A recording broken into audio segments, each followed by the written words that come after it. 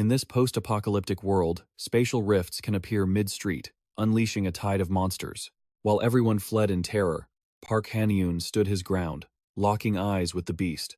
It wasn't that he didn't want to run. His legs were frozen solid. Suddenly, his heart began to pound. His whole body felt euphoric, like a drug rush. In reality, Haniun had just chugged coffee, and the energy was surging. His nerves fired up, sharpening his senses and reflexes. The monster swung its massive mace high. As it crashed down, time seemed to crawl for Haniun. The mace's descent was agonizingly slow. Or rather, it felt like the entire world around him was slowing down, Haniun realized. There's no running from this, he thought. Gritting his teeth, Haniun charged straight at the beast. He threw a single kick with surprising force. The monster was sent flying backward. Its giant mace clattered to the ground, landing right between them. Both Haniun and the monster dove for the weapon. But Haniun was faster, slamming the mace into its head. Haniun let out a breath. Weaker than I thought.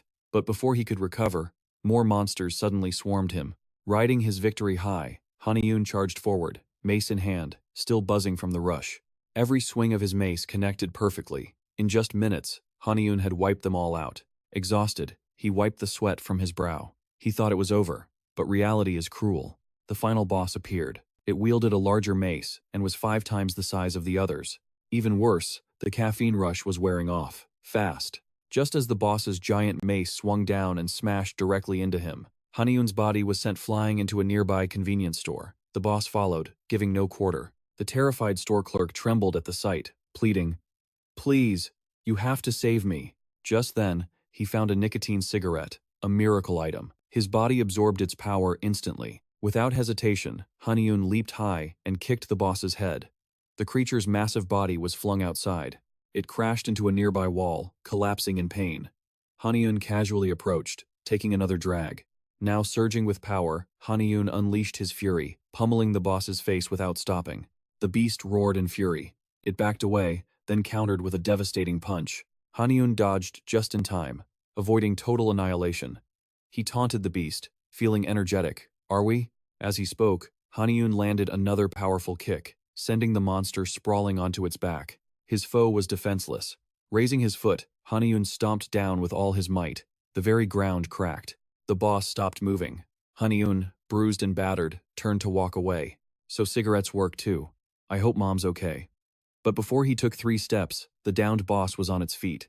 It grabbed Haniun's head, slamming him into the pavement. Eyes wide, he watched its massive arm descend upon him. Just before his face was crushed, he managed to block the blow.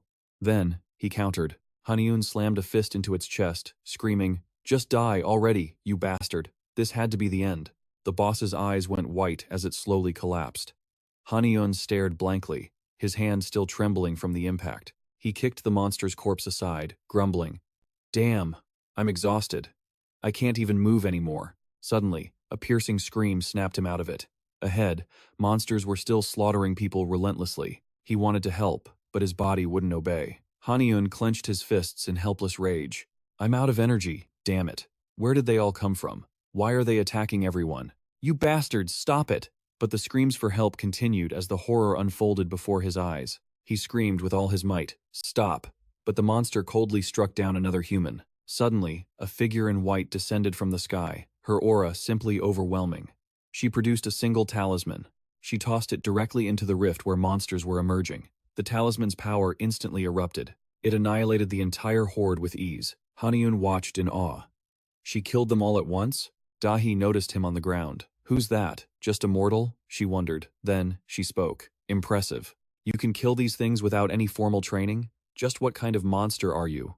Haniun was speechless, staring blankly at Dahi. Clasping her hands behind her back, Dahi slowly closed the distance. "First, I must gauge your potential. Give me your hand." Haniun was confused. "Huh? My hand?" But his permission was never required. Dahi's power lifted his arm effortlessly.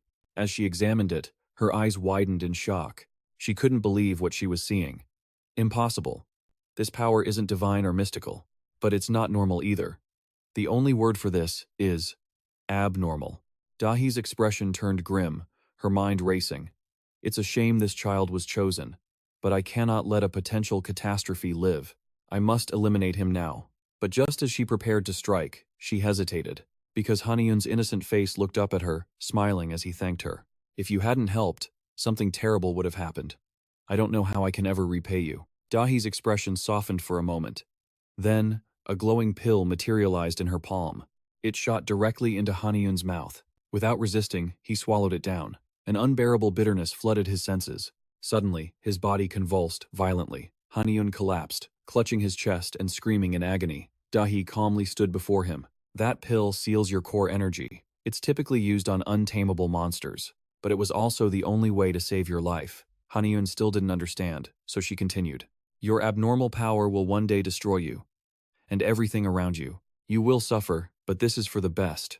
Dahi glanced down at the boy on the floor. She truly wasn't evil. She hoped he wouldn't hate her. Before leaving, she left him with a cryptic message. If fate wills it, we will meet again. Haniun reached out to stop her, but his body refused to obey. He writhed in agony on the ground. What did I do to deserve this? Why that pill? And what did she mean by abnormal? Is this related to my special attribute? Gritting his teeth, Haniun forced himself up. For the best? Don't make me laugh. Without this power, I would already be dead. Haniun stumbled back into the convenience store, chugging every drink he could find. The effect was still active. His body slowly absorbed its power. He returned home, dropping the drinks on the floor. Leaning against his bed, he sighed in relief. Who knew that motion sickness medicine would actually work? Haniun looked down at his trembling hands. She mentioned, a catastrophe. That pill. It must be affecting me somehow. He stood up. I'll pack my things and go to Mom's. The moment he stood, a shrill alarm blared from his phone. Startled, Haniun quickly snatched it up. He wondered what was happening. An alert? Another monster attack? No, that wasn't it. The screen showed a government-issued disaster management app, recommended for all citizens. Haniun scoffed. Looks like they just threw this together. The design was ugly, but an emergency alert was probably legit. Without a second thought, he scanned his personal ID. And then, something strange happened. A stream of ancient, unreadable characters flashed on the screen. Before he could react, the system activated. Spirit body confirmed. Commencing physical analysis. Haniun was skeptical. Physical analysis? Is this like what that girl was talking about? Sensing trouble, he tried to close the app, but it was too late. His body began to feel that strange high again. The motion sickness medicine was kicking in again, his body trembling uncontrollably. Damn it, why now? He scrambled for a bottle of water, hoping to reduce the side effects. But by the time he recovered, the analysis was complete. The system displayed the results. Haniun waited, his heart pounding. The color green, representing nature. Energy of this color is known as green energy. Among all worldly energies found in elixirs, this is considered one of the finest types. The system delivered its verdict just as Haniun felt a strange shift within his body. Haniun now possessed green energy, thanks to an ingredient in the medicine he'd taken. It contained this energy, and the hunter's drink had neutralized the drug's negative effects. Only the pure green energy remained. Now, something incredible was happening inside Haniun. An intense heat flared through his body, and he couldn't wait for it to cool on its own. Haniun tried some morning stretches when an idea sparked. There's a way. He immediately sat down to meditate. Isn't this the stance from martial arts movies? It actually seemed to be working. The position brought him a sense of relief. So this is what comfort feels like. I just have to stay completely still, until my body's temperature finally drops. But something still felt off. Haniun reached for his phone. He pulled up the info panel. I should have an abnormal constitution. But this says it's normal, with green energy from plants. The thought of being labeled abnormal made Haniun clench his jaw. Is that why she gave me that drug? Pushing the thought aside, he wondered. What is this green energy? He looked at his hand. The trembling had stopped. It seems the poison's effects have worn off. Perhaps the components changed, while my body was breaking down. A smile of relief crossed Hanyun's face. If the analysis showed I was abnormal, I might have been killed on the spot. Suddenly, a mini-screen appeared before his eyes. It was from the app. The president of South Korea appeared with an urgent announcement. Greetings, citizens of South Korea. First, I must state that everything I am about to say is the absolute truth for the safety of everyone. The world 10,000 years ago was far grander than our own. Creatures we now call monsters roamed and ruled these lands, while beings from other worlds crossed galaxies to reach our planet. Back then, humanity was slaughtered, left for dead amidst the chaos. A chosen few were granted a divine constitution, a special power they never possessed before. It granted them incredible longevity. They became equal to the monsters, signaling the dawn of a new world where anyone could possess immense power. These individuals were later called the Saints. To close the gate to the heavens, they sacrificed their very lives, transforming this world into a place where only humans could thrive. It became known as Earth. Those saints became myths and legends, their stories passed down through generations, and they continued to guard the gate as mankind evolved. Until today. Until a few hours ago, the president continued. The chosen saints will now patrol their designated areas to ensure public safety. All of them have been tested for their abilities, and have the authority to enforce the law as needed. As he finished, a system window appeared with a skill search function. Without hesitation, Haniun tapped it. A flood of new system panels appeared one after another. They were all simple skills for training and self-defense. But what caught Hanyun's eye was the meditation skill. The upper, lower, and center acupoints. Aren't these the spots where I felt the heat coming from? He assumed the same position. The system noted. After systematic training for a period of time, you will feel heat from at least one of the 3 points. Once all 3 begin to heat up, you can practice the breathing method. This is the basic technique that serves as the foundation for all training. Haniun began to follow the instructions, his focus absolute, his breathing steady. He thought to himself, "It feels like just yesterday. I didn't believe in any of this. And now here I am, practicing a saint's breathing technique." And so, Haniun breathed in and out, steadily. This was easier than he expected. Even with a divine constitution, it takes time to feel the heat from the 3 acupoints. For some, it takes months. For others, even years, depending on their innate talent. With enough training, you can reach a state of no-self, unaware of even your own surroundings. And perhaps now, Haniun had entered that very state. He took his first step to becoming a saint. When Haniun finally opened his eyes, he was surrounded by a forest of trees. He looked around in utter shock. What in the world is all this? How long was I out for? His phone's battery was completely dead. Haniun stepped outside to look around. There has to be a clock somewhere around here. Haniun found one. The date was June 22nd. He yelled in disbelief. Has it been 100 days already? No way. After a long overdue shower, Haniun let out a satisfied sigh. He stepped out, drying his hair. Lucky there was still running water. Touching his forehead, he was completely baffled. It's strange. My wound is completely healed. And I'm not even hungry, despite not eating for 100 days. He raised his arms, stretching his joints. I didn't lose any weight either. In fact, I seem to have gained some muscle. Haniun then walked over to the table, looking at his phone plugged into the charger. He picked it up and began to inspect it. Model. It's charged. I should take a look. Through the shattered glass, Haniun saw that the world was now in ruins. The sky was trapped beneath a strange, shimmering barrier. It was like a dome, sealing them off from the outside. And if monsters were coming from those holes, this place was a death trap. I was left behind because I couldn't evacuate in time.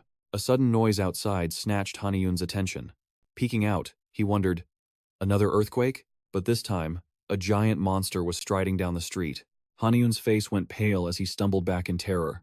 What is that thing? A cold sweat broke out as he thought. What kind of monster is that? Just then, more creatures appeared. Haniun froze, not daring to move, watching the horde rage outside. Are there monsters everywhere now? Haniun's face grew deathly pale, his hope draining away. I have to get out of here, and fast. The phone screen read, limited service. Damn it. No signal? He cursed silently. Haniun tapped the emergency option. It was his only chance. Looking at the system, he remembered setting up a 100-day tracking limit, filled with special techniques. Just then, the system chimed. Welcome, Park Haniun. Some features require a network connection. Damn it, he swore, desperately searching for a workaround. Is there nothing else in here? The only thing that would open was his personal info, with his name displayed clearly. All other attributes were unknown. Physique, holy earthwood, high activity, and the Starwind technique. But the last entry caught his eye. Spell copy. Haniun immediately tapped it. This one actually opens? 4 seconds later, the system showed 3 usable spell copies. Higher tier spells are granted based on the user's nickname and player level. He mumbled the first spell's name, Lightfoot, a 9th rank space-shrinking magic. Touch the spell with your finger and focus your breath into the fingertip. Easy enough, Haniun thought. But the moment he did, the world spun. The dizziness faded as quickly as it came. That's it? Haniun asked, bewildered. Feeling no different, he stood up. I don't feel any changes. He lifted his foot to take a step. The instant his foot touched the floor, he shot forward like a flash, slamming into the wall. He collapsed in pain, groaning. Seriously? His curiosity piqued. Haniun wondered, what about the others? The second spell was Heavy Load. He whispered, Strength Enhancement. The third was Light Shield, which sounded like a barrier. Should I try it on the roof? Haniun wondered, trying to strategize alone. But the monsters might see the light and swarm this place. I wish there was more. Fumbling around, something caught his eye.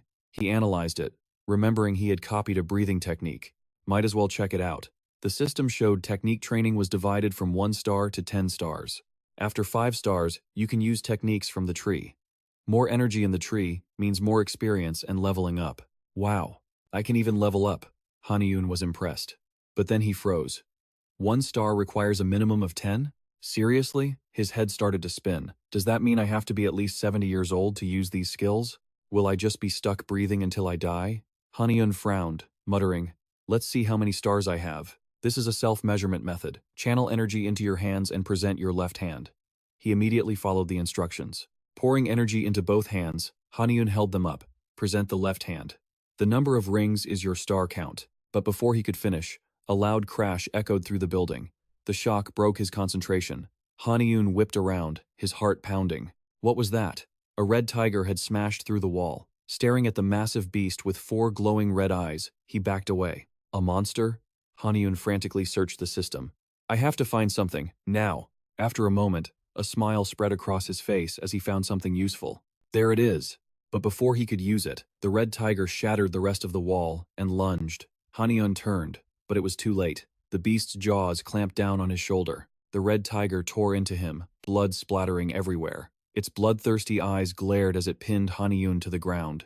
In ancient China, there was a skill called the absorption art, used to drain the life force of beasts. A blue mark appeared above the red tiger's head.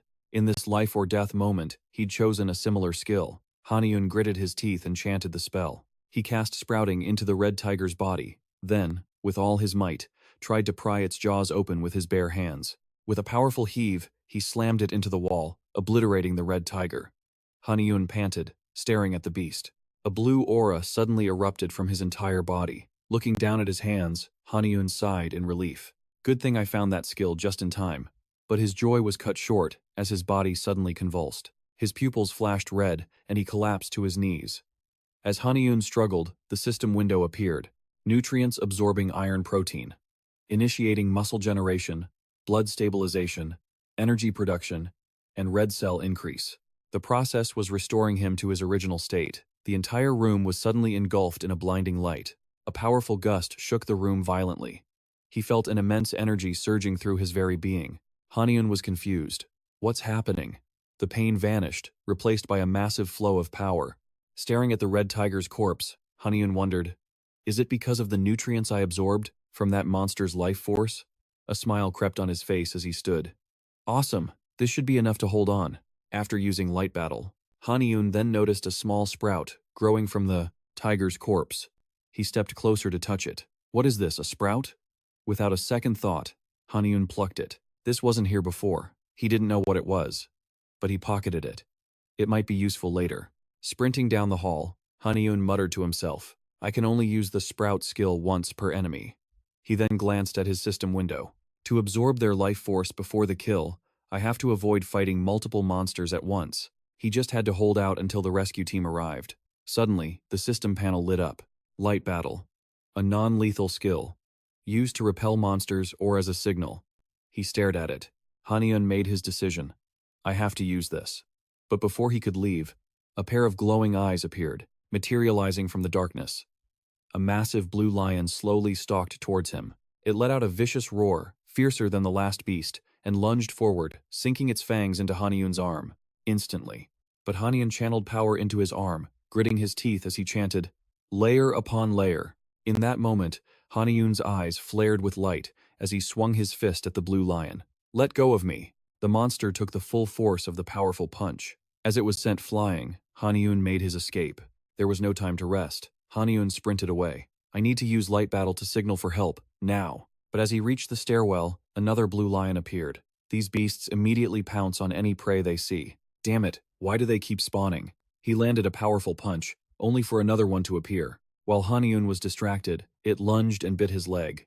but his body was now much faster and stronger. He quickly grabbed the railing, delivering a powerful kick to its head, but the loud commotion and growls had already attracted more monsters. Outnumbered, Haniun had no choice but to flee upstairs. Damn it, how many more are there? The rooftop was eerily quiet. He kicked open the heavy iron door. A cloud of dust billowed out.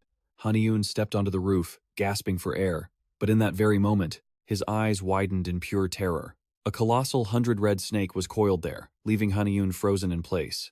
Its 3 eyes glared at him, ready to devour him whole. Trapped by monsters, Haniun had nowhere to run. This is insane. With no escape, he had no other choice. It was time for a desperate gamble. All or nothing. Haniun charged straight ahead. Seeing its prey running right to it, the 100-red snake opened its massive jaws. Just a meter away, he whipped out his phone. In that split second, he activated the light battle skill. A blinding golden light erupted from the phone. A powerful wave of energy blasted out, suppressing the giant beast. The other monsters were no exception.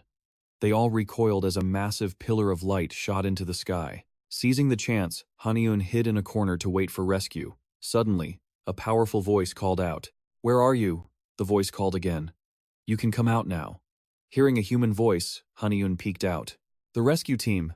Haniun scrambled out, shouting desperately. "Over here! I'm over here!" Seeing him, the man floating mid-air descended. It was the master-level Taoist, Fire Elder. "What are you doing dilly-dallying here? Don't you have a flight artifact?" Haniun awkwardly scratched his face.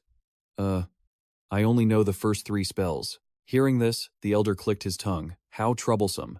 Give me your hand." When Haniun hesitated, Fire Elder snapped. "What are you waiting for?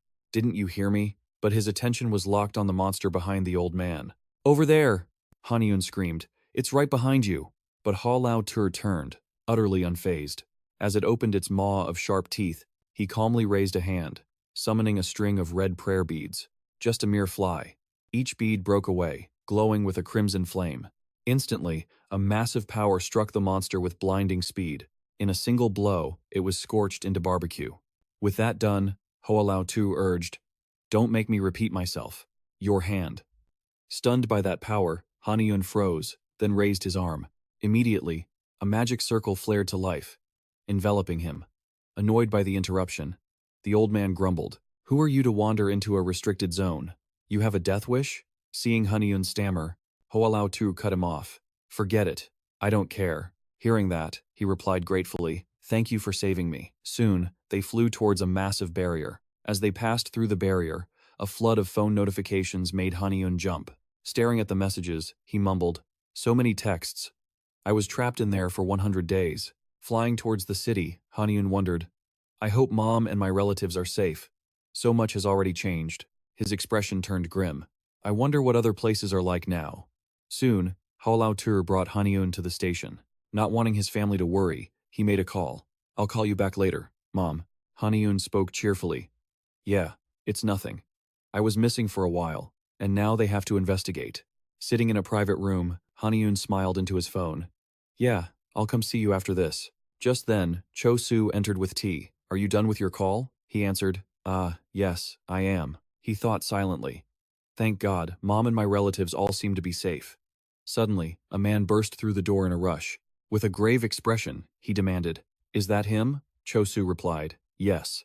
"Haniun, this is a disciple from your father's unit." Before he could respond, Hyun Jun gave a stern order. "Get out." The officer looked baffled. "Excuse me? We haven't even taken his statement yet." Losing all patience, the man radiated killing intent. "I said, get out. Don't make me say it twice." Then, Hyun Jun arrogantly asked, "Did you awaken before the sky gate opened?" Haniun replied quickly, "No." "So what if I didn't?" The man's temper flared as he growled.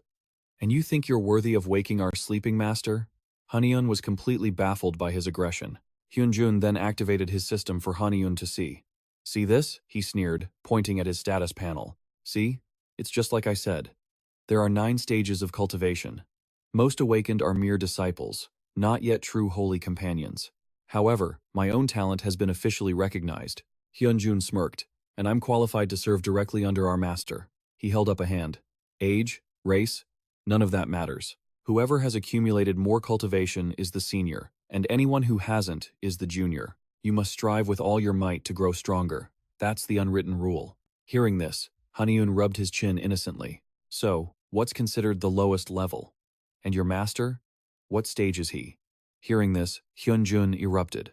What? My master? He then grabbed Haniun's collar and roared, Know your place, you little punk! His face flushed red with absolute fury. If you were born with a divine body, then you live by the rules set by your clan's elders. Hyunjun threatened with a dark scowl. There won't be a second chance if you dare speak like that again. Haniun, however, simply smirked. I heard you can't change masters more than 3 times. Did you follow him just because you thought he sounded cool? Provoked by these words, Hyunjun's rage boiled over. Blood rushed to his head as he screamed, You son of a bee! But before he could act, a golden light flashed from the system, and Haniun's own status window appeared. It clearly displayed his rank and attributes.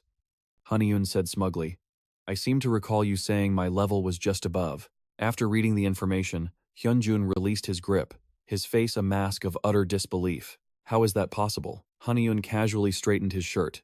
You have to try your best to become the senior. He turned with a confident smile, right?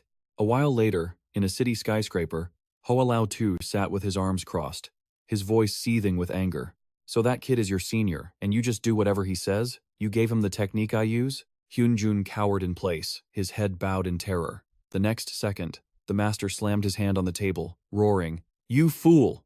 An oppressive aura exploded from Hao Lao Tu. So you, the heir to the thieving arts, are telling me you bowed to that mere brat?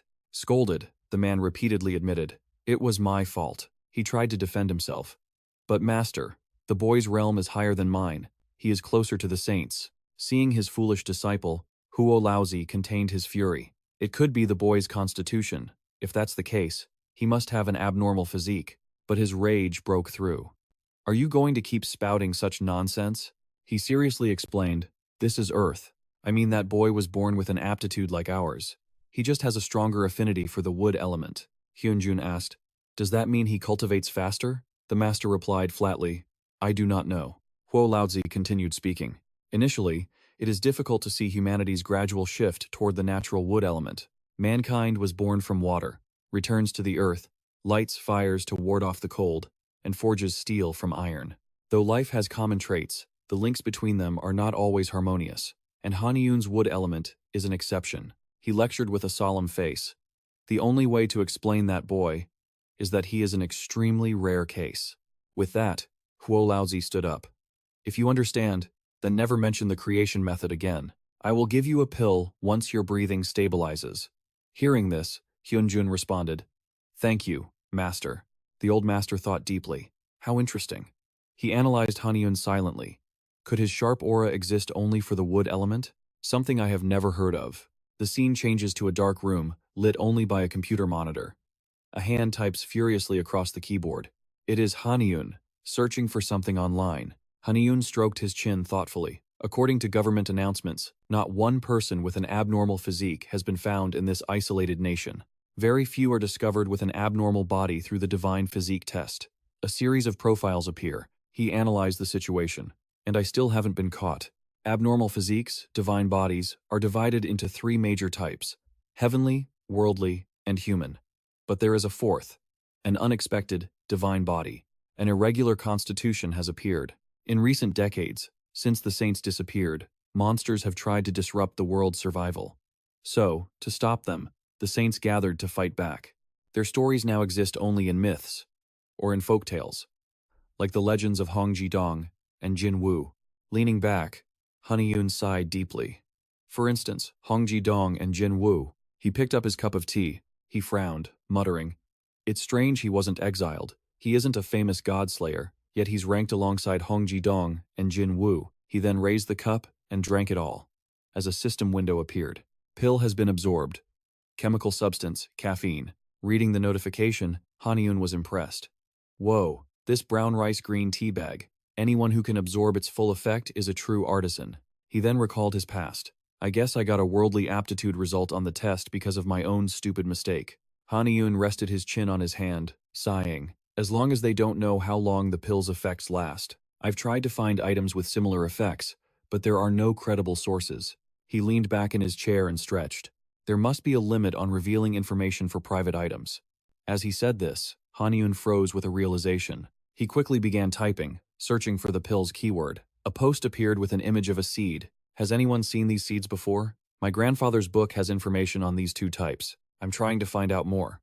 The image of the seed struck him, reminding him of the plant he'd pulled from the monster he killed. Haniun's eyes lit up when he found a clue. What is this? Haniun took out the seeds he had harvested before. Seeing it sprout, he was surprised. It dropped from the monster in that apartment. That seems normal enough, right? Then Haniun compared his seeds to the image from the internet. But there's no info. He was disappointed. I can't find anything about this seed. Haniun quickly found an anonymous post. Does anyone know about this type of seed? It's from a purification grass. It's exactly as described in my grandfather's book. You want to see the info on it? He rejoiced. This is definitely it. The seed's name is purification grass, which grows naturally on the banks of the river Styx. Eating an unripe seed is poisonous, but once the seed sprouts, it holds immense medicinal value and a massive source of power. However, it requires a very long time and a unique environment for the seed to germinate. That's why sprouted purification grass seeds are so difficult to obtain. Taking in the info, Haniun wondered, so they're that hard to sprout? But then he thought, the seeds I have are already sprouted. At this, Haniun recalled his battle with the Crimson Tiger. Could it be? Looking at the seeds on the table, he decided to try sprouting the rest. Haniun took 3 seeds. What if I use my Breath of the Sun skill and channel my body's heat through them? He quickly entered a meditative state, as a wooden aura began to radiate. Haniun closed his eyes, focusing his senses. Feeling the energy flow through his body, he opened his eyes. The seeds in his hand had already changed. Haniun's eyes widened in disbelief, amazed that they had sprouted in an instant. Moments later, Hyunjun frantically threw open his own door. He then yelled out. Seeing the empty room, he was bewildered. Where did that guy go? He then looked all around. Did he escape? Either way, he can't leave this place. Hyunjun was becoming suspicious. Looking around his room, he couldn't have stolen anything, right? Are you in here? Hyunjun opened the fridge and suddenly froze. Seeing one of his newly bought peaches was gone, he seethed. I knew it. He's just a common thief. Meanwhile, Haniun had already slipped away to a nearby park. He took out the purification seeds and planted them, then sat in a meditative state to channel his energy. Haniun focused for a long time before opening his eyes. The seed had grown into a huge tree, leaving him speechless. It seems with this power, he can transfer his energy to anything he wants. Staring at his work, Haniun mumbled, I only channeled my energy for 2 hours, and it grew into this. He walked closer and gently touched the tree. Amazing! I can't believe it. Haniun celebrated inwardly, realizing he could use the heat from his body. The energy would circulate continuously in a cycle, from inside his body to the outside in one complete loop. So when I use the Breath of the Sun's heat circulating skill, it has the effect of accelerating plant growth. Should I use this power to strengthen the purification grass even more? Maybe I should try it again. Haniun looked back at his bag by the tree. Might as well do it now, right? He had placed his bag far away during the test, fearing it would affect the sprout's growth. Time for action. He immediately popped a few purification seeds into his mouth and bit down. A system window appeared. Consumed medicine, purification grass sprout. A second later, Haniun entered a meditative state. The aura he emitted now glowed red. He focused, feeling it. This is incredible. The heat is spreading all around me. What if I use my breathing technique to absorb it? However, the radiating heat suddenly died down, leaving Haniun disappointed. Not giving up, he tried again. Did I miss a step? The heat appeared and vanished almost instantly. Haniun held the seed, frustrated. I'm sure it had an effect, but why did only part of the sprout grow? Afterwards, he began to question his life. It seems this skill still needs a lot of time to master, but how did you get this kind of magical medicine? Stubbornly, Haniun decided to try one more time, just in case. Maybe this time the effect will be different? And as he hoped, this time felt distinctly different from the last. Haniun watched the hot energy flow through him and thought, this heat is not the same. He tried to remember what the online post said. Suddenly, Haniun recalled it. Ah, negative energy. Purification grass carries negative energy, while the green energy is botanical in nature. He rubbed his chin, analyzing the situation. When the Breath of the Sun skill detects heat, plants will absorb that energy. It's similar to how plants perform photosynthesis. Looking at the 2 sprouts in his hand, Haniun continued to ponder. This means I need to learn a breathing technique to absorb the negative energy from the purification grass. Once this energy is absorbed, it will increase the internal power within my body. Thinking of this, he was reminded of someone. If the negative energy from the grass and the positive energy from my breath both exist inside me, I could be in grave danger. Unable to harmonize them, Haniun sighed and rose. Still, it was a relief. Understanding his sun-breathing skill, he approached the purification plant. He knelt, digging the plant out with his bare hands. Holding it, Haniun considered his next move. According to the principles of sun-breathing, this plant should. Suddenly, a piercing phone alert made him jump. Haniun calmly checked his phone. What the hell is this alert? It was a level 2 disaster warning. The 56th son of the West Sea Dragon King had passed away. The Han River and the West Coast will be drowned in his tears. Citizens must evacuate to high ground and await the flood's end. Hearing the alert, people nearby began to panic and flee for their lives. Why announce it now? A level 2 disaster, really? Instantly, the skies opened up and rain poured down. The people began to evacuate. Hurry to the shelter. Haniun raced with the crowd to higher ground. The earth began to squirm with creatures, a skin-crawling sight. Are those worms? Look at the size of them. Someone tried to calm the crowd. Don't worry, they're just burrowing. As long as we don't touch them, we're safe. I guess so. They're hideous. As long as we stay inside, they can't hurt us. Haniun scanned his surroundings, assessing the situation. Is this a barrier? This entire building is protected? Guess I was lucky to follow them inside.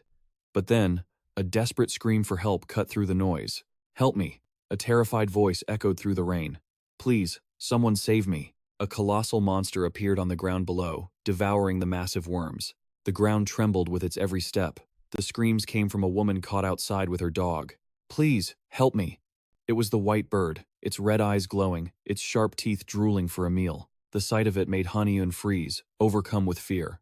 The white bird bared its fangs, closing in on its prey. Hana was paralyzed with fear, her limbs giving out. She crawled on the ground, pleading, "Please, help me." Her dog, oblivious to the danger, barked furiously. Seeing this, Haniun knew time was running out. The white bird stalked ever closer. Hana was beyond terrified, her pleas becoming desperate. Please, somebody, help, but her screams went unanswered.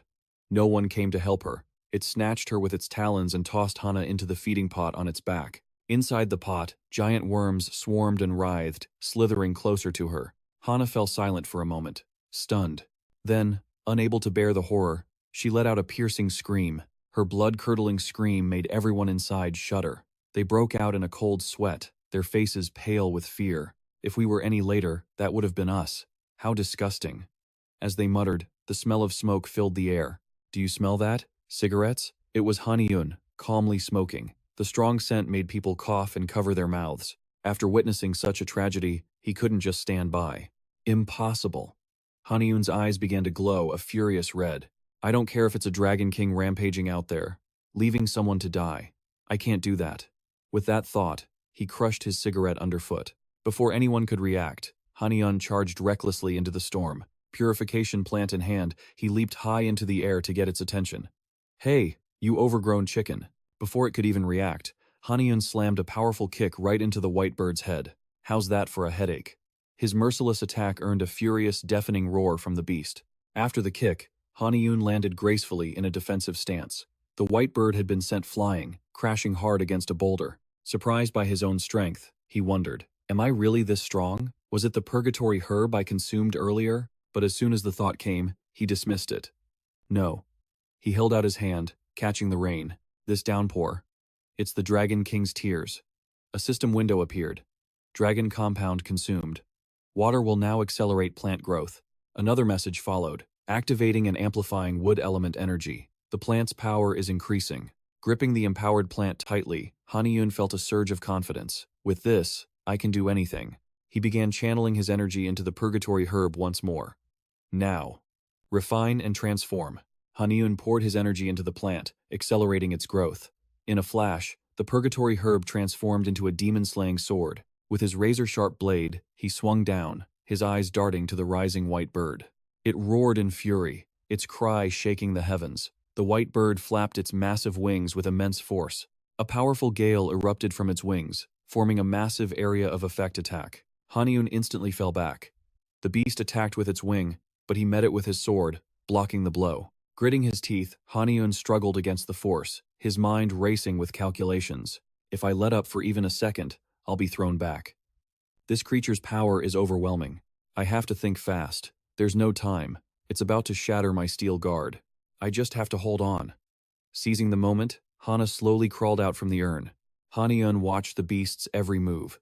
Just then, his sharp eyes spotted an opening. The beast recoiled from his demon-slaying sword. He wondered, is it afraid of this blade? They say certain relics can exorcise evil spirits. Maybe this thing is one? But the movement drew the bird's attention. She didn't notice the danger, trying to escape the massive worms. Sensing the immense threat, Hana looked back in terror. Seeing her, he charged forward, sword in hand. He roared a warning, "Stay still." As the beast snatched her, Haniun slashed at its leg.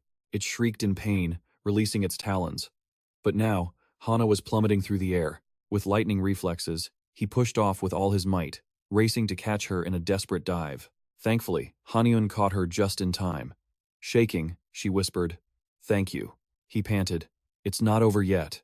Thwarted again, the white bird's fury reached its peak. It spread its wings, letting out a deafening roar. Haniun seized the chance, scooping Hana up to escape, but he was no match for the speed of its claws. Just steps from the barrier, he was caught. The creature flung him violently to the side, but not before he hurled Hana into the barrier.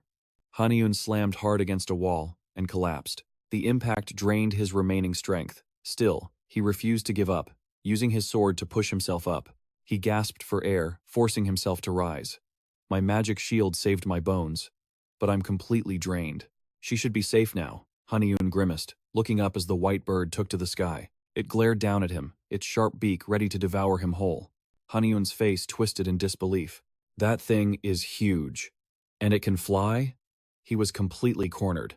He was so exhausted, he could barely stand. "I can't make it to shelter. The potion is wearing off." His strength was fading fast. Standing in the downpour, he tried to think of a seeding strategy, but that's useless against a flying enemy. At this thought, Haniun's expression hardened. "No matter what I do, it's a long shot."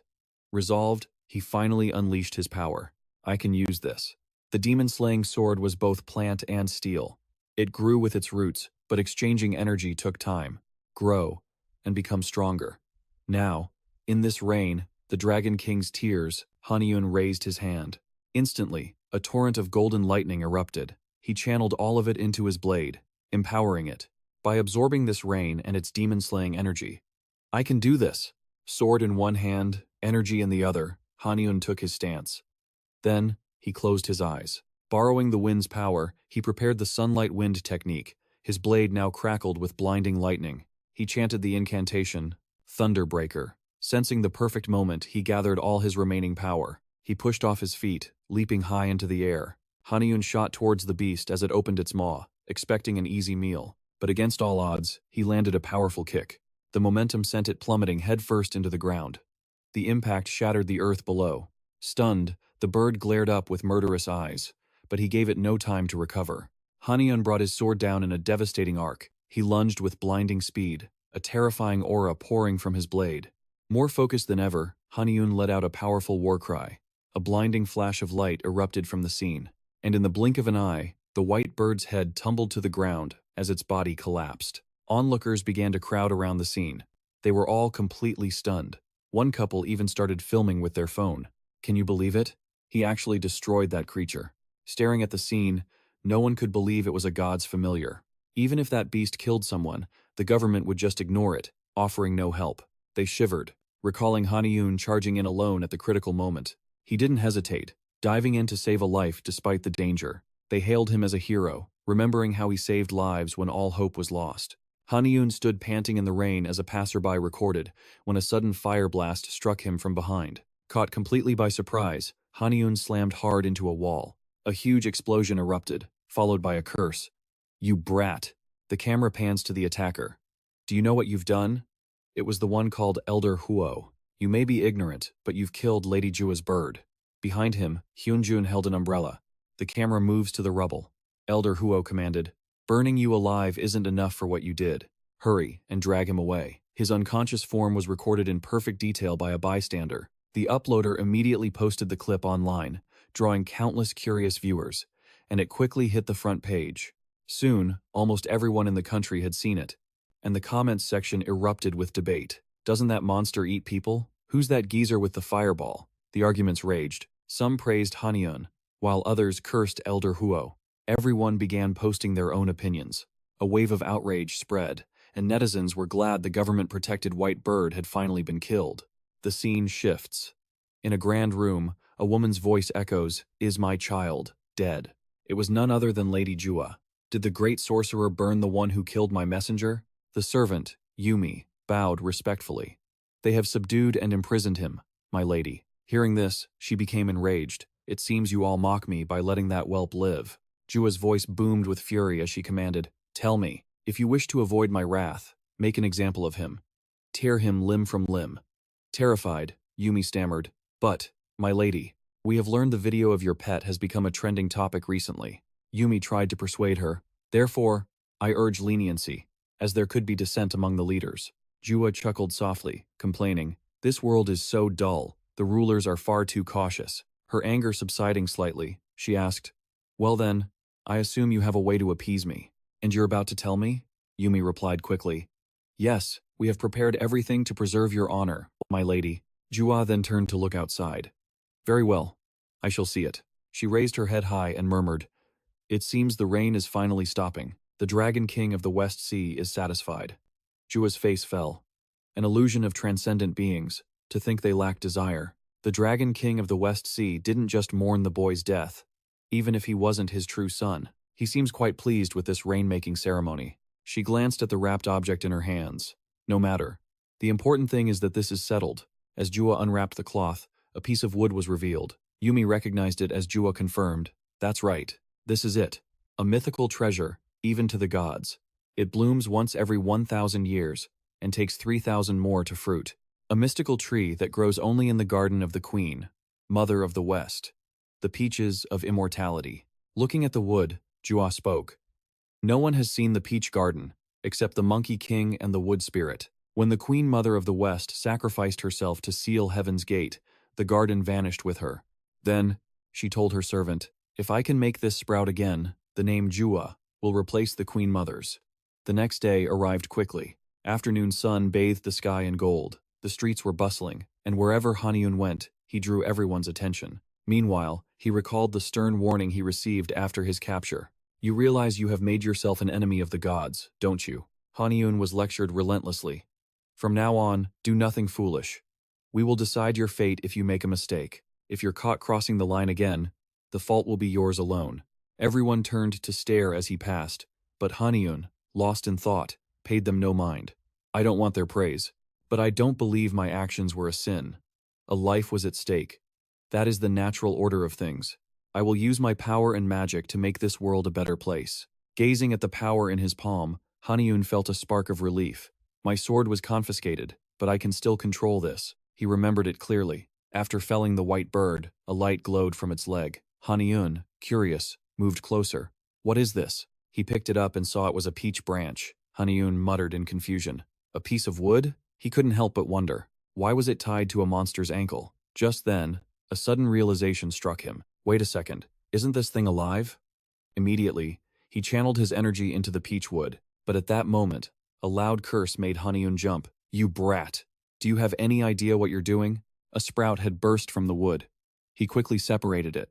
Looking at the sprout in his hand, Haniun thought to himself, I used the Yang Kuang style to make it grow. Back in the present, he clenched the sprout and smiled.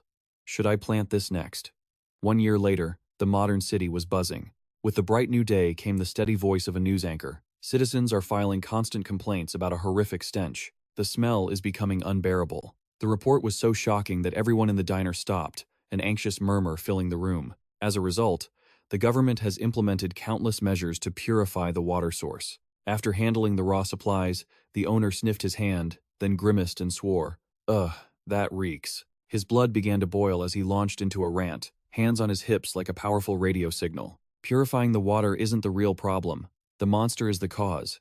You have to deal with it first. What in the world is the government doing?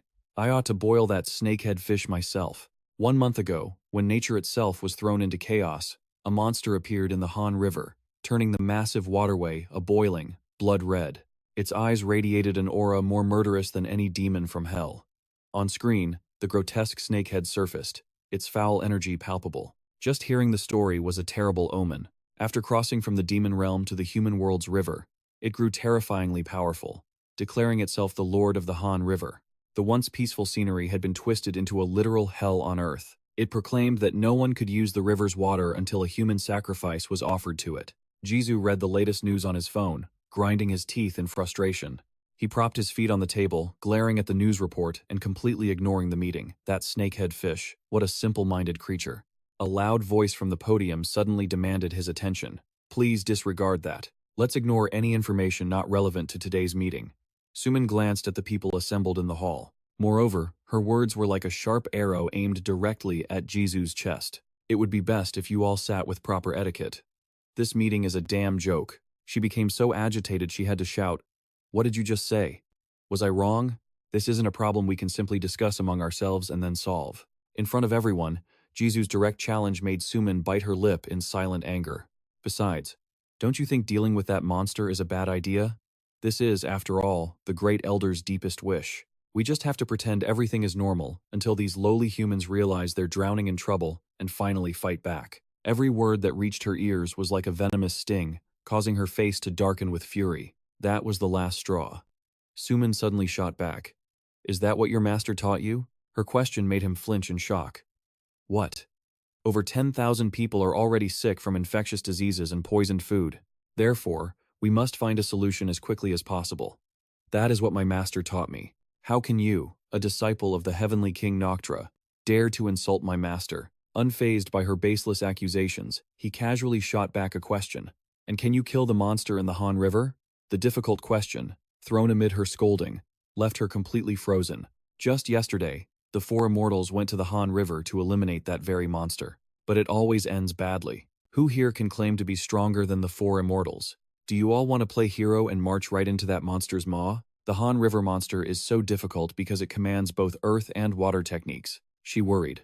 The snakehead seemed clumsy, but its raw power was terrifying. Few can master both arts like the Lord of the Han River can. So the only way to win is to lure it from the river, or find someone with stronger techniques. We will. But before she could finish, Jiu's voice cut through her thoughts. "Just forget it.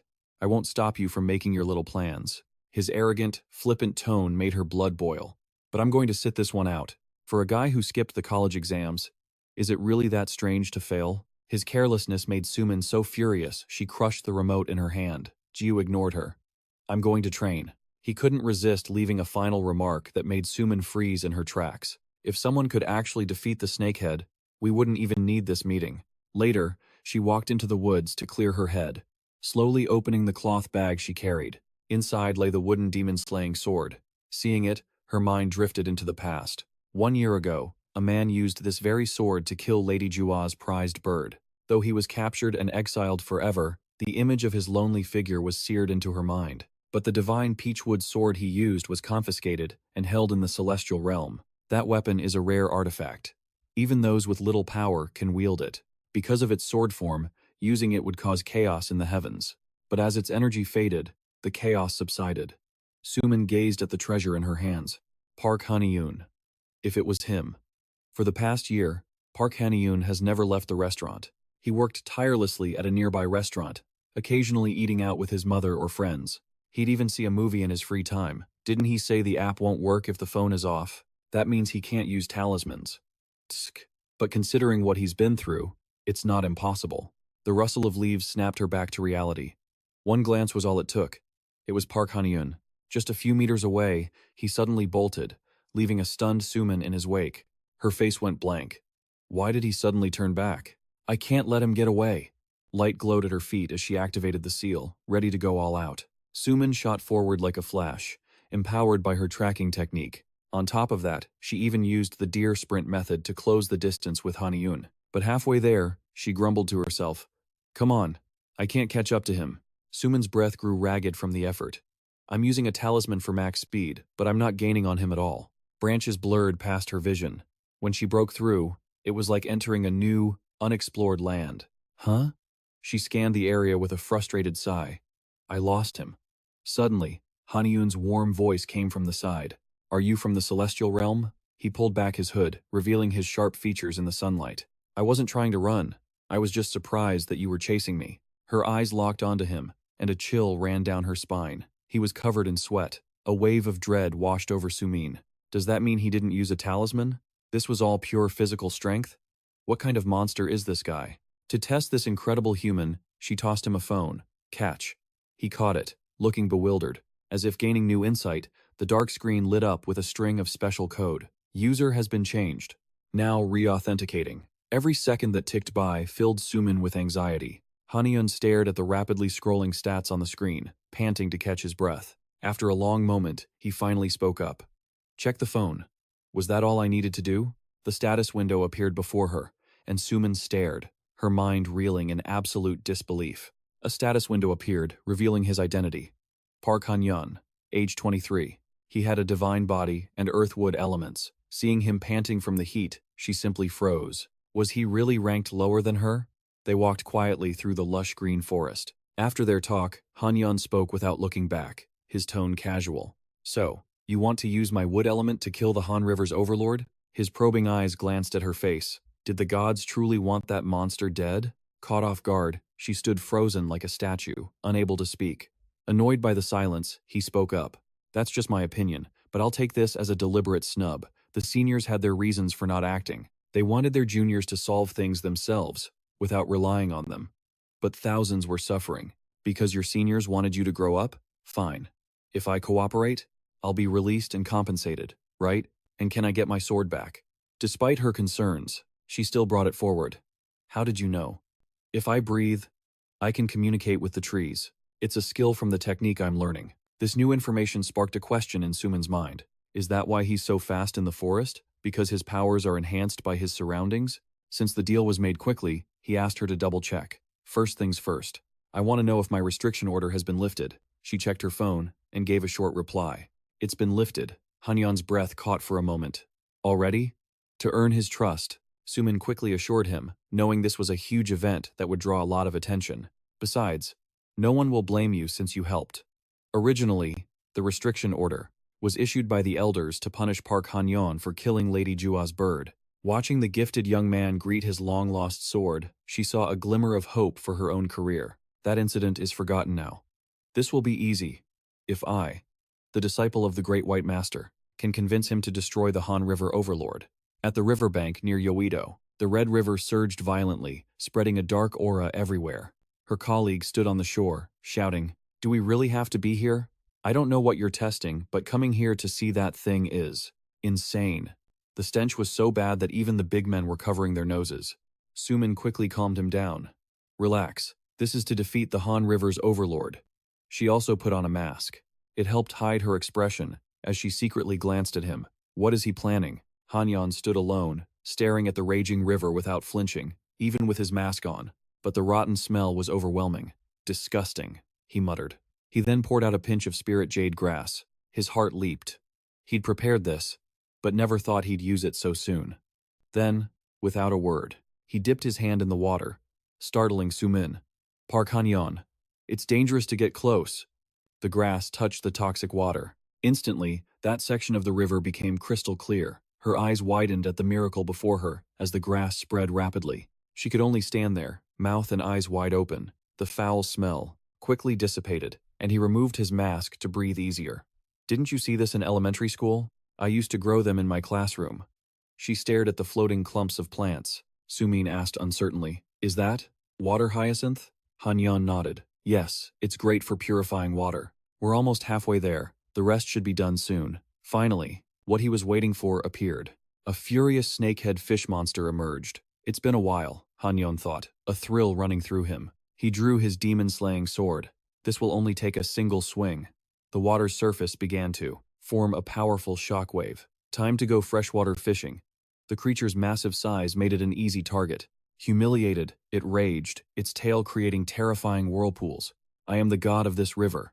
It attacked with 4 vortexes at once, letting out a piercing shriek.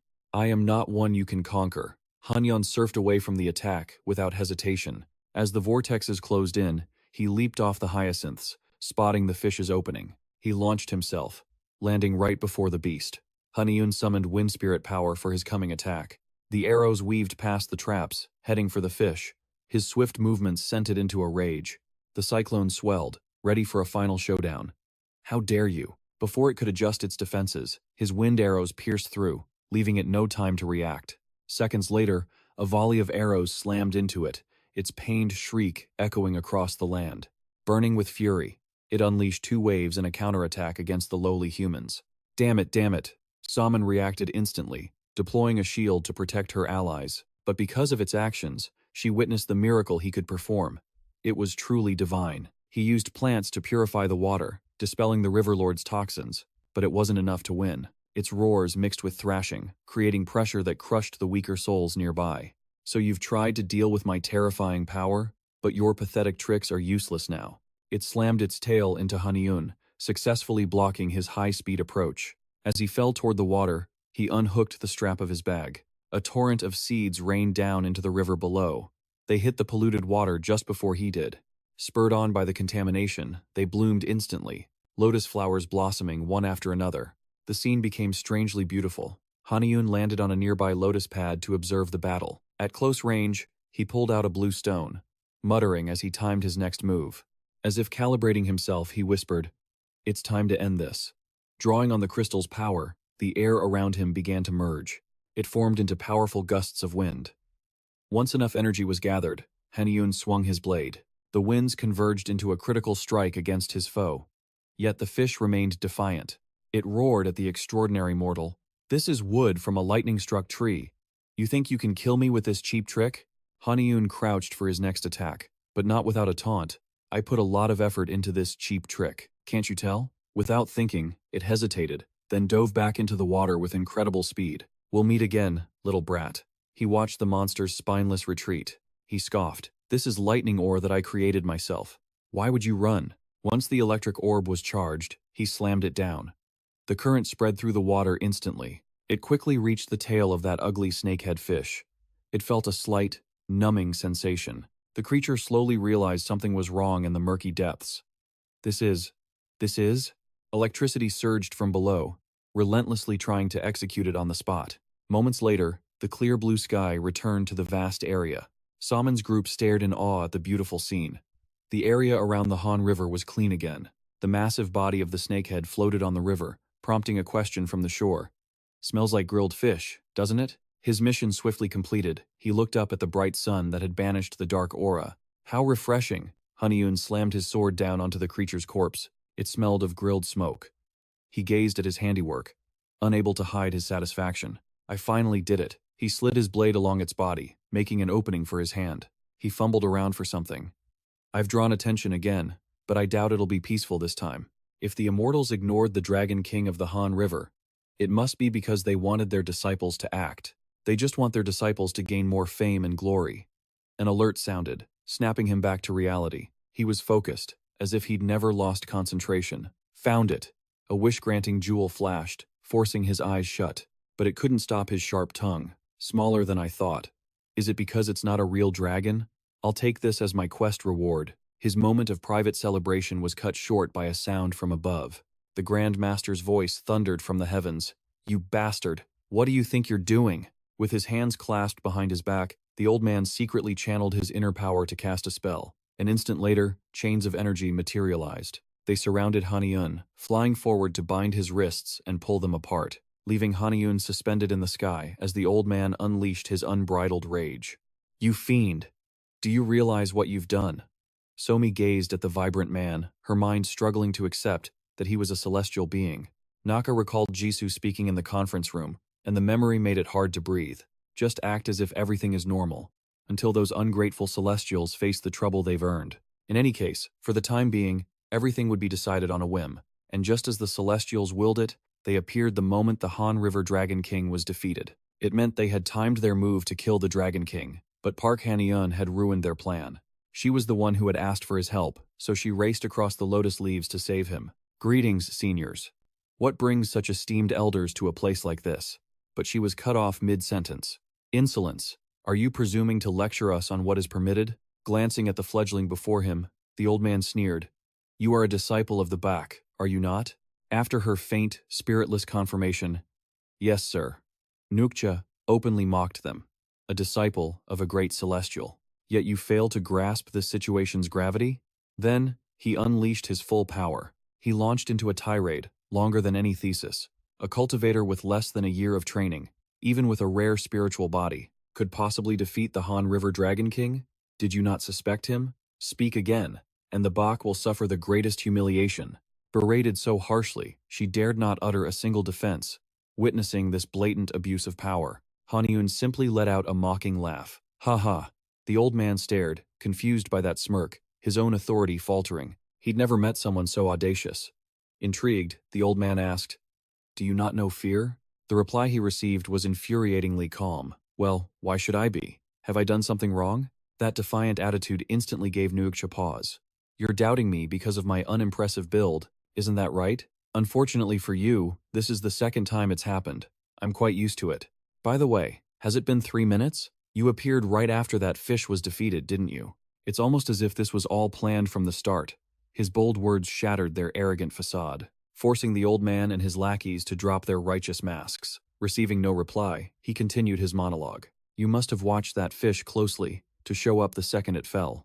You thought if you defeated it, humanity would worship you, wouldn't they?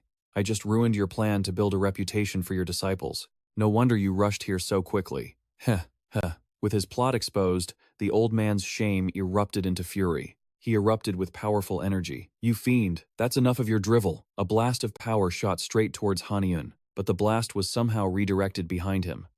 Nuukcha watched the massive explosion, like a festival firework. He showed not an ounce of human pity. "You brought this entirely on yourself." Even the old man's own subordinate hesitated before speaking up. "But, sir, isn't this a bit excessive?" Before a smirk could form on his face, the old man heard a pained groan, coming from inside the smoke. As the black cloud vanished, Nuukcha saw him, standing there, hunched over, coughing lightly from the smoke. A direct hit to the stomach. That really stings. But he wasn't done. He raised his demon-slaying sword, pointing it directly at the useless clowns. Everyone except the old man was stunned by this blasphemous act. Impossible. Good heavens. This shameless whelp. The old man was so furious his mind blanked, taking a moment to unleash the wrathful Buddha technique. Do you have any idea what it means to point your blade at me? Fiend, any last words before you die?" But defying all outcomes, the boy simply held his ground and replied with arrogance, "It seems I don't scare so easily. Besides, you can't kill me. You arrogant little monster." The sphere of energy he unleashed transformed into a terrifying beam, hurtling towards his foe. It tore through the wind toward Haniun, who stood ready for the counterattack, letting out a soft breath, calculating the timing of this life-or-death moment, all within a single, fleeting instant. An earth-shattering explosion, even greater than before, erupted, stunning everyone near and far. Nuukcha stared at the scene below, completely frozen in shock, his hand still outstretched. The blast had been stopped by a barrier. Model. He parried the blow with style. Seeing the newcomer, the old man quickly bowed to save face. "Supervisor of the Heavenly Guardians, what brings you here, Bongbik Elder?" The man quickly regained his graceful, celestial aura before calmly replying, "This is a request from Madame Jua." Hearing this, the old man had to ask again, "The madam?" In front of everyone, Bongbik criticized him, his voice as soft as the wind. "Forgive my rudeness in front of your men, but this is an act of senseless violence." Nelcha's naturally fiery temper made him speak without thinking. Last year, that woman tried to use him to vent her anger over her precious dead bird. This gave the supervisor an opening to rebuke him directly. I see now. You're still a fool. If you want to fight, I won't stop you, but both our reputations will suffer. But without a just cause, then stand down. He will be coming with me." In an instant, the two tall figures vanished, carried away by a mysterious wind. Nelcha was left floating in the air, muttering bitterly. A request from Madame Jua? That cunning and sly woman asked Elder Bongbik to save that scum? Back on Bongbik's side, the two men walked forward after the teleportation was complete. Their hurried pace suddenly stopped. Inside a massive greenhouse, Haniun stared around like a lost child, seeing the city for the first time. A garden inside a building. He was suddenly startled by the supervisor's voice. "You knew I would appear, didn't you? Is that why you behaved so insolently?" Not understanding, he looked at the man and asked, "Pardon?" Bongbik didn't even spare him a look. "Let me give you some advice. You might see yourself as exceptional, but arrogance leads to ruin." Rarely hearing such words, his brain stalled for a moment to process the situation. Haniun smiled to dismiss it. "Yes, I will keep that in mind. Thank you for your advice, senior." The supervisor saw through the false mask but was too tired to argue and quickly moved on. "Let's go." As he walked alone, he silently repeated the words, "Arrogance leads to ruin." His mind drifted to old, lonely memories. A full year had passed. I vividly remember how lost and endangered I felt on that day. No matter how strong my will is, it's not as powerful as everyone seems to think. So I prepared constantly, guarding against anything after taking down that monster at the Han River. Even he, who had witnessed so many miracles, had to make a promise to himself. I will never go through something like that again. Stepping inside, Haniun saw Jua already waiting. I won't act so cluelessly and be treated like an idiot. I refuse to be a victim ever again. Online forums were buzzing about Jua, without restraint. Compared to the other two, is she that strong? She calls herself the god of farming. They say she grows divine herbs, but I wonder if that's a real ability. Half the elixirs in Korea are made by her. They call it good medicine, but it's not effective. The people online must have been scammed. Madame Jua has a celestial garden, not an ordinary one. She grows her divine herbs there. Since he already knew this, Haniun felt his confidence growing. That rumor about her garden started everything, didn't it? Since I have proof, my plan is in motion. A plan to capture the attention of Madame Jua and her garden. He kept a respectful distance. He silently confirmed that he was before the Madame Jua. A maiden presented a tray to him. Jua's questioning voice followed. "You are Park Haniun? Do you know what this is?" He studied the glowing object, answering truthfully that it was a sprouted, and therefore priceless, jade lotus seed. But her next words made Haniun snap his head up. This precious item was found while investigating the human black market. As Jua continued to speak, worry began to cloud his eyes. "I've been searching for the seller, to punish them severely." Her gaze locked onto him as she slowly asked him once more, "Who was that person?" Haniun, seeing the dire situation, wisely fell to his knees to beg. "I confess. Forgive me. My poverty forced my hand." Her voice suddenly cut through his tragic plea. "Look up." Juga. Resting her chin on her hand, she issued a strange verdict. "Fine. You have paid for your sins. I will be merciful, and stop here. Your crime of killing Radia is not light, but I'll show compassion." Hearing this, he stammered, "I will." Before Haniel could finish, she changed the subject. "You've never worked in my garden, have you?" Seeing his confusion, Juga clarified. "The herb garden I cultivate myself." He listened, stunned, as she detailed her plan to sprout the Lian Jok Thao, a purification plant. "If it can purify the Han River monster's toxins, won't it benefit my garden as well?" Haniun, grasping her intent, quickly explained, "Thank you for your high regard for me, because of my gift to accelerate plant growth and the technique I was given." Again, she cut him off. "I know of your ability." He was certain Juga misunderstood his power, so he anxiously reminded her, "With my technique, normal plants bear fruit in just 1 or 2 days. No matter the effort, the Lian Nyok Thao will only produce a tiny sprout." She ignored his advice, questioning him instead. "Is that because your cultivation level is too low?" He immediately bowed his head, denying it. "That is not what I meant." His uncooperative attitude earned a frustrated snort from her. Juga spoke bluntly, "You're bolder than I thought, trying to bargain with me already." Haniun's face went pale. He tried to explain, "What I mean is, uninterested." She waved her hand to stop him. "Enough." Then she pointed in a direction with a more tempting offer. "I will support you. Some spiritual herbs from my garden. A suitable magical tool. And I'll even assign a servant to help you. With my backing, your authority will not be small." The sudden turn of events left the words he wanted to say caught in his throat. After processing it all, Haniun bowed deeply. "Thank you for your immense mercy." Where no one could see, a look of satisfaction crossed his face. His true goal was achieved. Her reaction was expected, so she began her plan at once. "Zangbi, are you there?" At the call, the woman hurried over. Surprisingly, her style was identical to Haniun's. Upon arriving, she stared intently at the strange man below Juga. She asked for her opinion directly. "What do you think?" Zangbi didn't hide her view. "He's very suspicious." With just one look, she could list a series of labels for him, too meek and obvious. Zangbi's eyes followed Haniun down the hall. Her curiosity piqued. "He's the one who killed my Radieu?" The more she watched, the more unbelievable it seemed. And even defeated the Han River monster. Finally, she made her judgment. He did all that with no real power? Is he a genius? Or, Zangbi pointed to her head, a madman? Juga seemed amused by the new word, softly repeating, "Madman?" The servant stood straight, explaining, "It's a mortal term." Ignoring the brief aside, she pressed the main issue. "You'll keep him, knowing he's plotting something?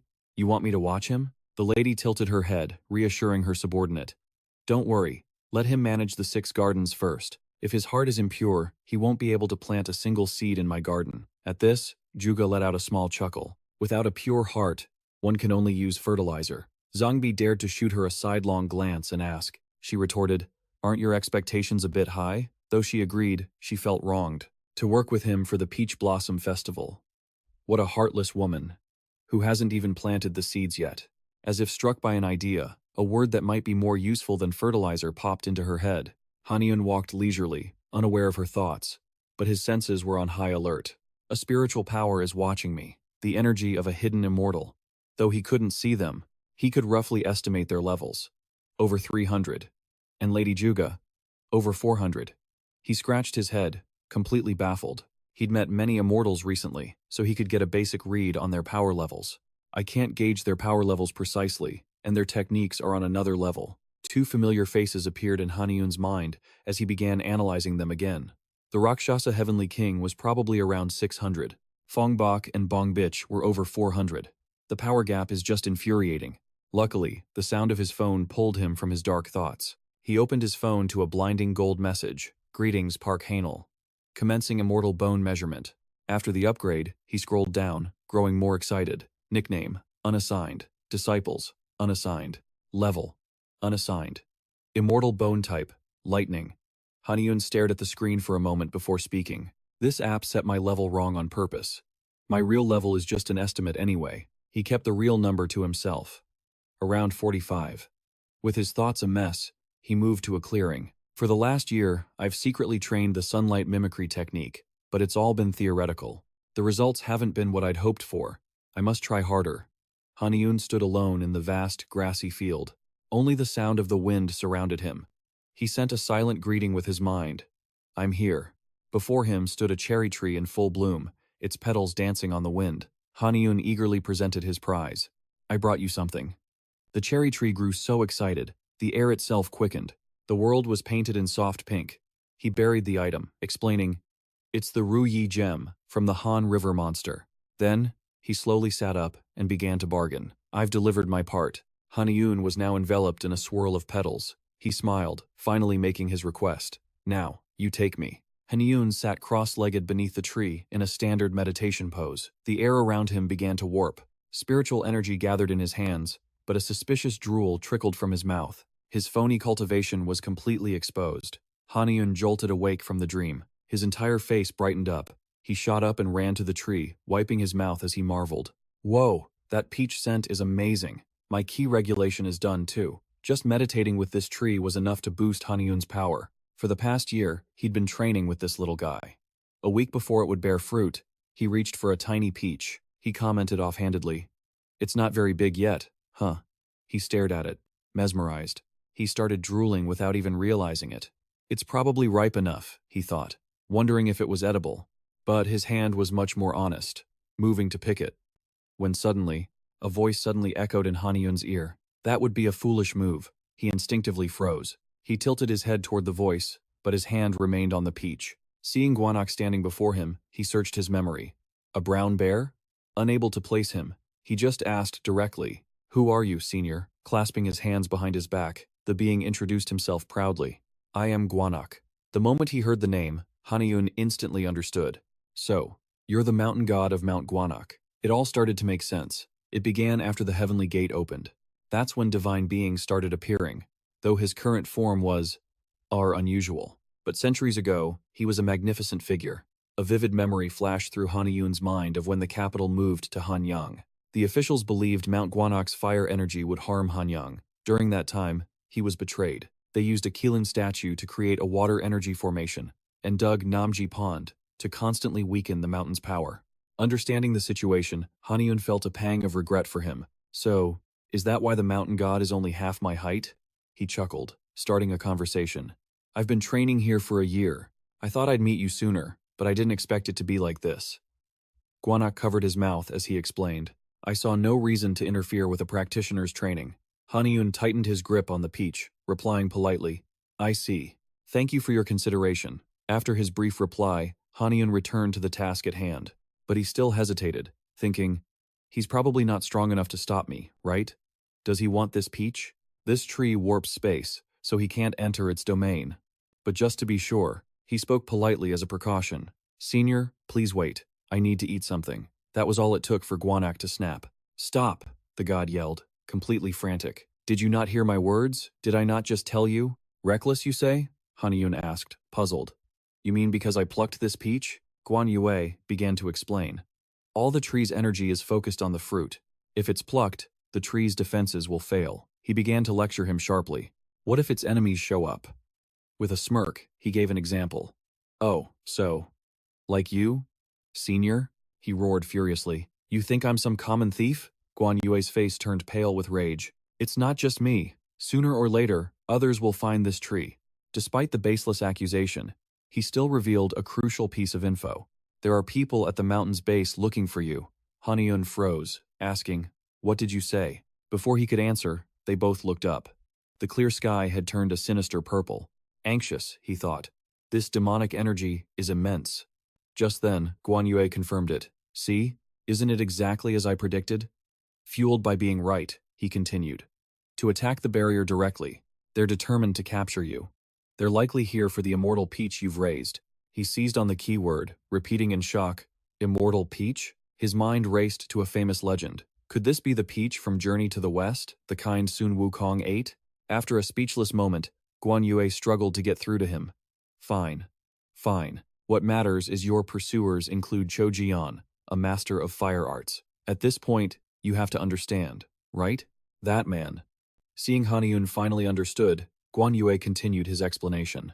With his level of power, he could shatter the tree's protective formation. Finally, Guan Yue revealed his true goal. A human body can't handle the peach's full power. But I am different, so give that peach to me. But while he was still talking, Haniun swiftly plucked it. I'll recover my divine weapon and protect you. Haniun, prize in hand, cut him off.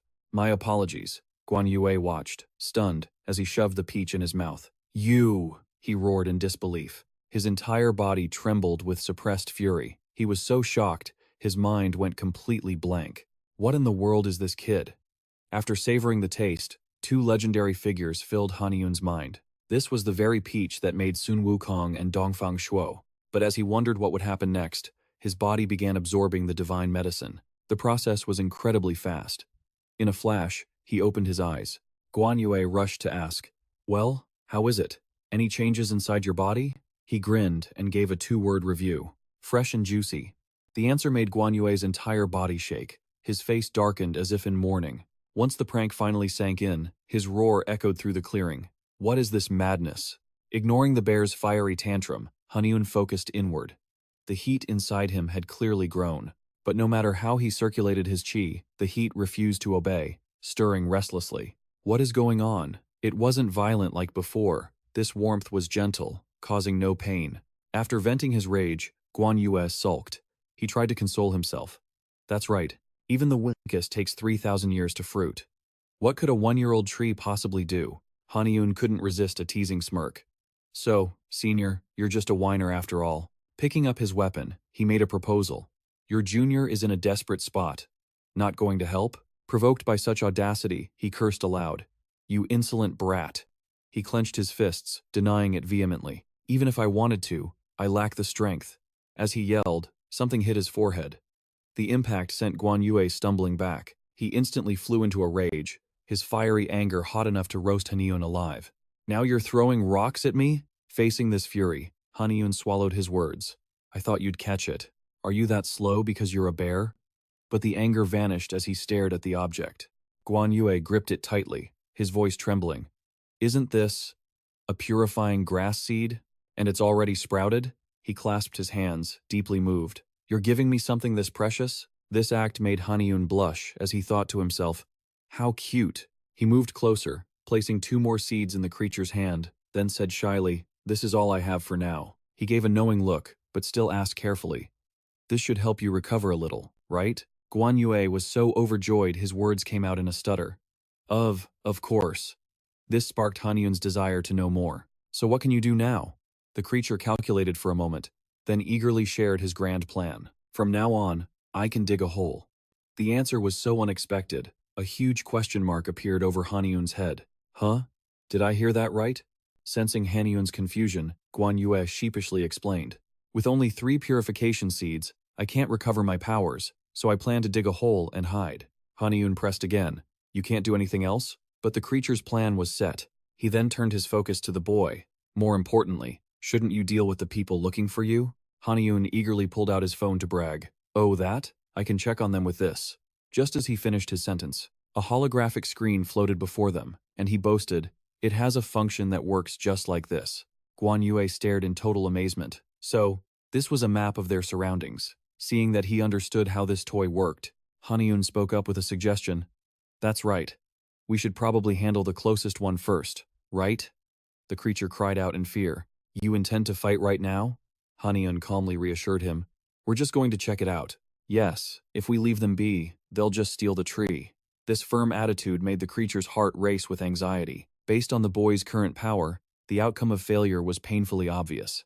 What is he thinking, acting so calm? Is this what Gen Z is like? But while they were still debating, Jiu was racing along the edge of the forest when a voice echoed in his ear. Found him. His sprint came to a sudden halt. He quietly looked up, observing his target standing on the cliff. Haniun decided to confirm his identity first. That killing intent. You're a disciple of the Rakshasa Heavenly King Natra? Am I wrong? Jiu was shocked that he'd been found out the moment they met. Not only that, the boy even bluntly stated his faction's less than pure intentions. This is my master's order. Are you here to capture me? At this point, Jiu didn't bother denying it. That's right. He pulled a weapon from his back with a flourish. He even gave me this. While Haniun was still hesitating, he thought, what is that? Jiu couldn't wait any longer and announced it. It's the Yao Hu Fan. Guan Yue, who was still hiding behind the tree, still tried to give a quick lesson. Even a 5-tailed fox hasn't been seen in over 300 years. He eyed the divine item, his voice laced with caution. That artifact is made from the tail of an extremely rare 9-tailed fox. The result was Haniun staring blankly as the creature screamed a warning. Don't you dare damage a single tail. Only then does it become an artifact, and the demonic energy it holds is terrifying. Jiu was surprised the enemy had a walking encyclopedia. His lines had been stolen, so he could only add awkwardly, yeah, that's the Yao Hu Fan. The boy didn't care about some borrowed item. What he wanted was to call out his opponent. Even if your master is the Rakshasa Heavenly King Natra, how dare you cause such a commotion in Seoul? Jiu's first flex failed, so he tried again. Can't you feel the pressure in this area rising? He gestured toward the sky. He advertised his brand new barrier. No matter what magic I use or how loud you scream, absolutely nothing will leak outside. A barrier already covers this area. His passion for being a guide was unstoppable as he continued, the star flag of Beishuan. But before he could finish his sentence, a resounding shout stole his thunder once more. The star flag of Beishuan? Guan Yue hugged the tree trunk and started an on-the-spot lecture. That's the flag, with an extraordinary aura. So he's using an artifact that contains the power of the 4 divine beasts? He ignored Jiu, who was trembling with rage, and carelessly continued speaking to Haniun to project a barrier of this size. That must be. Jiu finally snapped, pointing directly at him and yelling, Who in the world are you? What are you? Meddling in my business from over there, you bear? The boy looked toward him, then replied with fake difficulty. Let's see. This attitude only pushed him closer to transforming. Haniun seriously considered the link between the animal in the tree and the explanation. Then he cheerfully gave his answer. A raccoon. Both his passion and his pride had been shattered. Jiu trembled as he gripped the Yao Hu Fan tighter and hissed. That wench Shin Subin was one thing, but now you too. And you, little bear. Why do you keep meddling in my affairs? As his rage intensified, demonic energy swirled around him. He snarled through gritted teeth. That dead fish's life was mine. Jizu tensed, preparing to unleash his demonic power. He didn't forget to threaten Haniun. I'll rip your throat out. You will pay for this. For the life of the carp you stole from me. Haniun calmly watched the outburst, his mind racing with calculations. His power level instantly hit 100, a 5-fold increase. An artifact? It seemed Haniun had discovered a critical secret. Touching the weapon at his side, he continued his silent assessment. So it functions like a magical artifact. It grants the owner an instant power boost. If so, a memory flashed through Haniun's mind, revealing the secret technique to the fairy, a chant that shared his aura with the entire mountain, to hide his true power when Shinsomen arrived. His thoughts were still drifting, but spiritual energy was already surging violently. Guan Yue watched as green strands of power flashed past him. He muttered in a daze. What is this? Haniun lowered his center of gravity, reciting the Feng Tianwan Xing Kong chant. His eyes gleamed with an eerie light as he made a decision. Now, I will reclaim all of that aura. Jizu, of course, sensed the shift of power in the air and decisively raised the demon fox banner in his hand. Just then, Hanun's preparations were complete. A golden wave of spiritual energy surged forward to meet the attack. The nine-tailed foxes seemed fearless, each one charging headfirst into Hanun's wave of energy.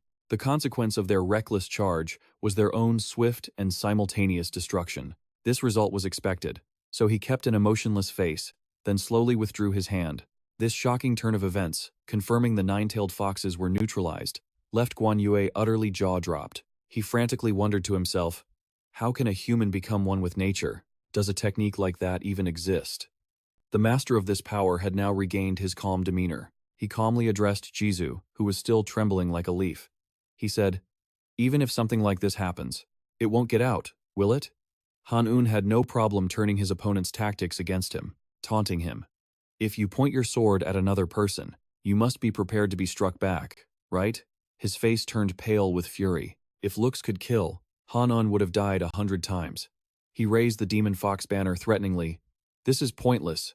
You just wait. But before he could act, a spiderweb of bloody veins crawled across his face.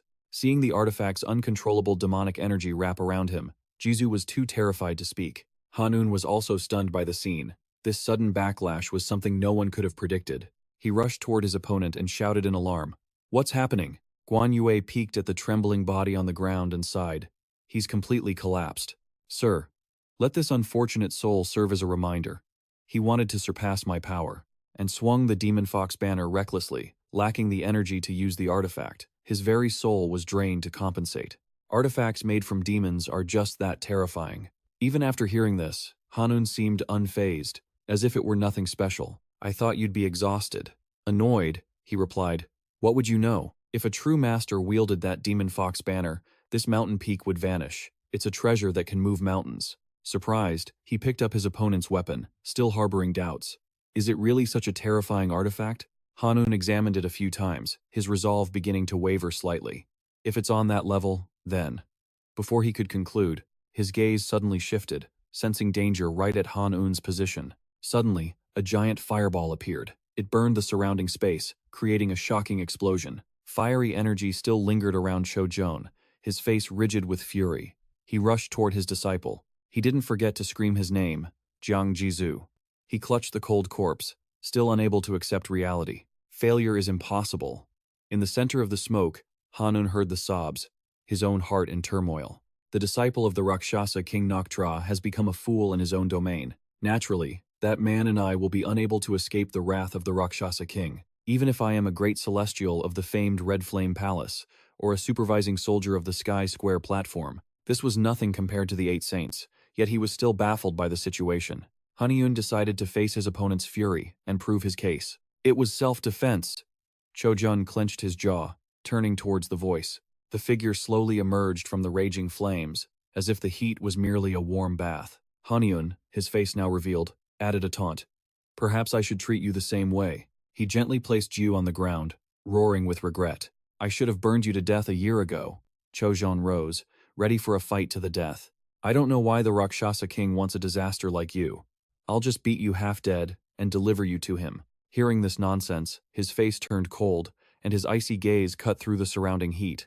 Inside the forest, massive flames blazed furiously. Haniun dashed to evade the fire bullets speeding toward him, as Chojun relentlessly launched more from behind. The next second, an immense heat wave rushed at him, forcing him to block with his demon-slaying sword. He forcefully shattered it into 100 pieces, but the next attack came too fast.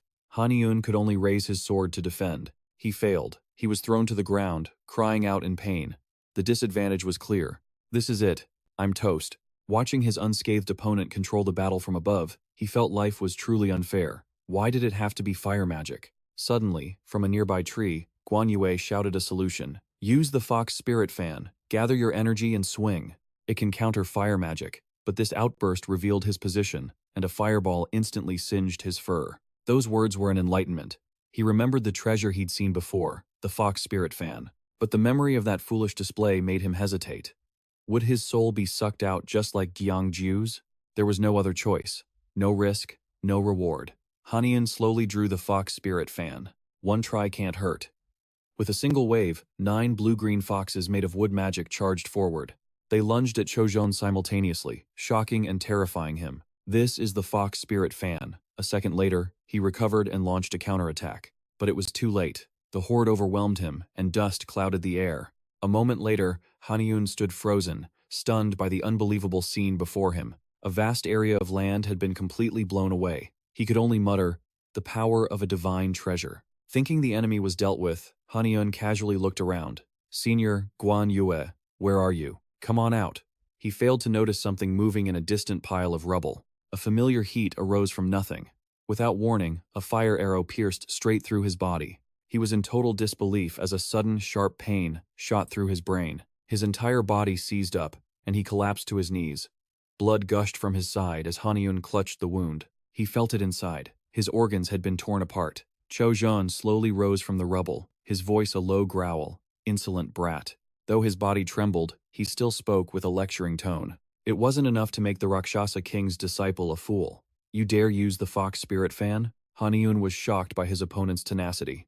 "You're still alive?" He was, after all, a man who had reached the realm of immortals. Seizing the moment, he unleashed a barrage of fire bullets.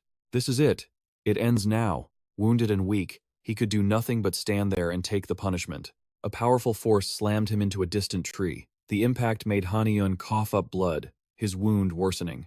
Chojun closed in, step by step, sneering. "Your little tricks won't work anymore." He raised his prayer beads, preparing for a final, ultimate attack. "I will take you to the Rakshasa king for judgment." This was the end. He could almost see the gates of hell opening before him. Am I going to die like this? He could only pray for a miracle to save him. Damn it, if only my body was intact. But then, unbelievably, a miracle actually happened. A sudden light enveloped his wound, and the pain vanished. It was the heavenly peach pill. After a trial period, it finally completed its analysis of the user. The elixir's origin traces back to ancient times, when Sun Wukong craved freedom and seized a legendary skin to escape his bonds. This skin made him immune to the Celestial Army's divine weapons. It withstood 49 days in Taishang Laojun's furnace, and even the crushing weight of Buddha's hand for 500 years. Much later, a man named Dongfang Shuo, craving eternal life, took its regenerative power, so not even the darkest underworld magic could kill him. In the end, even King Yama himself was forced to give up. And only now had the heavenly peach elixir's true power finally activated. Its function, to create the most suitable organ for its user. With this new ability, his entire body felt immersed in a gentle current. Haniun had finally obtained what he desired. An organ for detoxification and metabolism. A liver. Haniun's eyes snapped open. His pupils now glowed with a dangerous red light. He had received a new organ, the liver he had just wished for. He was filled from head to toe with a cool, healing current. The overflowing aura immediately pressured Chojun. That powerful aura shattered his arrogance, replacing it with pure shock and caution. How can he also possess water-type abilities? He glared, his voice stuttering. "You!" Then he shrieked, as if making a grand discovery. "So, you're a monster." A mocking smile touched Haniun's lips. "I have no idea what happened." He watched the streams of water circle him protectively. "But it's not hot anymore. This is nice." Next, he decided to test the Demon Fox banner while he was at it. Instantly, 9 foxes formed from water-based energy charged straight for Chojun. They bared their sharp teeth, hungry for the taste of human blood. He stared in horror at the foxes, like grim reapers coming to claim his soul. Impossible. They all attacked at once, kicking up a massive cloud of dust. A while later, Guan Yue's sharp voice cut through the forest. "Kid, open your eyes." He slowly came to, whispering weakly. "What?" Guan Yue sounded worried. "Are you lucid now? But what did you do to cause all this water?" Haniun repeated the word, confused. "Water?" His vision finally cleared. A deep pool of water had formed, surrounded by uprooted trees strewn across the ground. In another direction, boulders were sheared clean through. He stood frozen like a statue, ignoring Guan Yue's attempts to get his attention. "Hey kid, say something." But only one thought echoed in Haniun's mind. Man, what a mess.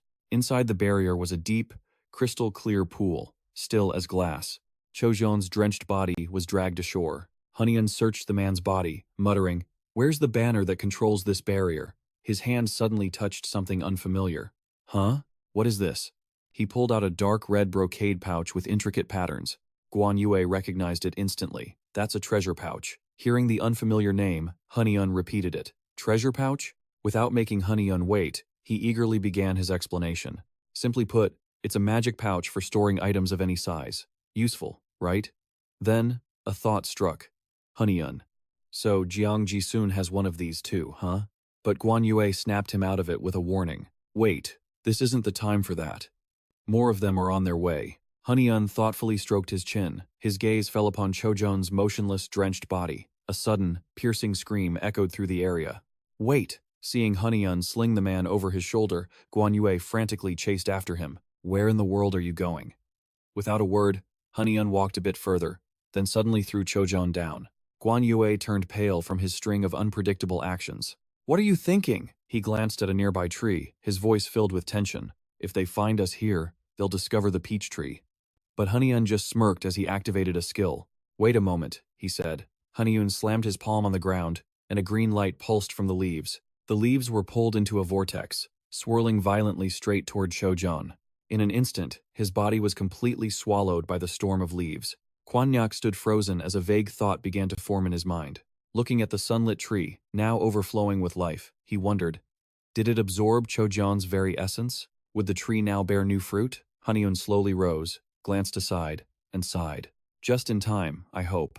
Above them, on the slope, two pursuers suddenly appeared. It had been a tense gamble. But after a quick scan, the enemies found nothing and moved on. Just where in the world could this place be?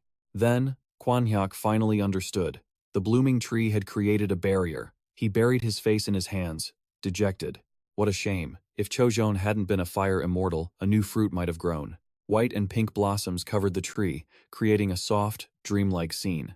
Haniun looked up, a sudden thought striking him, and he immediately asked, "About the fruit. You said it has a special effect. That can't be right, can it?" Quan Yak hesitated. "Well, it's a precious and secret treasure. Very few know of it, but I see no change in you. Perhaps the fruit was too small to have any real effect." A thought sparked in Haniun's mind.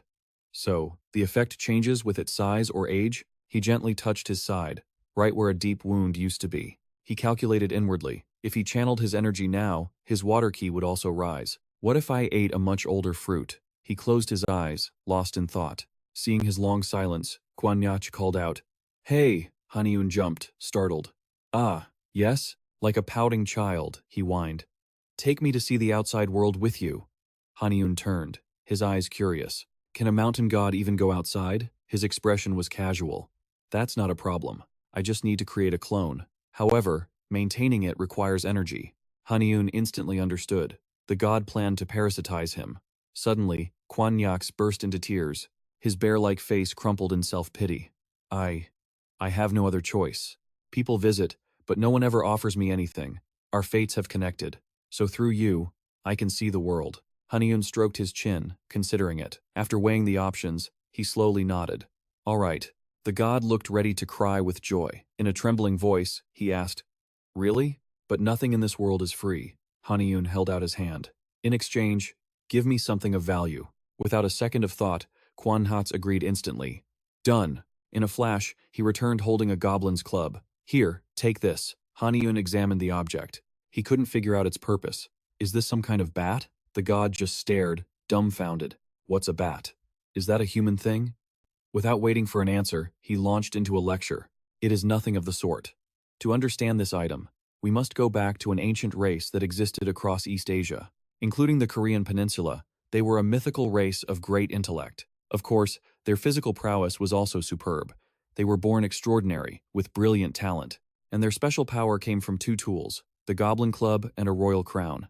Haniun held the club up to his face. He squinted at it closely. "So, this is what goblins use? I think I've read about this somewhere. It can only be used by its goblin master." Quan Nak stressed the artifact's profound importance. "This treasure is vital to goblins. It cannot be replaced or recreated."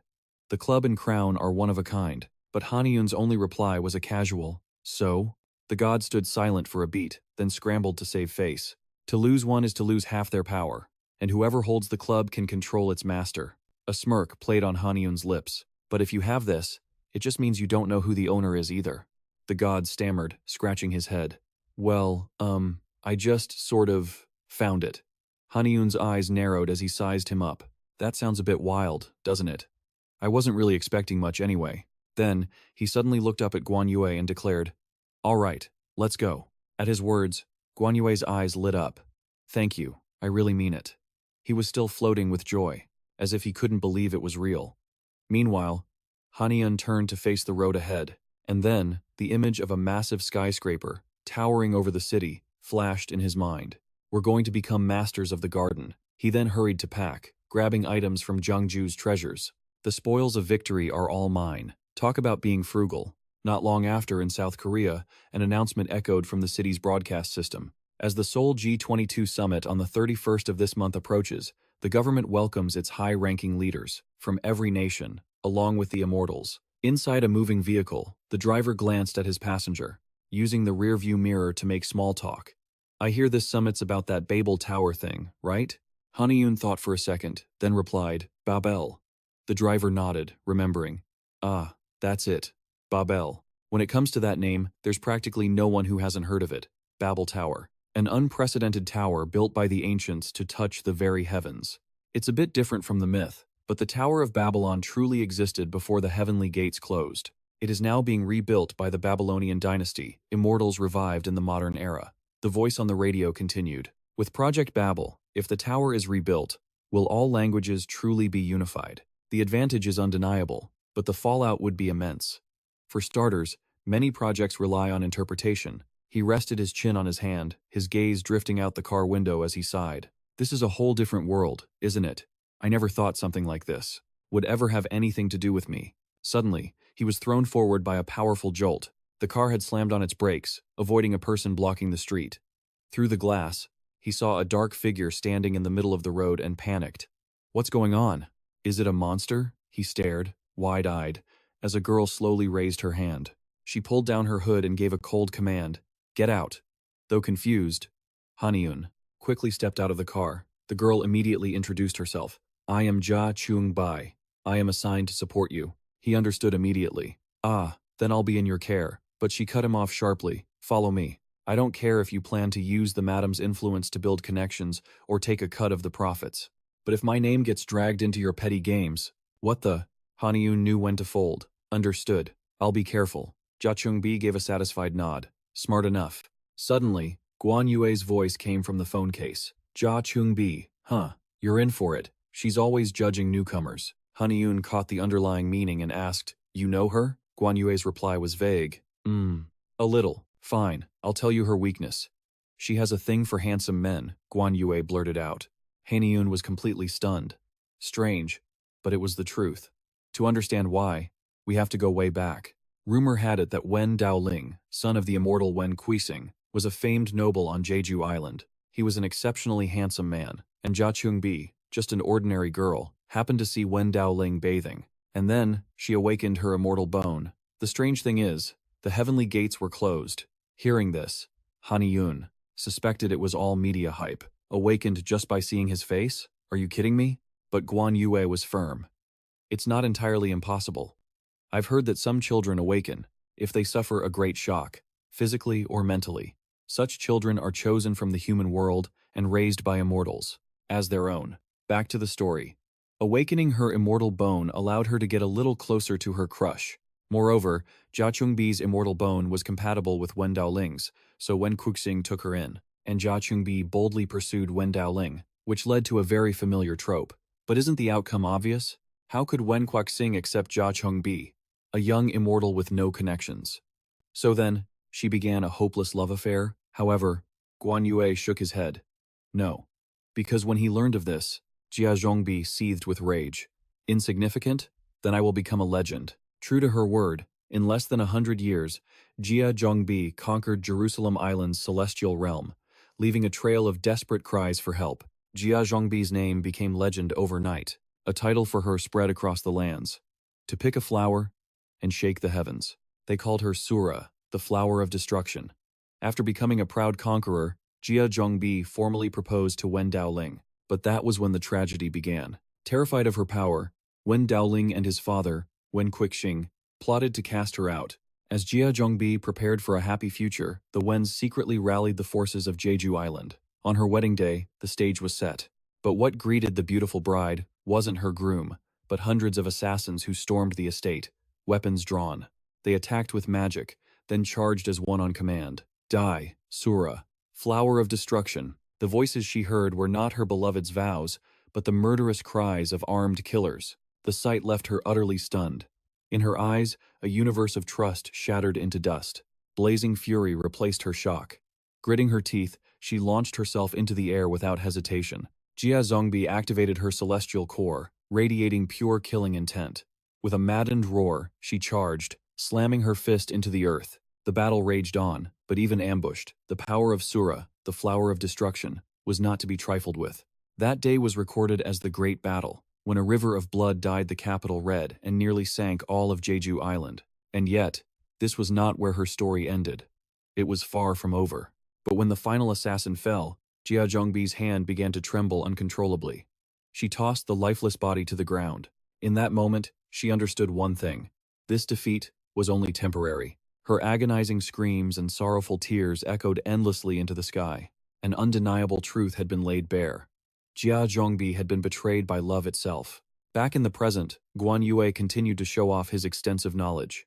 I also learned that many factions sent handsome men to her, hearing she liked them. None returned with all their limbs. If not for Bari Daisy, who used her connections to mediate, Jia Zhongbi might have been exiled from her homeland and declared a common enemy. Still, you should be safe. You're not capable of earning her hatred. Haniun frowned, confused. And why is that? Well, you know. Objectively speaking, it's your looks. He shot back angrily. My looks? You want me to send you back to Mount Guan Yue? Maybe I should just take this off? At that, Guan Yue cried out in regret. Help me. Hearing the commotion, Jia Zhongbi turned. Hey! What are you doing back there? As he looked up, Haniun realized they had already arrived. Snapping out of it, he scrambled up the steps. Ah, my apologies, senior. She maintained her cold attitude, snapping, Are you coming or not? As she led the way, she explained the basics. There are 6 gardens in the madam's pavilion. Each is numbered, from 1 to 6. They stopped suddenly, and Jia Zhongbi's voice grew heavy. Among them, she said, slowly pushing a door open. The only place you can stay is the 6th garden. From her tone, Haniun guessed grimly. So the 6th garden is the worst one, isn't it? Seriously? So much for rare herbs. His thoughts were cut short by the astonishing sight before him. The scene beyond the door was surreal. 2 sons? Seeing the place was a wasteland only deepened Haniun's disappointment. But why is it such a mess? It looks like it's been abandoned for ages. Jia Zhongbi simply explained.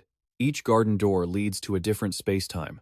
You are now the master of the 6th garden. Tend the plants and keep strange creatures out. Seeing no one, he asked, What about the previous gardeners? She answered flatly, Were there any? This place was sealed after its last master died 100 years ago. Hearing this, Haniun was secretly impressed. With the number of immortals growing, the demand for medicinal herbs has skyrocketed. So, the 6th garden, sealed for a century, is reopened. The madam's love for flowers is exceptional. Jia Zhongbi quickly moved on to the benefits. That said, you won't be working for free. When the harvest season approaches, you'll get more, since you have no team. He simply nodded. Yes, everything has been said. She was about to start work when her phone suddenly began to ring. For some reason, she was suddenly flustered. He heard the ringtone and murmured, Is that Japanese? Panicked, Jia Zhongbi fumbled with her phone, her hands completely unsteady. As a result, the phone fell right in front of Haniun. No! She cried out in misery, while he stood there, utterly confused. The screen lit up, showing a handsome boy band singing the melody, I Am Yours. At that moment, past stories of Jia Zhongbi flooded his mind. He just stood there, frozen. His mind raced, trying to resolve this bizarre situation. Be careful, Park Han-un. One wrong word here, and your life is over. He told himself again to be cautious, but then something absurd came out. I respect it. The ringtone kept on playing as the atmosphere grew stranger. Come on, come on. In his haze, Han-un vaguely made out a familiar silhouette. The sound of someone chewing filled his ears. As his vision cleared, he could finally identify them. The person opposite him was definitely Guan Yue. Ah, you're awake? Though conscious, his face remained dazed for a while. Guan Yue calmly answered, About an hour has passed. Haniun struggled to sit up and ask, "What happened?" "One hit and you were out. I've never seen a move like that before." "She didn't even use a spell," his companion replied. Haniun pondered aloud. "Don't tell me I've made an enemy." Guan Yue didn't seem to care. "But you should look at this.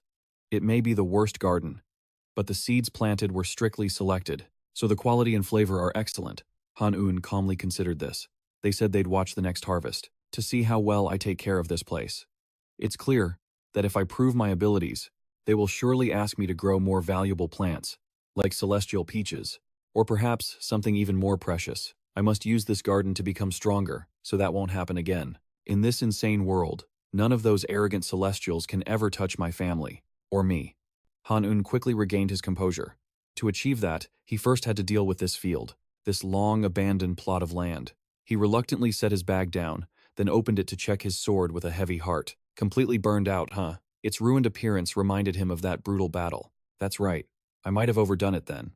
The demon-slaying sword was spent, but Haniun plunged it straight into the earth. The two faced one another seriously. "After all the time we fought side by side, you saved my life countless times. You have worked hard all this time." Haniun gently touched his head to the sword's hilt. It was a gesture full of reverence. Nearby, Guan Yue watched the fluctuating energy. He couldn't help but marvel. He's praying so sincerely. Even though it's just for a plant, but it can probably ascend to the heavens with no regrets. A fresh, green energy enveloped the withered blade. A young sprout began to emerge. In an instant, a lush, ancient tree grew where he had planted the sword, casting its cool shade.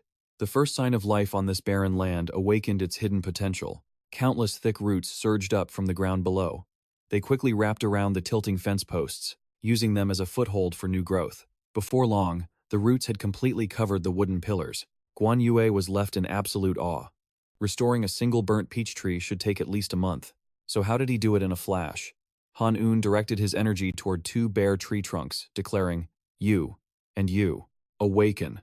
He then immediately cast the sunlight wind spell, while using his star, fairy art, to breathe souls into them as tree spirits. He gave a direct order and assigned them nicknames for work. "You two are in charge, Sangmu and Suem." They moved slowly toward their targets, their withered hands, lightly touching another tree trunk and transferring the power of nature. With every single touch, the tree spirits successfully transformed the bare trunks into more of their kind. Guan Yue praised him without reservation. "You are truly amazing. Even a high-ranking celestial couldn't summon a tree spirit so easily." Haniun remained modest. "You give me too much praise." Under the dizzying sun, Guan Yue asked with concern, "You need to rest now, don't you? You've exhausted your strength.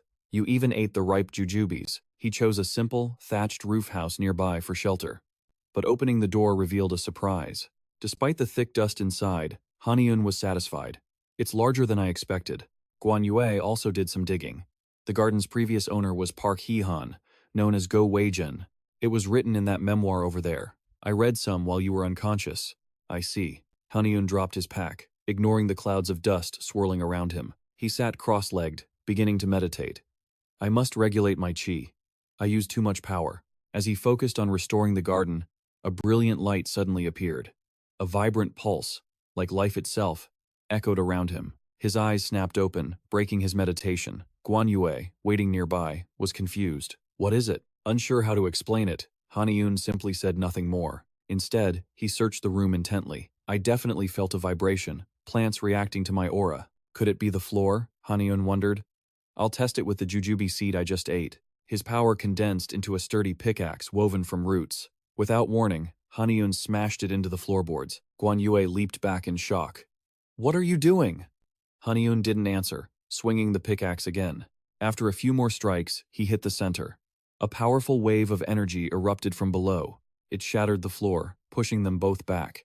His gaze was drawn to a mystical light within the crater. A massive magic circle was hidden beneath the floor. Haniun was stunned. "What is this?" But Guan Yue recognized it instantly. He quickly warned, "This is a barrier drawn in blood. The resentment here is terrifyingly strong. There's something down there." He felt no fear, only resolve in the face of the strange energy. Without a word of discussion, he raised the pickaxe again. "Then I'll just have to shatter this barrier." The moment he struck, the massive formation activated, shattering its protective barrier into countless shards. After a moment, the blinding light faded, revealing a crack. Drawn by curiosity, They both peered inside. They were both shocked by what they found.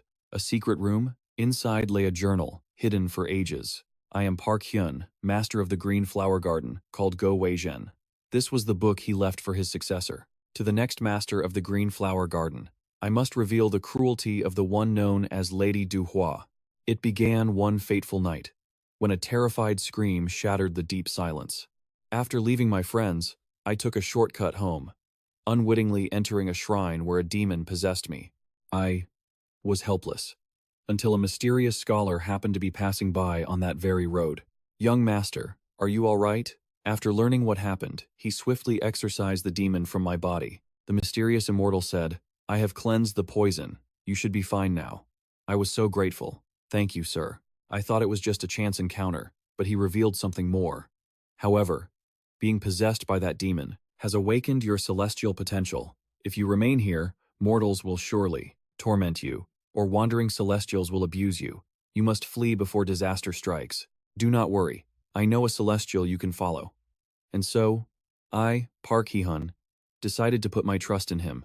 I followed the scholar and joined the house of Lady Jua. He said if I devoted myself to cultivation, I could transcend my humanity. But for a commoner like me, born with no power, becoming a high celestial was like grasping for stars. Sometime later, I, Park Hee-hun, finally realized the truth. I was making no progress at all, doing only menial labor. I became little more than a wandering statue. I thought my fate was sealed, but I was wrong.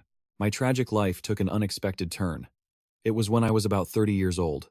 I met a child from the mortal realm, whose celestial potential had been awakened, just like mine. The reason the child was there deeply unsettled me. The coincidence was too great. His story was identical to mine.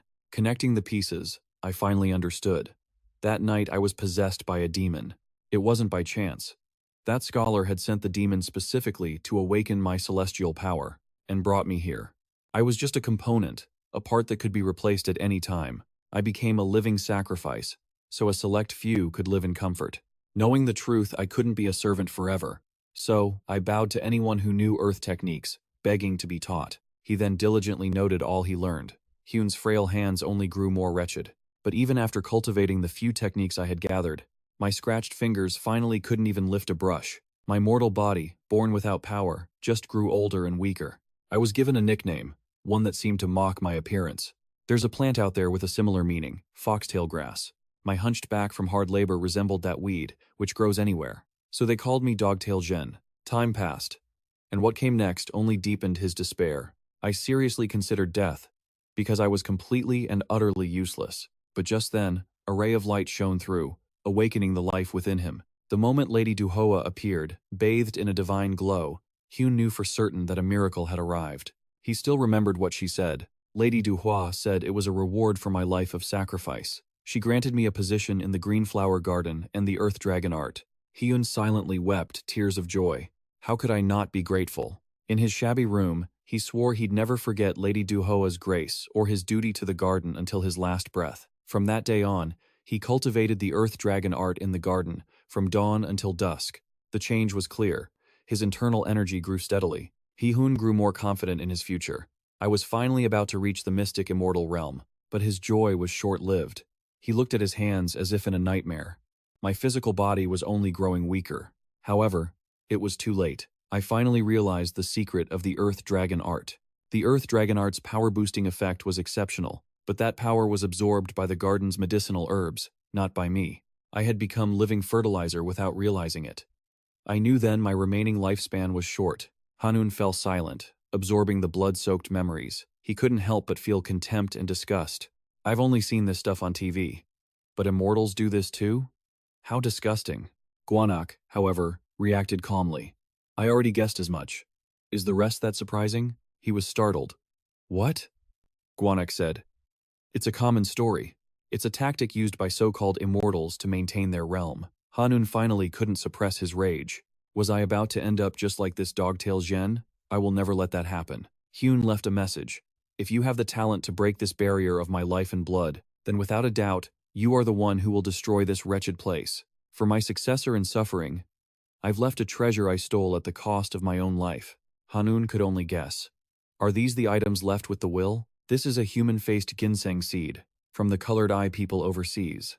Its scream steals souls, so it's also called ghost cry ginseng, he muttered. Mandragora. Then, and what's this? Why is there no information on this? Guanak casually guessed. It looks like a Taoist's divination box. Haniun set it aside, inspecting its surface.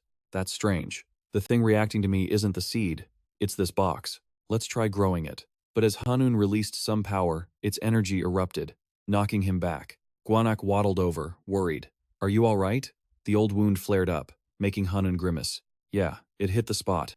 A blue light radiated from the box, making it unapproachable. Is it refusing to grow? As if it insists on this form. Unwilling to give up, Haniun snatched it up. What in the world is this thing? But this time, the feeling was completely different. He gave it a few test swings. This familiar grip. Is this a sword hilt? The shopkeeper was stunned by this wild idea. A sword? They both voiced the mysterious question. Then where's the blade? Elsewhere, Jua stood waiting with her workers. Mystical light shimmered around the palanquin as the procession lifted it with reverence. Their master stepped forward. Even she had to measure her words with care. You came to this humble place yourself? Finally, the figure inside deigned to step out.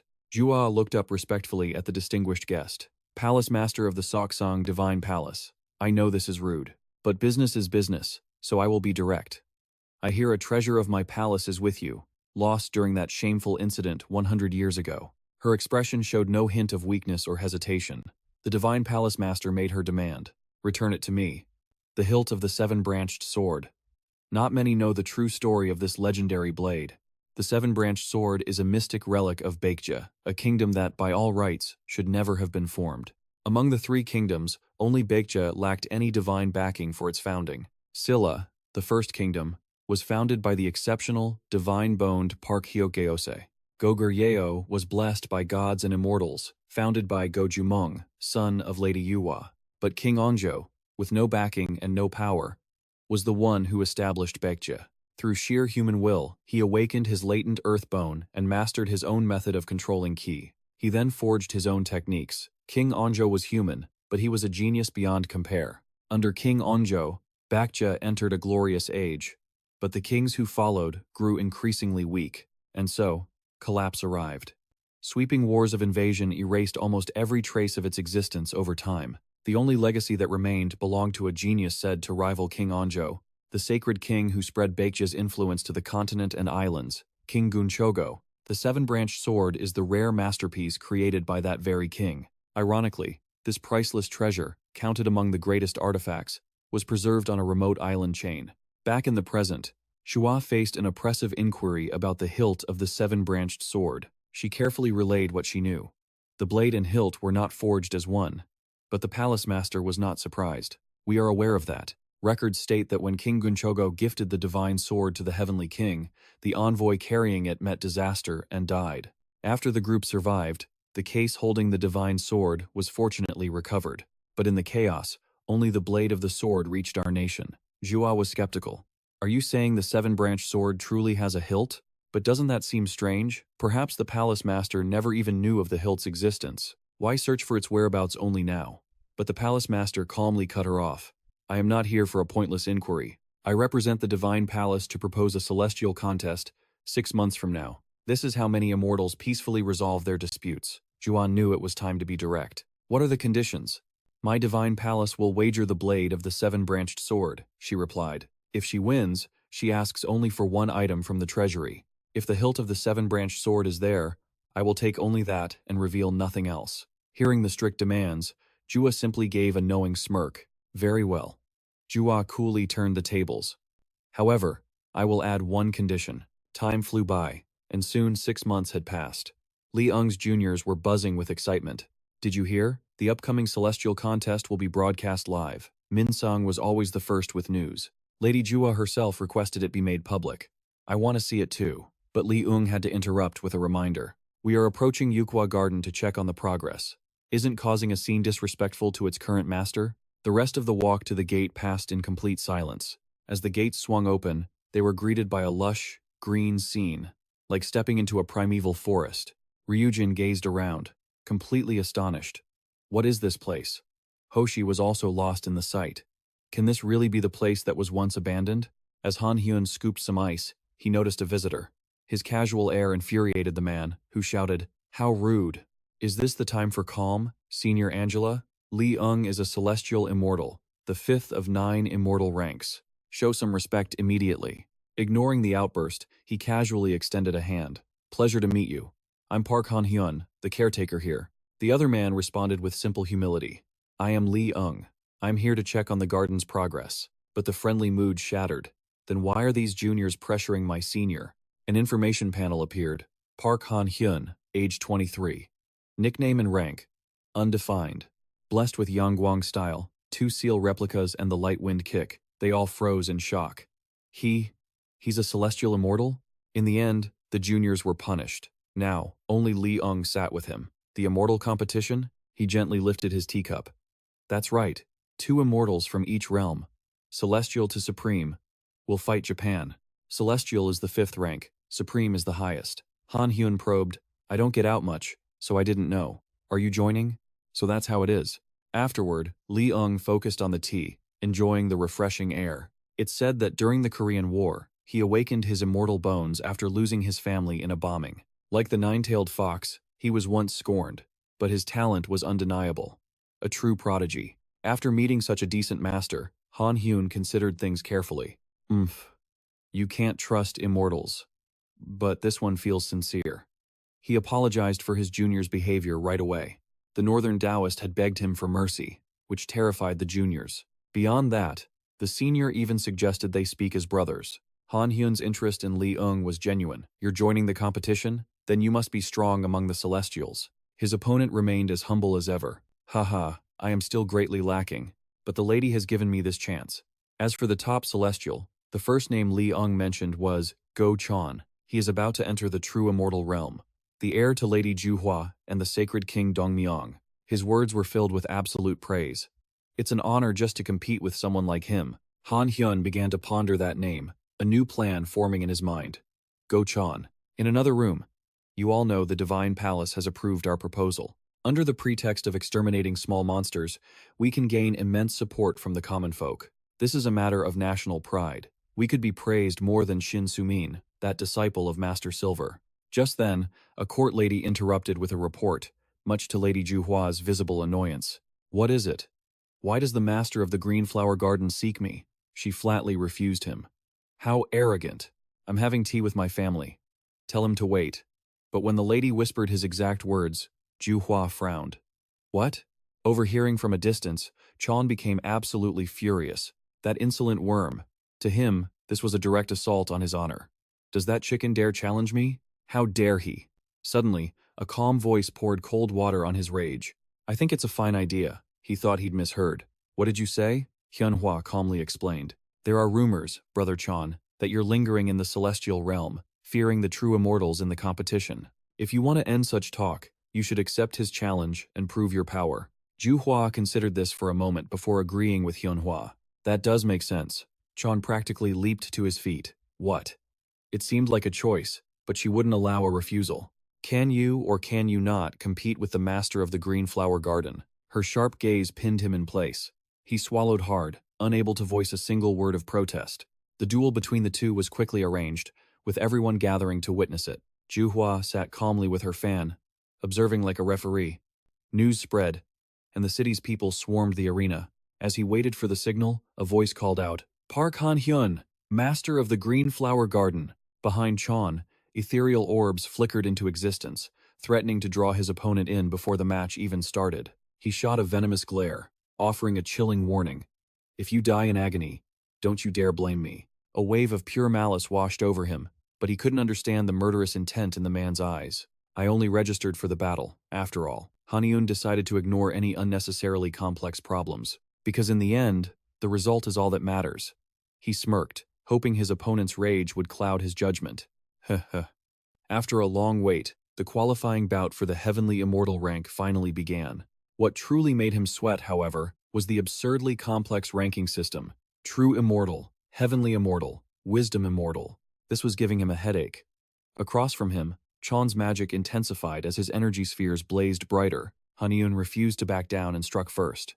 A series of invisible explosions suddenly erupted. Catching his opponent off guard, Haniun threw a hand back to summon his second art, a shield that instantly materialized. It deflected a direct hit from an energy sphere. Chan scoffed, his voice dripping with contempt.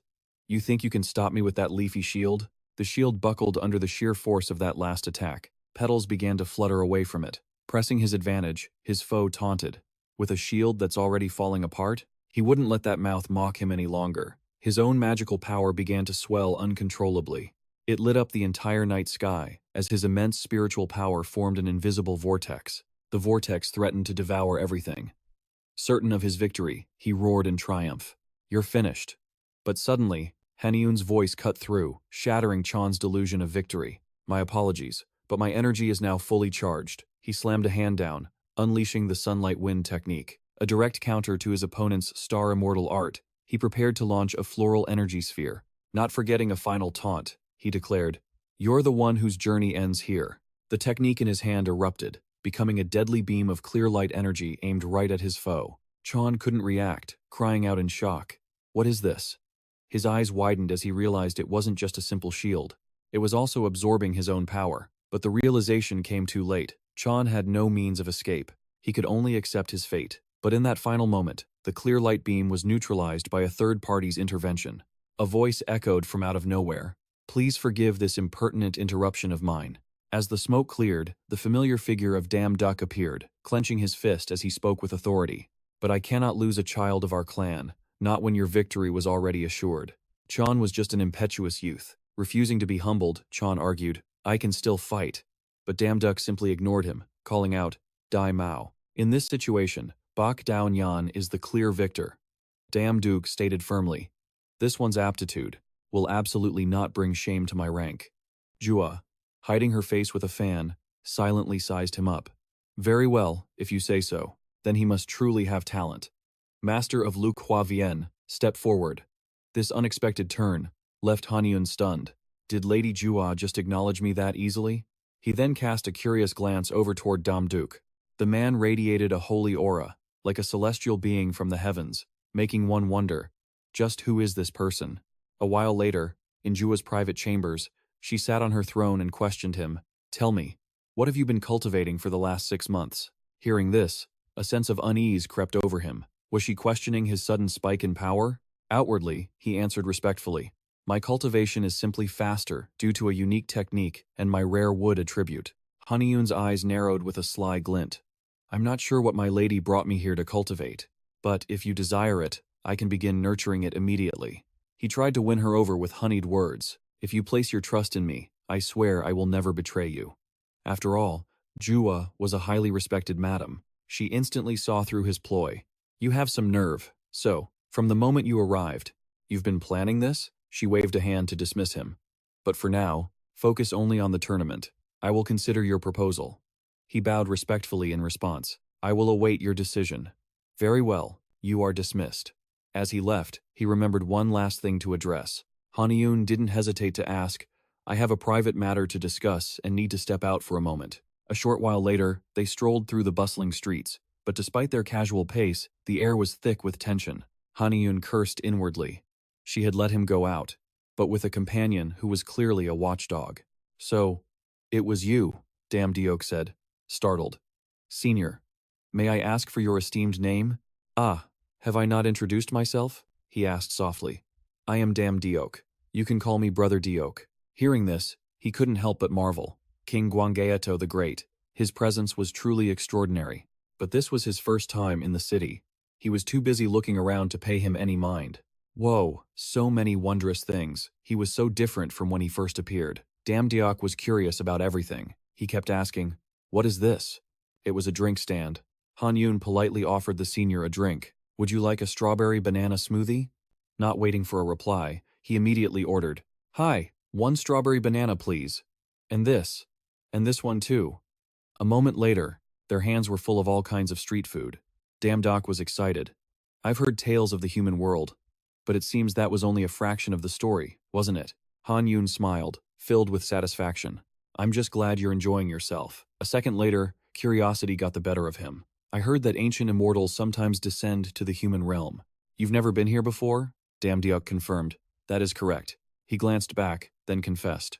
When I first faced death in the world of mortals, my immortal bone awakened. I became a celestial with the help of Lady Yuwa. But I despaired, knowing the price was living in the celestial realm, not the mortal one. Hearing this, Haniun thought to himself, King Gwanggaeto, the Great, actually died at a young age. He achieved so much, he must have had many lingering regrets about the human world. Damdeok continued to open up to him. I took the human world under my name, hoping I'd be remembered.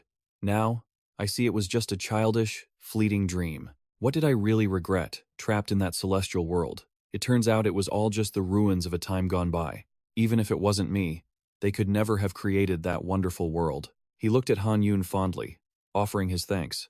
This complaint has dragged on for too long, hasn't it? Thank you for being my companion. Because of you, I can finally enjoy life in the mortal world. Haniun politely replied, Not at all, sir. Haniun checked the map on his phone and cheered, Brother Doak, if we go this way, we'll get to Gwangwamun Gate. Suddenly, they passed a massive protest. Damdeok was confused and had to ask, What are those people doing over there? Haniun answered immediately, It looks like a protest of some kind. His words only made Damdeok more confused. A protest? The crowd was shouting, Stop these barbaric acts. Living sacrifices and human offerings are murder. On stage, a representative fired up the crowd. We must condemn this slavery that ignores human rights. What kind of nation is this, serving a dragon king? This year's harvest is hopeless, Damdeok suddenly cried out, his eyes fixed on something. Look there, Haniun. Am I understanding this situation correctly? Right then, indignation flared within him, and he crushed the cup in his hand. The leader of a nation is sacrificing living citizens? How could something so foolish be happening? He refused to just stand by and watch. This cannot continue. We must find that leader immediately. Haniun looked to the sky and yelled, Wait, look at the sky. A solar eclipse was happening, blocking out the sun. The crowd below fell into complete chaos. Why did it suddenly get so dark? A few people realized what was happening. An eclipse. Sensing danger, Damdeok ordered Haniun, Protect the people here, now. As he urged him to hurry, a mysterious hand was secretly casting a dark spell. A series of explosions erupted, scattering the crowd in terror. Screams echoed everywhere. Somebody help me. Amid the chaos, a mysterious figure appeared. Yan Shalai clicked his tongue in disdain. A bunch of fools who don't know their place, Haniun shouted in a rage. What in the world do you think you're doing? He gritted his teeth, mouthing each word as he charged forward, preparing to strike from above. Now you die. He clenched his jaw, eyes burning with hatred, and threw a blast of spiritual energy with all his might. White smoke instantly filled the area. When the smoke cleared, only rubble remained, and Yan Shilai's form was no longer intact. Haniun rushed forward to check. Suddenly, a piercing scream from behind made him turn. Help me! Her minions appeared from nowhere, hunting and killing innocent civilians. Haniun was horrified at the sight. He gritted his teeth and cursed, You bastards! All of a sudden, the sky directly above him went dark. Huh? A massive boulder hurtled down right where he stood. Luckily, Haniun's sharp reflexes kept him alive. From a corner, Yenthap Lai spoke with cold intent. I never expected you here, walker of a twisted world. In the name of the Calamity God, I will claim your life. He immediately shot back. What a load of crap, causing her to flinch, surprised by such a strong reaction. He narrowed his eyes in sudden realization.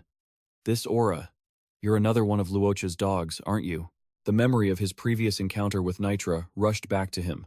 This sickening aura was an undeniable match to that woman.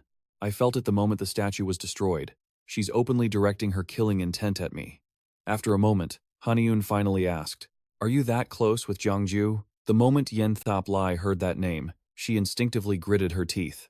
Her expression filled with pure hatred, her intense killing aura flaring as if to devour him whole. Ramble on all you want. No matter what you say, you will pay for it with your life. To atone for your sins. Haniun let out a sarcastic laugh, his hands already forming a seal. Atone? He then slammed his palms to the ground to cast a spell, covering the entire area with a complex system of roots. They all began to glow, lighting up the space. He warned her coldly, Hey, don't mess around. Behind him, tree spirits materialized. This only added more weight to Haniun's words. The one who has to pay for their sins is you? No. In a flash, an army of wood spirits stood in formation. He declared confidently, It's all of you. At his word, they stormed forward like a tempest, aiming for her henchmen and leaving no one standing. Soon, the area became a chaotic battlefield, with mournful screams echoing all around. Yen Thap Lai saw the tables turning and instantly lost her cool. "What are you all doing? Summon the pledge-bound fiends now."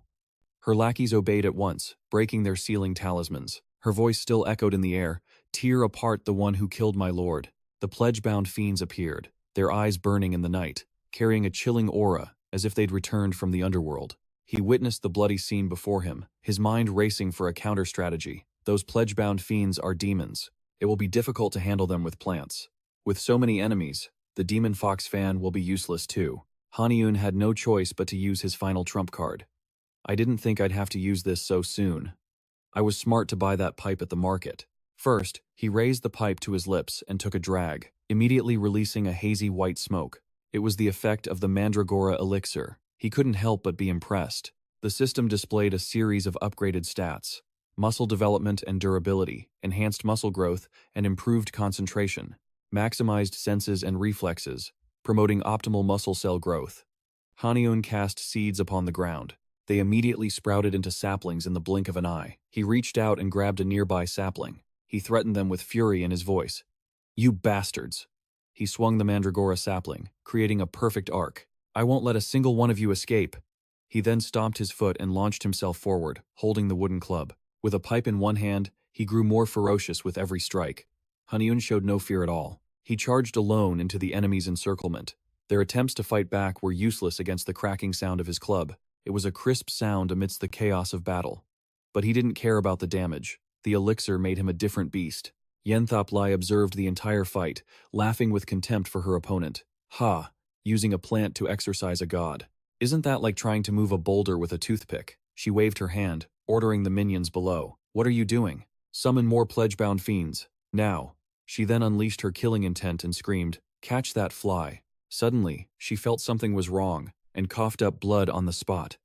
"Why am I suddenly?" Her minions below were no better off. They clutched their heads and screamed in despair. "Get away. My body won't move." Under the effect of a strange resonance, they all began to hallucinate. "Save me." She too trembled uncontrollably. She couldn't understand what the hell was happening. "What is this?" She struggled to push herself up from the ground, but she unfortunately fell from her high perch. Haniun noticed and immediately rushed over to check the situation. "Was I crazy or something? Dancing around like that until now?" Yen Thap Lai struggled to get up, accusing her opponent. "You're the one who did this." He squatted down to reveal the truth. "My physical constitution, you ask? My liver can detoxify it, so it's a buff for me. But for all of you, it's poison." With that, he took another puff from the pipe. Secondhand smoke is terrifying, isn't it? She couldn't take it anymore, as blood streamed from her mouth, her internal organs failing. He was left completely speechless. A moment later, he managed two pained words. "Father." A sudden blast erupted, sending him reeling. A mysterious voice echoed, "Father?" causing him to freeze in shock. That voice belonged to Doc, who emerged from the smoke, clutching Natra's head. "Are you calling this thing?" He stared in disbelief, his mind racing. "He is. The Heavenly King." Doc casually tossed the head to the ground. Yen Thap Lai cried out, "Father, Natra!" Using his final ounce of strength, he questioned his foe. "Who are you?" Even now, the old man tried to threaten him. "Do you have any idea who I am?" Doc was unfazed. Instead, he declared, "Who you are is irrelevant. What matters are the crimes you've committed, sins against the people that can never be cleansed." He gave a grim warning. "So do not resist." But Natra felt no remorse, instead revealing an inhuman grin. Heh heh. As he rose, a murderous aura exploded from him. "I thought you were spouting nonsense." His face twisted demonically. Every word dripped with venom. "Remember this before you descend into hell." Natra began to levitate. He greedily devoured his minion's life force, then dared to shift the blame. "It's because of your meddling that not a single mortal survived." Haniun shielded his eyes, watching the scene unfold. He wasn't just absorbing corpses, but the power of the living. Haniun's anger began to boil over. "I expect this from the Huat Bindang. But what about the others? What was their crime? Damn it." As the monster transformed, his desperate thoughts echoed. "Even if I hate to admit it, I have to accept this. This wicked celestial art is too strong. I can't think of anything. No strategy to stop him now." He gripped his weapon, desperately searching for a plan. "Should I use the bewitching fox illusion? It probably won't work, but I have no other choice." Suddenly, Doc's explanation cut through his thoughts. It is an ancient celestial art. The incarnation of Hiet Dilak has appeared on Earth. So this is what the elders feared. He held out his hand and asked, Haniun, may I borrow your sword? His mind blanked for a second. Huh? Then he saw it. Diok was overflowing with killing intent. His magic had reached its absolute peak. That's right, if it's Brother Diok. Without hesitation, he immediately threw the sword to him. Catch, Brother Duck. Diok caught the blade with perfect precision. Thank you, he said curtly. And in the next instant, a single, clean slash. So fast it transcended both space and time. Natra's entire celestial form was split in two. Diok spoke calmly. In this world, I cannot judge you. A second later, it exploded violently, debris scattering across the sky. Below, Diok raised the sword, a sign that the battle was nearing its end. For tormenting these innocent people. A moment later, he shifted his grip, determined to deliver justice once more. For scorning your celestial brethren and using them as sacrifices, Diok raised his sword, brimming with resolve. I, as a celestial being of the heavenly realm, have a duty to execute your sentence, he charged, and Natra screamed, You! The beast clutched its bloody head, shrieking. Diok's barrage was a blur of motion. In a flash, the bloody corpse crashed to the ground. Without pity, he flicked the weapon with a sharp snap, refusing to allow that vile blood to taint the sacred blade. He then sheathed his sword under the brilliant sun. His figure was heroic, like a true savior. By the next day, the city's usual peace had finally been returned to its people. Meanwhile, news stations buzzed with breaking stories from yesterday. With the Pyeongchang authorities' swift action, all terrorists were captured. Casualties are now being identified. The suspects are believed to be the Hwatbin Dung. The government is. On the other side of the screen, Juo was glued to the news. All right, viewers of our channel, let's begin our analysis. At Gwanghwamun, the news reports that the Pyeongchang authority resolved the entire incident. A blogger furiously debunked it on his livestream. But the Pyeongchang authority didn't do a single thing. I've already seen the video footage. The close-up clip of Haniun and Diok immediately appeared. If you watch this video, these two right here are our real heroes. Suddenly, the screen zoomed in on Haniun. But doesn't this man look a little familiar? Remember him? The elite hero from a year and a half ago? He was publicly praising the neck of that giant human-faced bird, which caused Jua to turn off the TV in frustration. That is enough. Suddenly, a voice called out as Grand Dame Damdok appeared, bowing in apology. I have caused you trouble. I was not qualified to represent the council and meddled in the human world. It was a grave sin. I am prepared to accept my punishment. Whatever you decide, I will not avoid it. She rested her chin on her hand, her deep voice questioning him. Hanyun, you were a co-conspirator. Do you dare look me in the eye? Called out so suddenly, he flinched. Realizing his impudence, he quickly bowed his head. My apologies, I was rude. But in his heart, he felt no remorse. She isn't even angry. I can see the corner of her mouth curling up. Defeating a heavenly king is a good thing. So she'll just scold us a little. A moment later, Jua softly told Damdok to raise her head, patiently explaining to her, I'm not saying your actions were wrong, but I'm reprimanding you so you'll be more careful. Receiving the Grand Dame's forgiveness, she was overjoyed. I will remember your words. Then, Jua snapped her head towards Hanyun. Her attitude shifted 180 degrees. As for you, Hanyun, prepare for your punishment. He obediently replied, Yes. Jua chuckled with satisfaction. You may leave now, he replied dejectedly. Yes. Hanyun wearily went outside for some air. He couldn't help but sigh to himself. It feels like I've been away from the gardens for days, doesn't it? He sat down to rest in a garden pavilion. Finally, I can check this. Hanyun slowly unwrapped the cloth. Inside were numerous scrolls and documents. He recalled that moment in the past when he was searching around. I felt something was here. I can't believe they hid this inside the statue of King Sejong. He curiously opened the first secret scroll, not expecting much. It doesn't seem to hold any special power. The statue was only built in 2009, so it's not that old. After reading for a moment, he shouted in shock. It's the personal writings of Yi Do. Gwanak looked confused.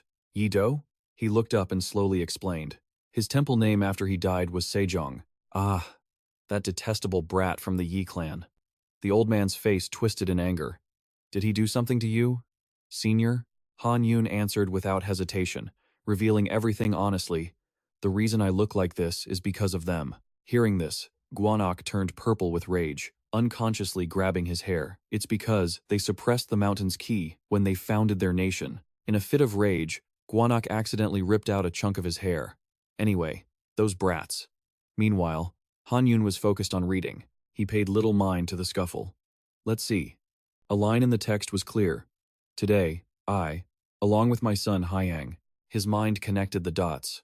Hyang was Munjong's name, which means the one who wrote this was King Sejong the Great. The next line carried Sejong's deepest sorrows. I know I do not have much time left, but I have no fear of death. What I fear is failing as a father, seeing my son pass away before me. I worry for the people who will be left behind, watching Hyang wither away each day from the immortal's curse. I fear that after my son and I are gone, someone backed by corrupt immortals will seize control of this nation, and this land will be stained with the blood and tears of innocent people. Countless have died because of immortals. Before the age of immortals throws the world into chaos, those who cannot awaken their powers need strength to fight back. In the distant western lands, there are characters called runes. If they are combined, we might be able to unleash the power hidden within language itself, the magic of artifacts. If only I could create such a script. Guanak heard this and speculated to himself.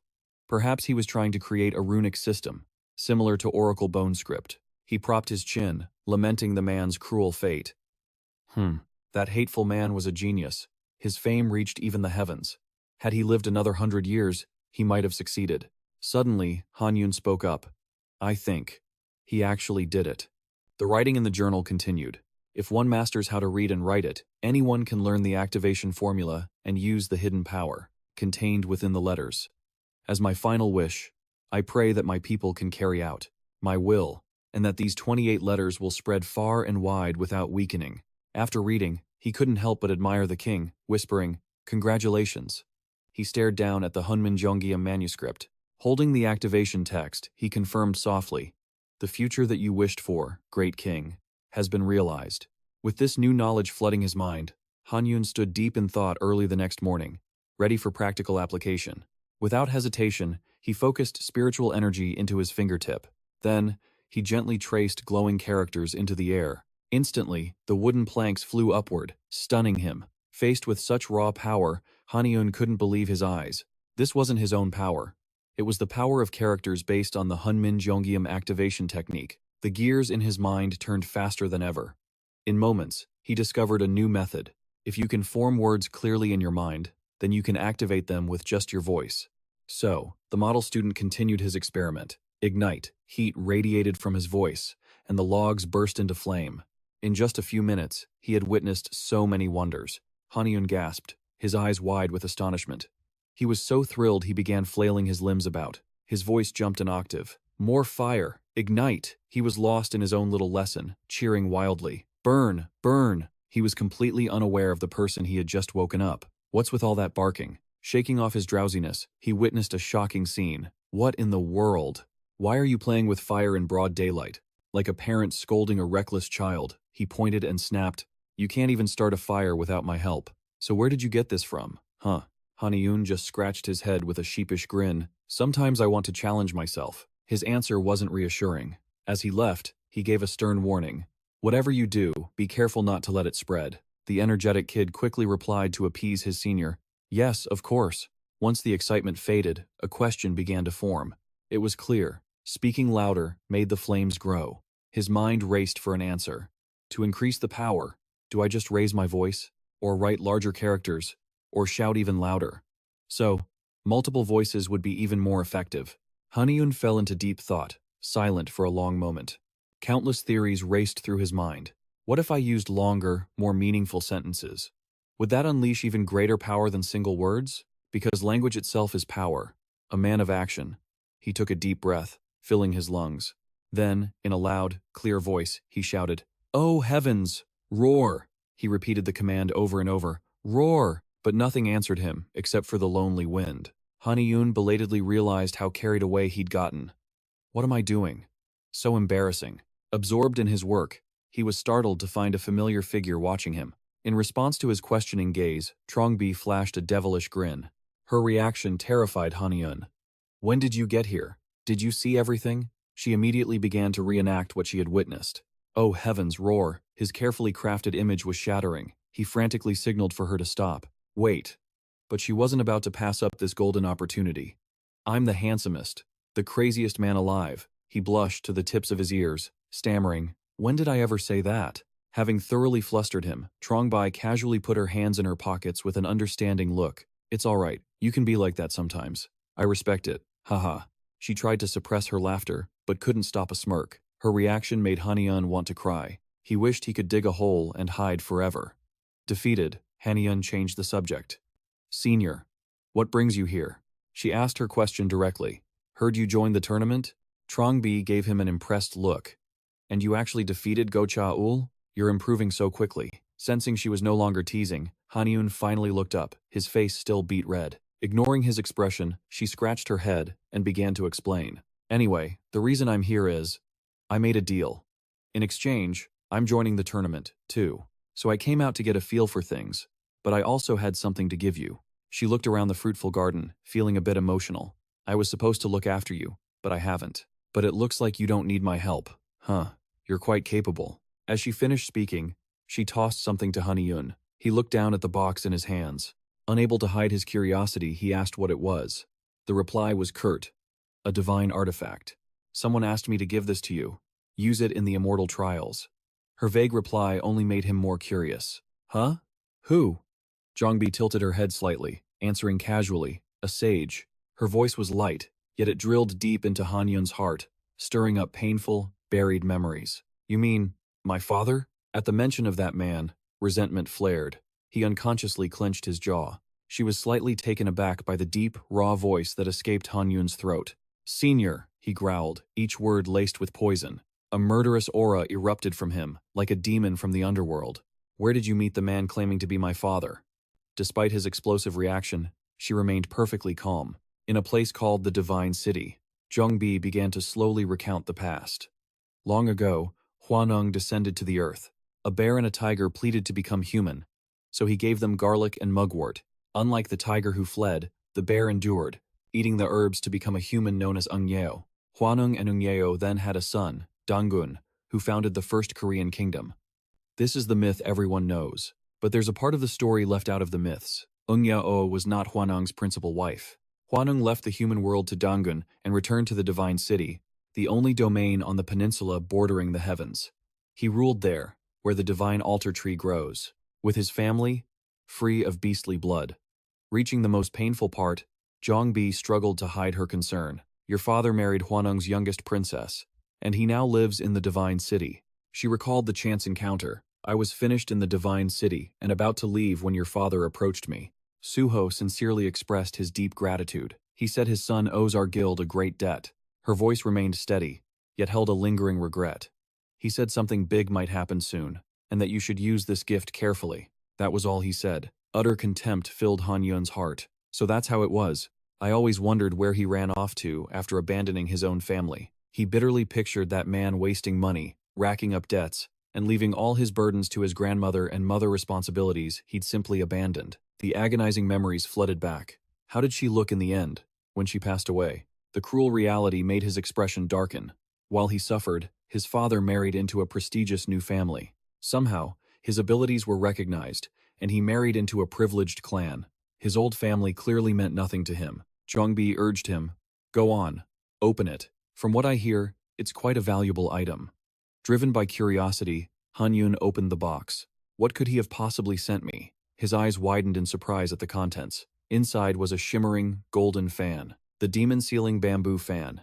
This divine artifact, shaped like a fan, was made to tame demons or beasts sealed within it.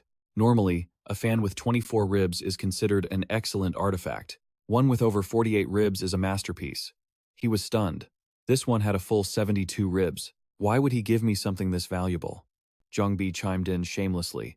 "A fine treasure that mercilessly absorbs items and monsters alike." "What? If you want to hand it over, just say the word." How could he let such a treasure go?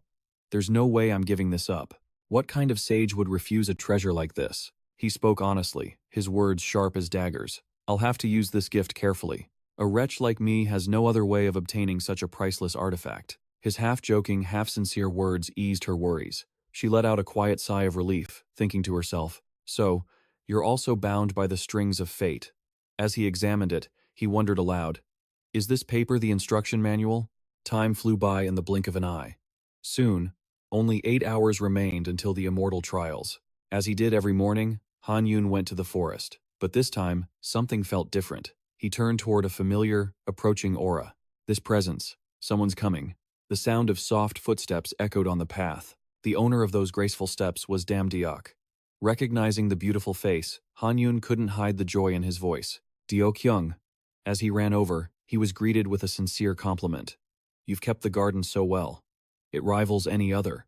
The other man replied humbly, Ah, thank you. But Hanyun was more curious about his unexpected visit. But, what brings you here today, sir? He hesitated before speaking. I've come to ask a favor. After a moment, he pleaded earnestly, Help me forge the Manpasikyok. In the history we all know, it appeared after Scylla's unification. But it was an artifact planned ages ago, during the time of King Gwangaeto, a true age of mortals. Even the immortals who founded the nation could not easily interfere, due to the immense power of humanity. But as their influence began to fade, the dragon kings of the three seas unleashed disasters, inciting the mortal world to offer human sacrifices. To fight this, the monarchs of the three kingdoms, including Damdiok, formed a temporary alliance. The artifact to counter the dragons was made by Taoists of the three kingdoms. That is the Manpasikyok, Damdiok added. Because the Manpasikyok's power was so terrifying, 2 restrictions were placed upon its completion. First, the Manpasikyok must never leave the Korean peninsula. Second, its power cannot be used against the people of this land. As he told the story, he never looked up, his gaze avoiding something. The artifact was given to Scylla, which stood against the powerful East Sea Dragon King.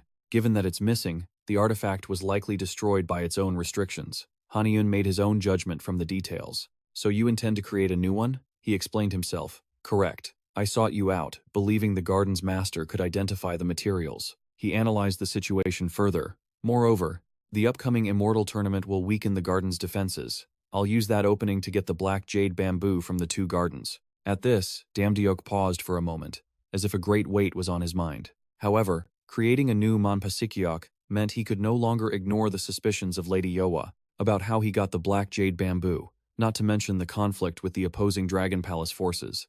Haniun could already see the conclusion. And you plan to take responsibility for everything. Recalling a painful and brutal memory from his past, he started to understand.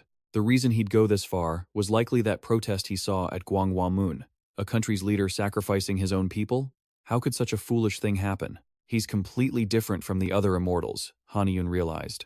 Then, he firmly accepted the request. Of course, I will help you. His eyes shone with sincerity as he spoke from the heart. As a human, to know someone like you, Senior, I'm truly moved. Damdiok was a little surprised by his sincerity. In fact, I would feel guilty if I couldn't be of service to you. He laughed heartily. I knew you would say that. He was so happy he kept clapping Haniun's shoulder. I knew if I asked you, you'd join me. You truly are a good friend. But even as he smiled, his mind was racing. The place where the Manpasikyok bamboo grows, In a place like that, even the bark and branches would be priceless medicinal ingredients. I should definitely collect some while I'm there. With careful consideration, he received the offer. Let's go now. He readily agreed. Yes. They teleported instantly, arriving in that land in a flash. Haniun was stunned, shielding his eyes to get a better view. The incredible scenery before him left him in awe. I can't believe it's a floating island. As they traveled, the two made small talk. I never knew one could enter this garden through the garbage dump gate. This tower itself is an aggregation of these very spaces. If you touch the structural formula, you can enter that location. Damdiok glanced around and remarked, This won't be simple. Haniun, confused, asked, Why not? He didn't answer, instead taking out a wooden horse. Come forth. In an instant, a black steed appeared, much to Haniun's surprise. Still stunned, he was offered a hand. Now, take my hand. Now, fully clad in armor, the two mounted the steed and soared far away from that place. Damdiok spoke, his voice demanding complete trust. Believe in me. I won't let those things lay a single finger on you. The other asked, confused. What? What things? He didn't need to explain further. The sight below was proof enough. A swarm of water monsters was surging towards them from below. Haniun watched in alarm from behind, while he held the reins steady. Finally, the two friends managed to outrun the horde. The moment his feet touched the ground, he heard an explanation in his ear. Because of those pests. The interference is blocking our way to the island. Duke then gave him a confident look. Trust me. Haniun carefully took a step forward. Before long, he ran into another group of monsters. So, there are obstacles here too, huh? He immediately activated his advanced combat mode. Using a Mandragora elixir, he took one down instantly, his expression hardening with resolve. I need to end this fast while Duck Hyung provides support. He quickly put his training into practice. Hunminjeongeum activates. The longer and more profound the text, the more its power is amplified. As the words of power were spoken, Haniun's feet glided over the grass as if on wheels. Faster now, he launched himself forward like an arrow. He watched the sunlight filter through the ancient trees. Haniun pinpointed at two sources of unnatural energy. Despite the wall, he vaulted over the obstacle with ease. I just hope the black jade bamboo shows up. But the sight that greeted him was staggering. With fluid agility, he evaded the lizard spirit's attack. Haniun bent his knees for a safe landing. Based on his observations, he concluded the lizard spirit was high level. If we're both wood type, I'll be at a disadvantage. The number of lizard spirits he faced was absolutely overwhelming. Undaunted, he pulled an item from his satchel. With a flick of his wrist, a large fan snapped open. Even with Mandragora, breaking this siege will be tough. When you get a great magic tool, you use it, right? On an unseen command, the lizard spirits charged, unleashing a wave of deathly aura. Luckily, Haniun reacted in time to block. One monster after another fell before him. Come on out. As he spoke, a towering figure appeared, making them all hesitate. Guanak's eyes flashed with fierce resolve, before he let out a thunderous roar. The lizard spirits were sent tumbling by the sheer force of the amplified sound. They scattered in terror upon seeing the battle lust burning in Guanak's eyes. Even his own ally, Haniun, was shocked by the sheer intensity of his power. Seeing his hesitation, Guanak roared, "Wave the fan again." Receiving the command, Haniun was at a loss for words. He said he didn't want to enter the wind demon bamboo fan, but in reality, he's just thrilled to finally use his power. But, in an instant, he channeled his spiritual energy into the weapon in his hands. Haniun was still clueless, as Guanak crushed a lizard spirit. Besides, as a fire mountain god, he has no disadvantage here. That isn't even his true form. Ak means a great mountain. Very few mountain gods rule over a peak marked with Ak. And Guanak Mountain's flame-like shape makes it a fire mountain in feng shui. The ancients believed this very mountain would cause fires in the capital. They dug a pond on its peak and built a statue to control the flames. They've been suppressing the mountain's energy Guanak for centuries. Just as he was getting into the fight, his opponents fled. Guanak growled in frustration. "Where do you think you're going?" He charged after them, shouting, "Get back here." Haniun was panicked by his reckless actions. Where is he going? Should I follow him? It's strange that they're all fleeing toward the stronger energy source. He looked around, a sense of unease washing over him. Furthermore, that black jade bamboo should be draining this island, yet all the plants here are thriving. Observing this, he realized something was terribly wrong. Haniun used soaring shadow kick to leap into the air, following the beasts. His eyes landed on a gigantic turtle shell. After landing safely in a tree, all he could manage was a quiet whoa. He made his assessment upon seeing the sky-piercing bamboo on its back. Is that the black jade bamboo? Then, something else caught his attention. Deep inside that rock, a brilliant light was pulsing. Guanak impatiently pushed him, urging him on. "What are you doing? Let me at them, now. Hurry!" Haniun's intuition screamed that this was a bad idea, and he tried to reason with him. "Something isn't right in there. Are you sure you won't regret this?" He wasn't afraid of anything. His voice boomed with confidence. "Whatever it is, let it come out. I'll turn it into a giant barbecue." Haniun grinned, swinging the wind demon bamboo in a perfect arc. "That's the spirit! Ha-ha!"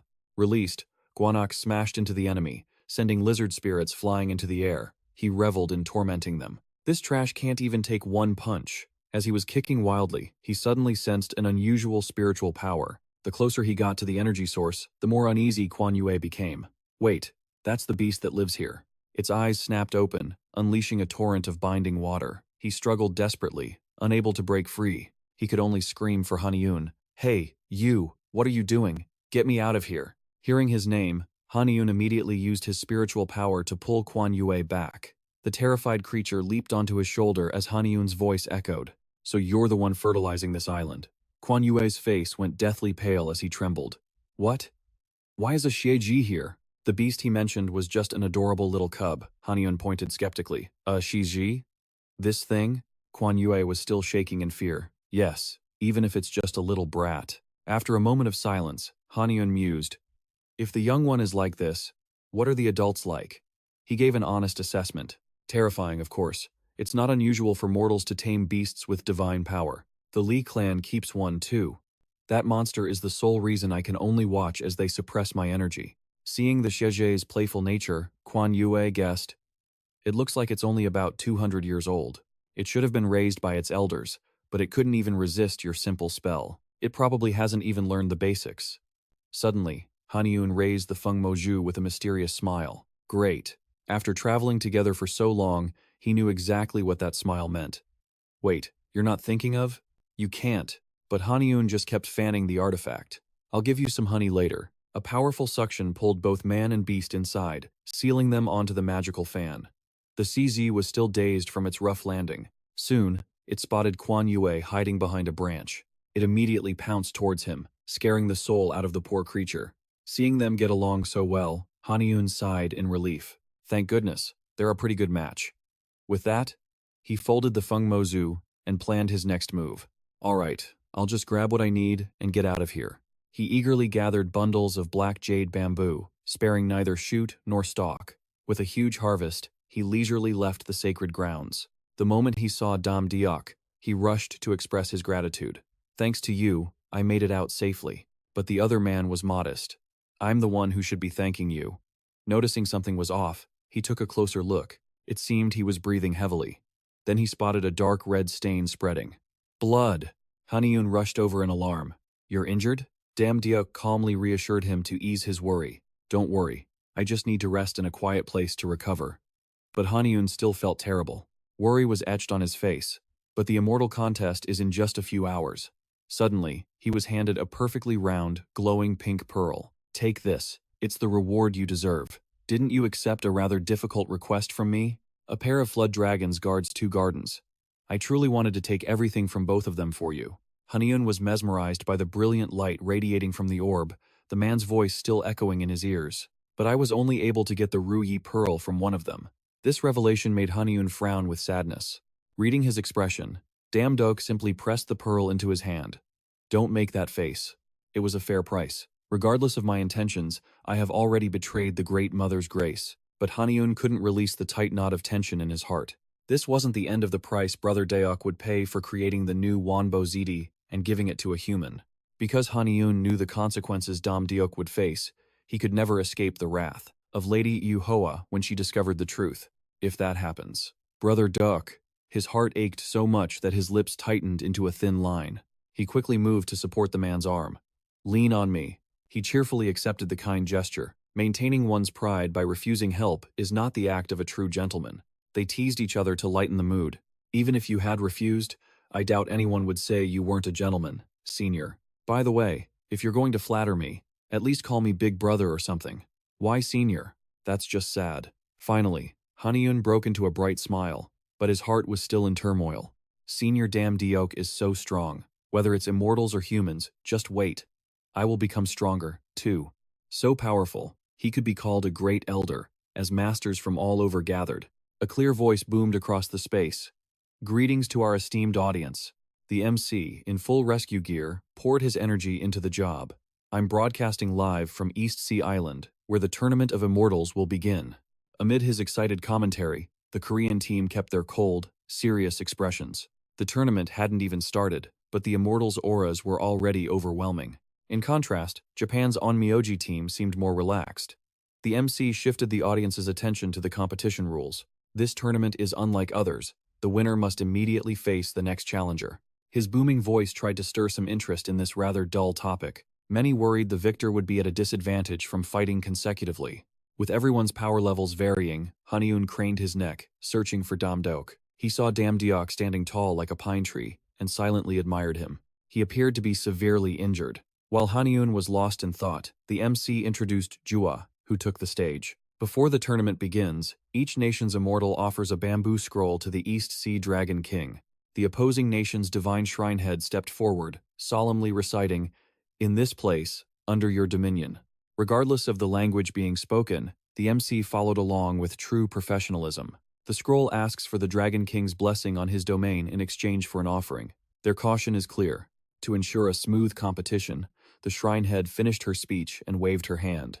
At the MC's signal, they began parting the sea. Jua followed with a similar motion. Below, the receding water revealed stone pillars rising perfectly from the seabed. He hyped up the crowd with excitement. Look! The gap between the islands is closing. In an instant, the two women faced off, their spiritual energies already clashing. He stared, awestruck by the grand spectacle. This is the true power of immortals. As both figures dove into the newly formed arena, the MC continued his commentary. Foreign immortals appeared on the seabed. They had come to ensure a fair judgment. It seemed his knowledge of the world was even vaster than the ocean itself. Besides judging, each nation invited a high-ranking immortal to protect their wagers. Mira clasped her hands, taking her oath. As the representative of the god Shiva, I swear on my honor to judge fairly. She manipulated an orb of energy with both hands, making her solemn promise. Until a winner is decided, I will protect Lady Jua's right to the treasury with my life. Bo Up, standing beside her, spoke in turn. As the representative of the god Odin, on my honor, I will judge fairly. He revealed his token, swearing, until a winner is decided, I'll protect the blade of the seven-branched sword with my life. At that exact moment, the small pouch at Haniun's hip reacted violently. His own spirit churned in response. Resonance? A bold thought flashed in his mind. It's reacting to the seven-branched sword. Is that the blade for the hilt? Bo Up's wooden box suddenly burst open. He blinked as the blade of the seven-branched sword shot out from its container. Drawing his own weapon almost instantly, he cried out, "This sword!" Spiritual energy surged around Bo Up's blade, eager for battle, while Haniun was still in shock. Still holding the hilt pouch, he sprang into action. Bo Up decisively suppressed the rogue blade with his own weapon. Seeing the two blades trembling against each other, he sheepishly explained, "My apologies. This little one has a fierce desire to win. When it meets a worthy rival, it tends to act on its own." After successfully subduing it, he looked at his sword with fond exasperation. To react this strongly without its true master. Bo Up sheathed his sword, expressing his regret. "I apologize for disrupting the event." Just then, Hua spoke up proudly. "A blade that can withstand the divine power of the sword-shattering art must possess such a spirit. Doesn't this prove just how valuable our treasure is?" Dazed, Haniun latched onto that critical keyword. My mind reeled. Pa Jiangong. My focus snapped to the man standing before me. Haniun's mind raced as information about the man flooded his thoughts. Pa Jiangong, known by many as the Weapon Breaker, a name earned because no sword could withstand his immense pressure without shattering. Among Valhalla's immortals, he was a bone core holder with devastating combat abilities. Suddenly, he understood why the hilt of the seven-branched sword had remained silent. So this little guy went quiet because of him? Haniun felt lucky for the artifact's seal. Otherwise, the hilt would have escaped its storage, drawn to its resonant blade. Just imagining the alternative sent a chill of dread through him. I'd be exposed for holding the hilt. The artifact that started this entire mess. The immortal arena shimmered under a protective barrier as the call echoed out. "Li Ung, you're first." With burning spirit, he stepped into position. His first opponent was Jen, an onmyoji, radiating with absolute confidence. Haniun clenched his fists, cheering silently. "You got this." But the woman beside him scoffed. How pathetic. Seeing his confused look, she pressed him again. "Don't you agree?" But he was simply lost deep in his thoughts. Go Hyunhua. He recalled her from the Go clan, from the immortal selections. He hesitated before asking, "Pathetic? What do you mean?" She cut him off with a mysterious air. "Just watch. You'll understand." Her vague answer was infuriating. What is she talking about? Before he could press her, a commotion erupted. "Whoa, look there." Jen had summoned a swarm of familiars into the battle. A gasp went through the crowd. "It's Kamaitachi!" They bared their sharp fangs, needing no command to charge. Li Ung tightened his grip. He instinctively took a defensive stance, spinning his staff and gathering spirit energy, eyes locked on the approaching enemy. His preparations were complete. With a sharp cry, Li Ung leaped to counterattack. Using a flash step, he dodged their claws, intercepting them instantly. His body shot forward like an arrow, closing the distance to his foe. Jen watched, stunned, as Li Ung closed in, his weapon aimed right at his chest. In that critical moment, the necklace around Jen's neck suddenly glowed with a soft, blue light. The neglected monsters, drawn by this new energy, converged behind him. Li Ung sensed the danger, but had no time to turn. Haniun stared in shock at the spray of blood, his mind plunging into chaos. He frantically analyzed the fight. Li Eng's combat senses were clearly superior to the Japanese immortals. But how did that immortal's power spike so suddenly? An artifact? As if reading his stunned expression, Hyunhwa smirked mockingly. Do you get it now? A dark energy radiated from her as she calmly revealed a terrible secret. Because his master was also a wanderer who joined our clan. Why take a disciple with no artifacts to pass down? At this point, she revealed the whole script. If he couldn't win, the next match is Cha-ul, who is fully equipped. Haniun glanced at the international reporters, all focused on the event. The Dokdo Immortal Tournament was supposed to be a contest between Japan and South Korea. The more he thought, the less he understood. Why were mortals participating? He'd completely misread this competition.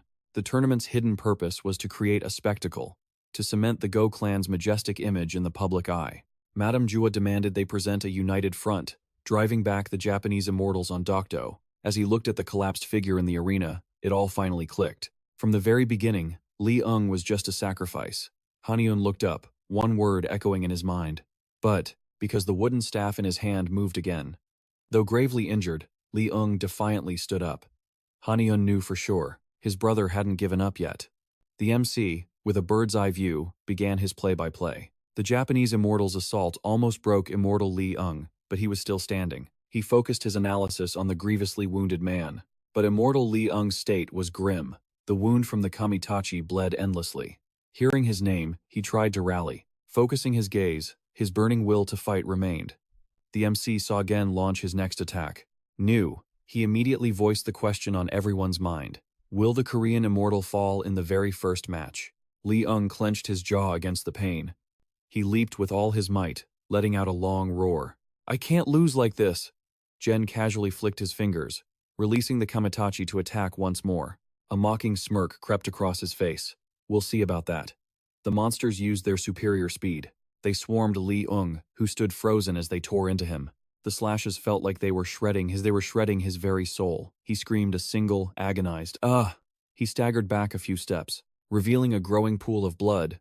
Li Eng collapsed from exhaustion, while the kamitachi circled warily above. He shakily lifted his head, his entire face slick with blood. With an indignant look, his wooden staff, his only support, suddenly tilted to one side. The moment it left his hand, Li Eng completely collapsed. A stunned Haniun heard the MC's declaration. The first match is over. The Onmyoji from Japan is victorious. Someone beside him desperately shouted, "Get a stretcher here." As the urgent cries reached his ears, he clenched his fists in rage. Suddenly, loud applause erupted nearby. It drew his attention. Hyunhwa was clapping mockingly as she began to taunt him. Shouldn't you be grateful? Thanks to him setting the stage, you'll shine even brighter later on. Of course, her intentions weren't so kind. Her next words held the real poison. That is, assuming you can even win. Her words were like needles wrapped in cotton. Even if you lose, you should maintain your composure. It will make you stand out more. Haniun pressed his lips into a thin line. He tried to shield himself from the verbal assault. When he was sure she was finished, he stood to counter her. Even with your best effort, how can you stand out in defeat? Haniun shot her a razor-sharp glare and a firm declaration, I just have to win. Hyunhwa didn't expect such a direct comeback and was momentarily frozen solid. He calmly walked onto the stage to the MC's grand introduction. Next up, Immortal Park Haniun. After the incident with Lady Zuga and the Gwanghwamun massacre, he became a renowned immortal. He wore a blank expression as the announcer asked the familiar question. And, now, what kind of match will he show us? Still flush from his easy win, Gen uttered a confident taunt. Another fool is stepping up? Knowing his opponent was eyeing his sacred treasure, he boasted openly. You've witnessed its power, haven't you? Eager for another swift victory, Gen immediately spread his arms to channel his spirit energy. But while he was busy reciting his lines, Haniun vanished from his spot at lightning speed. You'll be its food soon enough. So, the moment he finished speaking, Haniun's powerful fist delivered a close-up greeting to that arrogant face. Damdeok and Trongbi's eyes went wide at the shocking turnaround. The reporters outside gasped in disbelief, but they still erupted into a frenzy. The MC stared at Gen's distorted face on the ground, questioning reality itself. What just happened? Immortal Park Haniun. He won in a flash with the art of teleportation. He raised his fist, inspecting it. As he panted, he heard the MC continue, and I was worried he would be defeated like the immortal, Li Eng. At that moment, Trongbi found her voice again and screamed at the top of her lungs. "You crazy blockhead, you just charged right at him?" Fueled by rage, she let loose a tirade. "Are you tired of living? What's with the tough guy act?" Damdio calmly offered his own comment. "I thought it was a bold and effective move." She completely ignored seniority and turned on him. "Would you risk your life, like that reckless fool? You think you're immortal?" Trongbi wasn't finished venting and continued her questioning. "What's so good about being a risk-taker?" Surprisingly, he actually answered her seriously, showing his true thoughts. Damdiok looked at Haniun's unyielding back. It showed just how fearless Haniun truly was. He ignored the murmurs of the crowd. He casually took pills on stage, consuming iron, vitamin B9, calcium, vitamin D, and cell regenerators to boost his healing. Haniun silently chewed, his mind racing. The iron and B9 would help reduce hemorrhaging. I'll use it as a blood clotting agent. As he was quietly planning his next move, the familiar voice of the MC rang out. How far can the Sage Park Haniun go? Next up, we have another onmyoji from Japan. When he saw his opponent's face, his own, suddenly turned to ice, his eyes glowing blood red. She stared at him and uttered a single word as a greeting. Then, she drew a strange golden talisman from her sleeve, with a magic circle spinning around it. She declared war without hesitation. I'm not an easy opponent. As she closed her eyes and formed a hand sign, her massive guardian monster appeared with crushing pressure. Haniun gazed at the formidable army before him, deep in thought. She's using the puppet as a close combat shield. He glanced at his fist and made his decision. If so, she's focused on her specialization. But seeing the flickering spiritual power, he paused, a satisfied smirk on his face, confident he had already seen through his opponent's strategy. Will he use that flash step again? I bet that's the only trick he knows. While she was lost in her own dream plan, a surge of power sliced through her thoughts. A loud noise brought her back to reality. Her eyes widened in horror as she saw the tree spirit, absolutely pummeling her own monster. She stammered, "My puppet!" It mercilessly crushed the beast's head with one hand. Ignoring her reality-tearing screams, "He destroyed my puppet." Haniun casually consulted his companion. "Should we end this in the Korean style?" After a moment of calculation, he decided to use the Hunminjeongeum. He stared at the tree spirit and gave his command. From now on, Haniun, with a deadpan face, announced how to handle this noisy situation. "We're singing the military anthem." He rested his chin on his hand, feeling the rhythm in his head, then took a deep breath and began a heroic song. Made in Korea. With spirit and wisdom, let us offer our loyalty, loving our nation through hardship and joy. The reporters behind him were baffled, turning to each other. Is this the national anthem? Why is he singing it now? Haniun ignored the buzzing in his ears, focusing 100% of his energy on singing. The tree spirit was his only audience. It was mesmerized. As its spirit was uplifted, it turned back and gave the puppet a thorough face massage with its rugged hands. She struggled to hold her hand sign, screaming in helplessness. Her protest had no effect on the tree spirit's movements at all. As a result, she stared blankly as the space around her was filled with shattered fragments of armor. She was frozen, stunned, speechless by what was happening. For the last 15 minutes, the entire country had been in an uproar. Haniun's face was utterly calm, as if everything was unfolding exactly as he had planned. Even the MC couldn't help but shout in shock. "Impossible," he roared to confirm the winner, and the audience erupted in cheers. Sage Park Haniun scores 2 consecutive victories. He silently watched his opponent flee, and thought to himself, in each match, I've used only a single attack. His eyes were firm, longing for a worthy opponent. This way, my next opponent won't be able to gauge my true strength. Haniun thought of Hyunhoa and Lee Ung. He considered it carefully. Today's match is just a play to draw attention to Lady Jua's family. I'm just playing the role of the sacrifice in this battle, just like Lee Ung. But I have no intention of being a stepping stone. His face filled with determination, affirming his resolve. He would become the main character of this story. The MC announced, because 2 heavenly immortals from Japan have now been defeated.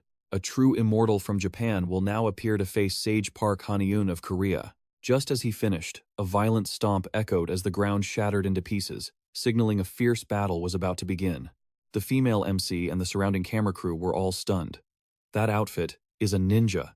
Nabaran stood before him, radiating an overwhelming killing intent. Everyone wondered, why would a ninja be involved in this? But Haniun remained calm, observing him carefully. I can feel it, a clear difference from the heavenly immortals. This is an invisible pressure from a true rival. He grew cautious. His opponent was a true immortal. Haniun's gaze turned serious. Luckily, he summoned a tree spirit to intercept Nabaran's dart. The weapon radiated a strange aura. A violent explosion sent Haniun flying. He cried out in agony from the blast. Before he could recover, Nabaran closed in, launching more darts straight at him.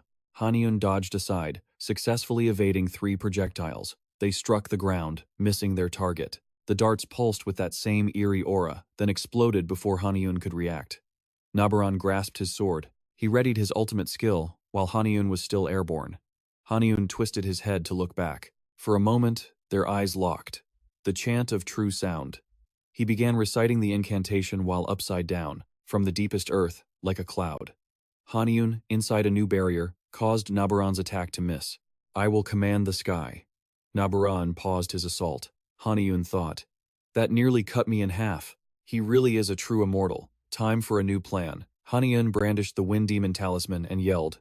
Senior Guanak appeared with immense power, charging straight for Nabaran.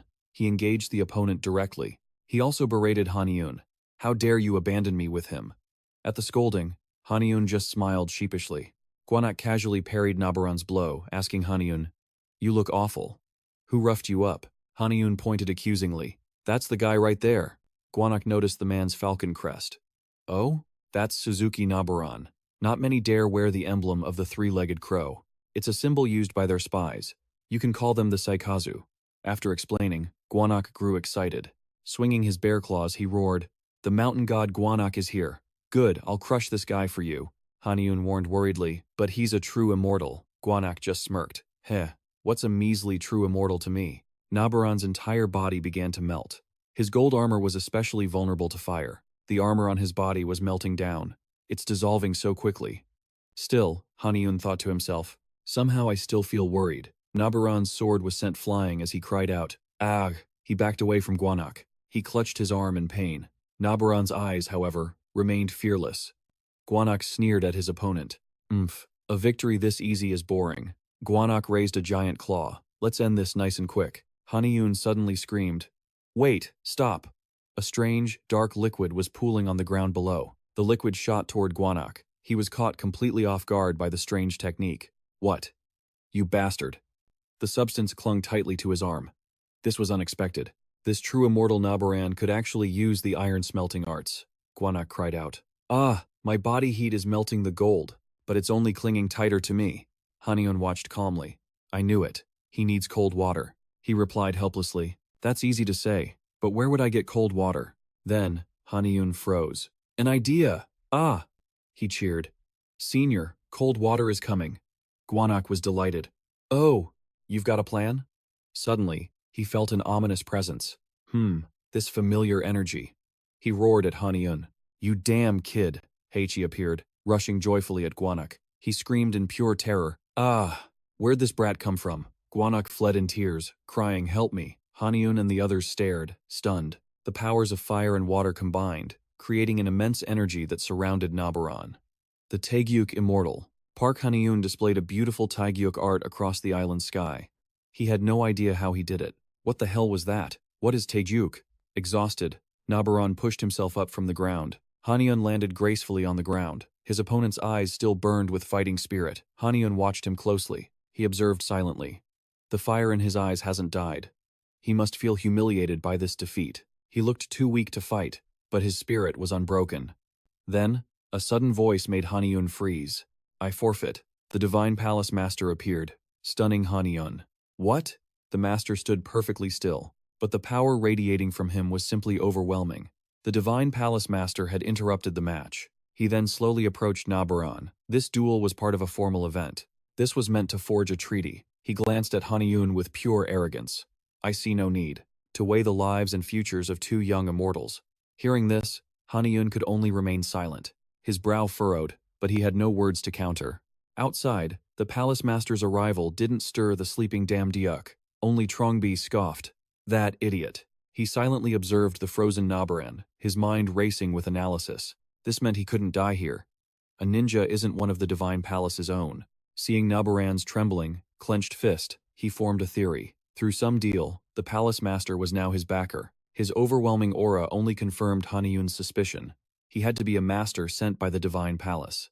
Suddenly, a voice cut through from behind.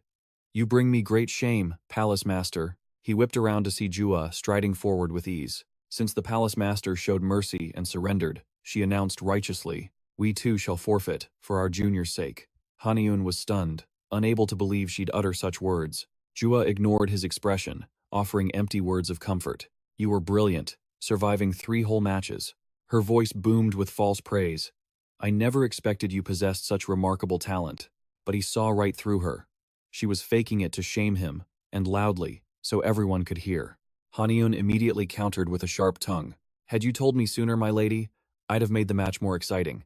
Jua froze, then challenged, what did you say? He paid her no mind, simply folding his fan. Worried I'll get too much attention from the common folk? He whispered cryptically as he walked past her. As an awakened, surely you know how foolishly commoners think. Haniun calmly walked off, leaving her stunned, with Nabaron's hateful gaze burning into his back. He glanced back at him, not with blame, but a sigh. I almost feel sorry for that ninja. But as he neared the Awakened One's section, he froze at the scene before him. Trongbi had switched seats and was patting the spot beside her. You did a good job. But as he sat, her tone shifted. That was awful. He just laughed, taking no offense. Haha, I'm fine. She glanced away, feigning indifference. Not you, I meant him. His smile stiffened. He let out a soft ha, then fell silent. Trongbi gazed at the arena and began to explain. In an idol survival show, he's a PD pick, favored from the start because of his raw talent. He could have put on a spectacular fight. She glanced at Hyunhwa, her voice dripping with sarcasm. Even in defeat, he would have left a strong impression by giving his all. But she only cares about being admired, not what people truly think. Haniun agreed completely. She's right. It's like in soccer, subbing out a star striker for someone with more stamina. The crowd would never cheer for that, no matter how skilled Go Hyunhwa is. He looked at Trongbi, hesitantly repeating the term. PD pick? You know about that? She replied without looking, her tone flat. I don't watch those silly shows, but the term is all over social media. She turned her head, her playful expression gone. I'm telling you again, I don't watch that stuff. He laughed, his eyes seeing right through her. All right, whatever you say. A sharp thwack suddenly echoed through the air. The blow landed squarely on Haniun's head, silencing him as the MC's voice boomed. Next, from Korea, the celestial Go Hyunhwa. Suddenly, the ground began to shake violently, cutting the MC off. Stumbling, he cried out in terror. Huh? What's with the sudden earthquake? Before he could finish, a roar of crashing water echoed. A massive tidal wave surged into the arena, sending the crowd scrambling. Ah, run! It's a tidal wave. But the terror didn't end there. A figure stood defiantly atop the cresting wave. Ingama raised his head, roaring at the crowd below. Where are the traitors who dare defy the water palace? Show yourselves. Haniun stared in disbelief. Traitors? Beside him, Trongbi couldn't hide her own shock. Why are they here? Catching the emphasis, he turned to her, his face riddled with suspicion. Do you know who he is? She asked, her gaze locked on the figures ahead. The son of the East Sea Dragon King. The one in the center is the eldest, Ngao Ma, his fury about to erupt. I will hear no excuses. How dare you challenge the Azure Dragon, ruler of the East Sea? He stood atop the waves, his aura thundering like a god's judgment. Do you think I am blind to your schemes?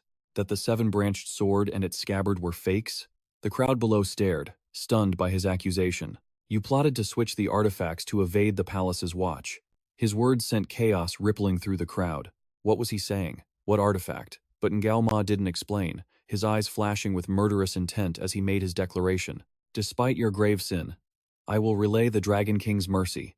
Surrender the 7-branched sword now. Lower the barrier, repent, and the king will grant you pardon and return what was taken. Haniun, standing in the chaos, couldn't help but wonder, what is this nonsense?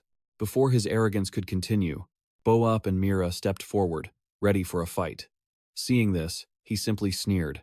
Ha, you wish to challenge me? With those words, he raised his spear, his voice dropping to a low growl. Very well. A fierce torrent of aqua energy erupted from his spear, summoning countless water dragons.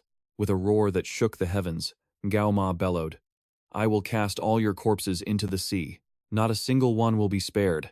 Instantly, the dragons lunged forward, riding a cataclysmic wave. Giant, brutal whirlpools appeared, swallowing everyone in their path as desperate screams echoed everywhere. Panic consumed them all, trapped by an overwhelming force. Haniun's eyes darted around, his senses on high alert. How did this happen so fast? But this chaos is my chance to steal the seven-branched sword. Where is Bo-Up? As he searched, his eyes suddenly lit up. A familiar shape appeared within the churning water. Amidst the chaos, he saw it. The thing he desperately sought had appeared, the seven-branched sword. This was his chance. He acted at once, tightening his grip. If I can resonate with the scabbard. But before he could move, a massive wave crashed over him. The giant water dragons roared, a merciless flood swallowing everyone whole. Haniun was caught in the vortex. He gritted his teeth, fighting to stay conscious. The seven-branched sword is still here. He clutched the scabbard tightly, feeling its energy begin to pulse. The resonance. It's starting. A vortex of light erupted, pulling the water into its core. Haniun's eyes blazed. Come to me!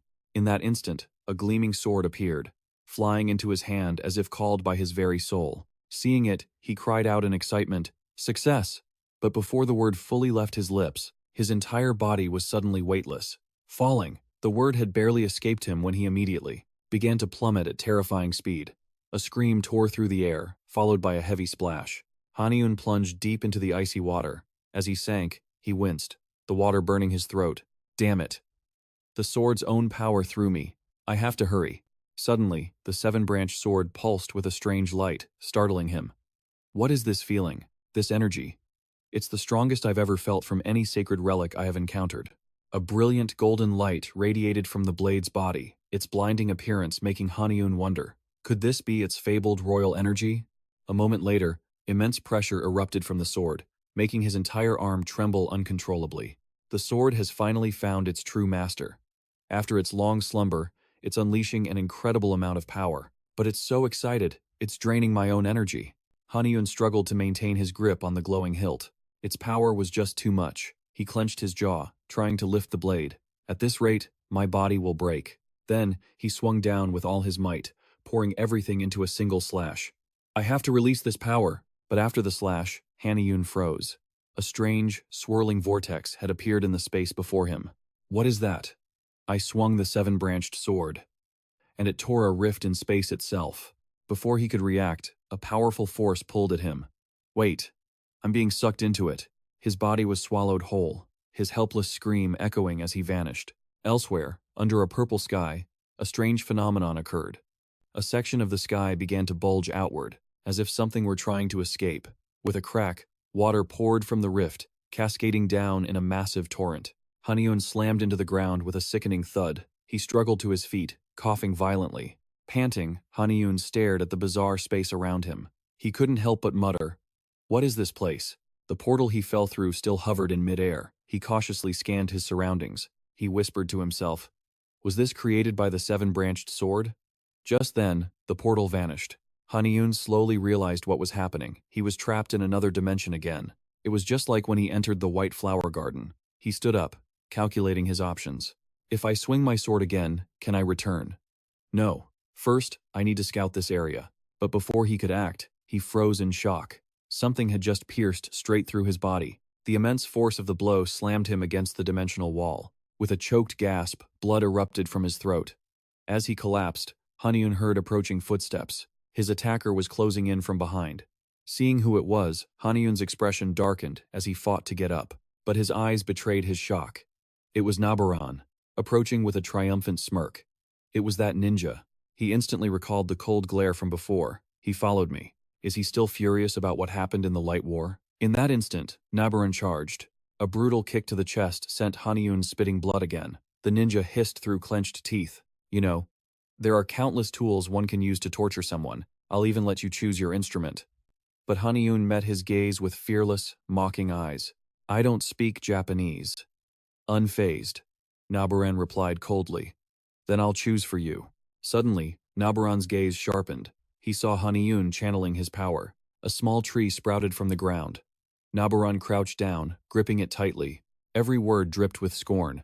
You think I can't see this? That cheap trick only works once. The second time, it's just trash. You're nothing but a novice. I heard you have a special constitution, the wood element. Isn't that right?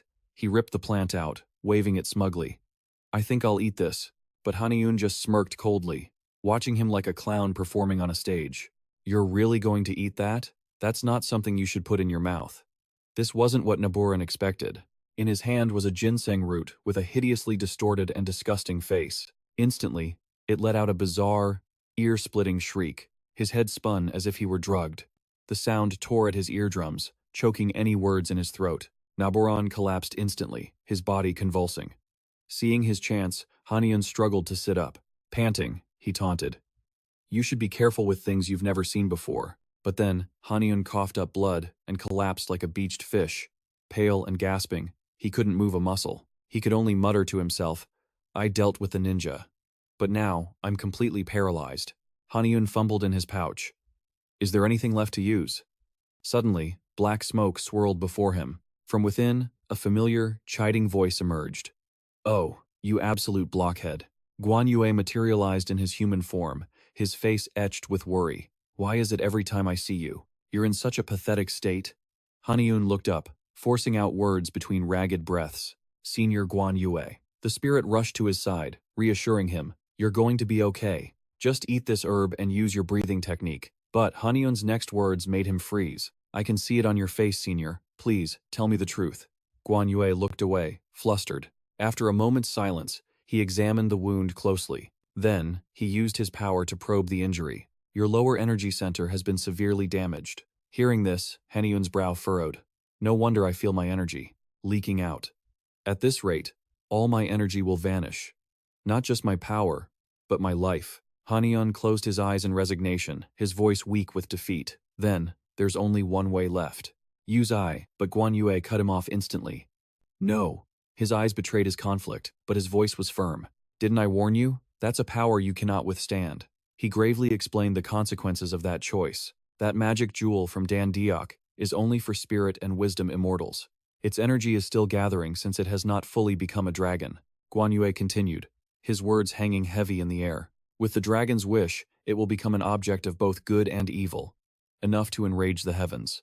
Can someone like you, a being less than 100 years old, truly control such a thing?" He then stared directly at Haniun, trying to persuade him, "The worst that can happen is you'll be devoured by something truly evil. Besides, I'm sure Dan Diok didn't give you that thing to eat, you troublesome fool." Haniun was barely conscious and couldn't argue, but he gripped the staff in his hand tightly. Black smoke suddenly coiled around his body, accompanied by a guilty whisper.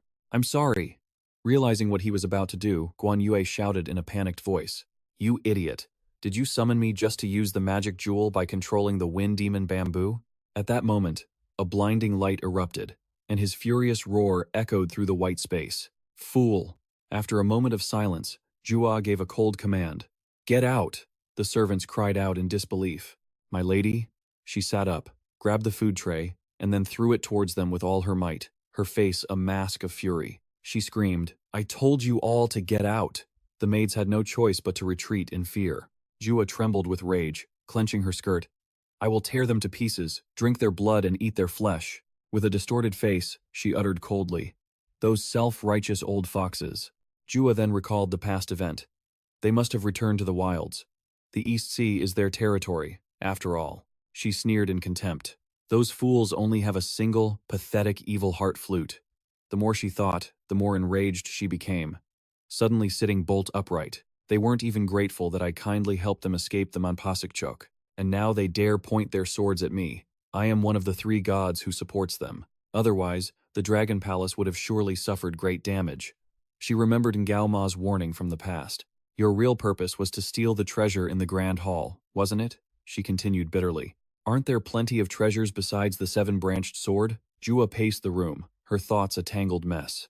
After venting, she calmed down and re-examined the facts. However, the East Sea Dragon King wouldn't believe such an absurd lie to break the celestial formation.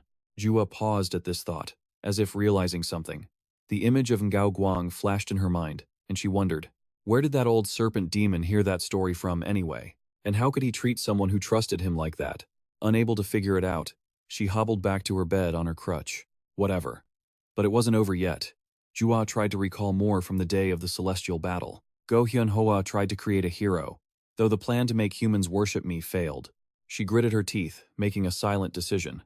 But thanks to Dan Diok, my long-standing plan hasn't been completely ruined yet. Just you wait and see. Finally, she thought of the praise he received and smiled sinisterly. Soon, I will make all the subjects of the East Sea bow before me. Elsewhere, Haniun woke from his haze with a groan. Ouch, my head hurts. Did I sleep for too long? He rubbed his head to shake off the slight dizziness. Judging by my energy flow, my lower dantian must be slowly recovering. Then, he gasped, feeling something unusual on his head. Seeing two small, sharp horns, Haniun cried out, "What is this?" He felt his new additions with curiosity. Horns? What the heck? It feels like I'm touching an animal. My senses are now so sharp I can even feel the air temperature. You've got to be kidding. Is this a side effect of the magic jewel? Once the strange feeling passed, he concluded, but it probably hasn't been that long, right? Haniun rubbed his thumb and forefinger together as he spoke. I feel cleaner than I expected. Even my fingernails are neatly trimmed. He instinctively checked his whole body, his clothes, and where he was lying. Someone must have taken care of me. Thinking of who it could be, he uttered a name. Don't tell me it was Senior Guan Yue, but a question still lingered in his mind. I don't know where this place is. I only remember using the wind demon bamboo to absorb the jewel, creating a shield, then releasing him from the fan to return to his mountain. And yet, the senior still took such a risk for me. As his senses returned, Haniun's gaze shot to the open door. He scrambled up, shouting, "Senior!" But the scene before him was stunning. An endless sea of green appeared, leaving him speechless. How did this place become a forest? Haniun took a shaky step, amazed by the results of his own magic. I did create a barrier of trees, but they've grown this massive. Just how much time has passed? He suddenly spotted something unusual in the distance, an area that was completely torn to shreds. Witnessing the scene, along with giant claw marks gouged into the earth, he whispered, "What the hell? Maybe Senior Kwai Nyak fought here. These marks, did he clash with someone?" Though he scanned the area for a long time, he couldn't find him. Where is he now? I can still smell freshly burnt grass. Suddenly, a strange noise made him jump. Who's there? Haniun immediately chased after the sound, trying to run away. Stop right there, but the scene waiting for him made him gasp in shock. Huh? A lone house stood in the forest, making him question, what is this? He stopped at a safe distance. He then blurted out, a shrine? Hoping to find someone, Haniun thought aloud. Could Senior Kwai Nyak be here? But he had no time to ponder as a giant blue foot slammed onto the roof. He looked up at the giant beast, calling its name affectionately. Gi Tri, you've grown so big. But its timidness made him ask, but why are you so wary of me?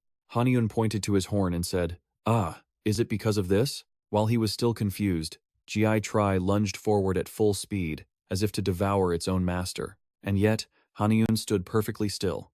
His body began to glow with a green light of authority. Gi Tri's claws struck the ground, thinking it had caught Haniun, but feeling nothing beneath its feet, it instantly looked around. He had become a giant dragon, and he spoke with a commanding voice. Gi Tri, you do not bite your master. A powerful aura made its whole body tremble. Terrified, it was forced to the ground in submission. Haniun instinctively raised a claw to pet it. Good boy. But realizing his form wasn't right, he reverted to human form and stroked its head. He used his spiritual power, and Gi Tri became docile as a limb. It's still young, so a small display of authority is enough to make it obey. Once his pet had calmed down, he turned his attention to his own condition. Even after eating the magic jewel and becoming a dragon, my power hasn't changed much. My core is probably still recovering. Haniun stopped mid-sentence when he saw something left at the shrine. His belongings had been arranged neatly and carefully. My senior must have prepared this for me. He picked up a bag as if searching for something else. Is there anything useful here? Just as he hoped, an object fell out from the bag. It was a mysterious handwritten scroll. Huh? Did I have this? Haniun glanced over the scroll and thought. Written in Japanese. This is a scroll used by shinobi. A moment later, he recalled Senior Kwai Nak's words, according to what Senior Kwai Nak said during the Great War. The Suzuki clan. It's rare to see anyone confident enough to wear the three-legged crow symbol out in the open. Those confident enough are also known as the Saikasu. He immediately recalled the crow emblem, the three-legged crow of the Suzuki clan. Then he made a connection. They call this the scripture of Yatagarasu. Haniun's gaze then shifted to the item beside it, and it caught his eye. It was a jet-black shinobi uniform, folded neatly. He picked up the garment, his face filled with curiosity. This can turn into metal, right? Amazing. I have to try it on. With this, my defense will increase. Just as he finished putting it on, a sharp gust of wind blew past. It made Haniun instinctively whip his head around. His eyes locked onto the source of the sound. What now? Facing that direction, Haniun stomped hard, building momentum. With incredible agility, he leaped high into the air to observe. It's the place where I saw the traces of my senior's battle. At the same time, a few goblins were outside the barrier. One of them raised a pickaxe high, striking forward with all its might. Haniun watched for a moment, wondering to himself, what are they doing? Are they trying to break the barrier? He noted their bizarre appearance. Green skin, red hair. Are they natives of this land? He wondered. But that wasn't all. They were carrying massive, spiked clubs. And what is that? He recalled a past event. It looked like the goblin's spiked mace that Senior Guan Yue gave him. Connecting the clues, he reached a conclusion. Even their hoods looked eerily familiar. Could they be goblins? He watched silently, thinking, who knew goblins were in here? In a space opened by the seven-branched sword. Is this their nest? He mused, watching them. They hammered the barrier from outside. Are they trying to break it because I trespassed? Finally, after a barrage of blows, a part of the barrier shattered, startling him. This sudden breach made him look around frantically. At this rate, the barrier will fall. I have to stop them. Just then, Haniun seemed to find a solution. He immediately approached them. A goblin spotted him and shouted, "Ah!" One of them asked, "Who are you?" He crossed his arms, replying in a serious tone, "I am Park Haniun." Then he asked, "Who is your leader?" They all looked toward Mantuk. "The great general? He's over there. He's coming now." Just then, Mantuk appeared. A hoe resting on his shoulder, he declared, "I am Mantuk." He got straight to the point. "Where's the master of that sword?" Faced with the blunt question, he was a bit surprised. So sudden. Of course, he didn't answer, questioning him instead. "Why are you looking for the sword's master?" But Mantuk only pointed his hoe at him and stated, "This is not an easy place to enter. Only the sword's master can come here. If you don't answer, I'll take your head." His hostile move made Han Hyun's expression harden. Han Hyun's eyes flashed with a blue light. "I can't just answer that so easily. Who knows what you'll do to the sword's master?" Hearing his logic, the goblins had to agree. "We have to give him a reason. He has a point." Mantuk had no choice but to lower his weapon. "We must find and punish him." He explained the reason for his harsh actions. "Emperor Jin Xiao made us a promise. We were to wait until someone bearing that sword entered this place. Someone worthy of being our chief's opponent. But no one ever came." Han Hyun quickly thought it over. Emperor Jin Xiao. He didn't know the full story, but he got the gist. They were waiting for the sword's master. Even though I lost the seven-branched sword. Damn it. He thought that was the end of it. But then, Mantuk angrily slammed his hoe into the ground. Nothing happened. Our former chief waited, until he fell ill from disappointment. A murderous aura flared around him. So the sword's master must be punished. He swore a vicious oath to him. "We will drag him before our chief, who will personally crush his skull." Hearing this, he showed no fear, only pausing to think. Then, he pressed the goblins for information. "Have you seen a fire bear around here?" They immediately shot back. "Are you with that thing? We told it to open the barrier, but it refused. It acted like it owned the place, so the chief sealed it in a gourd." His face changed at the grim news. "What? You imprisoned the senior?" But he knew. He had to keep a cool head. "Calm down. I know his location. Now I just need to rescue him." He calmly replied, "I am the master of the seven-branched sword. Take me to him." But they didn't believe him. "Zero credibility. Stop lying. You look like you'd go down in one hit." He was taken aback by that. "One hit?" They continued to mock him with harsh words. "You're tiny. You look like you've never known a hard day. Are you even a real man? Let's pull down his pants and check." Feeling deeply insulted, he became furious. "These dogs." Mantuk offered him a way out. He waved his hand dismissively. "Forget it. If you can't break this barrier, then get lost. You haven't caused trouble, so we won't touch you." He couldn't take it anymore. He summoned the Feng Moju. "You bastards!" The fan snapped open wide. Xieji was summoned, ready for battle. "Don't you dare underestimate me." He aimed the fan forward. He ordered it to intimidate the goblins. Spit. Its cheeks puffed and its eyes bulged, and then it spewed a strange, red fluid. It struck Mantuk's elbow, catching him completely off guard. "What the?" The other goblins began to feel true fear. Before they could react, Xieji unleashed a torrent of fluid on them. They shrieked in terror. "Gods, what is this? I'm so scared." It just kept spraying relentlessly. A moment later, the goblins were completely subdued, scattered all over the ground. Their miserable cries echoed endlessly. "Spare us." Haniun reveled in his overwhelming victory and shouted, "Get up, or I'll turn you all into red bean porridge." Hearing this, the goblins were utterly terrified. Mantuck dropped to his knees, begging, "Boss, please, no more red bean porridge. We beg you." But he just replied, "You guys look like you're having fun." He sat down, striking a pose.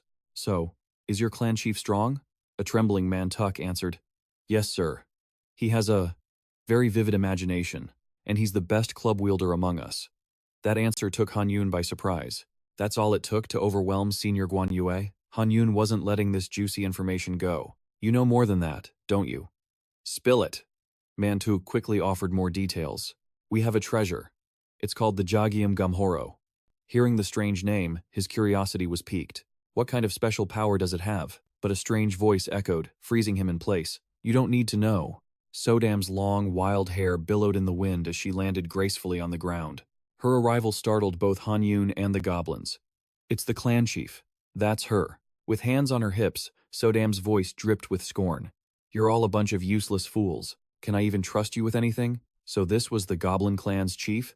Sodam stood defiantly. She pointed a finger in Mantuck's face and raged, "I only came as a precaution for the unexpected. And yet, Mantuck, how could you lose like such an idiot?" She gave him no chance to explain. She enacted a swift punishment, sucking the goblins into her treasure. "All of you, get in this gourd and repent for 15 days. They cried out in absolute fear. "No, chief." In an instant, each goblin was reduced to a wisp of energy. They streamed right into the gourd in Sodam's hand. Hanyun watched her ruthless act, his mind reeling. "So that's the Jagium Gamhoro gourd?" He casually covered Xieji's mouth, contemplating his next move. "So, she's the chief. I wonder how strong she is. Let's see how she handles the red bean porridge." Instantly, at his command, it unleashed a shower of porridge right at Sodam. But Sodam's reaction was like lightning. She dodged it in a split second. A surprise attack. She wasn't angry. Instead, she smirked while drawing her blade. "Such a direct attack. I don't know how you beat my people, but that little trick of yours won't work on me." Now it was her turn. She swung her club, unleashing the Shadowless Scatter summoning technique. It summoned a horde of grotesque minions. Hanyun quickly brandished his book and the demon-sealing bamboo. He prepared for battle. What is this absurd power? It seems she has plenty of tricks left. She's a formidable opponent. I should end this quickly. The ancient book began to glow. A red-faced demon materialized behind him. Xieji sensed the shift in power and growled, ready for an all-out fight. Attack! The two inhuman armies clashed in midair. It was pure chaos as masters and servants fought wildly. They fought like they were blowing off a week's worth of steam. From above, Sodam whistled, enjoying the show. It was like watching a spectacular play. After a moment, she raised a brow and laughed in approval. Impressive. Unable to contain her battle lust, she leaped into the fray, shouting as she fought. "It's been ages since I felt this excited." Sodam swung her club with a rhythm, each blow leaving a trail of fire. Hanyun's eyes followed her effortless movements. He began to feel an invisible pressure building. It was crushing his spirit. His mind drifted back to his time with Guan Yue. He held the Goblin Club, muttering in frustration. "So, about the Goblin Clan.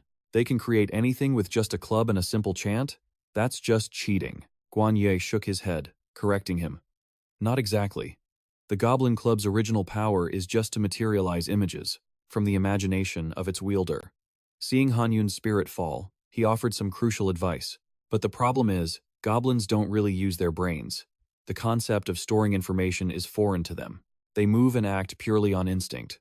Guanok explained the reason for this. From birth, they are blessed with immortal bodies and incredible strength. If they also had sharp minds, the goblins would have conquered this world long ago. Her intense breathing on his face snapped him back to reality, their eyes meeting. Her imagination was truly on another level. Compared to low-level goblins who only used brute force, his thoughts couldn't keep up. But it made sense. The clan leader had to be different. He secretly began chanting an incantation to turn the tables. As the spell's wind whispered in his ear, a new idea sparked in his mind. The mystic weapon at the northern barrier. Should I use it? Suddenly, a female voice cut in, setting off alarms in his head. "What are you looking at?" As Sodam spoke, Haniun reflexively raised his fan to parry the heavy blow. She taunted him with a malicious smirk. "Seems you still have time to pay attention to other things, don't you?" Without a word, he put all his strength into blocking, locking them in a fierce struggle. The red demon suddenly flew forward, a light glowing in its mouth, forcing Sodam to pause for a beat. A beam shot out without warning. She spun to dodge, momentarily breaking their clash. But Sodom immediately counterattacked, swinging her fiery club and ordering her shadow demons to strike. Her formless dance technique once again summoned 5 shadow demons that charged at Haniun. Unable to react in time, he could only grit his teeth and endure the assault. The demons attacked relentlessly, forcing him to raise a barrier. Haniun looked completely overwhelmed but fought to catch his breath, staving off exhaustion. Floating in midair, Sodom looked like a victor. "Have you reached your limit? Then I suppose we should end this," she pointed, ordering her shadow demons to attack him like a storm. "Now scream and beg for your life." The enemy demons swarmed in, the pressure mounting endlessly. Meanwhile, Haniun stood alone in the center of the field, completely isolated. With a smug look, Sodom opened the Jagung Gam, smiling as she pictured the coming scene. "He'll be trapped, screaming just like that bear," she thought excitedly as the shadows closed in.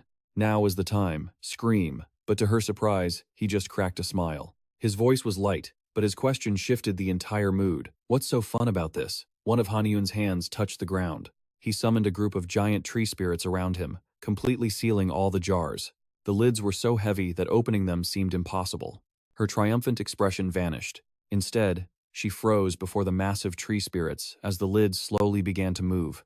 A strange, creaking sound came from the jars, revealing a thick, crimson porridge inside. Each pot of red bean porridge was suddenly flung to one side. Sodom was caught off guard. She screamed, her eyes wide as she was engulfed by the red porridge. Arg! The Jagung Gam, not distinguishing friend from foe, began to absorb her as she cried out. Haniun watched in shock as she became white vapor, sucked into the gourd, leaving only a fading scream.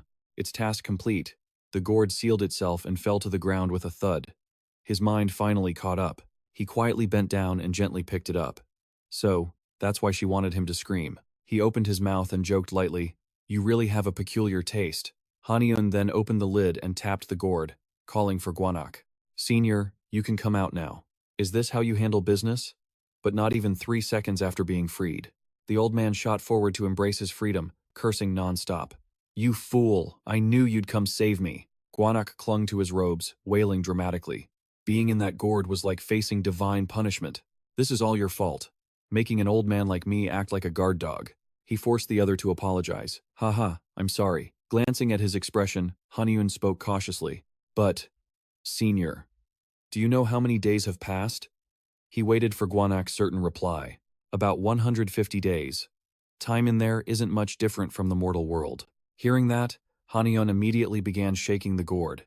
"Then we need to leave this place before it's too late. You guys get out of there and find something else to do." All the goblins collapsed, their faces twisted in pain. Without a word, he crouched down and asked Sodom, "Hey, where's my 7-branched sword?" She struggled to lift her head, staring at Haniun before bluntly declaring, "You're too short, and your shoulders aren't broad enough." She was about to criticize his physique more, but his thin skin couldn't take it, and he quickly yelled out a correction. "I'm not short, okay? I'm way above average. Why do you even care about my height?" Guanak just added fuel to the fire.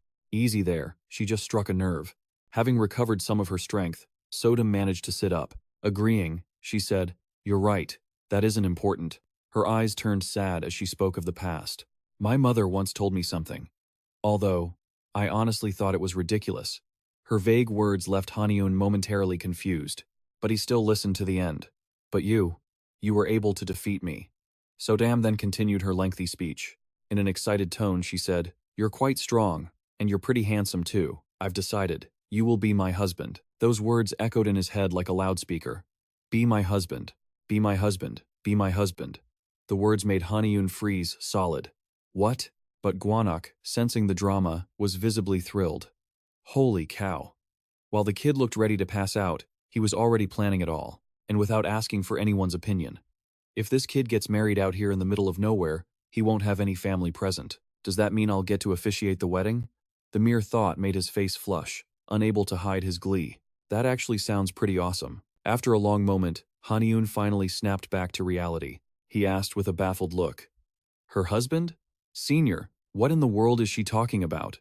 Guanak ruffled his hair, kindly reminding him, "Have you heard about the bond between the elf tribe and the 7-branched sword?" Only then did it all click. Oh, that. The memory slowly resurfaced in Haniun's mind. It was what Mansuk had told me. His voice echoed in his memory. "King Gunso made a promise to us. He promised we would wait for a man to appear who was worthy of being our chieftain's rival. That person would arrive here with a sword. but no one ever came. He recalled the details of the legend, and the truth finally dawned on him. The story of King Gunso's promise to send a man to this place. Ah. After thinking it over, it suddenly hit him. A man worthy of being the chieftain's rival. Who also brought a sword here? The man was Haniun, and the sword was the seven-branched sword. The fantasy in his head suddenly featured himself and Sodom. The realization struck Haniun like a lightning bolt. Oh crap, does that mean she's going to marry me? But Gwanak was not giving up. Let me officiate the wedding for you. Unable to accept this cruel reality, Haniun started to panic. What does that have to do with me? The wielder of the seven-branched sword has been dead and gone for ages, and I heard the wedding already happened with the chieftain's daughter. He sympathized but could do nothing, passing the problem to Sodom. How should I know? In any case, it seems she doesn't agree with you. Haniun was at a loss. Her resentful gaze relentlessly screamed one thought. You are mine. You are my husband. He took a deep breath to calm down. No, not now. Get a grip. Husband, I mean. Haniun. Haniun waved the tree spirit over and coldly declared, Enough of this. Tell me where you hid my seven-branched sword, now. He ordered Sodom to be restrained, and then held out a bowl of porridge as a threat. If you don't talk, I'll make you eat this red bean porridge until you burst. She clenched her jaw, refusing to surrender. But he decisively had the tree spirit force her mouth open, bringing the porridge closer. Now, talk. But she was stubborn, spitting out every word. Even if you force me to eat this, I will never tell you. Sodom powerfully stated her condition. Not until we have 3 healthy children will I return the seven-branched sword to you. She was clearly choosing the hard way. So, Haniun shoved the porridge at her. Oh, really? You said it yourself. Deal. This made her scream in terror. Ah, ah, ah. Seeing Sodom utterly defeated, Gwanak remarked, Haniun, I don't think this plan is working. The boy sighed in resignation. Elves are known for being stubborn and not changing their minds easily, after all. But then he suddenly seemed to switch sides. Besides, you don't really have a reason to refuse the marriage. I already offered to officiate. This made the boy reel back and shout, Senior, can't you offer some real advice? Look, the elf tribe is trapped in here, and only the young ones survived. You've suffered like this before, don't pretend you don't see it. Fearing Haniun wouldn't agree, Gwanak played his trump card. And besides, that gourd flask of hers is a high-grade treasure. A tribe that possesses a high-grade treasure must have an extraordinary background. Seeing Haniun's thoughtful look, he seized the opportunity. Besides, you're an immortal now, aren't you? You'll live for hundreds of years more, just give it 100 or 200 years. This tribe will grow so powerful that no one will dare look down on them. Let me officiate the wedding. And it was true. He was slowly being convinced. His constitution was unique, after all. It was very likely that unexpected problems could arise in the future. He carefully observed the elf clan's chief with a calculating gaze. Haniun silently weighed the situation, and as his senior Quan Nyats had said, a tribe of this caliber was truly rare. The more he thought, the more promising it seemed, but a doubt lingered. Couldn't he win them over instead of threatening them? But how? A few seconds later, his face lit up as a bold idea sparked in his mind. Time passed in silence as the sky began to darken. Sodom stirred, slowly regaining consciousness. Her blurred vision gradually focused after being out for so long. She sat up, struggling against her bonds, and couldn't help but curse that dwarf. How dare you tie me up like this? What do you want? Her eyes drifted forward and suddenly froze, captivated by something. A glistening table was set with only 2 types of cakes, but it filled Sodom with absolute joy. She sat frozen, her mind blank, and cautiously asked, What is this? Suddenly, Haniun appeared with his hands on his hips. You're awake? She knew this was a trap and immediately stated her position. I won't say a word unless you agree to marry me. But he just sat down calmly, simply replying, Is that so? Then he picked up his chopsticks, revealing his true strategy. Then I'll just eat all of this while I think it over. The chopsticks slowly lifted a perfectly round, chewy rice cake. Haniun brought the cake to his lips and took a slow bite. Even Quan Hats couldn't help but drool as the cake practically melted in his mouth. So chewy and as smooth as velvet. Not only that, he began to act like a food critic, rattling on and on. This is so delicious. The rich, chewy flavor spreads through my mouth, all thanks to mixing rice flour, barley, and soybean flour. Sodom's glittering, hungry eyes were glued to the rice cake, a pathetic trail of drool escaping her lips. Seeing his chance, he pushed his advantage, eating non-stop while praising the food. So good. She couldn't stand the craving any longer and finally begged him. Actually, I want some too. But Haniun completely ignored her, making her so frustrated she was on the verge of tears. I said I want to eat too. Just then, a rice cake flew right into her mouth with a simple invitation. Here. Sodam quickly chewed, savoring every bit of the cake's flavor with a look of pure bliss on her face. The delicious, chewy taste made her gasp in delight. Her face was a mask of sheer satisfaction and emotion. It's so good! She begged for more, looking at Haniun with teary puppy dog eyes. One more piece. Seeing the fish had taken the bait, he flashed a terrifyingly sly grin. Then he dumped the entire remaining plate of cakes into his mouth without hesitation, horrifying her. She immediately exploded. You stingy miser. She was starving, and being teased pushed Sodam's anger to its limit. She fired back, if you act like this, I won't marry you, unless we have 3 children. Haniun, completely unbothered, continued his feast. This is so tasty. I only have 2 pieces left now. Her firm resolve began to crumble before her overwhelming craving. 2 is fine. 1 boy and 1 girl would be okay. But he pretended not to hear, asking, what did you say? He casually popped another cake into his mouth, showing her that now, there was only 1 left. Tears streamed from her eyes and drool from her mouth as she conceded again.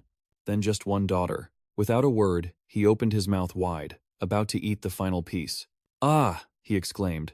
Sodam cried out even louder as tears poured down like a waterfall. Her tears could flood the house as she bowed her head in defeat. Sob, just marrying me is enough. His plan had worked perfectly, bringing another wicked smile to Haniun's face. He rested his chin on his hand and sneered, Deal. However, I'll marry you when I want to. Right now, I'm too broke for a wedding. Hearing such a bad boy line, even Quan Nok sighed. Ugh, what a villain, Sodam cried out in fear. What do you mean? You're not going to marry me? He stated his terms decisively. I'll marry you in 100 years. For your tribe, that isn't very long, right? Then he pushed an untouched plate of jelly in front of Sodam as an apology. Besides, I'll give you this. Haniun introduced it grandly. This is called buckwheat jelly. I'll teach you how to make this, and how to grow the ingredients for it. Her eyes began to sparkle like a puppy's again. It looks so good. Innocent and hesitant, she asked, Is this a wedding gift, husband? Unfortunately, her new husband shamelessly admitted, something like that. He couldn't help but wonder, why was she so happy to marry a 120-year-old man? With everything arranged, Sodam called out, Tutor, I summon you. Haniun asked, filled with curiosity. Oh, is that a treasure chest? She proudly showed her future husband. It looks exquisite, doesn't it? My mother left it for me. She then rummaged through it, searching. Just a moment. Sodam mysteriously held out a fist. Here. Haniun leaned in, his face a mask of curiosity. Then he heard her excited announcement. Accept this, my husband. She opened her hand, revealing 2 small lumps. This is my wedding gift. He looked left and right, completely baffled. What is this? She explained it simply. They were lumps. He seemed unsure about the gift's origin. Lumps? Like from the old fairy tale? The one about the man and the 2 lumps? Faced with such a strange item, he tried to brush it aside. Sodam started talking to the tavern master. Haniun stared at the things in his hand, his voice full of disbelief. I just heard. So, you're saying. His mind started racing with possibilities. A skeptical tone emerged from his thoughts. He questioned himself, getting lost in the confusion. This is a lump. It feels like I'm holding a piece of meat. The master saw his comical expression and had to suppress a laugh. Yes, and it's incredibly valuable. As his fingers prodded the soft object, his mind wouldn't stop spinning. I think I remember a story about an old man with a lump, a man who had a large growth on his face, but he still sang cheerfully with ugly goblins. Amazing, right? The master also seemed interested in this new topic. That's a well-known human folktale, isn't it? But did you know the main character of that story was actually a famous artist known throughout the Korean peninsula? Haniun was visibly shocked by this. What? His mind instantly conjured an image of the character. I am an artist. The moment the master spoke, sound waves flooded his thoughts. His imagination ran wild. Some people possess special talents that goblins always covet. His visualization was so strong, the character in his head had his own lines. How was that so easy? For the next part, the master's voice dropped. The sudden seriousness made the air feel heavy. Goblins are greedy creatures. They were the ones who created the magic that allows the transfer of something intangible, formless things, like talent, to another person. He recalled the mournful cries. That echoed in the air. He let out a weary sigh. Talented people can rarely give up their gifts. So, the goblins use these lumps to torture them. To escape the torment, they're forced to trade their talents. The master nuzzled the soft object, offering a brief but profound conclusion. That's why this lump, despite its appearance, is extremely precious. Fearing that wasn't enough to convince him, the master added more to persuade him. A lump of this particular size is truly magnificent. You should accept them quickly. Haniun gently squeezed the flesh in his hand. His initial thoughts began to waver. If this is really so valuable, then maybe I should take it. He hesitated before speaking to her. Sodom.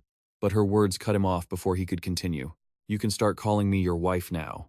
Haniun did his best to ignore that statement. He got straight to the point. Do you know where these lumps came from? Her mouth was stuffed with food. She chewed and swallowed quickly to speak. She said she got them while visiting the Korean peninsula. She helpfully added more information. When Ion Paso died, this helped the master pinpoint the exact time. It was during the Gojonggu era, the reign of King Sanjong of Goryeo. But this just made Haniun want to disappear. He felt like he was trapped in a history lesson. Why was this happening to him? Sodam, happy with her meal, shared everything she knew. She said the owner of the lump was a physician. He was planning to travel west. An image of a kind, noble doctor flashed through Haniun's mind. That physician was famous for medicine and acupuncture. He was also a wandering spellcaster, so he had a strong, carefree personality. His calloused hands gently holding a needle revealed the man's inherent humility.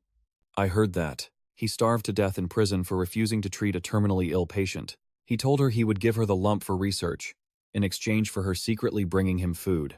She agreed, despite the incredible danger. His face lit up, like he'd just uncovered a world-shaking secret. So that person is a master herbalist, right? Haniun smiled at his own thoughts. He'd been worried he couldn't brew the medicine from Gumi Jinin's book. He even recalled his training with Guan Yue. That's how it works, isn't it? How lame. While Haniun was lost in his joy, Sodom pointed to the growth on the man's hand. And that one came from someone with immense power. She recalled a story from her grandmother, her voice sharp with tension.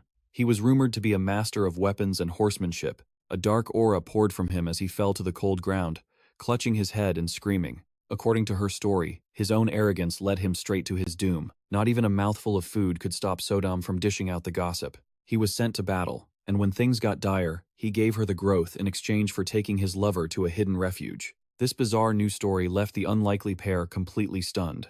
He brought his lover to a battle? She ignored their shocked faces and answered simply, yes, because for him, it was the first battle he had ever lost. Haniun glanced at the strange growth, falling silent. A warrior? The simple thought immediately spun out like a spider's web. Well, these growths are powerful items, and it'd be a waste not to take them. But our situation isn't exactly ideal. Finishing 2 trays of food, Sodom brushed herself off and turned to him. All right, let's apply this to you. In one step, she blocked Haniun's panicked face from view. Yeah, it'll be fine, right? But seeing her brandish the pestle, sweat poured down his face as he struggled to stand his ground. Why are you? Sodom understood but decided to tease him, her mischievous eyes flashing for a second. A sharp thwack echoed through the trees, followed by the victim's soft groan. With no room to argue, Haniun immediately clutched his head, his face twisted in pain as he groaned. But after a moment of whining, the young man realized something was off. It didn't hurt at all. Sodom watched his expression change, like he'd been hit with a toy hammer. She cheerfully explained, "That's because I'm just applying the pestle to you. Like this?" Haniun looked at his own limbs, unable to contain his curiosity. "I don't feel any different." Understanding his impatience, she gently reminded him, "Don't worry. When you need the power, you'll understand."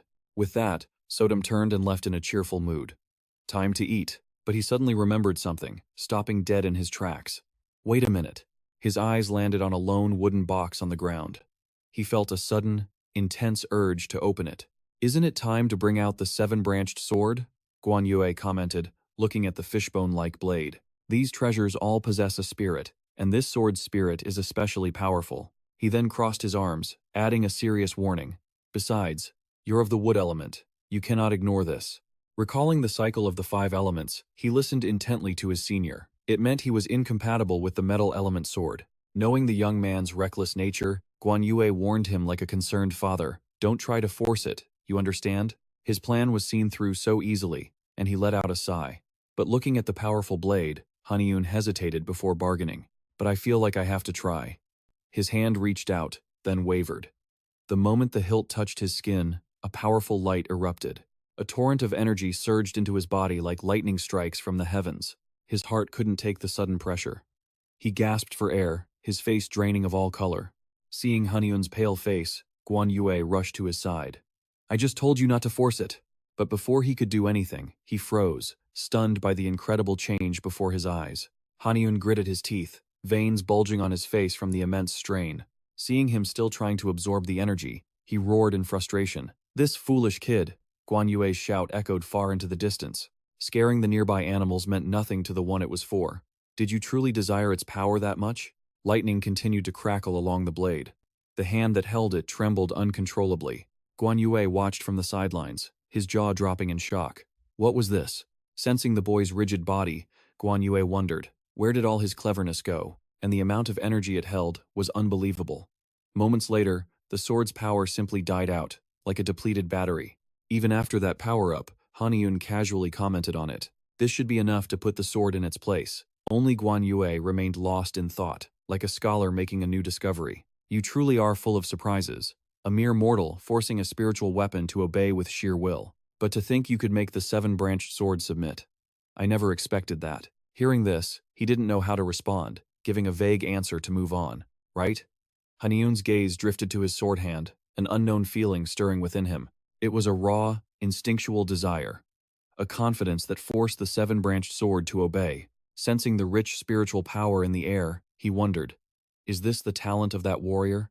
In the clear afternoon sun, he looked him straight in the eyes. Well then, a firm voice cut through, full of confidence. Shouldn't we be heading back? Sometime later, life in the bustling city carried on as usual. As time passed, Guan Yue happily chugged his drink. His face beamed as he hugged a water jug nearly his size. So sweet and tasty. He happily devoured 8 delicious hard-boiled eggs. These eggs are great too. Meanwhile, Haniun sat at a nearby computer. We've been back in Korea for some time now. Haniun's bored expression was plastered all over the monitor. Right now, they were at a PC rental station inside a Jimjilbang.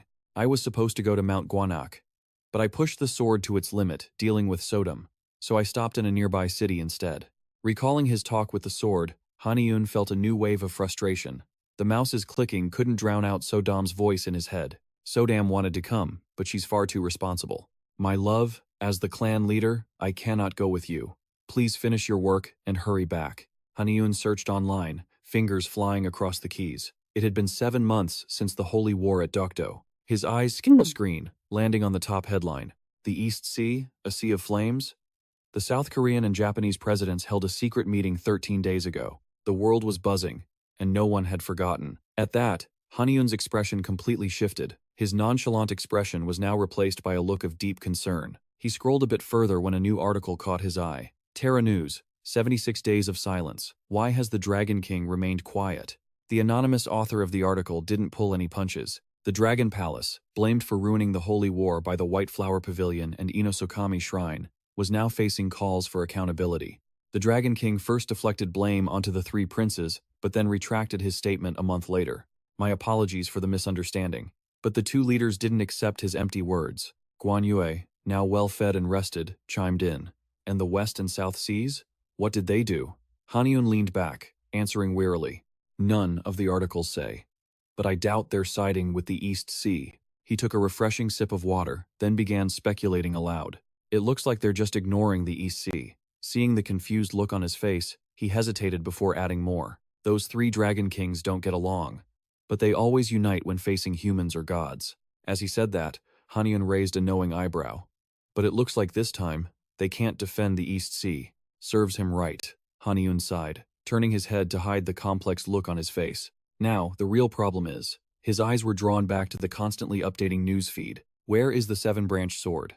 The short headline alone was enough to send a chill down his spine. Bowook has informed the Northern European Association that he'll be staying in Korea. The reason? To subjugate the East Sea. Sensing trouble brewing, Haniun's lips curled into an interested smile. I bet he swore an oath back on Dokdo Island. He imagined the master appearing in a blizzard, like a demon reborn. A being powerful enough to halt 7 blades with a single gesture. He's also searching, so I must be careful. Suddenly, Kwan Yat's voice pulled him back to reality. Dong Hai has become a public enemy. It seemed while Haniun was distracted, the master had gathered more intel on the case. There were even negative comments from humans, but before they could see more, a message on the screen left them both utterly speechless. You have reached your time limit. Thank you for your session. Seeing him rise, the master quickly probed for an answer. What do you think? Haniun removed the cloth from his head, his gaze lost in the distance. We must go to Mount Quanak.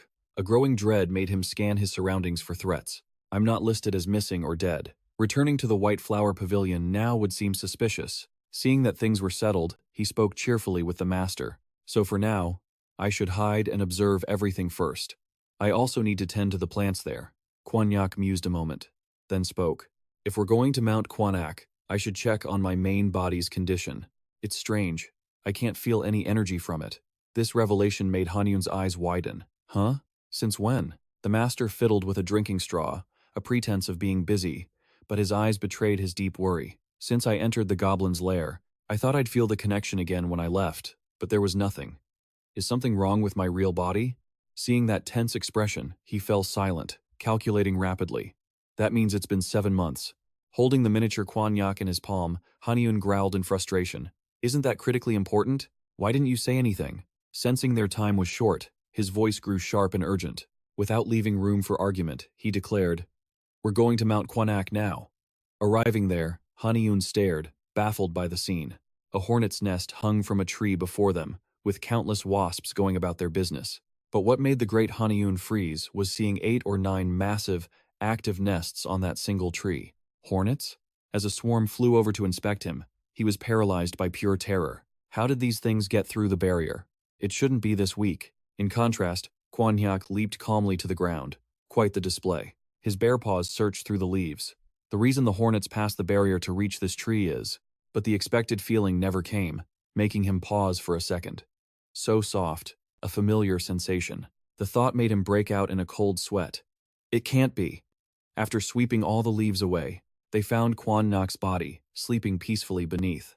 The shock of the discovery made them both scream. He asked dazedly, ignoring the bizarre phenomenon. Senior, why is your main body here? What's happening? The small hornets from before stared at them under a strange, yellow glow. Quanhak froze as if his system crashed, oblivious to his companion's tension. The blue sky vanished behind a furious swarm of hornets. They were flying right for Haniun. Why did they suddenly grow so large? Skipping all formalities, they charged in for the kill, buzzing with pure bloodlust. He took a long drag from his pipe, unfurling a scroll to prepare a swift counterattack. White smoke from his lips mixed with the scroll's calligraphy, creating a host of menacing demon faces. In the air, no longer hesitating, Haniun roared, "Continuous fire!" Projectiles shot from their mouths, pushing the hornet army back for a moment. The ones in the front rank shielded those behind them as they fell. But this only made the swarm fly even faster. He watched their ferocious assault, muttering in frustration, "Damn it, there are too many." Fearing his defense wasn't enough, he clenched his pipe, his stomach churning with anxiety. These blasts can't kill them all. I need something to wipe them out at once. Suddenly, flames erupted, creating a barrier that drove the monsters back. Quannats appeared as a raging brown bear, drawing the raw power from his sleeping form. He roared a challenge at the insolent creatures. A wave of fire radiated under his control, incinerating the nearest wave of hornets. Their bodies swirled in the fiery vortex. Haniun was thrown back from the front line. Confused by the sudden turn of events, he yelled, "Senior!" But Quanyat's hoarse voice replied, "Burning these things is easy. It could not only repel those cowardly bees, but one mistake could kill the tree." Terrified, they returned to their hive to protect the queen and the next generation. He pointed to the nests hanging from the branches, full of bees, his voice a low murmur only for the boy. Is there another way? He took a sharp breath, desperately seeking a safer method. His blurry eyes shot down to the ground and widened in shock. Weak hornets lay motionless at his feet. He trembled all over, his face etched with confusion. I didn't do anything. Why are they dead? The question echoed in his mind until his perspective shifted. What did I do? That's right. Flames were raging around the base of the tree with the hives. The bees hissed, swarming out as if a switch for battle had been flipped. Quannak whipped his head around at the boy's shout. "Senior!" Charging from behind, he yanked the strap on his pouch, not wanting to slow the rescue. "Get back!" He quickly pulled several mandragora seeds from his pouch and threw them at the tree. The seeds flew past the raging flames, the heat causing them to ignite as smoke spread rapidly. The bees began to fall like a sudden downpour, while those still conscious immediately turned back. They flew wildly, seeking an escape.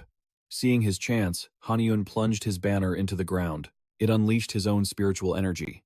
A barrier instantly activated, trapping the swarm. He collapsed outside the protective circle, letting out a heavy, ragged breath. He leaned back, his hands supporting his weary body, and slowly spoke. I've temporarily sealed the bees inside the barrier. Quan Nak, also sprawled on the ground, replied with worry. We have no idea what those bees are. He imagined a massive hive before him, overflowing with shimmering honey. Then he recalled an ancient legend. It's just a guess. But long ago, it was said that the Queen Mother of the West once told her subjects about the origin of bees, the Golden Lord of Kunlun Mountain. Haniun looked down at him, his confusion obvious. So? The blunt question annoyed Quan Nyat, who explained curtly, but the problem is, the Queen Mother of the West vanished ages ago. It's absurd for her to be here. He tilted his head, pointing at the tree. The boy spoke up, his expression full of curiosity. The immortal peaches on that tree are still there, aren't they? His eyes lit up as he began explaining his theory. Then it might be like this. Long, long ago, those bees lived in a distant land, but were drawn here by the scent of the immortal peaches. Or maybe from another dimension. For instance, the man scratched his chin, considering the words, then nodded in agreement. Oh, that's a possibility. Haniun placed his hands on his knees and stood slowly, his voice calm with a hint of relief. In any case, we found a way to deal with the bees, and the smoke inside the barrier has faded. He glanced inside the barrier, a slight smirk playing on his lips, showing he had the situation under control. Shall we go in?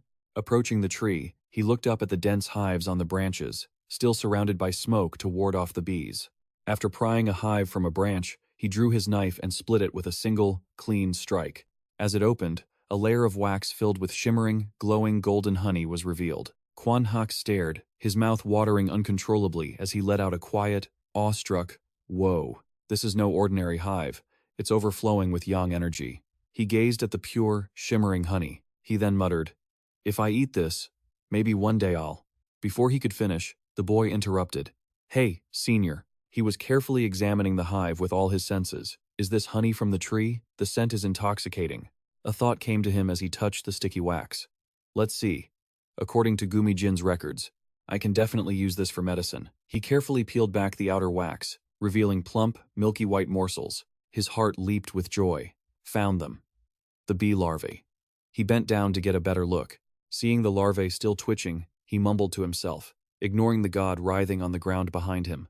"They're still alive. I should probably move them somewhere else." He gently scooped up a bit of honey with a stick, holding it up to his eyes. Admiring it, he said, "I hear this is packed with nutrients." Haniun opened his mouth wide, ready to savor the rare delicacy. His slow movements were like a food critic's. "I'll try a piece to see its effect." The moment the honey touched his tongue, the system announced the royal jelly absorption was complete, boosting his nourishment. This would accelerate Dugak and Boju's growth. But then, Haniun's face soured, as if tricked into eating poison. Ugh. Even with his back to Guan Yue, he couldn't stop himself from complaining. "You ate it so happily. I thought it'd be sweet." But the senior just kept eating, ignoring his words. He only glanced up, muttering a vague, "Huh?" Then he moved closer, noticing something very odd. "On your head? Since when? Were there golden spots?" Startled, he blurted out, "It's glowing." Hearing this, Haniun turned with a clueless face, asking, "Huh?" He then touched the horn on his head. His eyes darted as he remembered. "Ah, this is..." Guan Yue squinted, his voice filled with disbelief. "Is that a dragon's horn?" He leaped back in shock, his mind completely reeling from the sight. "How do you even have that?" In contrast to that drama, Haniun just shrugged. "It appeared after I absorbed that magic jewel." The senior's brow furrowed as anger flared. He couldn't help but roar, "Are you kidding me? By that logic, eating gomtang for 3 days turns you into a bear?" Then remembering something, Haniun lifted his shirt, curiously pointing to a mark on his waist. "Oh right, I have a weird mark here too. I saw it while changing." Guan Yue looked equally shocked, and let out a, "Huh?" He stroked his chin, squinting at the blue mark on the boy's waist. "How strange. Are you some kind of monster?" After showing him, Haniun pulled his shirt back down, speculating, "Maybe it's also from the magic jewel." Guan Yue frowned, his face growing serious as he warned, "Haniun, you cannot take this lightly. The dragon race. They are creatures born from water. Their core is the water element, starting from a weak fish form. They cultivate for years, honing their power as an evolving species. They are the original plot twisters of this world, Guan Yue continued, explaining to the clueless boy. But their attributes are different from humans. They don't just have one, but can possess many at once. It's a trait unique among all species. And you, are you both dragon and human? But he stopped, gritting his teeth in self-reproach. I probably shouldn't be saying this now. Seeing Haniun listening silently with a serious, unreadable face, he sighed in defeat. But you are clearly an anomaly. Guan Yue chose his words with extreme care before speaking. It might be hard to live like a normal immortal. Haniun sighed softly, lowering his head sadly. If I had known this would happen, I would have kept my ability a secret. But, on the bright side, this is good for Dugok and Boju. He crossed his arms, his gaze fixed on Haniun's head. You saw it yourself. After eating the royal jelly, the dragon's horn grew more. Humans don't have traits like that. They both looked up, picturing a winding dragon with whiskers and a tail.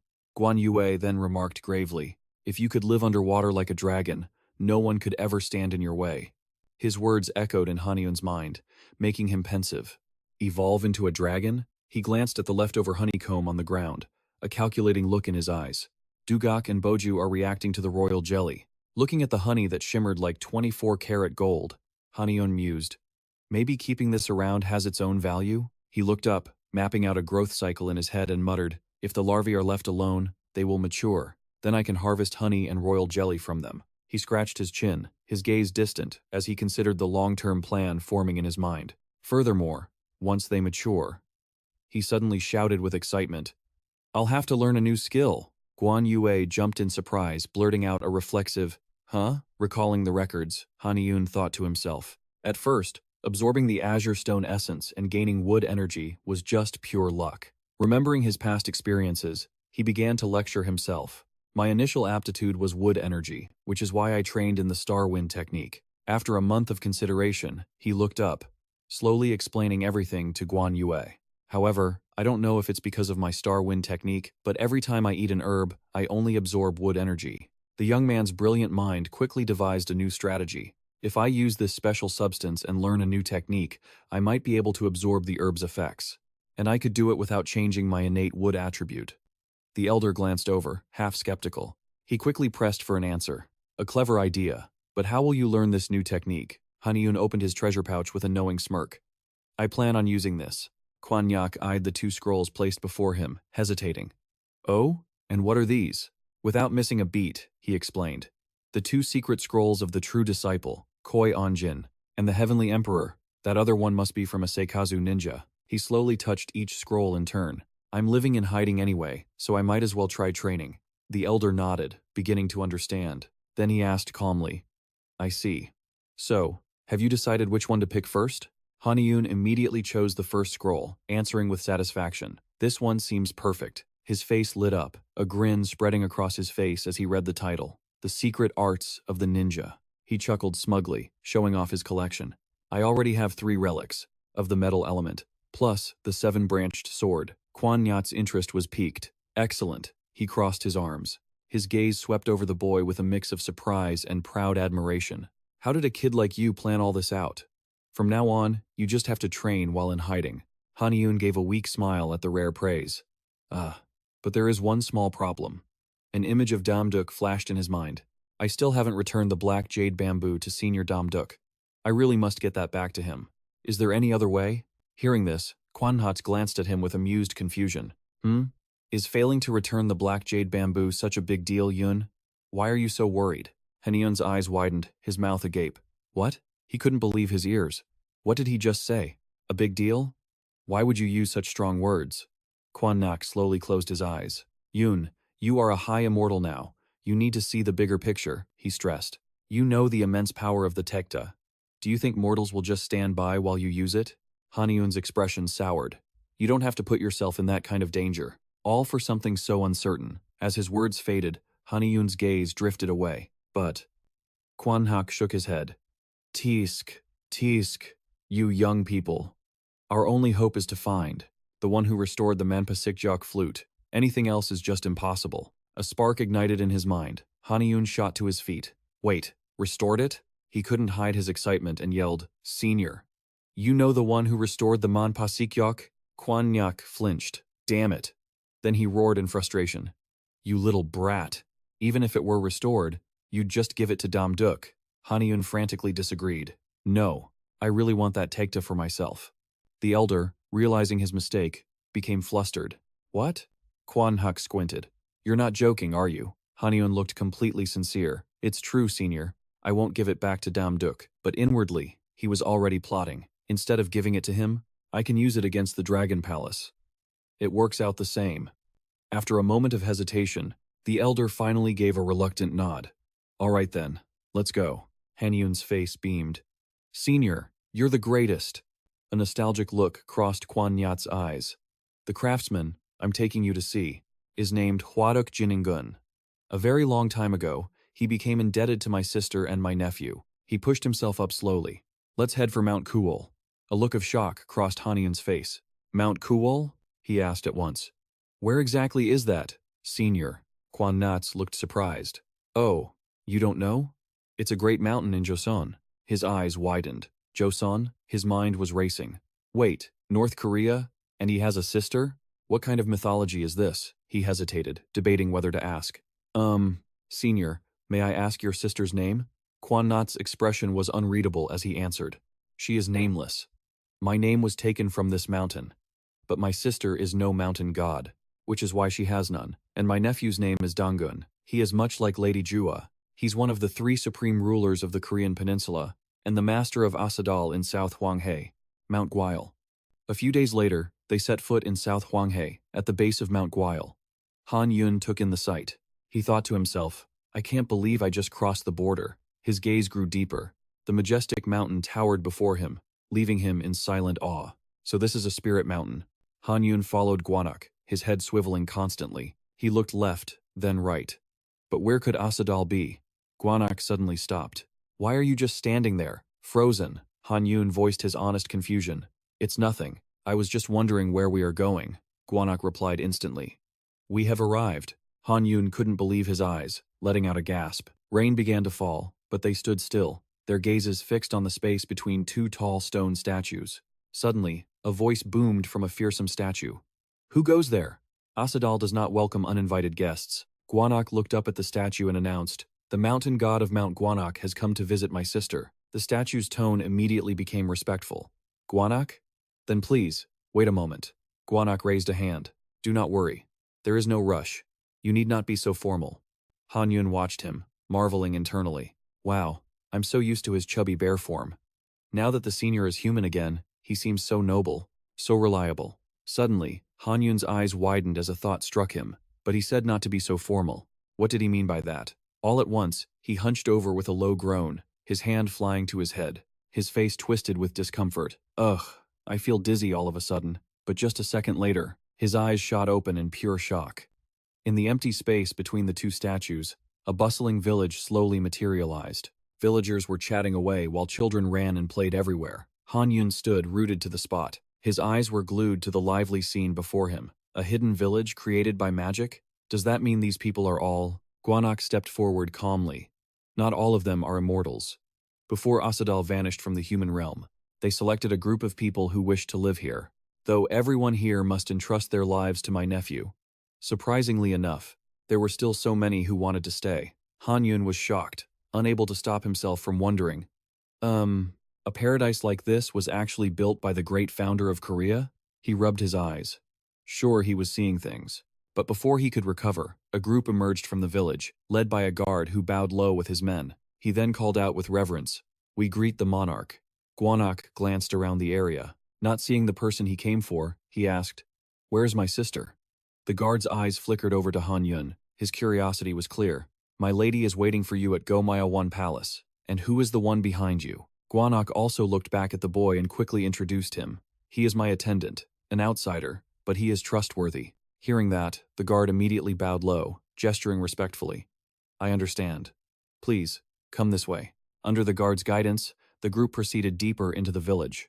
After they had walked a ways, Han Yun jumped when the guard's voice rang out. "We have arrived." He stared at the simple cave before him. He couldn't help but be surprised. The great Yo lives in such a secluded place? He glanced toward the magnificent tower. There's a grand palace clearly visible in the distance, so why would she live in a place like this? As soon as Unyo appeared, the soldier bowed his head respectfully. She stepped out into the light, drizzling rain. Haniun observed in silence. So, this is the legendary Unyo? So different from Lady Jua, though they are both divine elders. Unyo let out a loud laugh.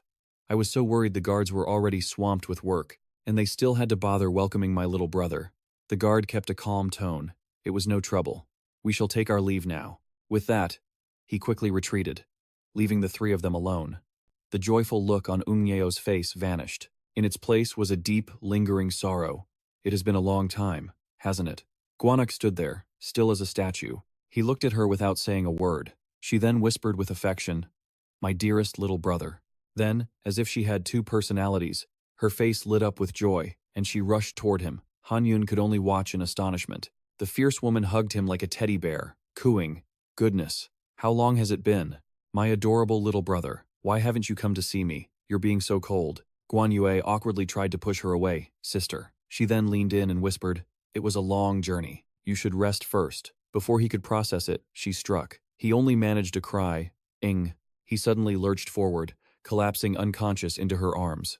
Haniun watched, completely stunned. She offered a calming smile. "Don't worry, I just put him to sleep." Hearing that, he sighed as she continued, "My apologies. You've seen something rather embarrassing. You see, this boy is my only family since before I became human." She gently stroked Guan Yue's head with a loving touch, but her gaze toward Haniun was terrifyingly sharp. "So, I need to know." With just a faint sniff, she detected the dragon aura hidden within him. Without hesitation, she demanded, "Why is a dragon like you serving as my brother's attendant?" Haniun flinched at the sudden question. After a moment's thought, he slowly removed his mask and explained, "To be precise, I'm not exactly a dragon. I am what's known as an impure being." As he spoke, it wasn't just his face. Both his true form and his very lifeblood were revealed in the light. To make their talk easier, the woman invited her guest to shelter from the rain in a small pavilion.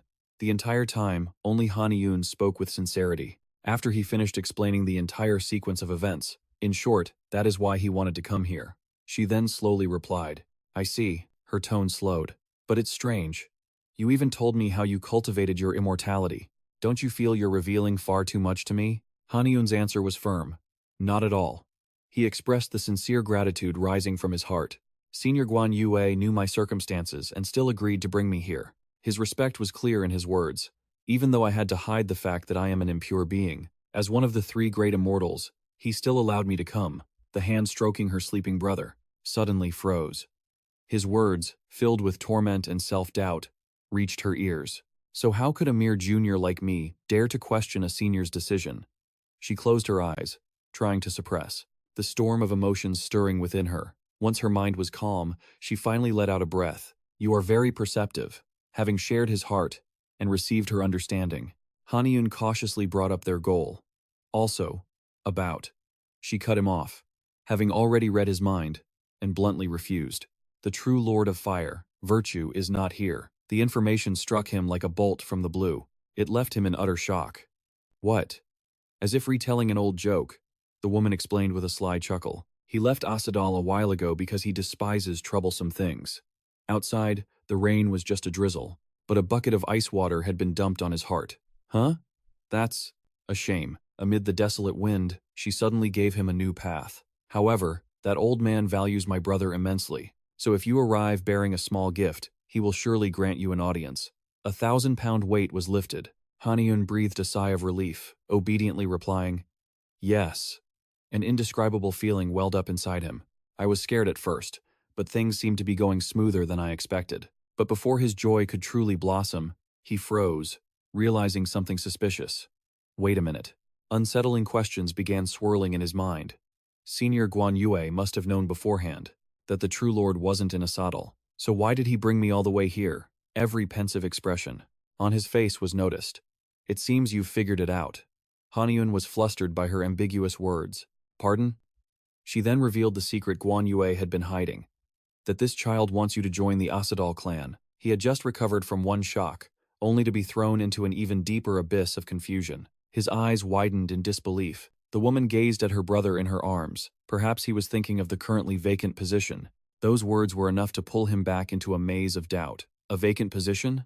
Memories swirled like a lantern, taking Haniun back to that day in the steam room. It feels like they're ignoring the East Sea, doesn't it? The chain of clues flashed in his mind. No way. Don't tell me she's talking about the throne of the East Sea Dragon Palace. Sensing the new conflict, a faint, knowing smile appeared on Ung Yeo's lips. At that exact moment, on the distant horizon, a palanquin drifted silently through the vast, blue sky. Just like the swaying carriage, Jua and her son were lost in a turbulent storm of their own thoughts. Though his head was bowed, Damdiok's eyes betrayed the storm of emotions brewing within him. Bathed in the stark light from the window, her voice was deceptively calm. Are you displeased? His cover blown, he quickly looked up. No, mother. But Jua pressed on. Are you unsatisfied with the negotiations? Weren't you the one who wanted to lead the conquest of the East Sea?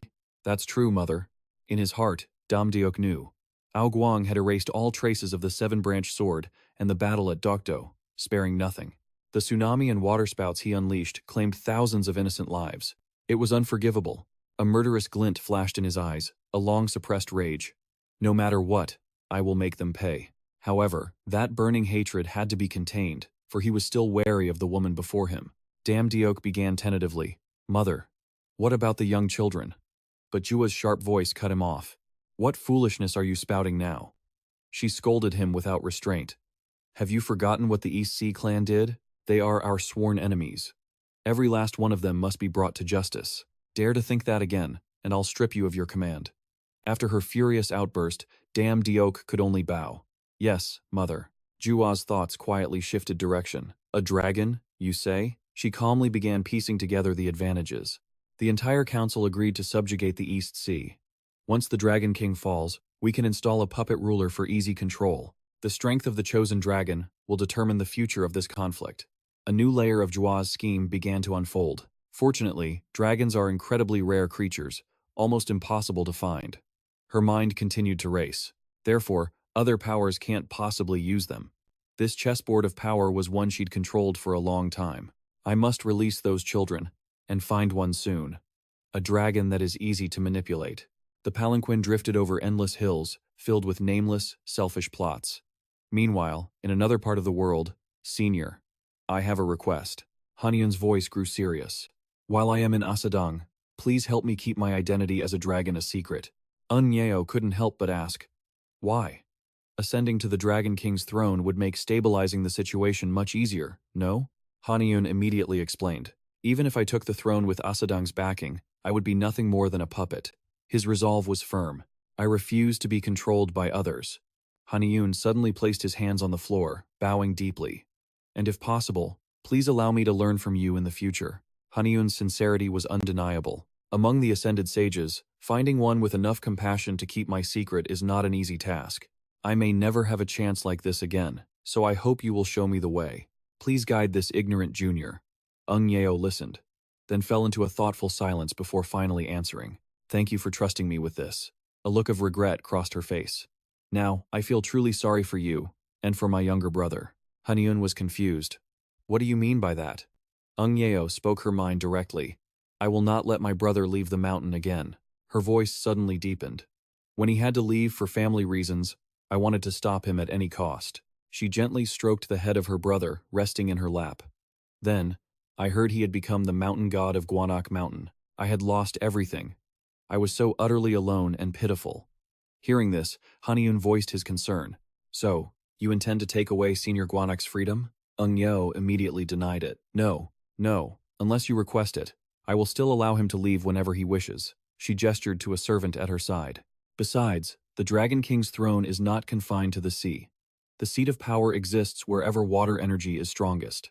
Understanding her signal, the servant immediately presented an item to Ung Yeo. Whether it's a river or a lake, as long as the water energy is abundant, it can hold the king's authority.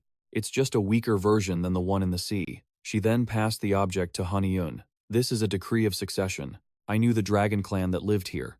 When their line was about to end, they entrusted their domain to my care. Her eyes were filled with absolute trust in Haniun. Now, I am entrusting it to you. Though not as vast as the sea, this place has pure water energy that aids cultivation, perfect for your training. Haniun wondered with a heavy heart. Must I leave before Senior Guan Yue awakens? He hated to leave Guan Yue, wanting just to say farewell. With a deep bow, Haniun offered his thanks, Senior, for this kindness. I would never forget this. 3 days passed in the blink of an eye. Without hesitation, Haniun ripped the paper in his hands. His gaze, filled with untold stories, drifted to the horizon. Looking at the majestic view, Haniun was awestruck. The energy flowing here is truly extraordinary. Who would have thought an acupoint was hidden so deep within a mountain lake? So this is Mount Changbai? He studied the clear water. A core must be at the bottom of this lake, right? Without another thought, Haniun plunged straight into the water, his kicks stirring up a cloud of white bubbles. As he swam, he mused, I can swim and breathe so easily now. It's like I've become a fish. A moment later, he spotted something in the darkness at the bottom of the lake. A brilliant light suddenly appeared, and Haniun wondered, is that it? As he got closer, he was stunned. The energy radiating from it is immense, and it was still gathering more water energy. Haniun hesitated, but reached out. What if I can merge with it? The moment his fingers made contact, the light flared violently. Just how much stronger will I become? The immense power forced him to brace himself. Hanyun's brow furrowed. Stop resisting. He roared at the raw power. Accept me. And just as the words left his lips, the light source erupted with maximum energy, illuminating the entire area. Haniun had finally succeeded. He let out a sigh of relief. Gazing at the glowing object in his hand, he thought, the acupoint below feels different. It must have absorbed the demon pearl, too. At that moment, he noticed a strange disturbance from above. Dark clouds were gathering swiftly, casting a gloom over everything. Haniun remembered Xiongnu's warning. Once the seal is broken. Her voice had grown heavy, warning of the dire consequences. That burst of water energy will likely attract some uninvited guests to your location. They are all beings nearing ascension, so they will not be easy to handle. Haniun watched the scene unfold and remarked, that was fast. He quickly propelled himself to shore. An opponent was already there, waiting for him. Haniun confidently prepared his attack. Too bad, no matter who you are. I have no intention of giving up so easily. He drew his sword in a powerful, elegant arc, but his opponent dodged with incredible speed. Its eyes flared with a terrifying red glow. He attacked again without mercy, only to be swiftly countered. Haniun struggled to defend himself. Suddenly, bolts of lightning began tearing through the sky. Silver light illuminated the edges of the wave-like clouds. The thunderbolts rained down relentlessly. The surface of the lake churned violently. A moment later, a blinding light appeared within the clouds. 2 large, slender figures wove through the sky. Kangbi scoffed. Ridiculous. Beside him, Hirobi agreed. You're right, senior brother. I can clearly feel the demon pearl's energy, but it's coming from a mere snot-nosed kid? Does he not even know how to utilize his own domain? His voice dripped with scorn. How could a boy who can't even control his own power possibly withstand the water core? And he even has horns. Kangbi began plotting. While we're here, we might as well capture this brat. It will make our own ascension much smoother. But just then, a sight unfolded that stunned him. Huh? A field of flowers had bloomed from nowhere, covering the vast area. Kangbi was suspicious. Flower Island? Haniun was on the ground, focusing his technique. Kangbi growled, sneering at his opponent. Truly pathetic. He laughed mockingly at the boy. You know you're about to die. So you want one last look at the flowers? But Haniun ignored his taunts as all around him. An immense energy began to radiate from Haniun. He smirked as peach blossoms bloomed endlessly, and with them, his power grew ever stronger. Kangbai and the other finally panicked. Wait! But it was too late. The peach tree behind Haniun pulsed with energy, absorbing Kangbi's lightning. All that power flowed into Haniun, strengthening him. He smirked at his foe. What's wrong? Have you never seen a lightning rod before? Kangbai was so enraged he could only sputter. You! Hero B quickly intervened. Senior brother, calm down. Then he added coldly, we just need to destroy this place. A moment later, a shower of ice arrows flew at Haniun, but he deflected every single one. Seizing the opportunity, he launched an immediate counterattack. Herox, overwhelmed, shrieked, You! Who in the world are you? His body trembled uncontrollably. He overwhelmed both me and my senior brother in an instant. And he's not even done yet. Could he still be holding back his true power? I have to escape before I'm caught. While Herox was panicking, Kangbai had already vanished. Senior brother, we must retreat. Hey, senior brother. He frantically gave chase. Senior brother, wait for me. But Haniun, standing below, was determined to hunt them down. Stop right there. Just then, a strange sensation washed over his body. He thought to himself, my body hasn't fully adapted yet, and I've already used too much water energy. I pushed myself too hard, but I cannot lose to them. Haniun knew better than anyone that this was a chance his predecessor had bought for him. Hirox ran, crying out, Senior brother, wait for me. At that moment, he sensed something was terribly wrong. Before Hirox could even react, Haniun attacked. He mercilessly unleashed a flurry of attacks, leaving his opponent utterly bewildered. Haniun now intended to finish Hirox for good. As this happened, Kangbi watched the relentless assault, completely stunned. Just who is this bastard? Still, he refused to accept defeat. You foolish bastard. I bet you can't even use that wood thunder of yours in mid-air, can you? In a flash, he moved with lightning speed, appearing right before him. Kangbi let out a furious growl. He gritted his teeth hard. Useless. Hanyun continued his assault, his movements fluid and relentless. After a moment, Kangbi was trembling from the pain. Hanyun saw his opening. The final blow. Hanyun thrust with all his might, piercing straight through him. In agony, Kangbi screamed, Hirox! Witnessing this lightning-fast attack, Hirox was utterly stunned. This guy. Where in the world did he come from? So much for brotherly bonds. When disaster strikes, it's every man for himself. Hirox ran for his life. Sorry, brother, but if I fight that guy, I'll surely die. I have to escape now. He fled, cursing under his breath. Damn it. I really thought I was finally becoming the Dragon King. But he didn't get far before Hanyun blocked his path. Where are you off to in such a hurry? After some time, the entire scene finally grew quiet. And in the end, the weapon Hanyun used to subdue the two reptiles was the black jade bamboo, a plant from Lady Jua's garden, enhanced over a long time to fight dragons. He impaled their bodies with numerous bamboo stalks, leaving them to a slow death. Hirox frantically shook Kangbi. Brother, wake up, we're going to die! Annoyed, Hanyun snapped. Be quiet! He immediately obeyed. Yes, sir. Suddenly, something caught his attention. He wondered to himself, what is that palace? As he drew closer, Hanyun was stunned by its sheer scale. Is that the Dragon Palace? It wasn't here a moment ago. He quickly landed before its gates. Does it only appear for its true master? Should I go inside? Seeing him about to enter, Hirox called out. Hey! He made an offer. I will do anything you ask. Can you please remove these black jade bamboo stalks? The pain is unbearable. Hanyun agreed to remove the black jade bamboo. All right, since you're asking, I'll take them out. But he didn't forget to add a threat. But if you're lying, you know exactly what will happen, don't you? Hirox couldn't help but shiver at those words. Of course, I'll do anything you command. Hanyun then asked him another serious question. Are there any others like you nearby? Hirox confessed honestly. If you mean those preparing for the Dragon Gate, there are about 4 or 5 others in hiding. Hanyun grew curious. You arrived the moment the barrier fell, so how did you find this place? He answered instantly.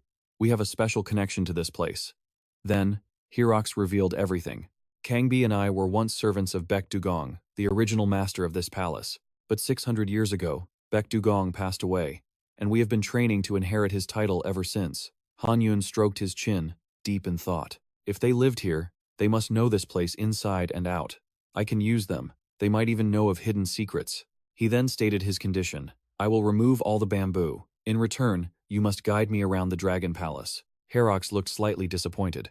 Don't tell me you only planned on removing one from the start. It's a pain to enter the Dragon Palace like this. Just wait a moment. As his words faded, a flash of light appeared. In an instant, Hirox took human form. Bowing respectfully. Greetings again, my lord. I am Hirox. He then added his request. If I guide you, will you remove these stakes? Haniun agreed with a nod. If you do well. But inwardly, he had already decided. A complete lie. With the matter settled, Haniun gave the signal. Let's move. Hirox glanced back, his heart aching. In this state, Crest, just being alive, is enough, he thought grimly. Haniun's patience was thin, and he urged him on. Can you be faster? Do you want me to bind you again? Hirox hurriedly followed. The palace interior was magnificent and splendid, the entire space filled with a solemn aura. Haniun and Hirox proceeded into the hall, as he carefully surveyed his surroundings. The palace's defense system runs on a water core. Hirox quickly understood. So its master can control everything here. He began to analyze. It's small, but it was built before the Sango era. Compared to Baek Dugong, this place's master, or the other Dragon Kings, you lack nothing. Haniun felt suspicious. Fish swimming outside, but a lake inside here? How strange. This hall is massive. You could grow a whole garden in here. They then ventured deeper inside. Haniun stood before a huge gate. This is the palace's treasure vault. Herox immediately recognized it. Only the master can open it. All of Baekdugong's treasures are inside. His words greatly intrigued Haniun. Really? Let's see what's inside. Soon, the vault door opened, and Haniun stepped in. He scanned the area and noted, "It's cleaner than I expected." But soon, his face revealed his shock. Haniun stared blankly at the tower before him. "What is that?" He slowly approached and took out a scroll. "I doubt this is just a book." With a quick glance, Haniun knew. A skill book? Herox came to correct him. That is a divine art. Haniun was unfamiliar with the term. A divine art? Herox quickly elaborated. It is the martial art Baekdugong practiced. Haniun was impressed. A Dragon King's martial art? Sounds promising. Haniun asked with curiosity. So what do successor dragons practice? Herox looked sorrowful. Beings like us must find a guiding master. Both Kangbi and I were taught the divine art by Baekdugong himself. The past was once again stirred, but he passed away, so we only learned half of the technique. Haniun found this hard to believe. He taught these guys a divine art? So if this guy and Kangbi learn the whole art, he eyed the man before him, they'll be as strong as a dragon king? He smirked. This one could be useful. Haniun then said, "All right, I'll teach you the divine art." Herox cried out in shock. "What?" Haniun added a condition. "In return, you must become my servant." Herox's eyes blazed, his caution gone. "I will do anything for the divine art." Haniun closed the scroll and said, "Then I will give you your first task." His own face lit with excitement. "Go and prepare to welcome our first guest." In the quiet room, two figures were lost in thought. True Master Huo sipped his tea, his brow furrowing at the light, bitter taste.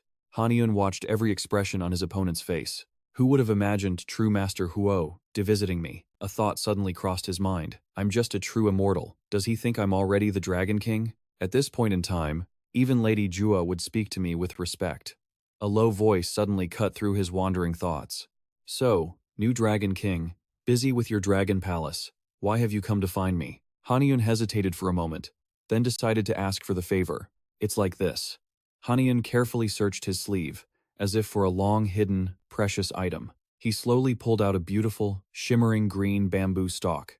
"I have a favor to ask you." Huo Dai inspected the item for a moment, surprised. "This is black jade bamboo." Before he could finish, Haniun stated his blunt request. "I want you to make me a 10,000 waves calming flute from this." The master's face immediately darkened. The 10,000 waves calming flute. It seems a young dragon like you has great ambitions. He quickly shook his head, explaining the misunderstanding. "Don't worry, I won't be the only one using it." This anxious reaction made Huo chuckle. He reassured him in a hearty tone. "Of course, you must use it. Don't worry, I am not picky with my clients." Haniun thought with a sigh. Why doesn't he believe me? He cautiously inspected the item, his lips curling into a smile. The size was perfect. "This is plenty for a fine flute. I'll use my full expertise." Haniun saw his exceptional skill. Witnessing this, Haniun hesitated. The master knew its true value at a glance. He truly is a master. Should I ask about that too? Finally, he found his courage. "Venerable master, I have something to ask you." His cautious tone drew the master's attention. What is it?" With the master's consent, he once again reached inside his sleeve. As if from a magical dimension, he pulled out a sinister, green-hued sword. Suddenly, the weapon, shrouded in a powerful aura, shot from his hand and flew into the air. It circled joyfully, freed from its long confinement, then suddenly dove and plunged into the earth, as if venting its fury. Witnessing this, Hoaduk froze completely, as if caught in a paralyzing spell. Anxious, Haniun broke out in a cold sweat. "I found this in the Baekdu Palace treasure room." It was a Western sword, so out of place I had to touch it. He was lost in the memory, replaying the moment he first found the magical weapon. As if possessed by the object, his hand moved on its own, yearning to make contact. The moment he touched the sword, Haniun felt a searing heat surge through his body. This energy. His pupils bled into crimson, his gaze turning chillingly cold. For some reason, it gave him the urge to slash into flesh. A twisted smile spread across his face. Remnant thoughts filled his mind. It wasn't rage, just a desire to see blood and end a life. A pure, unadulterated bloodlust. Haniun shuddered, snapping out of the memory. He reminded himself, this was no joke. I think I can use this in the future. It would be a waste if I can't learn to control it. Hoaduk's curiosity was clearly piqued. He walked straight towards the sword. This is not an Eastern artifact. He didn't hesitate for a second. He gripped the dark weapon with an elder's confidence. Haniun was absolutely horrified. He was speechless at the reckless act. As the master prepared to draw, Haniun yelled, "Wait!" But before the warning reached him, the master had already drawn the sword. Haniun watched, holding his breath. He couldn't help but feel awestruck. I couldn't control it with my own strength. So, this is Venerable Master Hoaduk, a true master. He calmly explained. This is a demonic sword, forged by northwestern dwarves. It possesses terrifying power, but it is also a blade that can turn on its own master. He carefully explained the details. Its power is a nuisance, but forging a proper scabbard for it should be fine, even suppressed within a sheath. Once drawn, its bloodlust will manifest through its wielder. Finally, he gave the most crucial warning. And remember, no matter how hard you try to control it, you will never be able to let go once it tastes blood. Haniun was immensely grateful, bowing his head repeatedly. I understand. I'll take your words to heart. Hoaduk smiled, satisfied. Very well. I will return when your items are complete. At night, the estate appeared even more magnificent and mysterious. It resembled a legendary palace. Inside the library, Haniun was engrossed in his research. Flipping through a book, he exclaimed, "Wow, this place is amazing. I had no idea the library was this huge." After just a few pages, his mind began to wander. I need to find more information. While Senior Kwanyach is away, I should expand my knowledge. Time to aim for my doctorate. He hummed happily. I should relax until the Van Ba Tuk ditch flute and the scabbard are ready. Just then, Hero rushed in frantically. Young master, he reported hesitantly. We have a visitor. 1,000 questions appeared in his mind. Haniun raised an eyebrow but quickly went to the main gate. A strange figure was waiting there. Thaybak sensed the movement from behind. The old man turned, smiling warmly. So, you are the new master of Bichdu Palace? I am the Immortal, Thaybak, of the Palace Hall. The introduction sparked a memory in Haniun of the Goryeo era, of a monk named Mai O who had built an altar. He worshipped the Immortals on a famous mountain in the 8 provinces. They prayed for the nation, but that was just a facade. The Immortals had built the foundations of the 8 mountains. Wielding immense power, the Goryeo dynasty declared the god's domain a sacred land. Everything created there was an offering to the Immortals of Paseo Hall. Though the Holy Land vanished for years, the Heavenly Gate has reopened. The Korean government restored the sacred land to the Immortals of Paseo Hall, just as before. This Immortal standing before him is the sworn protector of Mount Beksu. In other words, Immortal Taebok holds the recognized claim to that entire mountain. Hanyun bowed respectfully. Greetings, great Immortal. I should have come to you first. Taebok waved his hand magnanimously. Think nothing of it. I was just at Weary Palace. He then introduced the one behind him. And this child is my youngest disciple. Go on, say hello. At his command, Somi stepped forward. Greetings, sir. I am Immortal Taebok's youngest disciple. Hanyun froze, recognizing her familiar face. It's her. He suppressed his shock and replied, It is a pleasure to meet you. As the host, he quickly took the lead. I will guide you to the main hall. This way. Please. As they walked down the long, silent corridor, not a single word was exchanged between them. He glanced back at the small figure behind him. Her entire aura had changed, and an unsettling feeling began to stir within him. She was called Taebok's Fairy after slaying the giant snakehead. Yet, the Immortal himself was showing goodwill. What does he really want from me? Taebok broke the heavy silence. By the way, what is your connection to Asadang? Everyone knows this lake belongs to Nyo. The pointed question put him on the spot. He chose his words carefully. I owe her a debt. It is a personal matter between us. The old man stroked his beard, his gaze sharp and piercing. You became a true Immortal before you were even 100, and you passed through the Dragon Gate. I also heard. He paused for a moment, then continued with false praise, each word a poisoned barb aimed at his heart. I find it hard to believe you forged a bond with a Sadang's protector, with so few achievements in such a short time. Suman tensed, as Taebok mentioned her with pride. This child of mine is also young, but quite capable. She is about to reach the heavenly immortal realm. His cheerful smile suddenly vanished, his tone turning serious. So, what do you think? The proposal, layered with hidden meaning, reached his ears.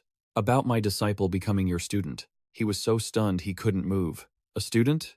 Yes. A doubtful voice echoed from the hall. An apprenticeship? Hanyun asked, his suspicion growing. You mean we would train together? Taebok admitted it plainly. Precisely. I believe you'd be more satisfied with a partner. He gave a knowing smile. And perhaps, this child could even become your wife. He was completely floored. What? His wife? The old man's voice was firm. Yes. That is why you should train together. Taebok tempted him patiently. The secret heart resolution art is profound and mysterious. Using this method, the yin and yang energies between a man and a woman achieve perfect harmony.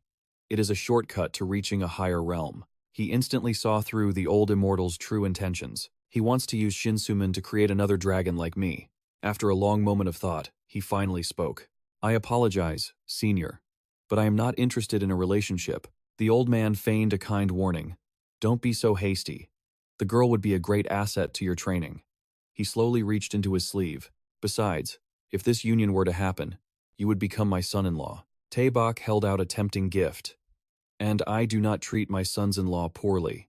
The moment Haniun saw it, he felt a familiar energy. This feeling, a blue aura radiated from it, filling the space. Its distinct scent confirmed his suspicions. He was suddenly lost in a memory of an elixir he took that concealed his body's unique nature. His entire body felt a jolt of electricity, spreading too fast for him to even react. He recalled his own agonizing screams. I have never seen an elixir like it. His throat went dry just thinking about it. It was incredibly rare and valuable. Taebok silently observed him, his cold eyes tracking every single one of his movements. He explained, feeling cornered, but I am already promised to another. The old man seemed slightly taken aback. You truly are a stubborn dragon. Can two people bound by mere passion not be connected by other means? The old man pressed on shamelessly. What is the issue with taking one more lover? After all, you are a dragon. Why are you treating yourself like a commoner? Haniun ignored the man, glancing at the girl. Sumin struggled to keep a calm face. He suddenly consented. Fine. Her face drained of all color, unable to process the words he'd just spoken. He pitied her, thinking, poor Shin Sumin. Then he declared, I will accept her as my disciple, and I will marry her. But inside, he made a vow to use every tool at his disposal. The more, the better. Days later, within the Celestial Palace's library, a figure was deep in cultivation when Haniun's eyes shot open, filled with disbelief. He carefully repeated the technique, and a pale gray mass began to form. He cried out in joy. Seeing the small cloud in his hand, he cheered, Perfect! I finally did it! Haniun playfully shifted its form from sun to rain. How amusing. He concluded confidently. I understand the principle now. With more power, I can make it pour. He then opened a research scroll. If the heavenly demon art reaches level 6, I can combine different attributes to create disasters like the hail and lightning Hirok and Kangbi use. He hummed, how fascinating. I want to reach the 6th star right now.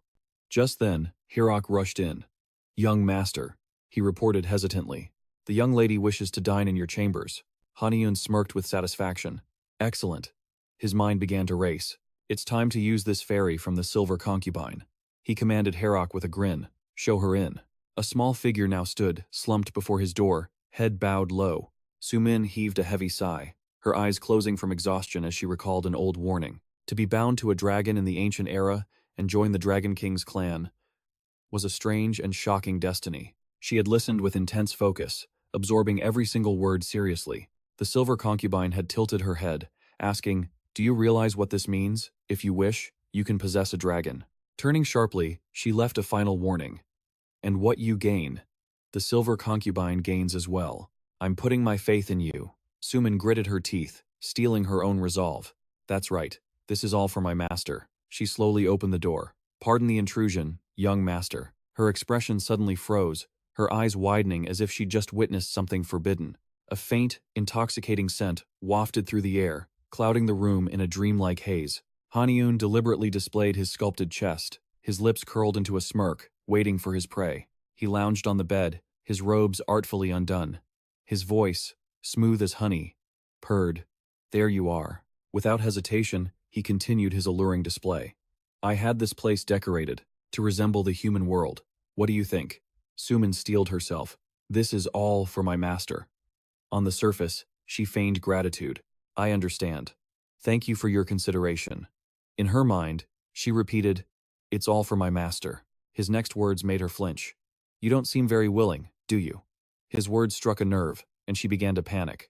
What are you saying? He exposed her thoughts completely. Your face says it all. You look miserable. How absurd. A mere woman pretending she is my equal. His gaze turned to cold steel. His tone carried a veiled threat. And trust me, I'm being polite. You think I didn't know you planned to use that treasure? To take advantage of me? His voice dripped with scorn. Your master sent you with that little gift. How did you even get the title Fairy of the Silver Concubine? Or are her standards simply that low? Suman's jaw clenched. The veins on her neck bulged with fury. Finally, she couldn't take it anymore, and drew her blade. She roared, "You vile beast! Insult my master again, and I don't care if you're a dragon, I will cut you down." With a mere flick of his wrist, Haniun summoned the Xieji, its massive form casting a shadow across the room. The overwhelming aura was suffocating. Haniun rose calmly. Well now, this just became interesting. A mere human, daring to call me an inferior. He watched the beast pin her down, then calmly added, I could not care less what your master thinks. I am a dragon king, and this is my palace. Suman gritted her teeth, enduring it. She looked up helplessly as the figure strode toward her. Haniun gazed down at her, pathetic, defeated form. He then burst into laughter. Whether you fly or crawl, a so-called heavenly fairy, like you can't lay a single finger on me. It felt as if invisible daggers were tearing her heart to shreds. Burning humiliation coursed through her. It drowned out all rational thought. Deciding he'd had enough fun, he recalled the Xieji and issued a new command. I have a better idea. She sat stunned in the large room, a strange feeling rising inside her. It was hard to name. Though still wary, Saman decided to risk it and follow. They rushed to the medicine room. But she flinched in fear at his unusual behavior. Take this. She was stunned, silent by the pill offered in his hand. What is going on right now? Why is he suddenly being so good to Saman? Saman eyed the pill in his hand with suspicion. A thought flashed through her mind. An 8-treasure life pill? Confused, she decided it was a very basic capsule, and that she didn't truly need it. She glanced around carefully. Medical tools and ash were still scattered on the table. However, his ability to prepare medicine could be different from what I know. In the end, she decided to take a chance. It looked normal, so I can try it just this once. The moment she swallowed the pill, Saman's eyes lit up as if she'd discovered a new world. She was in awe of the pill's effects. Though small, it was powerful. A perfectly crafted medicine. It left no scent or aftertaste. Still reeling from the discovery, she covered her mouth in thought. I haven't felt this way since Master gave me a pill long ago. Saman quickly checked her body's condition. The internal injuries I received from that incident have been healed, and my strength has increased. Can a capsule like this really affect a celestial being? She couldn't hold back her curiosity. She asked cautiously, What method did you use? Haniun shared without hesitation. It just needs good ingredients. And excellent skill, including my own power, you see. He paused, then shared his view. Your master is not to be underestimated. He likely never intended to use the mind-clearing art on you. With his convincing logic, he confidently made his offer. So what do you think? About us pretending to be husband and wife? Saman's heart was moved. Don't you think my master will find out? He didn't answer directly, letting her figure it out. What does he think of you taking the medicine I make? The question struck her with a sudden realization. Her lips trembled, unable to form words. Don't tell me. Haniun smiled slightly and offered a trade. I'll continue making medicine for you, if you give me the bulukyu. She fell into deep thought, her hand on her chin. I see now. Compared to that pill strengthening me, of course he wouldn't suspect a thing. After a long moment, she agreed to cooperate. All right, as long as you promise me one thing. Saman took out the item, her voice stern. The bulukyu is a precious material, so, when you use it, let me know beforehand. He quickly snatched the bulukyu, teasing her as always. Sure, if you feel I'm using this carelessly, you can just run and tattle to your master. She was utterly helpless against his childish nature. Should I have really given it to him? She couldn't help but feel skeptical at his words. I'm going to make something with this right now. An indescribable sense of unease washed over her.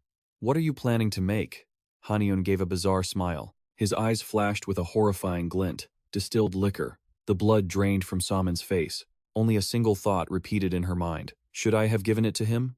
A moment later, a bowl of liquor appeared on the table, neatly placed as if inviting a taste. Without a second's delay, he tilted his head back, wasting not a single drop. Then he slowly raised his sleeve, about to wipe his lips. But the medicine's effect felt a little weak as he savored it, but he couldn't resist licking the lingering sweetness. In return, the effects came on fast. It was long-lasting and plentiful. Haniun was lost in his own world. I think I've practiced enough with this. I should start getting serious about making something with the bulukyu. At that very moment, a drunkard, who had appeared from nowhere, was quietly approaching him. Salmon was red as a tomato. Drunk, she repeatedly held out her hand, pleading, "Give me the liquor." He panicked and quickly sealed the bottle. "Didn't I just give you the second bottle?" she retorted angrily, her resistance weak. But it was nothing, as she slurred. "I can drink up to 7 of these, you know," she screamed, whining. "Liquor! Give me the liquor! You promised me all these things." Seeing her now, he couldn't help but recall her obedient attitude from before. Shin Salmon called herself insane first. It's true she grew more obedient after learning that trick. It was used at the White Flower Pavilion. Haniun sighed heavily. "Hirox, please take care of her." Salmon struggled against his grip like a cornered beast. "You dare ignore me? You damned swindler," she thrashed furiously like a fish on land. "I'm not someone you can just ignore. I am my father's precious daughter. Do you know how amazing my father is? He's a firefighter. He was even honored by the president. If her father heard this, he'd surely shed tears of pride. My daughter works so hard." Then she suddenly burst into tears. "That old man?" He immediately focused on her words. "Did you think you could leave secretly without me knowing?" He was surprised by her broken words. "What?" Poor Hirox. Even with a bruised head, the mission must be completed. "Let's go, my lady." Haniun was deep in thought. "I don't think I just missed something interesting." A unique idea sparked in his mind. "I should use this slowly." He calmly picked up the immortal wine, stored away in a corner, his intrigued gaze never leaving it for a second. "But first, I need to perfect this." A few days later, he carefully moved the distillation jars out of the room. His large frame seemed to shrink amidst the vast wilderness. "This place is perfect." Haniun surveyed his surroundings. Only the finest ingredients would be used. "The aroma it releases will be quite strong. It'll be a problem if any immortals from Seoul sense what I'm doing." After confirming he was alone, he slowly opened the lid. A sudden, blinding light erupted, followed by a thick fragrance that awakened his hidden instincts, making him feel restless.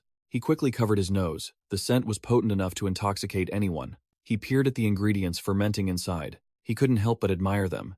Peaches from the heavenly realm, fertilized with the bodies of bees. It made them grow larger and gave them a richer flavor. He couldn't wait any longer. Haniun hastily filled a flask. "So this is the wine from that fertilizer?" Suddenly, a mysterious voice spoke. "Oh my, that scent. It could drive a man mad with intoxication." He hurriedly searched for a mask to wear. An immortal. "Damn it, I can't sense this person's aura." Rongbin slowly approached him. "There's no need to be so wary of me." He chuckled reassuringly.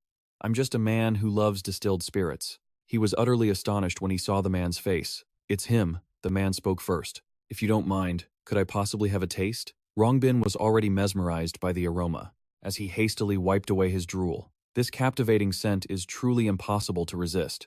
He instinctively reached for the flask. As the other man tossed it to him in a daze, he exclaimed with delight, "The whole flask? Are you really giving this to me?" Haniun smiled back.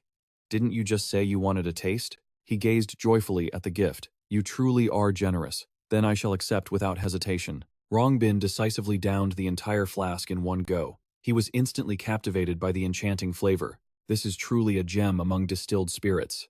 I haven't tasted a liquor this powerful in a very long time." Seemingly drunk, he began to ramble. "It reminds me of a friend who once distilled a strong wine for me." But before his friend could finish, Haniun interrupted.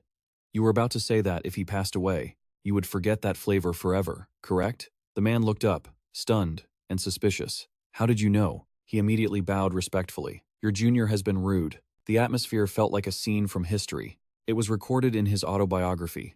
Originally a wanderer, he was captivated by the wine of Beach du Palace, and chose to settle north of this mountain. He is one of the 8 immortals of China. He slayed countless dragons and vanquished evil with his heaven-escaped sword style. Rongbin's calm expression shattered, as he recognized the familiar voice. "Greetings, new master of the heaven and earth sword immortal." Rongbin spoke with deep emotion. "To think I would meet the new Dragon King now." He narrowed his eyes, his deep voice filled with touching sentiment. "In any case, the agreement between me and Bich Dun is now void. I will consider you my sworn brother." Haniun suddenly recalled their past conversation. "If you die, I won't drink anyone else's wine. You don't want to bet on that, do you?" He seized the chance to question him. "You never said you wouldn't drink from the new Dragon King, right?" The man was surprised. "You know about that?" He took the chance to press the issue. "I haven't broken any rules by becoming the Dragon King, is that right?"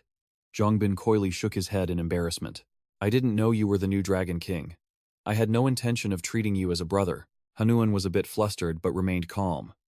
But isn't it also true that you haven't honored our pact for 600 years? He pressed on, refusing to drop the matter. You even knew this was fine liquor by its scent, and you treated me with kindness and respect, without a hint of judgment. Zhongbin felt a pang of guilt as the praise continued. Therefore, unable to take it anymore, he waved a hand dismissively. Stop it! Just stop! He clutched his head, feeling dizzy. Does calling me shameless just for my high tolerance make you feel satisfied? I really can't stand to hear those harsh words anymore. Haniun took in the scene. He thought to himself, even if it was a pact made simply for agricultural purposes. While Zhongbin was sulking, Haniun weighed his options. Should he be lenient or firm? He changed his approach. I think our predecessors would scold you for using honorifics with me. Haniun gave a charming, handsome smile. Instead, how about we find some fine distilled liquor and offer it together at the ancestral shrine? This idea certainly caught his attention. Well, if we do that, Zhongbin's face immediately brightened. Nothing could possibly be better. His expression softened a bit. Thank you, you've saved me. Call on me if you ever need help. Seizing his chance, Haniun asked, then may I ask you for a favor? He didn't wait for a reply. Haniun immediately began his story. The Heavenly Shadow Sword style is a famous technique. It comes with a legendary tale, thanks to a mysterious immortal named Hyunlong, who achieved enlightenment. He used it to slay a demonic dragon. Though it uses only a sword, it's a mystical art. It's different from ordinary martial arts based on strength. It's a skill that requires a human body to be performed. And luckily for you, you both have a human body and use a sword. Finally, Haniun made his request. Please teach me your swordsmanship, brother. It was an ambition he'd held for a long time. Learning it couldn't possibly hurt him. 2 days passed at the monster's dwelling. An eerie darkness filled the space. A giant scorpion flew overhead. A small, simple house stood in the desolate mountains. Inside, Zoe hugged her younger brother, comforting him. It's okay. If we just stay like this, it'll all be over. Suddenly, her eyes snapped open. Before her, the scorpion spirit's 4 red eyes stared back. It spotted its prey, bearing sharp fangs to attack. Sohee broke out in a cold sweat. A desperate scream filled with helplessness rang out. Ah! The two clung to each other for dear life. They closed their eyes, awaiting death. Mom! In that final moment, a mysterious, unfamiliar voice spoke. Looks like there's some fresh fertilizer here. Then, suddenly, the scorpion was ambushed and began to thrash wildly. Sohee and her brother were saved. They stared in disbelief at their strange hero. He stepped on the scorpion's body, muttering, "With this, I'll have more fertilizer." Then Haniun's eyes fell on them. A little girl on the ground was staring up at him. Seeing the 2 children trembling, he spoke unconsciously. Children. His expression froze. This was the shrine of the village guardian. The situation slowly dawned on him. Were these children offered as sacrifices? Thinking this, he gritted his teeth in anger. To do that to children? Just then, the defeated scorpion stirred with indignation. How dare you touch me? It turned its head toward him, drool dripping from its mouth. It didn't bother hiding its hunger. The giant monster opened its maw, revealing rows of jagged teeth. I'll tear you apart first. With that, it swallowed Haniun whole, as Sohee watched in shock. The little girl was horrified, seeing the beast devour him. No, how could it do that to someone who looked so strong? Tears of terror streamed down her face. There's truly no one left to save us now. We're going to die. But fate delivered a shocking twist from above, for Sohee. He descended spectacularly from the sky. The creature stared, terrified. You bastard! I'm sure I swallowed you. How in the world are you still alive? Its jaw dropped in utter disbelief. Haniun said nothing, simply swinging his sword. He struck without hesitation, a flurry of skilled slashes raining down on the monster's body. It shrieked in agony at its foe. But the scorpion spirit refused to yield, charging forward for a final clash. I won't let you have your way anymore. He scanned his surroundings, a smirk spreading across his face as he saw through its plan. Haniun swung his blade and chanted an incantation. The key to his heavenly escape was to briefly vanish from the celestial plane as he became a wisp of black smoke. The maneuver sent another shock through his opponent. No, where did he go? It frantically searched for its prey. From above, he prepared to deliver the final blow. If a person could erase their presence, and more importantly, change their very state to conceal themselves, Haniun unleashed another combo attack upon the monster's writhing form. This time, his strikes were faster and sharper, every swing of his blade absolutely decisive. That should be impossible. To hide not only your power, but your entire body. His cuts immediately began to emit brilliant rays of light. The light intensified, then the scorpion spirit exploded with an earth-shattering scream, its soul sent to the heavens. With the monster vanquished, he landed softly, wiping the sweat from his cheek and letting out a sigh of relief. Phew, but his cool demeanor didn't last. Haniun's face paled, his eyes widening as he quickly covered his mouth. I'm going to be sick. This heavenly escape technique is seriously tough. He recalled what Zhongbin said, that he should go to the human realm, and his heart ached. I never thought my senior would train me by pushing me off a cliff.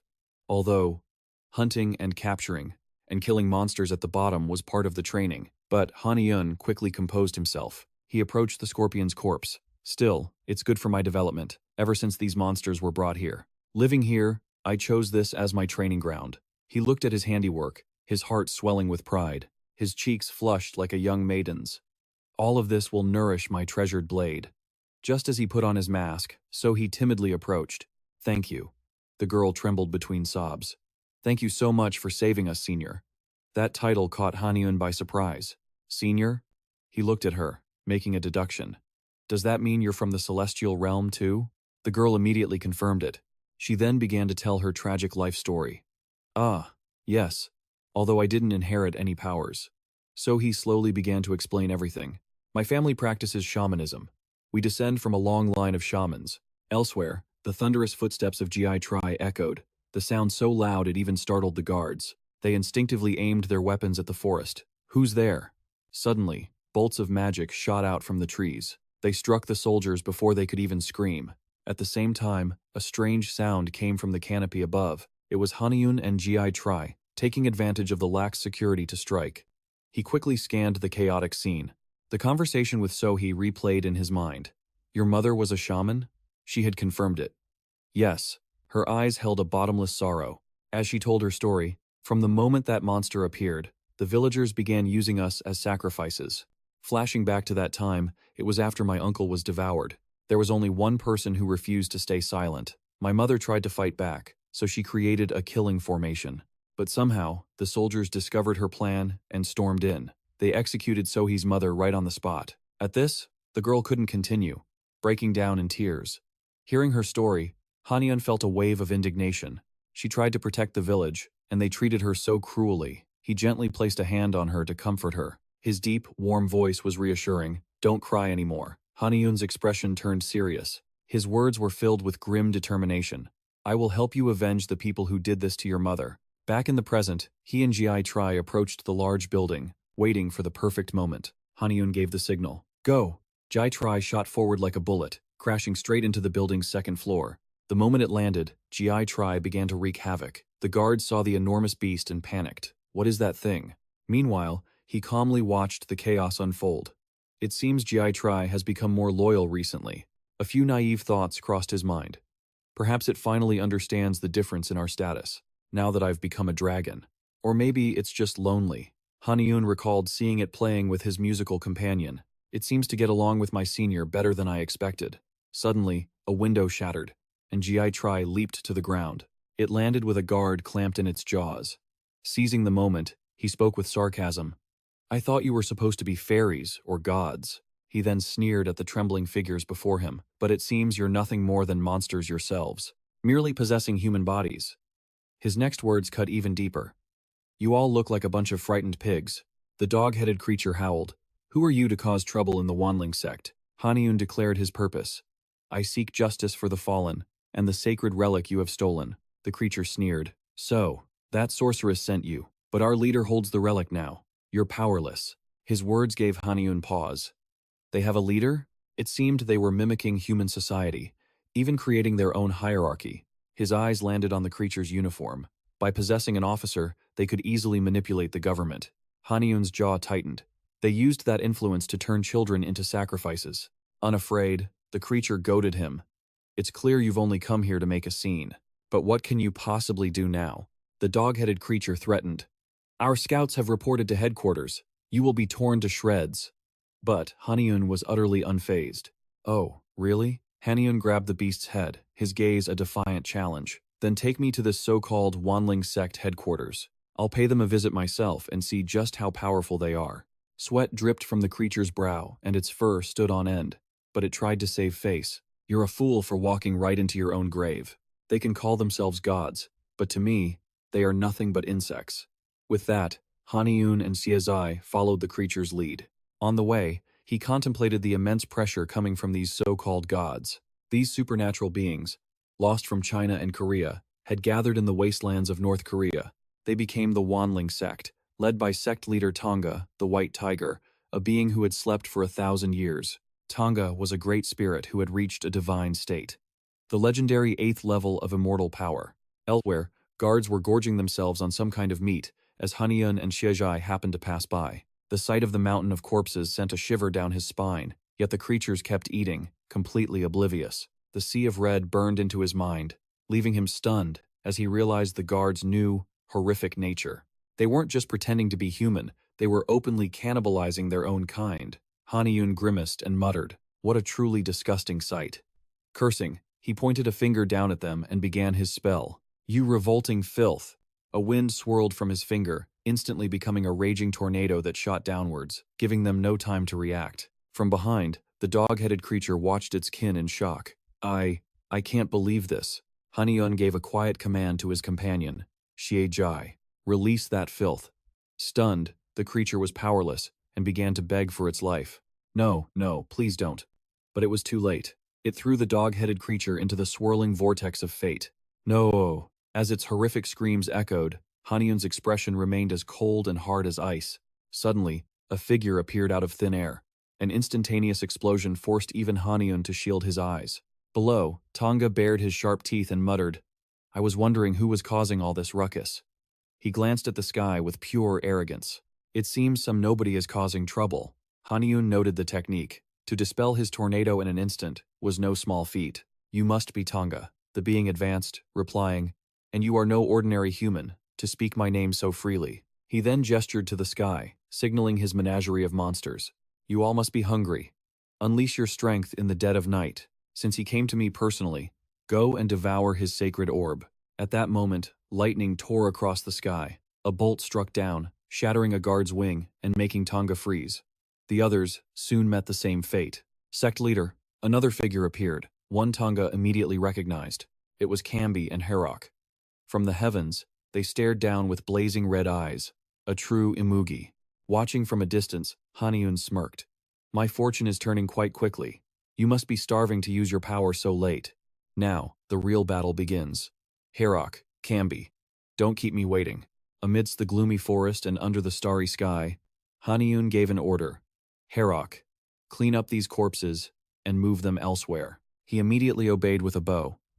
"Yes, my lord." Haniun watched Herok devour each corpse, thinking, not everyone sees it as just a snake. Suddenly, a voice came from behind. "My lord." Kangbi appeared, reporting, "We've secured 10 spoils, my lord." Haniun seized the moment to praise him. "Well done. You should go help Herok's clean up." Poor Kangbi, unaware his master was judging him. Kangbi is amusing. My poetry and wine make him think of Bach Dugong, so now he follows me everywhere. An image of the man sobbing flashed in his mind. What is this? "Oh, my lord." He calmly approached the iron cage. After inspecting it, a cryptic smile appeared. "It's a newborn." Inside was a small, elephant-like creature, known for using iron charms to repel nightmares, bad energy, and sickness.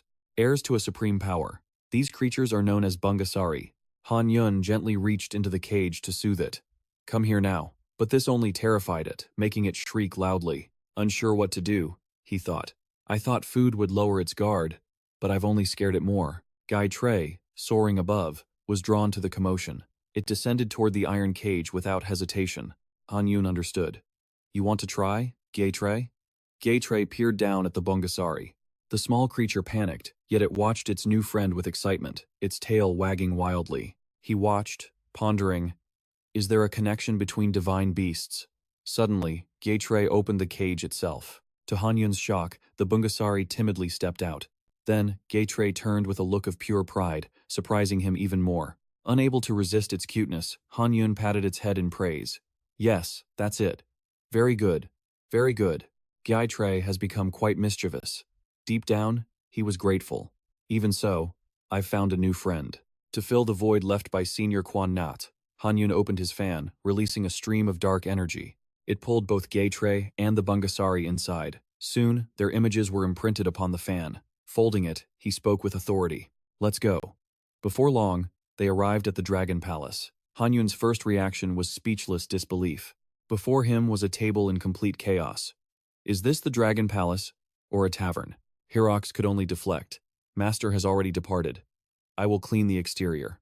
Hanyun then looked at Soman, who was completely drunk, feeling even more exasperated. This girl became Master's drinking partner after just one session with him. The amusing part? She still doesn't know Master's true identity. A vision of her and Jongbin cheering appeared. Pour, drink. Just then, Sohee ran out with her younger brother. Senior. Anxiety was written all over her face. I'm so glad you've returned safely. He kept a gentle tone to soothe her. So, you were worried? You can rest assured now. Hanyun remembered something, pulling out a jade pendant. Ah, and this. At the very sight of it, Sohee fell silent, despite his question. From your mother, correct? She held it, her hand trembling in disbelief. Sohee began to sob as tears streamed down her cheeks. But before the moment could settle, he probed further. It seems to be something you treasure. May I ask what it is? Sohee tearfully began to recount its story. This is my family's heirloom. Her eyes were fixed upon the artifact, revealing its immense value to her. Legend says it is a talisman our former Empress Dowager received as a blessing. A revered figure advised her to cherish it, saying it would aid her in times of great need. This information gave Hanyun a key insight. It meant that even when all other power was lost, this object still retained some strength. He watched Sohee with the jade, deep in thought. However, her inability to use the talisman meant its power had waned over generations, and she lacked the knowledge to use the magic within. With that thought, Hanyun sat beside her with an offer. I believe I can help you use this. May I? Sohee exchanged a silent glance with Hyojin. A moment later, they gave their swift reply. Yes, please. He took the jade pendant, then pressed it to his chest with both hands. The artifact began to glow like the sun. A sudden beam of light shot out from it, startling the siblings. It soared high into the air. Then it burst like a festival firework. For a single moment, its light turned the night into day. Haniun reached a conclusion after the jade pendant's intense flare. This item seems to have a purpose. It was just like the signal flare talisman he had used before. He widened his eyes, staring into the far-off sky. But a seed of doubt began to sprout in his mind. Would the immortal who gave it to them even remember the signal after all this time? Suddenly, small vortices rippled across the water, followed by an earth-shattering explosion from the riverbed. It was so massive that Haniun had to shield his face. Sweat beaded on his brow as he waited with anticipation. Have they arrived? Unable to curb his curiosity, Haniun rushed toward the blast center. He wondered which deity had come. As expected, a strange figure appeared. The mysterious woman spotted him and spat harsh words. Are you the master of this dung heap? Then, without hesitation, she roared a threat. Release my benefactor's descendants this instant. Haniun had a faint idea of who she was. To think I'd meet her again like this. Using a calm tone, he tried to placate her. There seems to be a misunderstanding. Could you please hear me out first? Haniun looked toward Changbi, exposing the demon of world destruction. Changbi's gaze fell upon the two Sohee sisters, and tears of sorrow streamed from her eyes. Those poor children. Changbi tearfully embraced the kids, whispering, I'm sorry. I am truly sorry. Come with me. I will give you fine clothes, prepare delicious meals, and I will teach you the art of immortality. She then turned back, her face full of remorse. I apologize. I don't know how I can possibly repay you for this. Haniun kindly waved it off. It's nothing. You must have had a long journey. Please have a snack with the children first. Though he was generous, Changbi was still racked with guilt. But before she could speak, he cut in. Really, it is fine. I recognized you from the broadcast about the Dokdo dispute between Japan and Korea. I'm also very happy to meet you again like this. She didn't know Haniun was worrying internally. Luckily, she doesn't recognize me. Hiding my true aura with this water energy was a wise decision. My wood attribute is so rare, I could have been exposed. He used the opportunity to ask Changbi for information. Instead, I want to know about your precious relationship with the talisman's master. You're known for your power, so it's hard to believe you received a favor from their ancestor. Her expression suddenly fell, her eyes clouding over with a sad memory. Later, after Sohee and Hyojin had fallen fast asleep, Changbi began her story. I once lived in the Ogu kingdom, a very long time ago. Haniun immediately questioned her. The place you mention. If it's the Ogu kingdom, isn't that where the shaman goddess resides? Changbi didn't hesitate to confirm his words. That's right. It is the place where Princess Paris lived.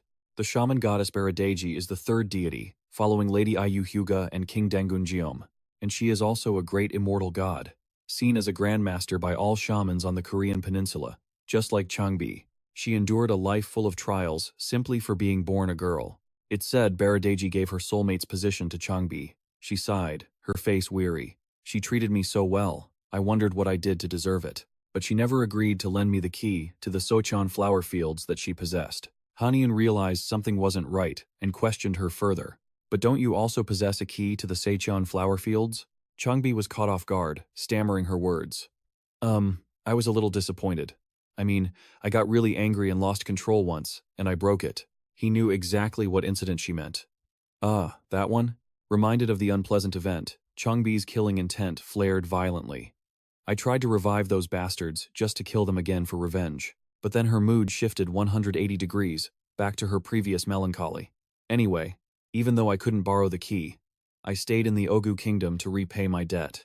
The currents of the past began to flow through her mind, and that is when I met her, this children's ancestor. The image of a smiling young girl appeared in her thoughts, an apprentice shaman of the Ogu kingdom, the shamaness Gumsan. Her emotions began to spill out with the memory. She was such a kind child. By contrast, you said you've heard my story. What's so impressive about a hothead like me? Changbi told him everything, including how she lost the broken key. She calmly explained the story of the key. Since it was made from a branch of the divine tree, a ritual was held at a waterfall full of yang energy to repair it, and that is when it disappeared. A dark, painful memory resurfaced. One day, while searching for the lost key, Princess Paris accused Gumsan of being the thief. Amidst the misty haze, Changbi's voice echoed with a trace of sorrow. That is why only Gumsan could have ever stolen that key.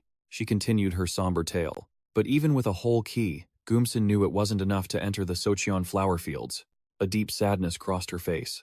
I fought against the accusations, and Gumsan was finally freed. But the memory of that girl, tortured like a wilting flower, haunted Gumsan's mind. Her health shattered by the interrogation, she was banished to the mortal realm. The memory surfaced.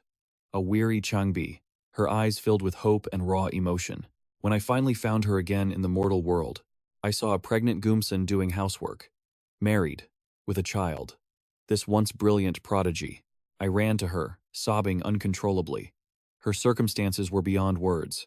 Back in the present, her mind was a mess. It was all my fault. Because I lost that key. So what made that key so important? Changbi's eyes stared into the void. Her expression remained pained. Still, I blessed her with a good harvest and a protective talisman. For a while, she seemed to live well. But things worsened during my absence. She pushed herself up, accepting it. In any case, I had already left the Ogu kingdom. How could I live shamelessly where Gumsan couldn't, because of my failure? Haniun returned to the subject. So, the key? She answered, her voice filled with helplessness. I still haven't found it. I've searched so much, I could count every speck of dust in the Ogu kingdom. Hearing this, he reached into his bag. I found this among the children's mother's belongings. He held it out to Changbi. Here. Her nonchalant expression shattered into shock. She stared, stunned, at the key in his hand. Her voice trembled as she reached out. Why? Is this here? Her mind went blank. Could it be? Haniun's voice made her freeze. Whatever you're thinking right now. He glanced toward the desk.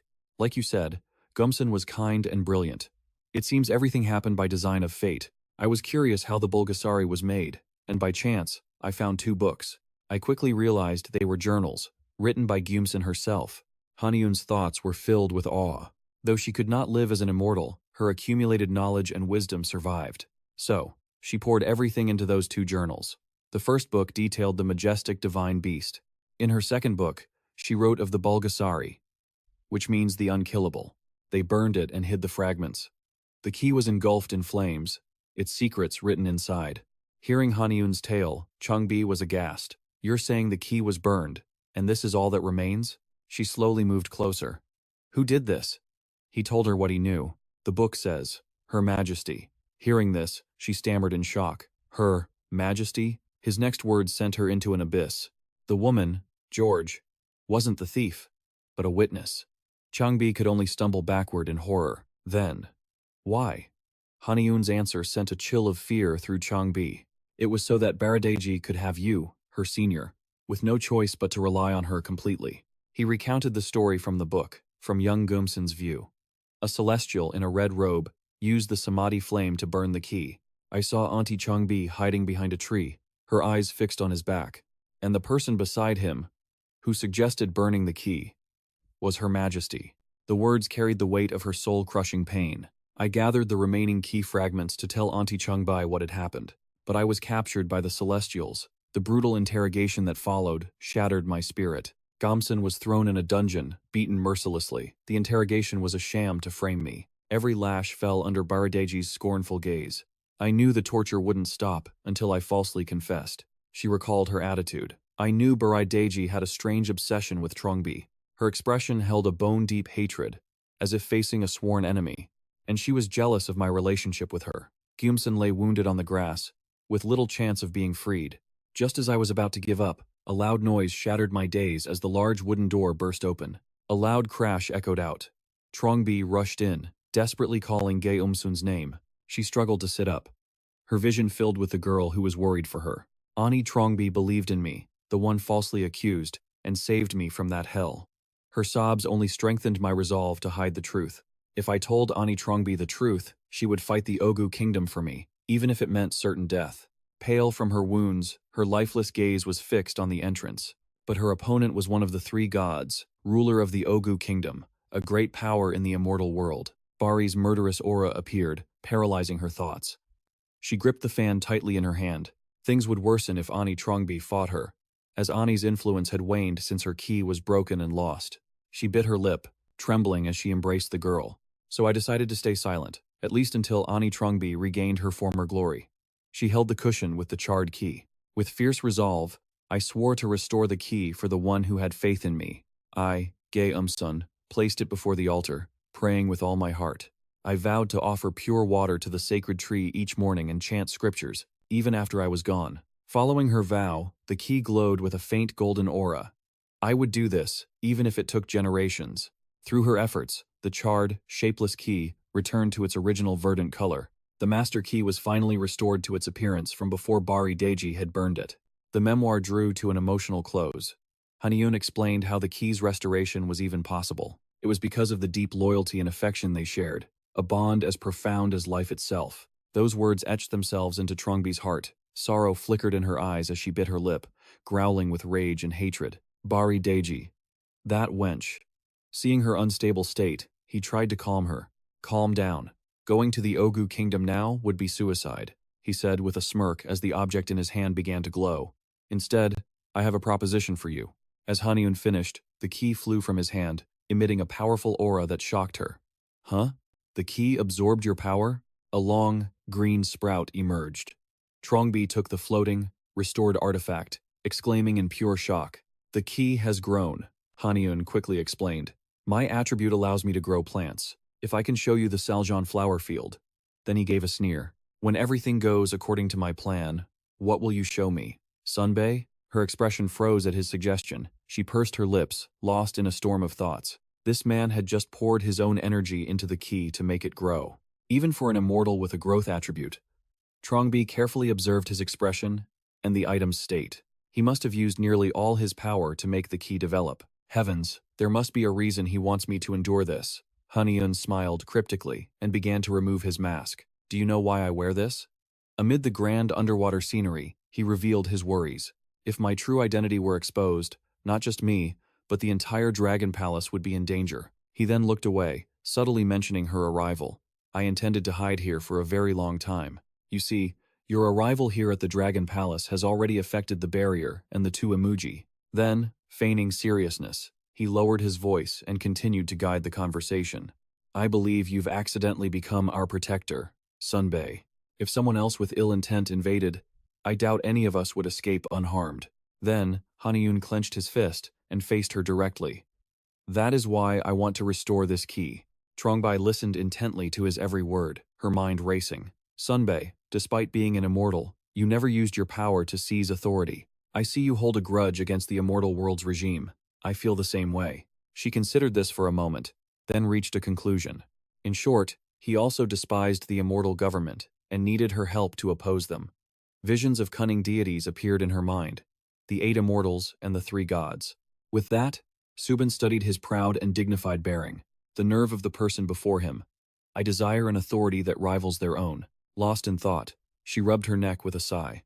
The immortal world is not so easily conquered. Does he really think this will be easy just because I'm here? Her expression turned grim. Her eyes narrowed, filled with cold calculation. Still, the image of the complete key and the flower field flashed through her mind.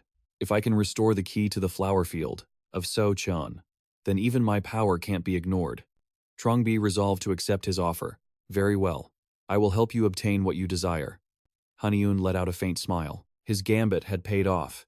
He poured power into the key, causing it to erupt in a blinding light. I will await your answer. The brilliant aura stopped her cold, her eyes fixed on it in utter shock. A dome of light engulfed them both, pulsing with the breath of life. When she came to her senses, Trongbi screamed, "Are you insane? Why would you do something so foolish as using all your power at once? Do you want to be a corpse before the key is restored? Are you a child?" He could only manage a bitter smile. Normally, using wood magic to grow a tree is simple, but when they see you using water as well, they might just call you a madman. She accepted the key, her voice low. Still, thank you for repairing my key. She bowed her head, saying, I will do everything I can to make you a towering figure in the immortal world. Trongbi's words seized his attention, and as it happened, a perfect opportunity was about to arise. The name itself made the air heavy. The conquest of the East Sea. Her fist clenched. We must join it. She spoke of the mighty water dragon and the injustices it suffered at the hands of the East Sea. During the plunder incident, immortals from Korea and Japan, alongside the dragonkin, watched the battle warily. The dragon palaces of the West and South Seas have decided to conquer the East Sea. Trongbi calmly explained everything to him. After the East Sea's dragon palace falls, the spoils are divided by contribution. This truth made all the immortals scramble for a vanguard position, as it offered a much larger reward. With that, she tossed Haniun a jade piece, giving him a choice.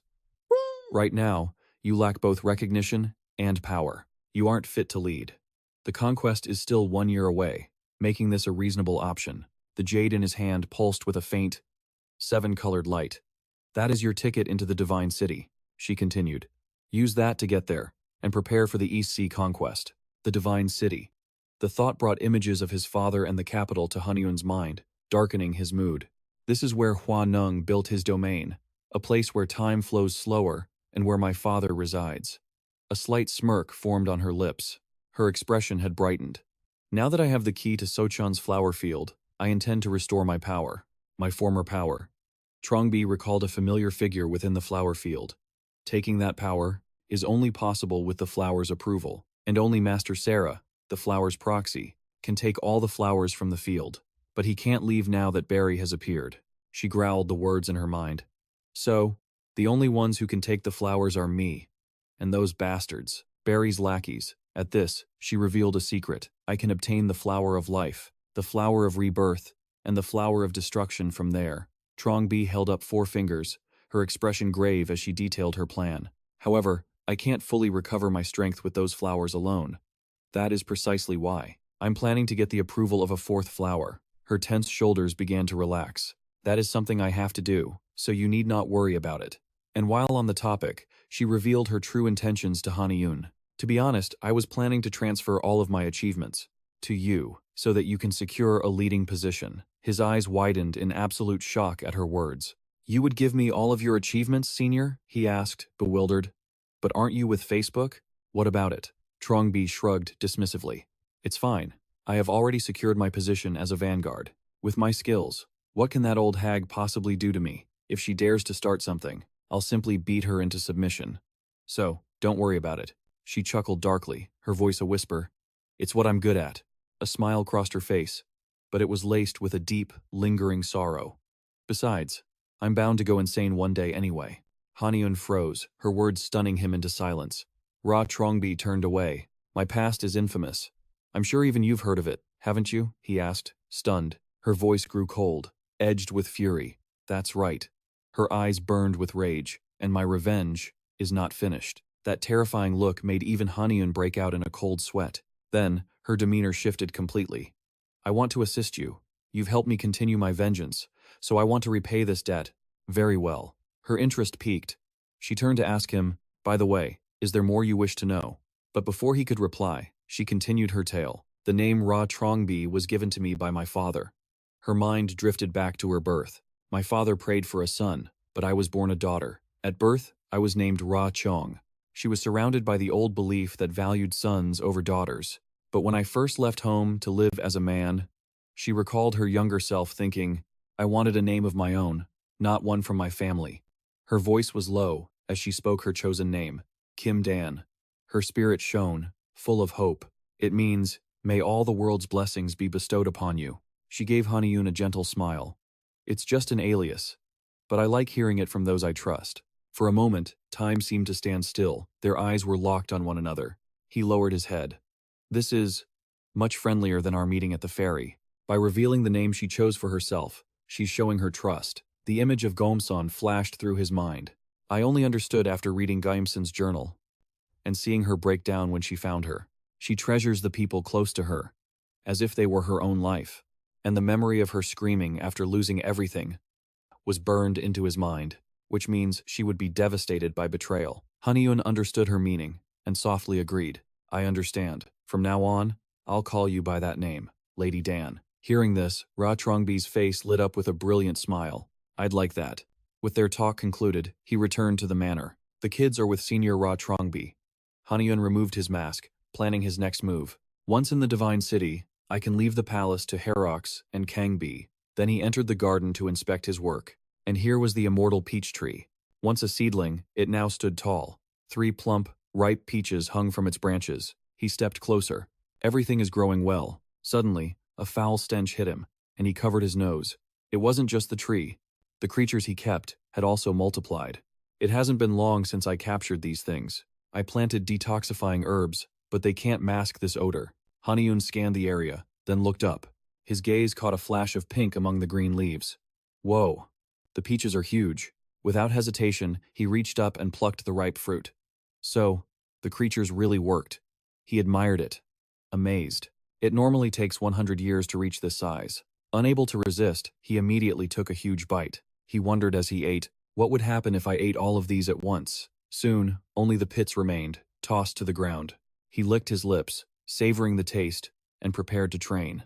Now, to absorb it all through respiration. Before he could even begin, a massive shock jolted his mind. He cried out, clutching his head and stumbling back. His skull felt like it was splitting apart, his mind reeling.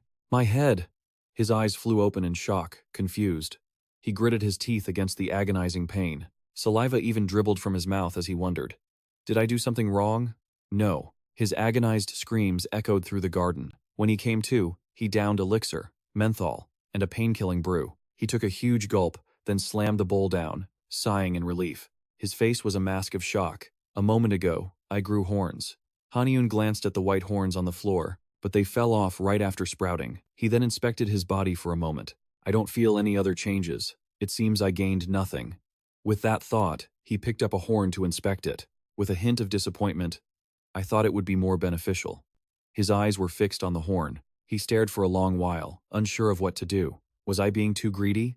Haniun considered tossing it. But remembering the horn's price, he winced and stopped. What a waste. I can't give up here. Could I use this for something? Suddenly, his thoughts were cut short by a call from the door. Sir, you have a visitor. He says he's from Wadaok Jin. A wave of excitement washed over Haniun's face. Is my flute finally complete? He then led Hero and his men to the meeting place. But he was stunned by the scene of fire and smoke. Black smoke filled the air, people knelt weeping, and the mansion was in ruins, wounding the people. The man from Wadi Akjin. Before Haniun lay the wreckage of a vast estate. The sight left him staggered as he yelled, What in the world is happening here? Walking down the corridor, Hwadok suddenly noticed someone. A moment later, he exclaimed, My lord. Hwadok seemed flustered, hissing an explanation. Thank you for coming. I apologize we have to meet like this. Haniun waved his hand politely, saying, It's all right. This is an emergency. He then turned his gaze to the room behind the man.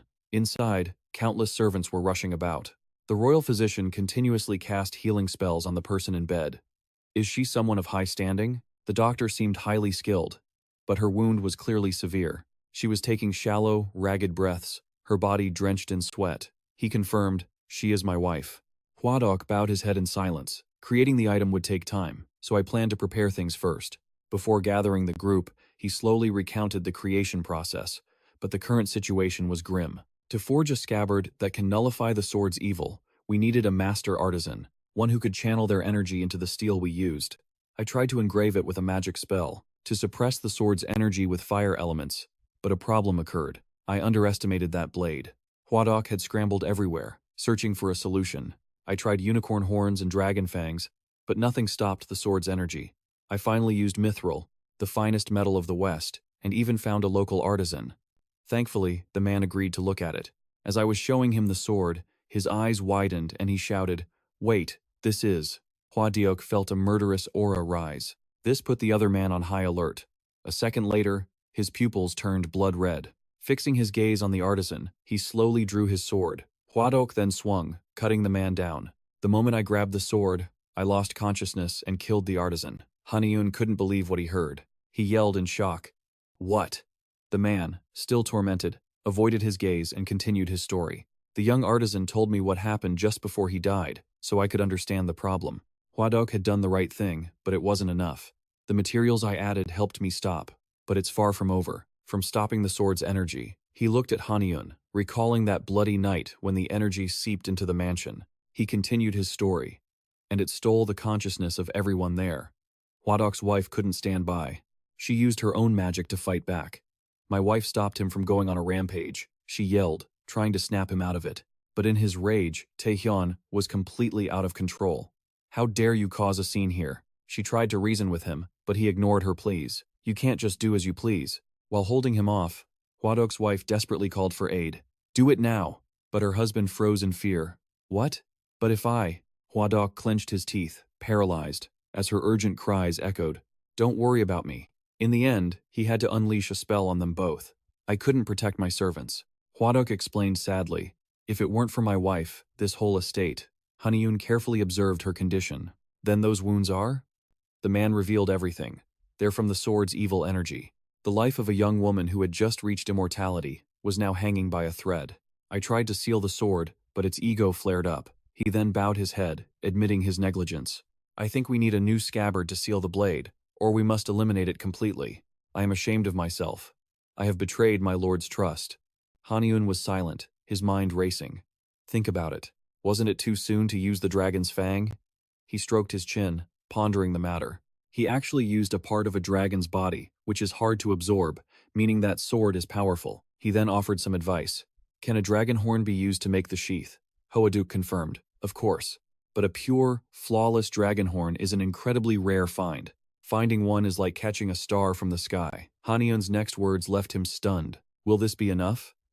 In his hand was a perfect dragon horn. The man was so shocked he stammered. "What is that?"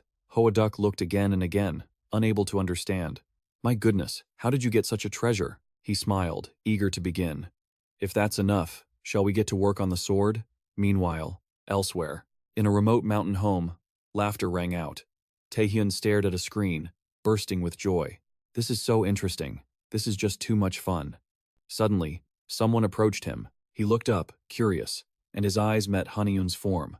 Taehyun immediately became wary, his eyes fixed on the other man as he challenged, "What? Who are you?" Then he scoffed in sarcastic realization. "I remember now.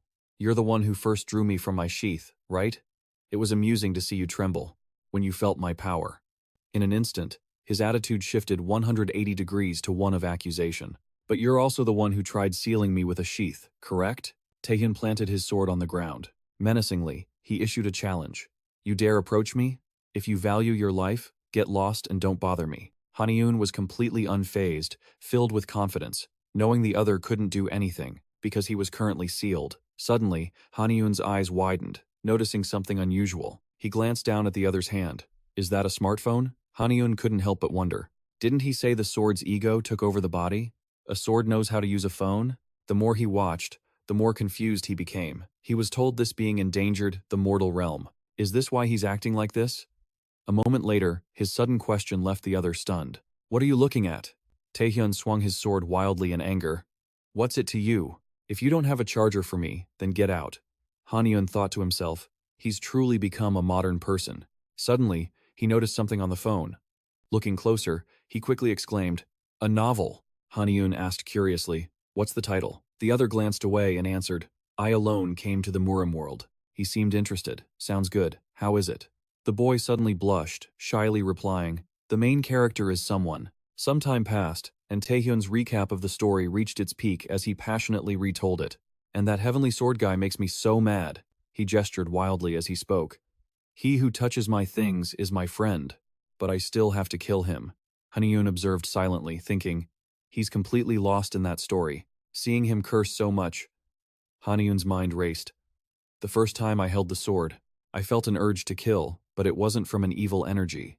He watched the other man. He hesitated, thinking, is he just easily angered? He hasn't become more frightening. He's just full of energy. Taehyun excitedly tried to continue but stopped, sounding helpless. "And this story?" He trailed off sadly. "I'm out of cookies." Haniun was exasperated. Taehyun wailed like a child, "I can't buy any because I'm out of money." He could only surrender at this sight. "How much have you read?" A second later, the phone protested, making him even more desperate. The phone managed to say its last words, "Farewell. I am now leaving this world." Haniun panicked. "Are you okay?" A moment later, he started begging, "Give me your phone." But all he got was a shake of the head. "I don't have a phone." Taehyun collapsed, his soul shattering into pieces. "The world has abandoned me." He sighed sarcastically. "Is it really that serious?" Then Haniun gently changed the subject. "In that case, why don't I tell you a story?" The boy asked with curiosity. "Is it interesting?" He didn't answer directly, only saying vaguely, "I can't promise anything." Haniun smiled, giving a little warning. "It's my story." Haniun had a sudden, unusual idea. "How about I tell you a story?" Taehyun's attention was immediately captured. "Is it interesting?" He smiled mysteriously at the naive question. "I can't make any promises, because not everyone will feel the same way about its contents." That was my tale. And as it unfolded, his face began to contort. He was completely lost in my words. It was infuriating. Even these chains couldn't hold back his agitation. Ugh, this is so damn frustrating. Taehyun's anger was palpable. First, for a stranger's family tragedy. How could a father abandon his own kid and remarry? Then, for the grim fate of a nameless hero. How could a savior be imprisoned right after a rescue? And another helpless soul. Their life force used to feed a garden. Even Lee Eung's story came alive through his uncontrolled emotions, exploiting people who were just trying to feed their families. Finally, even the warden was blushing. "You had to leave that cute bear behind because of the danger?" Hearing all those tragic tales, Taehyun's resolve hardened. "Let's go kill them all." He radiated a bloodlust as if it were his own deep grudge. "If you can't, I will. I've never been this enraged in my life." Haniun had to calm him down. "I appreciate the sentiment, but you're still sealed. What can you possibly do?" Then, an impossible demand. "Why not tell the old man to free me?" I had to remind him. "After you trashed his house? There are too many obstacles." Taehyun grimaced, like he'd eaten hellfire spicy noodles. Finally, he exploded. "I'm going to lose my mind." I could only watch in silence. He's too hot-headed. I waited for him to vent before continuing my plan. "Do you want a solution?" With just a few words, I had him wrapped around my finger. "I have a better way. Interested?" He didn't agree right away, eyeing my outstretched hand. Then, a sly grin spread across his face as he suddenly leaned in close. His eyes gleamed with excitement. "Yes. The best part is when the hero handles things himself." Slowly, Taehyun handed the sword he'd been clutching to Haniun. The moment he let go, his body collapsed, all strength gone. The sword, Tyatink, unleashed a dark, mysterious energy, enveloping its new host. Suddenly, my eyes turned blood red. My hair bleached into a stark, silver white. My gentle smile vanished, replaced by a madness deep in my bones. Cruel excitement warped my features. The sword amplified every flicker of emotion to its absolute peak. With this body, I will crush my enemies. I'll tear those bastards to shreds. Just as my power surged, a figure crashed through the roof, as if lying in wait. In your dreams, Hoa Duke unleashed his powerful flames to stop me before it was too late. "You wretched monster!" He launched an explosive fireball straight at me. My entire body was swallowed by tormenting flames. Even though he felt guilty, his actions remained decisive. "Please endure this for a moment, young master." This time, he had truly awakened my cruelty. "You bastard!" The sword wielder broke free from the fiery prison, trying to seal me in the sword again. My gaze locked onto the target above. No chance. You can't stop me. But my triumphant smirk froze on my face. All your efforts are useless. Before me coiled a ferocious fire serpent, ready to strike. Its burning body slithered forward. I swiftly dodged the attack and readied my blade. A razor-sharp slash. You think you can hit me twice? Facing a serpent many times my size, my resolve never wavered. You will be the one to fall. As I swung the sword, I noticed something through the flickering flames. I instantly recognized the object lying on the other side. Its shape grew clearer as I approached. A new vessel. The sight of it sent me into a rage. So you're not tired of this pointless charade? My eyes flashed with murderous intent. I'll destroy it. But suddenly, my body froze. Model. No longer under his control, Haniun's hand moved, defying the dark will within. I can't move my hand. His mind and body were torn between two opposing forces. You bastard. This was your plan all along. His trembling hands sheathed the sword, helpless to stop his own body's movements. A desperate scream echoed through the room. Stop it. Finally, the taifeng was sealed, locked within its scabbard once more. In that instant, a lingering soul fragment escaped Haniun's body. Screaming in agony, his eyes went blank, staring into nothingness before he collapsed to the ground. Completely drained of life force, it took a long time before his closed eyes finally showed signs of movement. Opening his eyes felt like he had lived half a lifetime, only to awaken old and withered. He contemplated his existence. Herod noticed the movement and rushed over. Sir, are you all right? Haniun offered a weak reassurance. Yes, I'm fine. However, Herod wasn't convinced. We followed your instructions and left everything to the representative. But are you truly okay? He pressed for confirmation. Yes, I'm fine. Believing him for now, the man advised. My examination showed you're just exhausted. It would be best for you to rest. Here are some herbs. As Chanquan offered them, Haniun accepted the kindness. All right. I will let Chanquan know when I've recovered. This seemed to put the man at ease. Now alone in the simple room, his mind was calm as water despite the noise in his ears. So, the plan succeeded. Taifeng rattled on the sword rack, trying to get his attention. Hey, you bastard, you piece of trash. Haniun quietly accepted the grim truth he was now connected to the sword. Just to get near it, he had to cover his ears. The thing was making an incredible amount of noise. It's been going on for a while. Since Herod didn't react, it seemed only he could hear it. Is it because I made the scabbard from my own horn? An interesting thought suddenly sparked in his mind. Think about it. The horn originally worked like an antenna to project my power, if my horn is connected to the sword. But the blade's constant chatter made it impossible to focus. Shut up. Be quiet. Taifeng kept rattling, using its water power. It had been furious ever since being sheathed. You're trying to ignore me when you can hear me. As expected, Haniun was lost in his own world again. Oh, so that's how it works? He continued to theorize about other possibilities. Did it give me the horn? Expecting something like this? This is different from an elixir. The sword's anger hit its peak as its existence was ignored once more. Hey, this time, Haniun's attention snapped back. Calm down. I know you're angry, but this isn't helping you.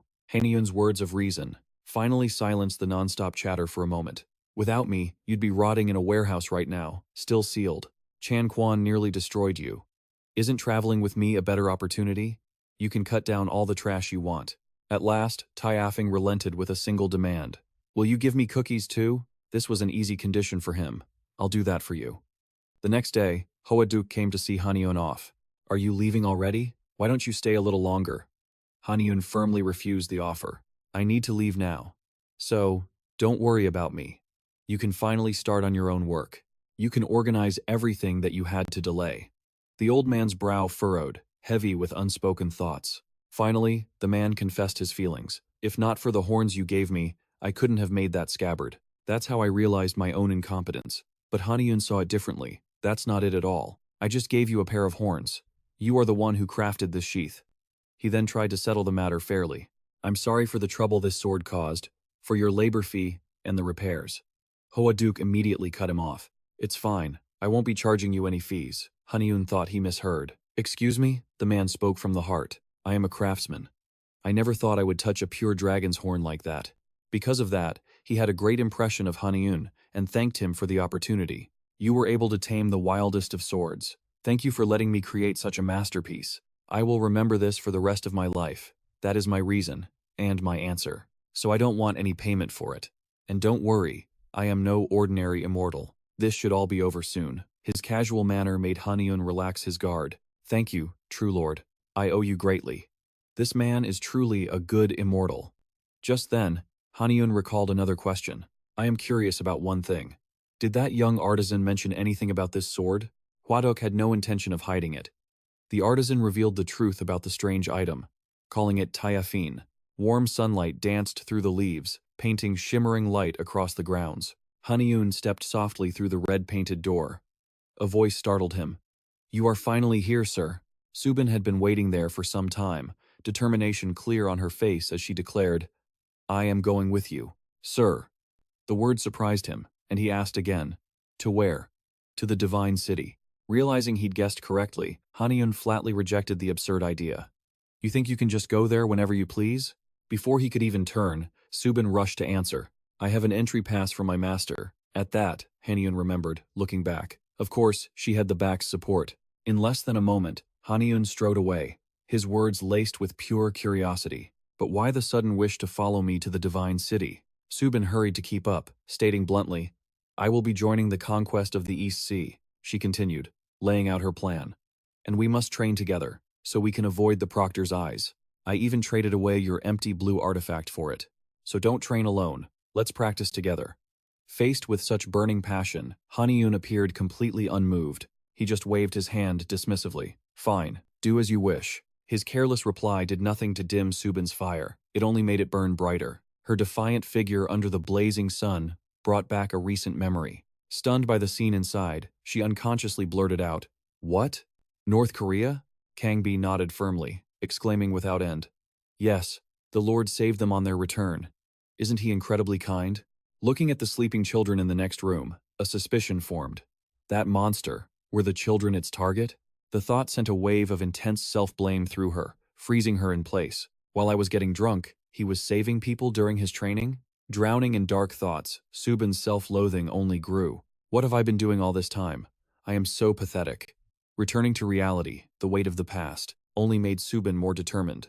Watching Haniun's retreating back, she vowed, I cannot be ashamed of myself any longer. In moments, his long strides carried him directly through the barrier. He suddenly thought about some of the long-standing rumors he had heard. There were debates whether Mount the Back, where Dan Gun descended, was actually Baekdu or Myeohyang. The majestic mountain now loomed before his eyes. A massive crowd was gathered before the great gate at the mountain's base. It seemed to be hidden by a spatial barrier. I think it's like the Goguryeo Mountains. They probably have similar conditions. He saw the sea of people ahead. Haniun let out an involuntary sigh. So crowded. Are all these immortals really trying to enter the divine city? It must be more crowded because of the East Sea conquest. While he was lost in thought, Subin quickly spoke up. This way, we have clearance, so we don't have to wait in line. The two moved forward with ease. As they moved through the masses, whispers rose from all around. Look, that's the Fairy of the Back. She can enter the divine city twice in 1 year.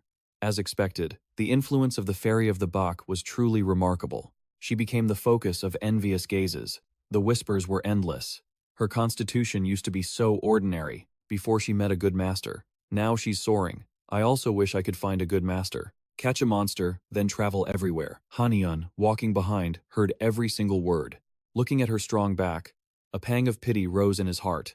It seems she lacks a good reputation among the other immortals. Soon, they reached the front of the line. They saw Jim San dozing at the gate, clearly unenthused about his job. Subin bluntly woke him. I'm here to handle some business in the divine city. Startled awake, he was still rebooting, staring blankly at the newcomer. Aren't you a disciple of Thebak? She then presented the important item she'd been holding. This is the jade medallion. His attention suddenly shifted to the person behind her, his eyes scanning them. And who is he? Haniun quickly spoke up. I am the Dragon King of Paradise Lake. The title alone left the guard stunned. He questioned again. Paradise Lake? What? Showing clear disrespect, he pointed to the crowd and ordered them. I don't know how you got that medallion, but stay right there. You have to wait your turn. In a flash, his attitude changed, smiling brightly towards Sumin. Ah, this way, disciple of Thebak. This left her flustered, unsure how to respond. What? Wait. Meanwhile, the others were left to bake under the scorching sun, all of them completely exhausted. A spark of pity ignited in Haniun. The influential could enter early, while the rest faced an endless wait. He turned back, his focus landing on Jim San's fawning expression. This is an emergency. It's better to contact that old man. But the guard's eager smile made Haniun deeply uncomfortable. That face brought back a flickering image that suddenly flooded Haniun's mind. A voice suddenly rang out, stopping the departing Jim San in his tracks. Next time you're on watch, don't yawn. As if not believing his ears, he instinctively looked toward the voice. What? Haniun was already displeased. Now, he was even more annoyed. Do your job properly. You aren't even standing in the sun. Seeing his opponent's audacity, he didn't hesitate to retort. Didn't you say you're the Dragon King of Paradise Lake? I think I've been respectful enough to someone who can't even introduce himself properly. Like a typical talkative villain, Jim San gloated as he attacked. And today, there will be news about a Dragon King vacancy in Paradise Lake. Jim San. Seeing the attack, Haniun immediately took a fighting stance. Suddenly, a voice cut through, making him freeze with wide-eyed shock. Jim San. Just as the fight was about to erupt, a figure burst through the door, forcing everything to a halt. The newcomer was none other than Suho, his face etched with fury. What is going on here? Only then did Jim San know true fear, trembling as he spoke. Father, the image of the newcomer burned into Haniun's eyes, pulling old memories to the surface. It wasn't a pleasant one, but I recognize him. Subconsciously, an image of them both with the same features appeared in his mind. The more he thought, the more disgust he felt. Whenever I look in the mirror, I think my face will become just like this, in a few more years. This unexpected situation, however, only fueled his excitement. A smile unknowingly touched his lips. I heard he was here, but I never expected that I would meet him so soon. Haniun quickly regained his composure, asking with a natural air, So, you are this child's father? The man didn't seem to recognize him and answered honestly, That's right. At that, he proudly declared his identity, his own grievance clear. I am the Dragon King of Paradise Lake. It seems the guardian of the divine city is now just a mere boy, he said, feigning immense anger. Pointing a finger at Jim San, he roared, How can I possibly overlook an insult like this? Have your son admit his mistake and apologize. In this difficult position, the man could only suppress his rage and concede. I understand. Ignoring you was worthy of an apology. I will treat you as an honored guest of the divine city. However, with his natural cunning, Suho would never let his opponent get his way, and in a flash, he countered. In return, you must show us you are qualified to enter the divine city as an important guest. Entry isn't just based on your background, it's also based on your abilities. Haniun remained calm, questioning him back without missing a beat. And you will be the one to judge? The man immediately denied it, stepping forward to pat his son's shoulder. No, it is this child's duty to judge. Then, he shot a challenging glare at his opponent. The problem is, there's no one here right now to test your abilities. Every word Suho spoke dripped with intent. Everything was meticulously planned. A deliberate strike, born from deep ambiguity. A test of one's character and virtue. So how about a celestial battle to prove your true power? My son isn't perfect, but he is pure. He is still a worthy opponent for you. Hearing this, he grew pensive, understanding the true meaning behind those words. He realized he only needed to win this fight to prove his worth. His gaze hardened with resolve. Complex thoughts raced through his mind, things he'd considered even before becoming an adult. An image of Haniun as a small child surfaced, the moment his father coldly turned his back. That memory only fueled his bitter resentment. He had imagined this moment so many times. What if I met my father again? What should I do to the man who ruined my family? An image representing his deepest desire began to form. Should I just curse him out? In his heart, Haniun had wanted revenge against this unworthy father countless times. Or should I just strike him down? Back in reality, his body shifted into a battle stance. But as he looked at his foe, Taehyung's voice echoed in his mind. What is this killing intent? Are you trying to use me right now? Go on, say it. Laughter then echoed all around. A murderous glint flashed in his eyes. My head feels completely cold now. Haniun's hand gripped his sword hilt. The mighty blade was drawn for battle, its cold light cleaving through the air. He stood defiantly, sword in hand, as if he had awaited this moment for a very long time. I'm being more honest with my feelings now. He took a deep breath, trying to calm his raging heart. At this point, Haniun's eyes held nothing but long-suppressed resentment. All I have now are my true emotions. A chilling smile crept onto his lips, and now, I am filled with killing intent. Soon, the crowd parted, making way for the coming battle. A celestial war born of sheer arrogance began. Jim San flashed a contemptuous smirk. He arrogantly displayed his power, not forgetting to utter some boastful words. I'll make you pay for daring to mock me. The aura around him swelled with every word he spoke. I will grind you into dust. Then, Jiam-san launched a merciless attack at his opponent. Though his eyes flashed with malice, Haniun's swift movements easily evaded the blow. He inwardly praised his opponent. He's fast. But he gave the man no time to react. In a flash, he appeared right behind him. Is that all you have? He then struck without hesitation. But Jiam-san dodged the sharp blade, unable to hold back a mocking jeer. Where do you think you're going? He quickly returned a powerful blow of his own. It was blocked by Haniun's sword. The stalemate forced them both to leap backward. As they prepared for their next clash, the crowd began to murmur. The Dragon King of the Heavenly Lake is being pushed back. Another person couldn't help but respond. Is he weaker than I thought? But he's still better than that silver corpse. Perhaps it's because he's the Heavenly King's grandson, but his talent truly surpasses our own. Though he was busy fending off attacks, he calmly assessed the situation. His strikes aren't that powerful. Watching the smug Jiam-san charge in, he began to calculate his next move. The constant attacks make it hard to counter. Is he using a space manipulation technique? As if seeing through his opponent, a satisfied smile formed on Haniun's lips. Space is only meaningful to beings with form. So, I just need to erase my own form. With that thought, he pushed off, launching his entire body into the air above Jiam-san. This move put Jiam-san on the defensive, who looked up in horror. What? He was caught completely off guard. He could only block Haniun's sword strike with his bare hands.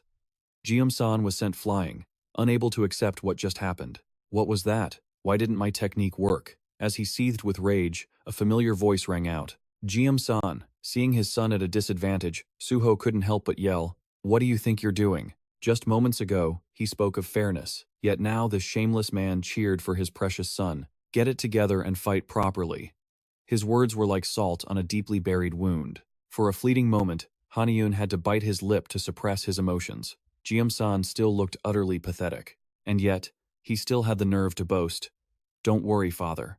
His words dripped with arrogance. I'll handle this bastard's tricks. Before the boast could fade, a blade whispered across his throat. Just like that, his head tumbled to the ground before the shocked eyes of the crowd. Suho could only let out a horrified scream. Jiam-san. He had just watched his beloved son be sent to the afterlife. His vision darkened with rage. The shock was so great he could no longer think of the consequences. His only thought was vengeance. How dare you touch my son? At his heaven-shaking roar, the others charged forward. Weapons drawn, they lunged, but Haniun's eyes held only icy calm. A veil of water began to envelop the sword in his hand. If you cared so much for your family. With a few swift movements, the three fiery attackers were struck down. His movements were a blur, taking down all three in an instant. He leveled an ice-cold stare at his true foe. You should never have dragged him into this fight. Suddenly, something caught his eye, and he instinctively glanced back. The men he just defeated were suspended in mid-air. Beside them, intricate sigils began to materialize. He was slightly stunned by the sight, a question echoing in his mind.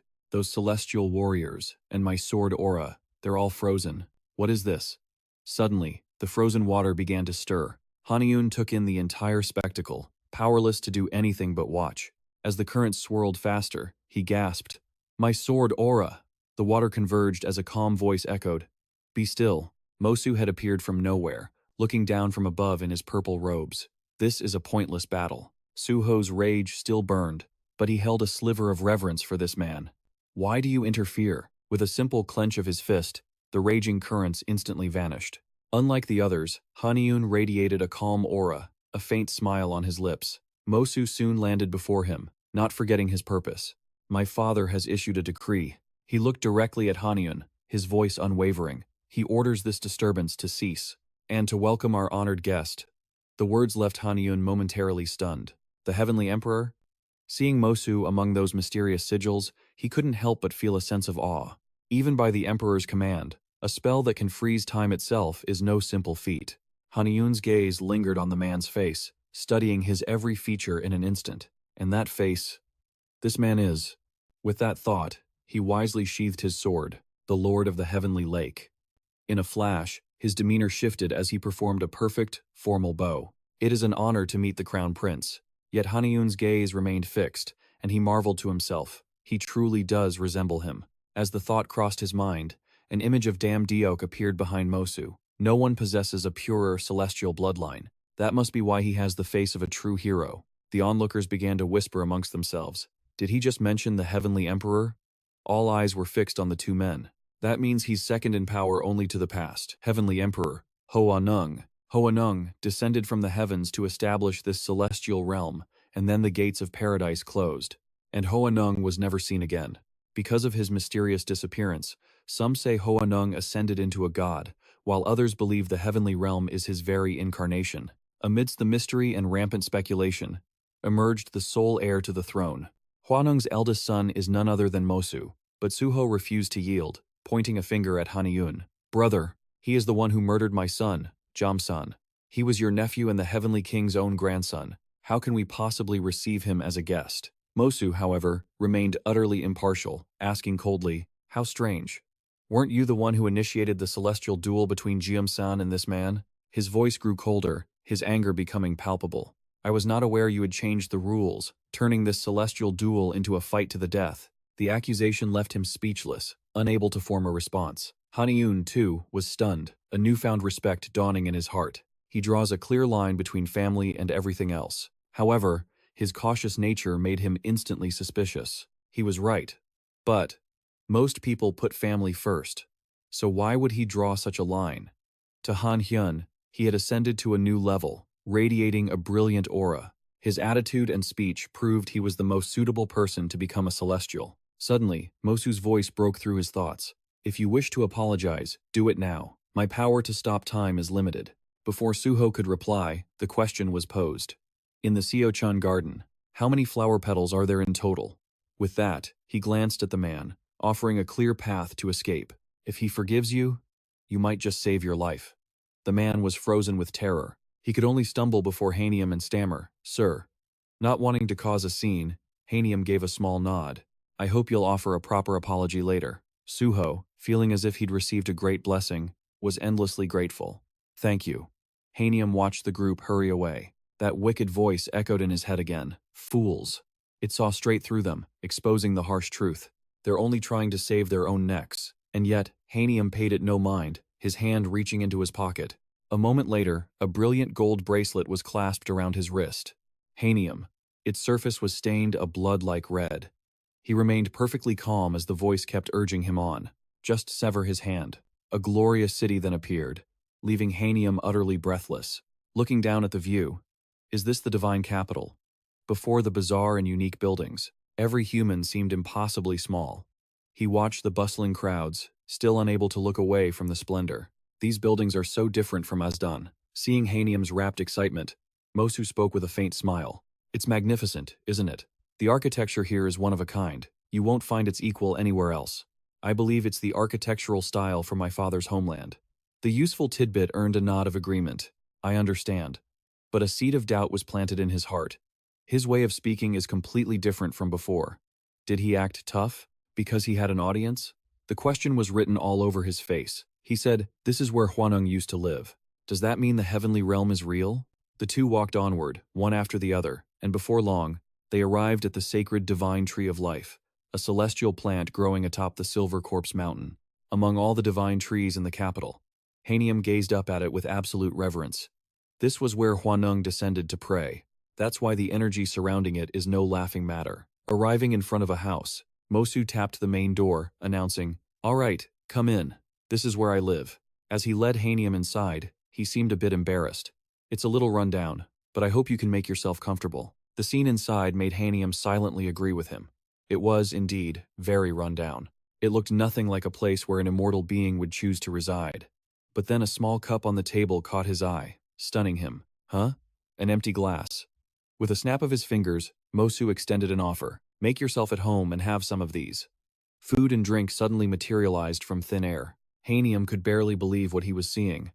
You are my guest, after all, he continued, watching him enjoy the feast. Awe filled the boy's heart. This was like something torn from the pages of his imagination. Seeing Mosu's subtle, knowing smirk, Hanium remained thoroughly impressed. I can't believe I can still sense his nobility, even in such a shabby place. He pondered for a moment. Finally, with a look of deep respect, he spoke. Your Highness, thank you again for the kindness and mercy you have shown me. Mosu continued sipping his tea, replying calmly. Your gratitude has been received, Park Hanyul. The name escaped the other's lips, and it sent a shockwave through the boy's entire being. He gaped, astounded. How did you know? Mosu swirled the tea in his hand. He calmly reassured him, don't worry. Your true identity will remain a secret with me. A strange light glinted in his eyes, his voice taking on a mystical quality. When the heavenly gate opened 2 years ago, at dawn, Mosu wistfully recalled the magical sky. I was watching the stars. The gate to the heavens wasn't fully open then, and it gave me a glimpse of the world's energy. He admitted it quite frankly. That is how I knew of your existence. Your name, your gender, your age. A dazzling light shone from above, forcing him to shield his eyes. The memory still moved Mosu deeply. Although I didn't know any of the specifics, there was one thing I knew for certain. As a star streaked across the sky, he came to an instant realization that you are a child who can awaken his potential and become a deity, an immortal destined to walk the path of the stars, becoming just like me. This prophecy left Hanium speechless. He asked again, Your Highness, are you saying? Before the question was finished, Mosu closed his eyes and confirmed, yes. As his eyes reopened, they burned with a golden fire, his entire being overflowing with power. He declared again, You will become an aberration, just like me. The words echoed endlessly in his mind. Fear crept into Haniun's heart. An aberration, like me. His body held the celestial constitution of yin and yang. The 5 elements gave him a terrestrial body, while the 4 symbols granted him a human one. But there was another. The ancient immortals believed any power beyond the 3 realms, celestial, terrestrial, and human, was an aberration, beings that exist outside the natural order. The elders feared these aberrations would only bring ruin. Seeing this profound change in the man before him, Haniun was utterly bewildered. Still, he couldn't believe it. The second most powerful figure in the cultivation world is an aberration? Quickly removing his mask, he looked at Mosu with caution. Why are you revealing this to me? Mosu offered a warm smile, explaining gently. Because we aberrations are naturally drawn to one another. The memory is still fresh. The day I first met my own senior and received his kindness, that was the first time I ever heard the stories about aberrations. Mosu raised a finger, continuing, and so, it's become a tradition for aberration seniors to extend kindness and knowledge to their juniors. The story left Haniun unsettled. I had no idea, but Mosu remained cheerful. I suppose it only happens within the world of cultivation. Noticing the younger man's confusion, he frankly admitted, and I've been watching your actions ever since. Excitement flashed across his face as he recalled what happened at Lady Jua's pavilion, and your encounter with him, and the incident with the 7-branch sword. It's been ages since I've been this thrilled. The praise made Haniun blush. I had no idea someone was watching me so closely. I feel both honored and so embarrassed. Perhaps it's because we're both aberrations, but he truly feels like a senior watching over me. Mosu beckoned with his hand, and a nearby case flew open. Items wrapped in blue silk were revealed as he spoke. A single package floated out under his command. You may choose and take the one item you need most. Mosu's gentle voice returned. Consider this a gift of kindness. Haniun's eyes widened at the incredible generosity. His jaw dropped as a sword was unveiled from the silk. Mosu began his introduction. This is the Dragon Light Sword. It's been my treasured protector ever since I was a child. He held it, marveling at the blade. He's had this since he was a kid? It's in perfect condition. This reaction made his own sword burn with jealousy. What's so great about that? You should choose something better than an A rank. It fumed constantly. That thing is junk. I'm SSS rank. Its outburst made Haniun tremble. You're right. His heart ached with conflict. If I choose that sword, my ears are going to explode from all the nagging. Still, Haniun felt regret holding the Dragonlight sword. But I really like this sword's energy. His gaze grew hesitant. He glanced at Mosu, a worry growing in his mind. It's been with him since he was young. Does that mean if I pick this, I'll be just like my senior? Mosu simply returned a knowing smile. Then Haniun noticed something in the bag, surprised. He rummaged frantically. What is this? Seeing the item wrapped in cloth, Haniun was utterly stunned. Mugwort and garlic. He grew indecisive as he touched the 2 items on the table. If these 2 pouches have the same value, after a moment's thought, he made his final decision. Choosing the mugwort and garlic seems like a good idea. The sword beside him strongly agreed. Yeah, you know best. Just choose what you think is right. After making his choice, Haniun finally looked up to ask, how can I possibly repay your kindness? Mosu looked surprised but explained readily. You still don't understand? You repay me by showing kindness. to your own junior in the future." The words moved Haniun deeply, as expected of a wise immortal. As their time ended, Mosu offered a pleasant smile before parting. "Until we meet again, please, take what you wanted." Outside, the sky was a brilliant blue above the strange buildings. Standing tall in the harsh sun, Haniun walked away slowly, unable to stop himself from looking back one last time. Remembering Mosu's sincere advice, Haniun was filled with admiration. He truly is a wise immortal. This was the sacred land of the Hwanung clan, a place he could never approach freely. And he began to wonder, I suppose being an irregular is why I made it here. I can return once I've reached a higher level. His thoughts turned to Mosu, seeing him as the goal, an immortal irregular, just like himself. Unbelievable. I feel a sense of kinship and comfort just because we're both irregulars. It was a daily struggle, constantly hiding the truth of what I was. A relieved smile finally broke through his facade. "I hope to reach your level someday." He then made a silent promise, hoping they could meet again. On his way back, a man named Siu Nyok observed him from afar. He stood formally and asked, "Are you not the Heavenly Fox's Dragon King?" He then bowed and introduced himself. "I have been waiting for you. I am Siu Nyok. By order of Hemusu, I will assist you from now on. But, following protocol," he requested. "Pardon me, but may I see your card?" Haniun quickly produced it. "Here." After a careful inspection, Siun Gok spoke again. "Ah, the tenfold delay plate. Time here is 10 times slower than the human world." The news sent Haniun from calm to panicked. That meant 2,500 days. Wait, that's nearly 7 years. Afterwards, he continued his polite inquiries. "What kind of residence would you prefer?" The offer stunned Haniun into silence. I can choose?" Siunok guided him warmly, but with a gentle reminder. "Of course, as long as you can pay the fee." A simple room appeared before them. A strange sense of familiarity washed over him. After this small, familiar room, but his expression quickly shifted to horror. "Is this a tiny, one-room Gaziwan?" Standing behind him, Siunok professionally explained. "This is the lowest tier, typically for the squirrel rank. You will receive the rental documents later, and it will be ready for you to move in 6 months from now." His jaw dropped. There are 5 housing tiers in total: squirrel, lynx, black eagle, tiger, and kirin. The higher the tier, the better the lodging, and thus, the more Mariokbu you must pay. It's the currency among cultivators, talismans imbued with spiritual energy, and it comes in 9 levels. The higher the number, the greater its value. Once the information sunk in, Haniun spoke dejectedly. "So I can't enter and exit the divine capital at will? The only way to leave is to give up?" He looked completely baffled. "How did you know about that?" At this, a wild thought sparked in Haniun's mind. This is a sacred place. Does that mean the Jade Card is just a business front here? That makes the Hwanung clan nothing more than landlords in this realm. He trembled, thinking of his funds. Wait, how much money do I have left? I wasn't prepared for this kind of expense. I've never heard of anything like this. Realizing he was now destitute, Haniun screamed internally. "Damn, those rich brats." Trangbai's sarcastic expression flashed in his mind. "I thought you had plenty of money?" Holding a sheaf of papers, Siungak announced the total after a moment of calculation. "After calculating everything, you owe a level 8, Mari Okbu," he added with professional courtesy. "This tiger rank residence is yours for the next 6 months. Sir, no one can enter without your permission." Before he left, he offered one last comfort. "Thank you for your patronage, and I hope you achieve your goals." Alone in the room, Haniun surveyed his surroundings. His face was a mask of utter poverty as he slumped into a corner. With unconcealable despair, he muttered, "I've been robbed blind." Haniun checked each of his storage bags. "I've lost everything I had, but at least I secured a decent room. I'll just have to earn back all my money in these 6 months."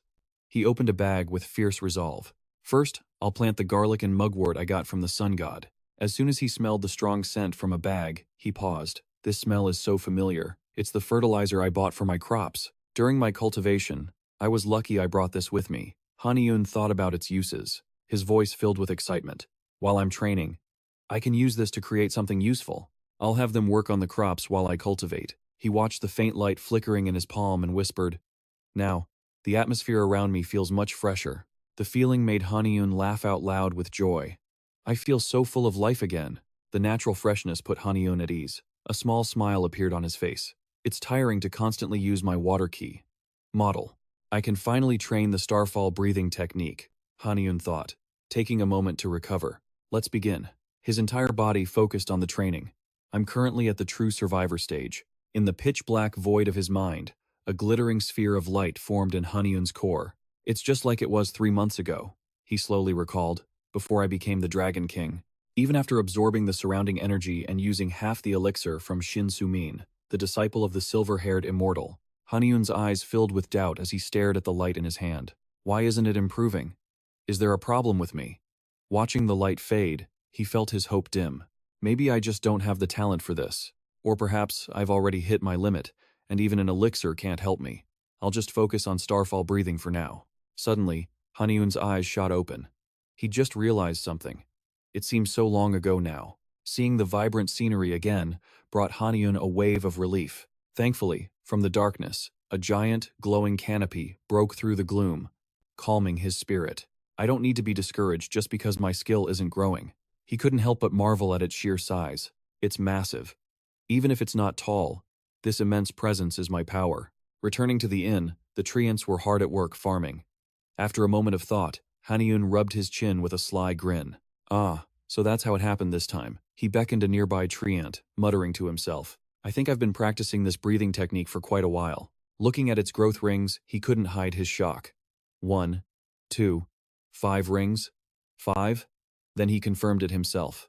Yup, this is why people underestimate the passage of time. Seeing the fruits of his labor, Haniun started to wonder. The crops I planted have grown well. Should I try one? And just like that, he took a bite, trying to feel every change. Even after eating this, I don't feel my skills increasing. Doubt began to creep in. Is there something wrong with the starfall technique? The confusing puzzle twisted his mind. It's a heavenly art. Although I'm still learning it, the first form of starfall has already reached its final stage, and I've reached the 10th star. No matter how much I practice, I can't level it up further. This technique is much easier than the others.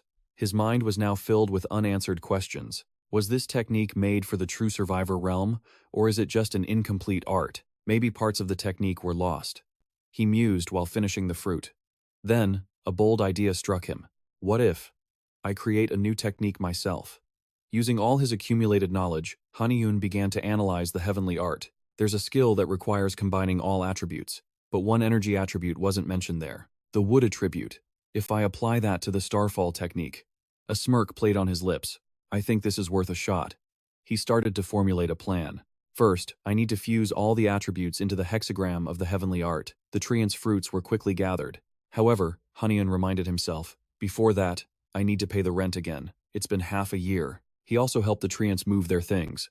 Crack! A planter crashed to the ground after he crushed its support beam, making a treant tumble into the harvested garlic. He immediately panicked. Huh? What? Huh? Seeing it lying in the mess, Haniun couldn't believe his eyes. What was that? He began to tremble in shock. What? He then stared at the garlic in his hand, hissing, It's that strong? Haniun's gaze was fixed on the item, but a second later he felt helpless, trying to find another way. This garlic seems normal to me, but is that why I can throw those things around so easily? Can it enhance any body type? Even turning it into a humanoid physique? A humanoid physique? The humanoid physique is a state that allows an immortal to use a human-like body. While heavenly and earthly physiques use chi as fuel, the humanoid physique uses it as a nutrient, strengthening the body itself. Therefore, even at the same level, the humanoid physique's power is far superior to the others. He rolled a clove of garlic between his fingertips. Sitting on the wooden scarecrows, he continued to ponder. If I eat this, I can get the humanoid physique for about 3 hours. Even the thought of Mosu couldn't hide the joy spreading across his face. I never expected to see the effects of that garlic and wormwood so soon. Haniun eagerly began his gardening journey. He knew garlic's power, and now it was time to test the wormwood. Just then, Super Idiot called with a sudden demand. This is Super Idiot. I'm reminding you about the rent. If you don't pay before sunset. Haniun cut him off coldly. Don't worry. I'll pay before the deadline. As he descended Puppet Mountain, he muttered, I have to take care of the rent first. His face was filled with determination. He pumped himself up. I should earn some money right now. The scene shifts to a bustling market. The sound of vendors echoed everywhere. One merchant complained, Oh, come on. Why are you haggling so much? Junki just shot back. Aren't you selling this because you need the cash? He kept pushing the other man. I think this is the only thing you have to sell. You'll regret it after I leave. In the end, the vendor gave in helplessly. This only made Junki feel more smug. I successfully got another good item for cheap.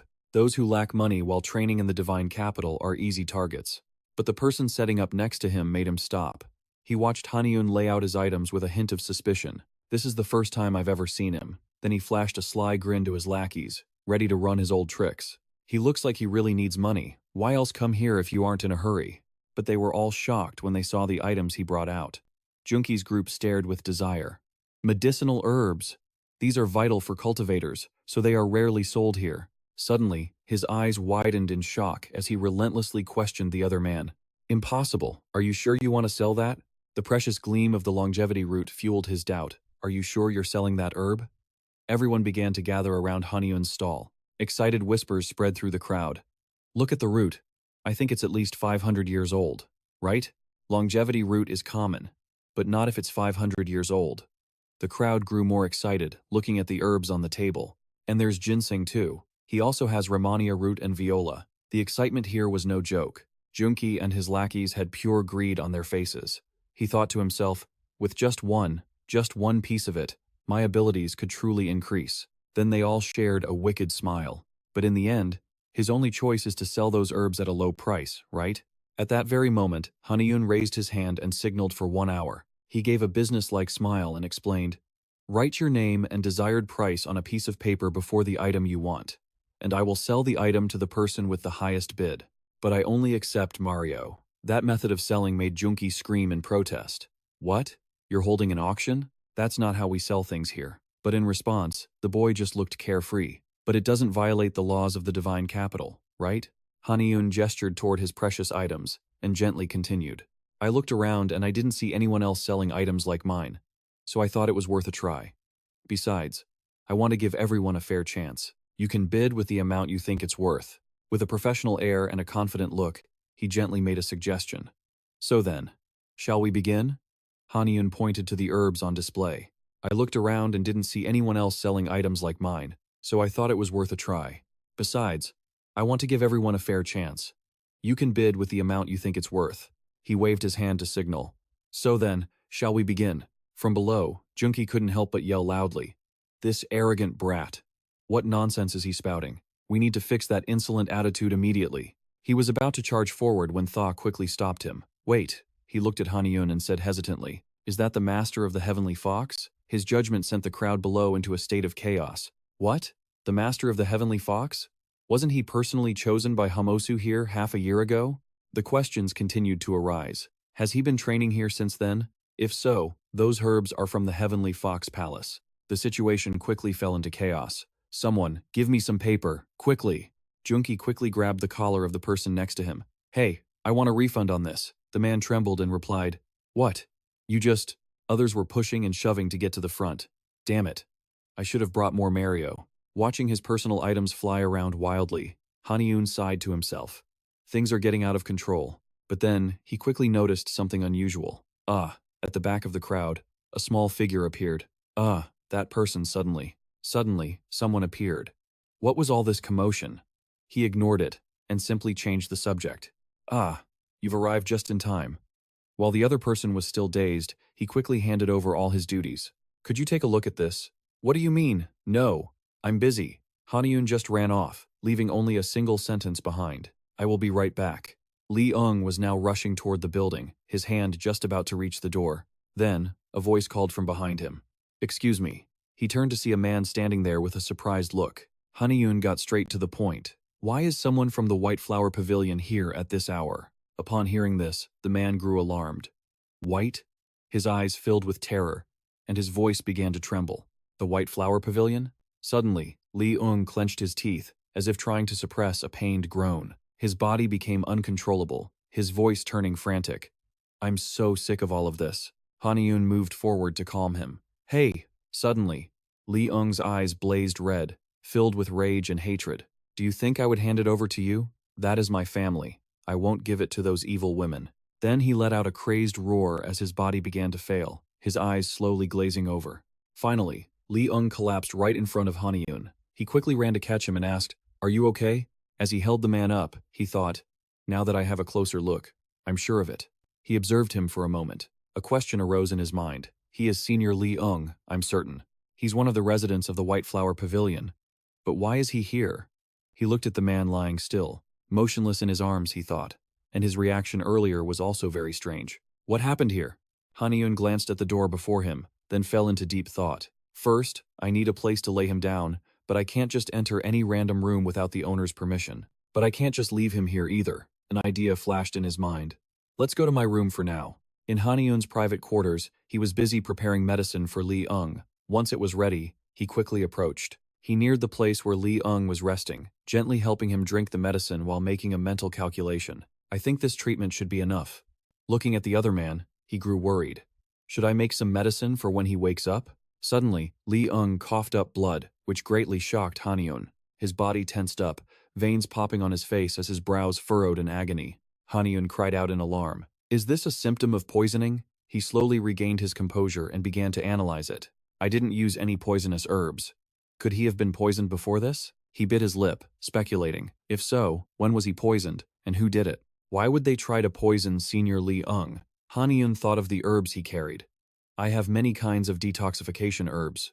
He quickly began to prepare the medicine, though his mind was still troubled.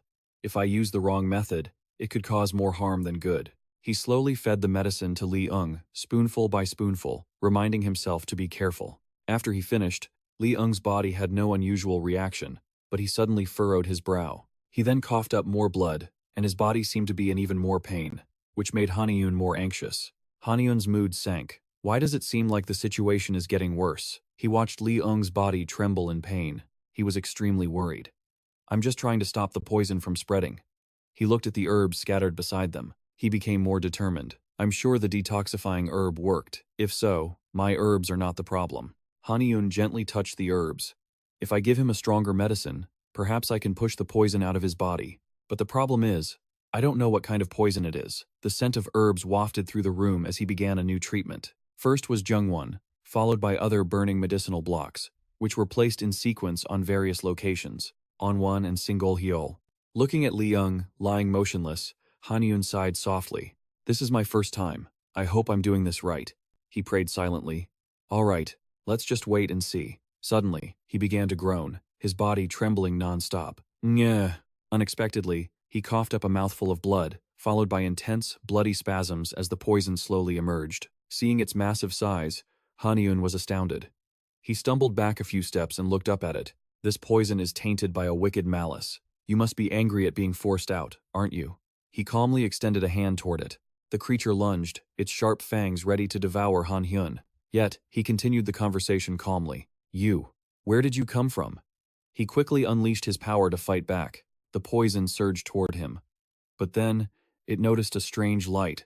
In the next moment, it was swallowed by Han Hyun's power. Instantly, the poison was contained in his palm. The detoxification was complete. He thought to himself, that tasted awful. Finished, he faced Li Ung with his hands on his hips. I've removed the poison, so he should be fine. But after a moment, Han Hyun cried out in alarm. His mind raced in confusion.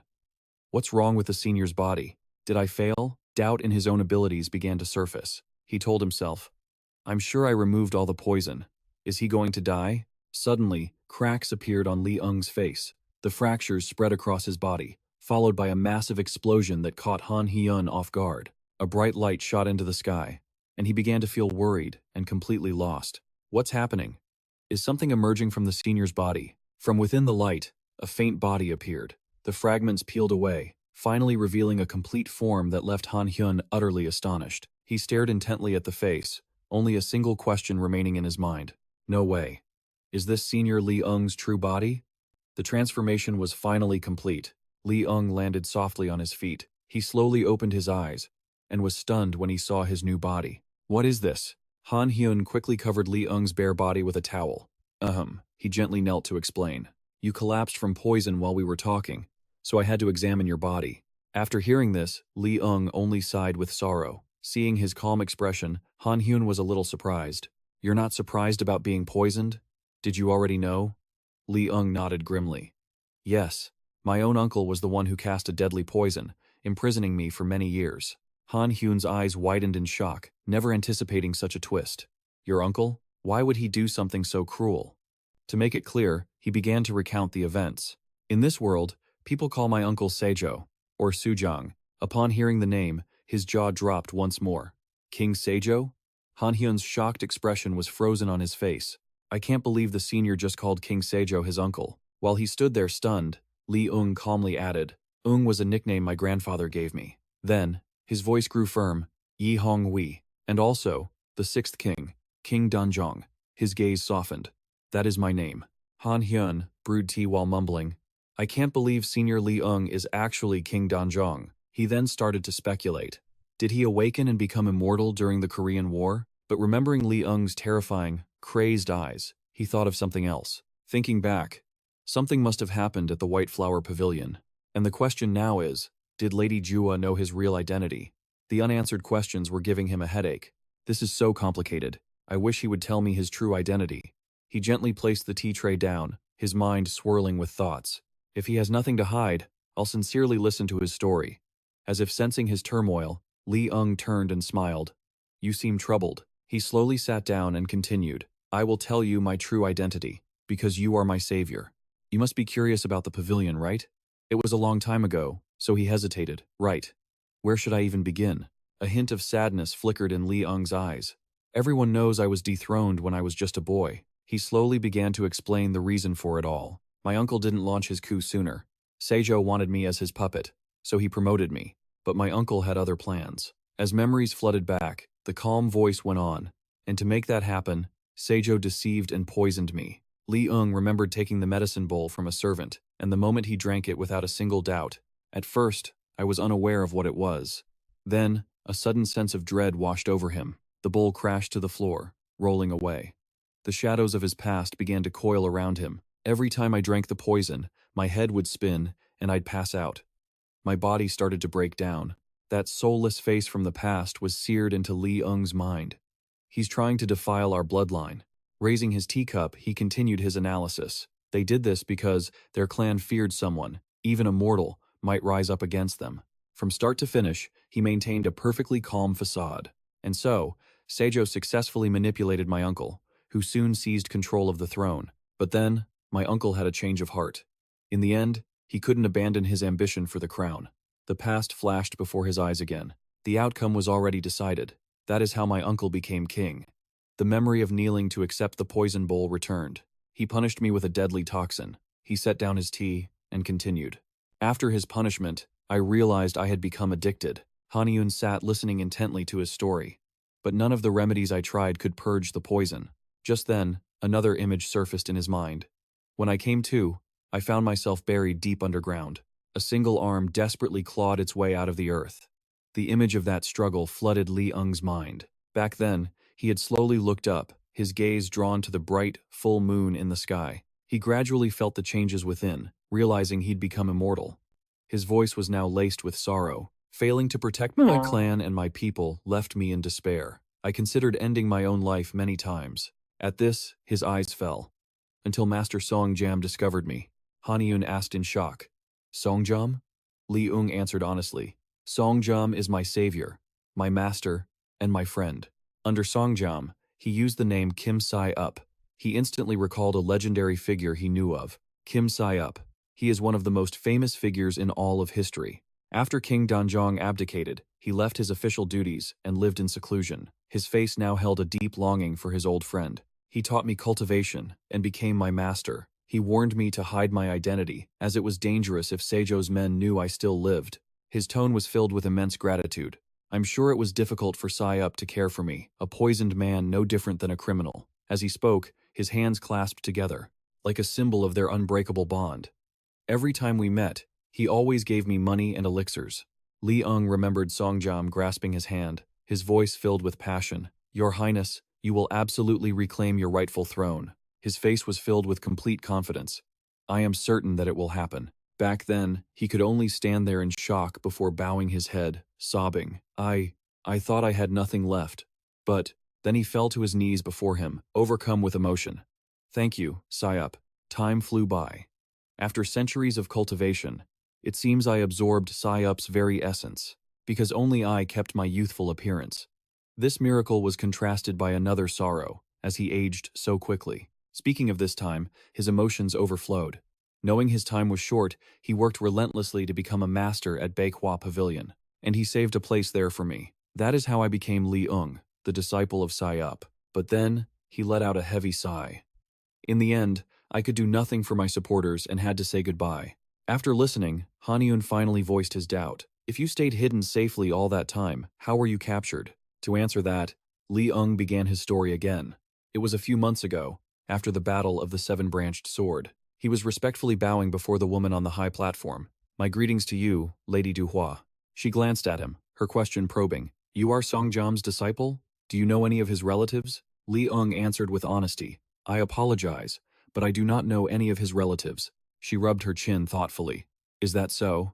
Her next words made his blood run cold. "Do you know that Songjam's real name is Kim Sai Up?" His head snapped up, his eyes fixed on her. Seeing his reaction, Duhua casually added another remark. "Perhaps your master was involved in the recent conflict." She spoke so casually, yet her words were utterly shocking. War with the East Sea Dragon King. The news left Li Ung completely stunned. The air grew still, unnervingly silent. A strange gloom covered the sky with ominous gray clouds, as if a storm was brewing. The Seven Branches sword sect was suddenly breached. Haniun recalled for a moment, finding it odd that the sons of the East Sea Dragon King were here, would suddenly visit Lady Jua, igniting a world war, just because the Dragon King himself stayed silent. Lady Jua must have investigated on her own, discovering that someone had provoked the Dragon King. He fell into thought. How much did she learn to start openly suspecting Soul Jam? Did someone tell Lady Jua something? Just then, Li Ung added that she would never reveal her source. But she did mention that the one who provoked the Dragon King was linked to an organization founded by those loyal to my father and grandfather. This stunned Han Jun. The king's loyal retainers? Then, could it be? Realization struck him. Is this about the record of true words? Are they the ones who hid the record inside the king's statue? His tone was strangely indifferent. "I've been in hiding for so long. I didn't even know any loyalists still existed. I never once shared my own will or intentions with anyone." However, once Sai Ap was revealed to be a loyalist, he knew they would soon discover his identity. When Li Ung learned Lady Jua would investigate the shrine holding Master Sai Ap's body, he knew for sure. That shrine was his sanctuary, protected by powerful spells. It was also where his master's remains were kept. If she knew the shrine was magically protected, she would find something suspicious about it, and then discover Li Ung's identity. So he fled with Sai Ap's remains to the divine capital. Hearing all this, Han Jun began to put things together. It seemed the words he muttered during his episodes were about Sai Ap's remains, which he refused to give the White Flower Pavilion. Finally, Li Ung looked up to confirm. "Does that answer your question?" Han Jun solemnly affirmed. "Yes, that must have been difficult to say, but thank you for telling me." He calmly took out a piece of jade. A gentle green light radiated from it. "Thanks to you, I have escaped the poison." He then pushed it towards Han Jun. "I am sorry that this is all I can offer you." Li Ung then explained its purpose. "With this, you can train here for 50 years. The gift was beyond his wildest dreams, 10 times better than what he already had. Am I right? Suddenly, he hesitated before saying, "I'm ashamed to ask, but can you help me one more time?" Han Jun politely inquired, "What is it?" Li Ung bowed his head seriously and requested, "Please hide me." He looked at him with sad, troubled eyes. "With your power, I think no one could ever find me. It's been a long time." But Li Ung was sure people were still pursuing him, especially Lady Jua, since he fled the White Flower Pavilion. Li Ung was certain she was still hunting him. As he spoke, he glanced at the wall. "And with the poison gone from my body, I can feel that my abilities have weakened slightly." The spot was scattered with shapeless debris. "And now my true body has been exposed." True body? Han Jun showed his concern. Though removing the poison was a good thing, it clearly had a negative impact on him. Besides, it seemed Li Ung was used to hiding out. He couldn't believe the same man who fought in the Celestial War could become so passive. Han Jun felt the current situation was incredibly awkward, though I do understand his circumstances. After some careful thought, he finally spoke. "Can anyone use this jade piece?" Li Ung nodded. "Yes." He stated his purpose directly. "Then I'll give you half the capacity of this jade. That means you can train here with me." Han Jun waved his hand gently, placing something in Li Ung's hand. "My condition is that you swallow this and stay with me." He observed it curiously. "This is?" He quickly identified it. "A dragon scale." "Is it yours?" Han Jun explained, with a casual attitude. "Yes. If you want me to hide you, Don't I need to know your location? He thought to himself. I never thought I'd use a leftover scrap from making my scabbard for something like this. Li Ung laughed mockingly. Haha, a very clever shackle. His expression turned cold as he glared at him. So you'll have me swallow this instead of hiding me? Hanjun remained calm in the face of this hostility. Will this become your shackles? Or your shield? That's up to you, Your Highness. At those words, Li Ung's body went rigid. He seethed, grinding out each word. Did you just call me? Your Highness?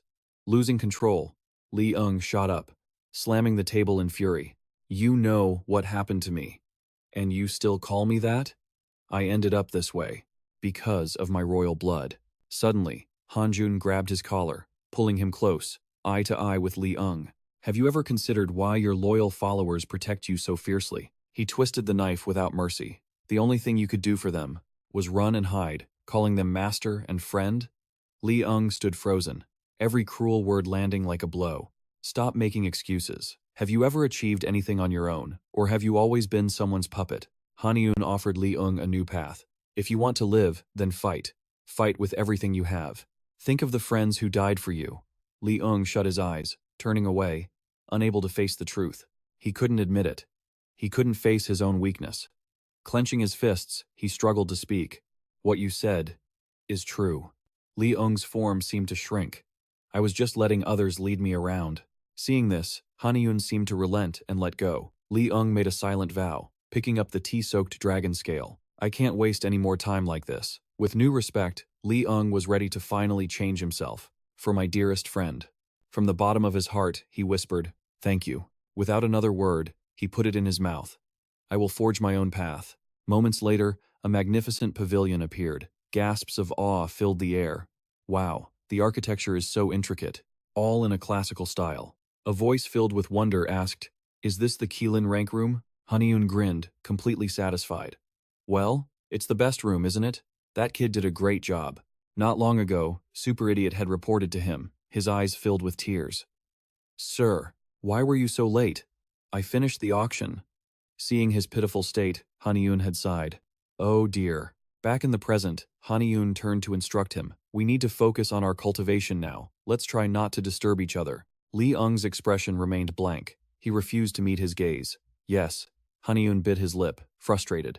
Ugh, I thought. This atmosphere would be perfect for training together, but somehow it just feels gloomy. He grew nostalgic for a time now past. There was a time when they were happy. Senior Li Ung. In the end, all Haniun could do was sigh. Well, I did drag him here. They would be training together for 25 years. And Haniun took meticulous care of him, down to the smallest daily details. Confused, Li Ung picked up the items left outside his door. Clothes? It was like this nearly every day. Perhaps they could build trust over time. Haniun would sneakily leave food for him and then disappear. Li Ung slowly grew accustomed to it. Food this time? But he was sharp enough to notice Haniun's movements. He takes care of me daily, then vanishes. An old folktale came to mind. Is this like having a secret guardian? 2 months passed, 8 years in the real world. Haniun sat gloomily amidst a sea of scattered papers. Frustrated, he ran a hand through his hair. I'm getting nowhere with these heavenly arts and techniques. The lack of results was maddening. He fell back, screaming at the ceiling. How have I made 0 progress in 4 years? Haniun sighed in defeat. I guess I should just focus on the divine arts for now. I've almost reached the 4th star, anyway. Just then, a completely unrelated voice piped up, shattering his gloomy mood. Why was he the one worrying, when Haniun was the one hitting a wall? Meanwhile, Taya Finger was just chilling beside him, playing on his phone. Haniun, wanting a distraction, decided to talk, and started a conversation. The main character in that martial arts novel. He's a monk, right? Taya Finger answered slowly. Yeah. I'm not a fan of his do no harm policy, but he's an incredible fighter. He eventually becomes a transcendent being, and even a supreme one after that. Taya Finger then cheered him on enthusiastically. The same applies to you right now. Your progress might not seem like much now, but the more impatient you get, the more you need to go back to the basics. Broaden your horizons. Go, go, go. But Haniun still couldn't cheer up. I'm all out of my stuff. Gotta go. It waved frantically. Take care, buddy. Haniun felt helpless. Since when did he learn to put on such a front? As Haniun turned, he suddenly froze. Before him stood a third figure, Li Ung, in his original form. A warm smile greeted him. Good to see you again, Your Highness. Stunned, Haniun whispered his name. Li Ung. Haniun stared, amazed by Li Ung's current appearance. It's really been 4 years. I was so busy, only watching from afar. He silently gauged his power. His level is far greater than before. Has he reached the realm of a true immortal? Li Ung's entire aura had completely transformed. Last night, he mastered the full bone reconstruction skill. He smiled gratefully, saying, "This is all because of you. If you hadn't given me a room to train and some medicine, I would not have this power today." Seeing this, Haniun's mood lightened. He teased, "Is a thank you in words all I get? You don't have a gift for me?" Li Ung awkwardly explained, "I must admit, I didn't fully trust you at first." His attitude was now friendlier than the last time they met. "But without your words, I would have remained in hiding. I pledge my life to serve you, my benefactor." Haniun laughed at his formal demeanor. "Of course I was joking, but you can have some medicine now." He then noticed the documents in Haniun's hand. "But what are you holding?" Haniun paused for a moment. "Huh?" He then revealed it without hesitation. "I'm developing a new technique, but there's a part that seems impossible to figure out. I just carry it so I can write down any ideas immediately." Li Ung's curiosity grew as he stepped closer. "May I take a closer look, if you don't mind?" Haniun suddenly recalled Master Affing cheering him on. "You should broaden your horizons. Go on, go on." He then quickly agreed, handing it over. "All right." Li Ung's eyes widened in amazement as he read it. "This is?" The more Li Ung read, the more he marveled.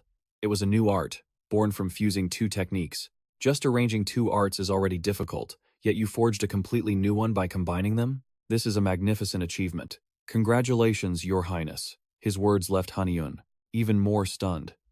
He understood it with just one glance? It was like showing a thesis to a professor. Is he saying I'm a genius? Haniun felt quite awkward, scratching his head. It's far from finished. It's not some grand accomplishment. Li Ung seemed confused by that. What isn't finished? You already have everything here. Haniun immediately pointed to one section. Arranging is different from combining techniques to create something new, right? And I feel it's incomplete. Li Ung saw it too. He then narrowed his eyes, studying it intently. After a moment, Li Ung hesitated to speak. "If you don't mind, could I offer some help with the final step?" Haniun was stunned. You can?" He spread each document on the ground and sat with a serious focus. The pen, in his hand, swirled with a mystical aura. "I hope my humble contribution won't ruin your hard work, Your Highness." The pen moved with graceful, flowing strokes. Haniun could only stand still, watching Li Ung complete the final stage. He pressed the pen down, and the papers erupted in a blinding light. A vision of blooming spring appeared around them. Trees began to bud. Still in a daze, Haniun mechanically took the documents Li Ung offered. Haniun couldn't hold back his shock, his jaw dropping. "This is?" A moment later, a brilliant smile lit up his face. He held it up like a treasure. "It's finally complete." Just then, a frantic sound echoed from outside. "Your Highness!" A fist hammered relentlessly on the door. "Your Highness!" Bonehead cried out in desperation. "Your Highness!" He pleaded anxiously. "Why won't you come out? I must deliver this to you quickly." In his hand was a pristine white paper. It was an invitation to the cultivation conference in the Quanzhong clan's main palace. Bonehead was in tears. He sobbed, banging on the door. "If I can't deliver this to you soon, I'll be in serious trouble. Please come out." It seemed as if the heavens themselves heard his desperate cries. The door suddenly swung open. He stumbled backward in shock. Huh? The space beyond the door. A sudden, powerful wind blasted out, making his body stagger. Bonehead lowered his center of gravity, trying to stand firm. The wind slowly began to calm. He squinted his eyes, trying to see the source. A massive storm? Then he froze, startled by a drop of water that landed on the back of his hand. Ah? Bonehead, still reeling, foolishly tilted his head up into a sudden downpour. What? Huh? His voice faltered. He couldn't believe his eyes. Rain? In the divine capital? In another location, someone else noticed this rare event. So, it's also raining in the divine capital? Who would be so cruel as to shatter the sacred tree's divine protection? No, Dongbin observed calmly, speculating. I don't sense any dangerous arts. Perhaps it is just a simple trick? Desang smiled, completely unconcerned. Dragons can control the weather. Speaking of which, I heard the Heavenly Lake's Dragon King is here. Has he finally achieved something? Trang Sung's expression soured. That's probably just empty talk. Noticing this, the man changed the subject. Oh, by the way, His gaze fell directly on Suman. Desang was openly curious. Did that disciple become a true immortal? She must be an exceptional student, right? She humbly shook her head in denial. How could I have achieved it without my master's help? He clung to his own belief. There must be a reason she's a famed disciple of the Silver Generation.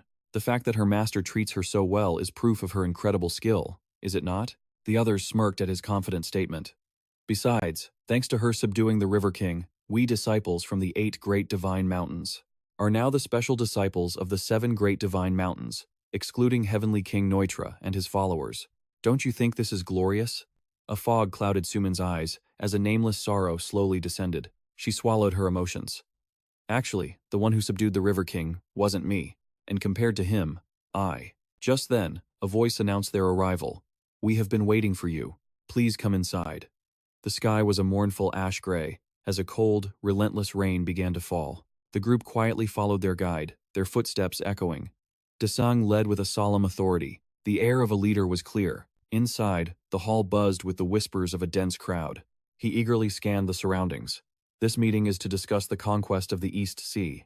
What? Zhang Sung glanced around listlessly. That's right. Since most of the forces for the conquest were trained in the divine capital, the meeting is being held here.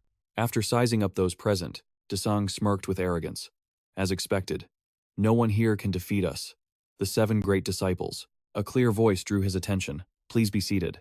A graceful figure followed the words. The 2 slowly advanced under dozens of watchful eyes. Everyone knew her identity. It was Zhang Inbi. She seemed irritated, muttering to Dong Gi. You're so difficult. Why did they make me wear this? The murmuring grew louder. It's Sura, the flower of destruction. So she's presiding over the meeting? Zhang Inbai stood calmly on the dais, her voice raised. I assume everyone is here. Shall we begin? First, she explained their purpose. Due to the atrocities of the Dragon Kings of the East, West, and South Seas, the Dragon Palace must conquer the East Sea. Not only have cultivators suffered great losses, but so have mortals. Therefore, at the last celestial meeting, we decided to conquer the East Sea. Everyone settled in their seats to listen. Since we have agreed to cooperate, we originally decided that your positions would be divided based on the wealth you provided to us. However, due to many complaints, we have prepared a new method for assigning positions. With a casual wave of her hand, she delivered the shocking news. It's simple. Excluding the gods and the supreme immortal, the rest of you will earn your place through a celestial war. The moment she finished, the hall erupted in anxious shock. What? A celestial war? The conquest is only 3 months away. We should be resting, but this will be difficult. If we don't secure a good position. But if we can, the glory will be great. Desang remained arrogant and dismissive. Hearing their anxiety, he sneered. In the end, all of you are just trash. All the best positions will be ours. From a dark corner, a sly smile appeared. A figure materialized at the entrance. Zhang Inbi's eyes widened in disbelief. You are. The person simply let out a soft sound. Oh. Haniun wore a bright smile and a natural air, asking, Am I late? She silently named his title. Heavenly Tiger Dragon King. But Zhang Inbi's eyes lit up. Due to the crimes of the East, West, and South Dragon Kings, the Dragon Palace has decided to suppress the East Sea. Because not only have cultivators suffered heavy losses, but so have ordinary people. Thus, at the previous celestial meeting, we resolved to suppress the East Sea. Her words demanded everyone's attention. Listen, as we have agreed to cooperate, we initially agreed that the positions of everyone would be divided based on the amount of wealth each person provided. However, due to too many complaints, we've prepared a new method, Zhang Inbi explained with a snap of her fingers. It's quite simple, she smiled, revealing the details. Except for the gods and supreme immortals, everyone else will fight for their position through a grand celestial battle. Inside the great hall, Haniun listened intently to every single detail. He immediately understood. Except for the gods and supreme immortals, all others would have to fight for their rank. The world's greatest immortals belong to the 8 sacred mountains and 3 divine realms. This battle seems to be for small factions or lone cultivators, yet some are below spirit rank. They still hail from the 8 sacred mountains and 3 divine realms. Haniun pondered this. These low-level immortals, those from major factions have an edge, backed by resources from their clans, including elixirs and weapons, an advantage that other cultivators lack. His gaze swept the crowd, noting those with powerful backers. They had a better chance at securing a higher rank. He saw them everywhere, and a feeling of disgust churned within him. It made Haniun silently judge them. How pathetic. Below the stage, Trungbi began the ceremony. Since so many wish to compete for the top spots, let us begin. She calmly explained the ranking format. We have ranked everyone according to their cultivation level. If you are unsatisfied with your rank, you may challenge an immortal you wish to displace. If you win, you will take their position. The loser, in turn, will be demoted. Hearing this, he seemed surprised. Trungbi noticed Haniun's confusion and asked, "So, Lord of Tianqi, you who arrived late, which rank do you wish to challenge?" He calmly gave his reply. It stunned her. Whether I'm challenged or I am the challenger, what do I do if I have no rank? Trungbi put a hand to her chest, puzzled. After Heaven's Gate opened, I thought everyone had a phone. It helps identify immortal arts and measure power levels. Does the Lord of Tianqi truly not use a phone? A mortal creation? Faced with her question, Haniun snapped back. I don't use it. She was speechless and could only bow her head. I assumed everyone had one. I apologize for the oversight. He appeared calm, but worry filled his thoughts. The ranks are based on measurements from an app? Luckily, he had given his phone to Tae Fin, since Park Haniun had vanished during a divine battle in the Doctor realm. Trungbi rubbed her head, admitting her fault. This is my error. I failed to check. She recovered quickly, pointing to Haniun and announcing, Therefore, you will be granted the first challenge. Given this specialty priority, a sinister smile grew on Haniun's face. He rose from his seat, feeling completely at ease. Thanks to you, an opportunity has arrived. Haniun pointed toward Trungbi and triumphantly made his demand. Give me the number 1 rank. She couldn't believe what she was hearing and immediately questioned him. What? The entire hall erupted in whispers. What is he thinking? Others simply remained silent. They just observed the events. In the buzzing hall, Nokte could not sit still and rose to speak. So, you want my position? He smirked, offering a strange compliment to Haniun. You are certainly bold. Below, Daesang immediately recognized him as the 3rd son of Princess Paris of the 6 great dukedoms. His eyes narrowed with caution. He is a spirit immortal, a higher rank than us, true immortals. Daesang stared at Nokte's sinister aura. He couldn't feel at ease. I heard his power is near the divine level. So he is ranked number 1. He approached Haniun, his voice dripping with contempt. I hope you don't regret this decision later. I truly regret that you must fall by my hand in front of all these people. But Haniun wasn't about to back down. We won't know the outcome until we fight. Just then, the referee raised his hand and announced, The match begins, the Lord of Tianqi versus Lord Nokte. Let the heavenly battle commence. As the call echoed, Haniun and Nokte readied themselves. With a grin, Nokte summoned a massive trident. I have a special gift, just for you. Immediately, the massive form of Kim Kang materialized. Noct arrogantly declared, I will show you the power of a spirit immortal. He lunged forward, trident in hand. Luckily, Haniun leaped in time to dodge the attack. He used Kim Kang's body as a foothold, which made Tae Fin ask, Oh, is that the divine weapon, Kim Kang? Haniun asked, surprised. You know of it? Tae Fin then began to explain. I saw it in that novel I mentioned before. The main character was the one who used it. It's said to dispel all distracting thoughts. Haniun asked in surprise. Really? Nokte then stomped, charging at Haniun to kill.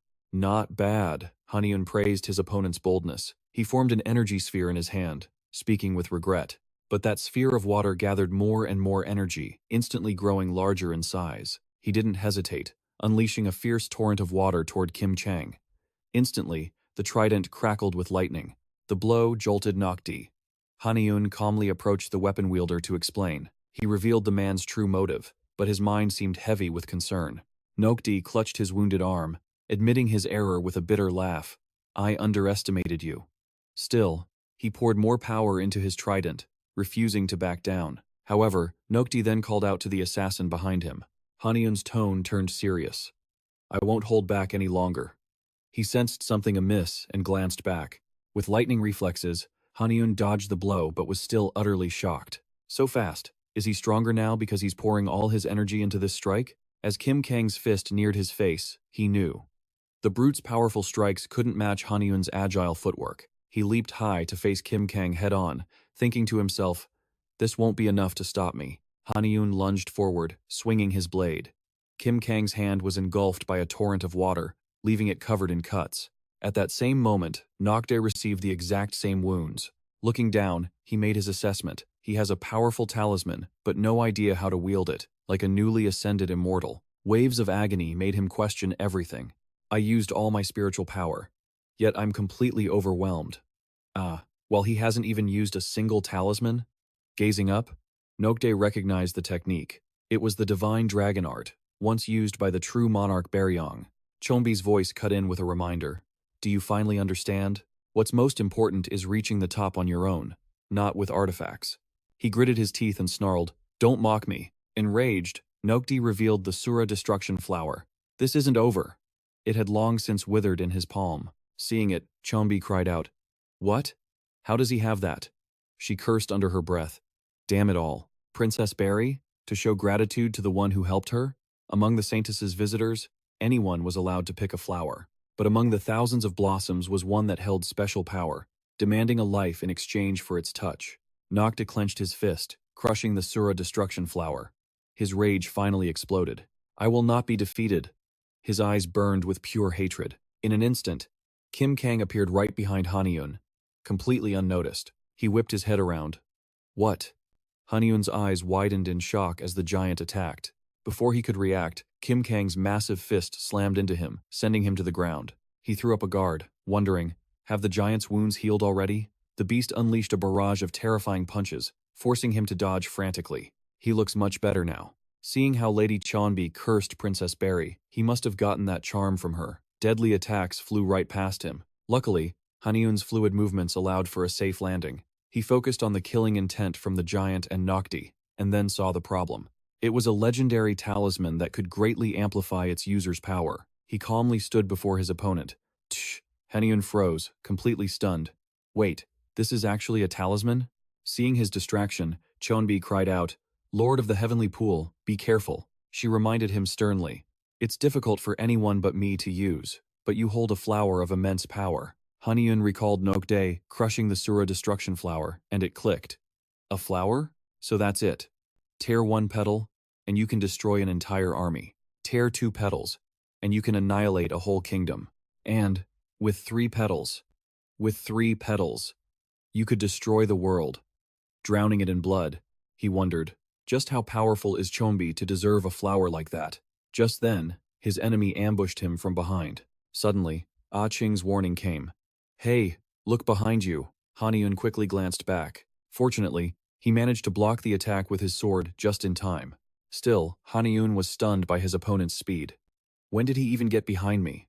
Nokte's relentless assault quickly overwhelmed him. Damn it, he'll crush me at this rate. Haniun had to form a water orb to counter. The water sphere shot forward to envelop Nokte, but Kim Kang instantly appeared, taking the blow for him. To his surprise, Nokte leaped high, using the momentum to close in. You! A fist smashed into his face, enduring a flurry of blows, he thought. He can even shatter the heavenly art. The rising tension forced Haniun to draw his blade and strike.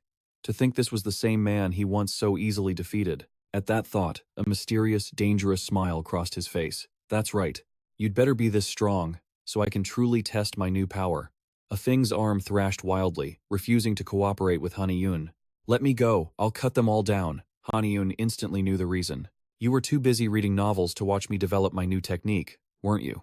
Suddenly, the stream of water shot out leaves, confusing Nokte. He muttered in confusion. Leaves? Haniun gripped his sword tightly and warned, I'll show you something even greater than just cutting. He swung his sword, unleashing a fierce torrent of water and leaves. So this time, watch very closely. Haniun skillfully moved his blade, guiding the water in the right direction. He sent a fierce wave forward, but it wasn't enough to take down Nokte. He flew high, winding up a frustrated punch. Instead of using that useless technique, you should just give up. Nokte continued his fatal assault. But suddenly, he froze. Wait. It turned out his arm was bound by vines. How can you? Before he could understand what was happening, Nokte was violently pulled away. He could only scream helplessly, You bastard! Then, Haniun spun, throwing him far into the distance. Nokte gripped his trident, waiting for a chance to counter. I thought I could beat him easily. In that critical moment, Kim Kang arrived to help, but unfortunately, his power was too strong, knocking both the giant and Nokte to the ground. He trembled as he got up, groaning in pain. Nokte turned his head. Pure fury blazed in his eyes. From behind, Haniun explained, You used the giant to absorb the flower's effect. Too bad it seems the effect has weakened.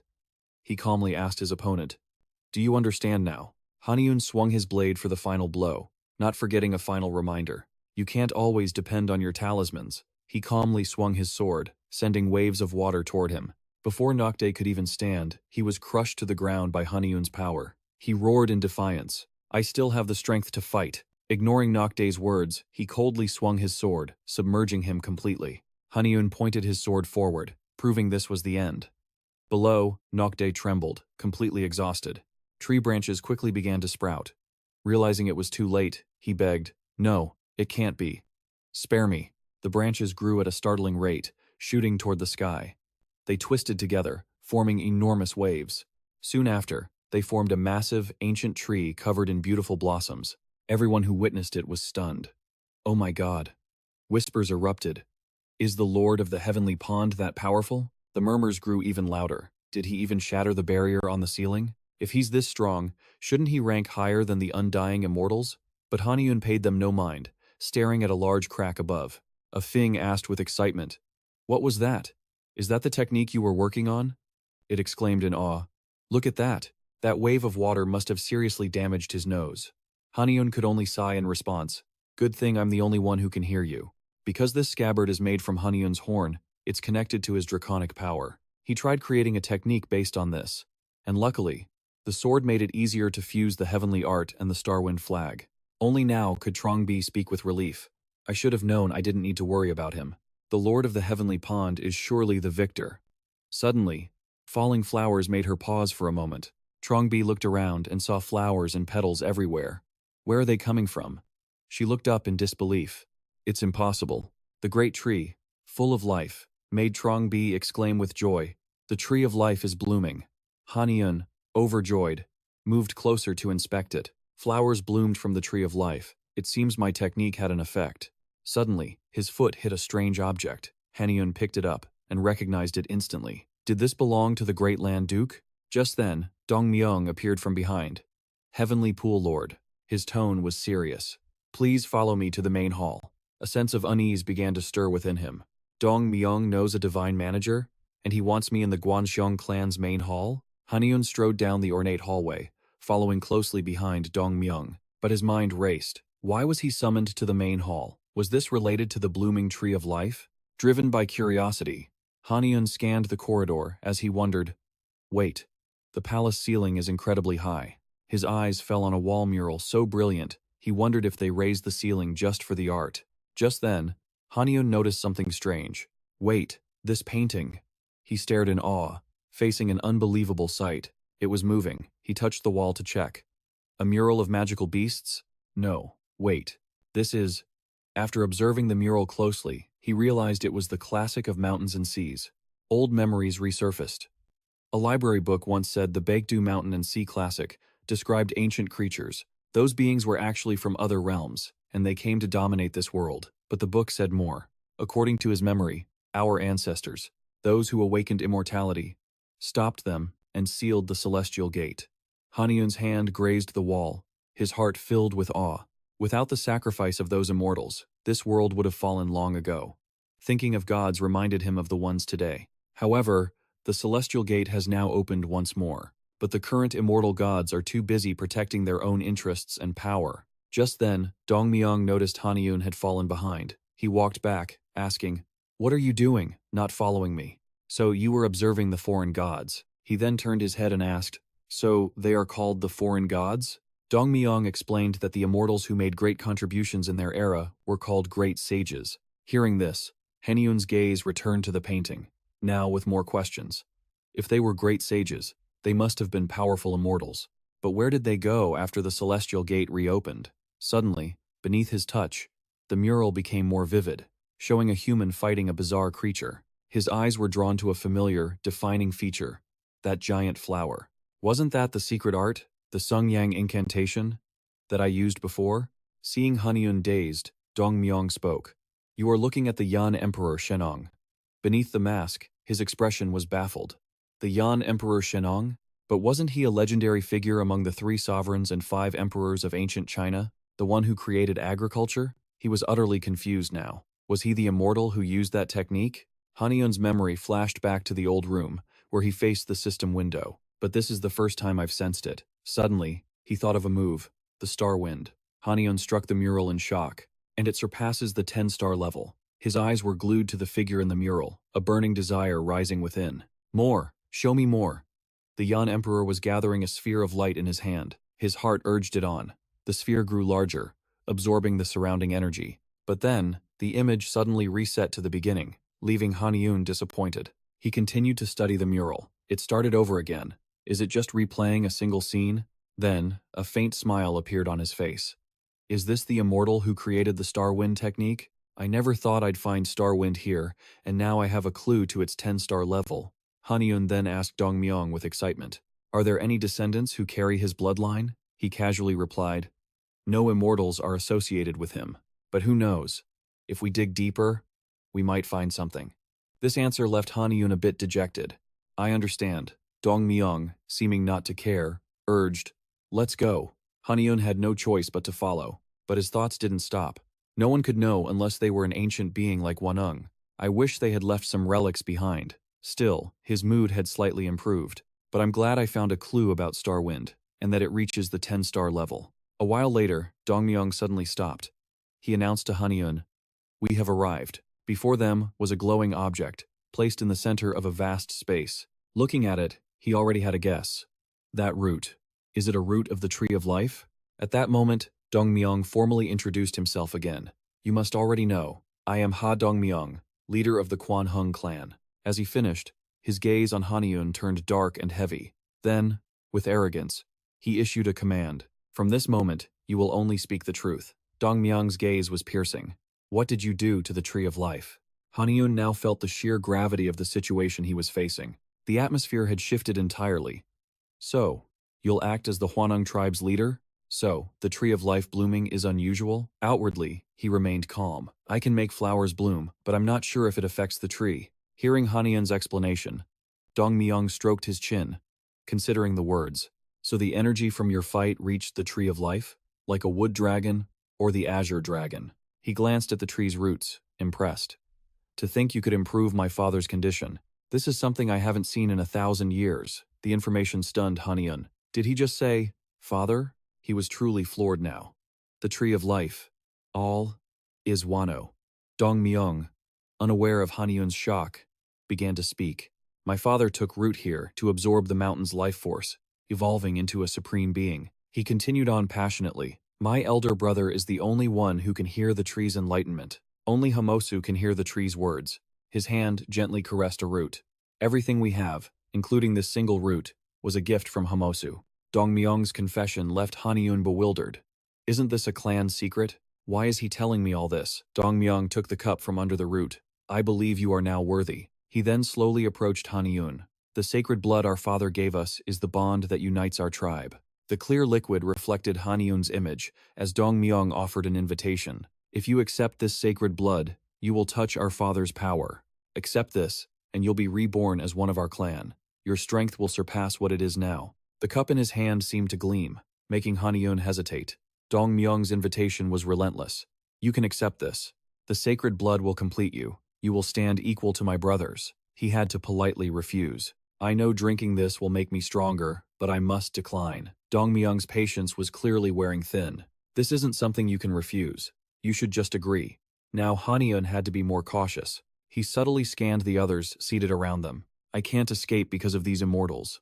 Their hair color suggests they were also taken in by this father. His thoughts raced. It can grant enlightenment through its voice, but only the chosen can truly hear it. His mind flashed back to the immortals in combat. If this sacred blood grants such great power, I should have felt a similar energy during our battle. This praise feels like a form of brainwashing.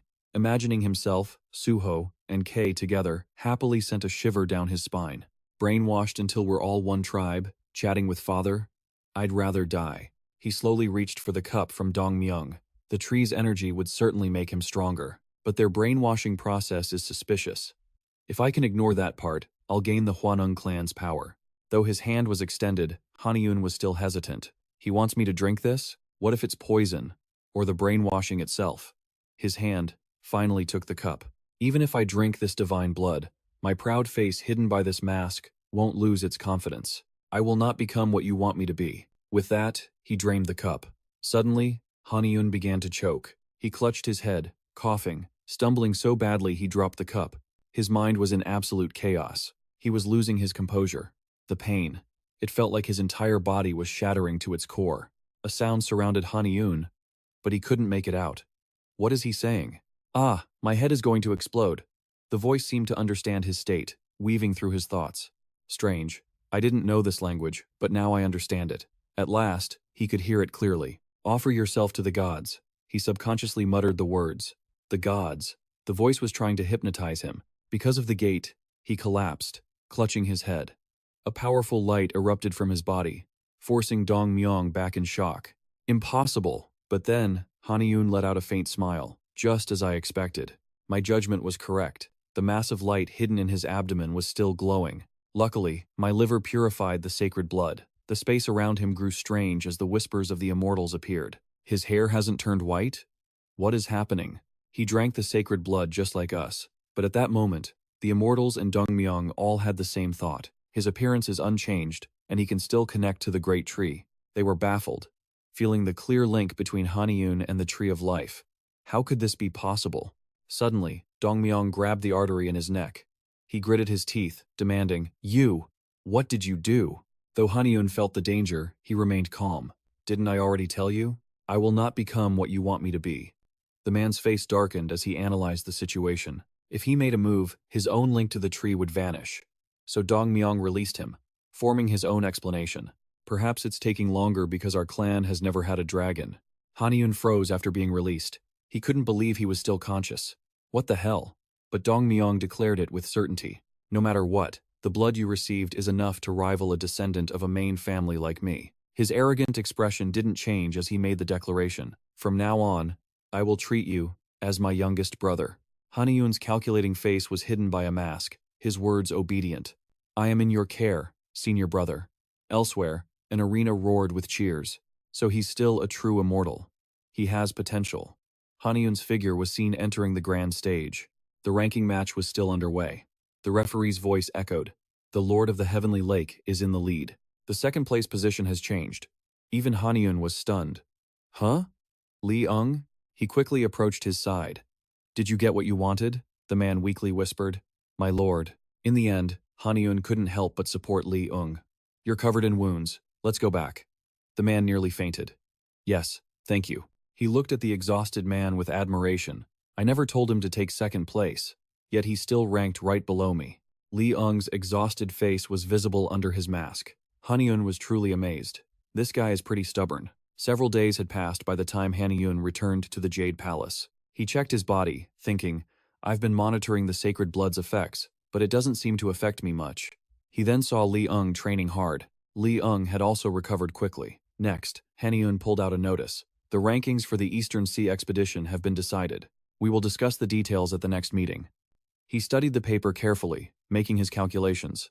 "There's not much time left. Training in the Divine Capital is over. I need to finish my preparations for the expedition." He was lost in thought again. Why is the Manpasikyok being so delayed? It should have arrived by now. His mind was a mess. "Forgive me for rushing you about West Affing, but the expedition is close.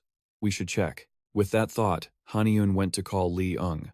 "If you're feeling better, come with me somewhere." The man paused his training and asked politely, "Where are we going?" Haniun announced, "The northern part of the Korean peninsula." His voice echoed toward the towering building.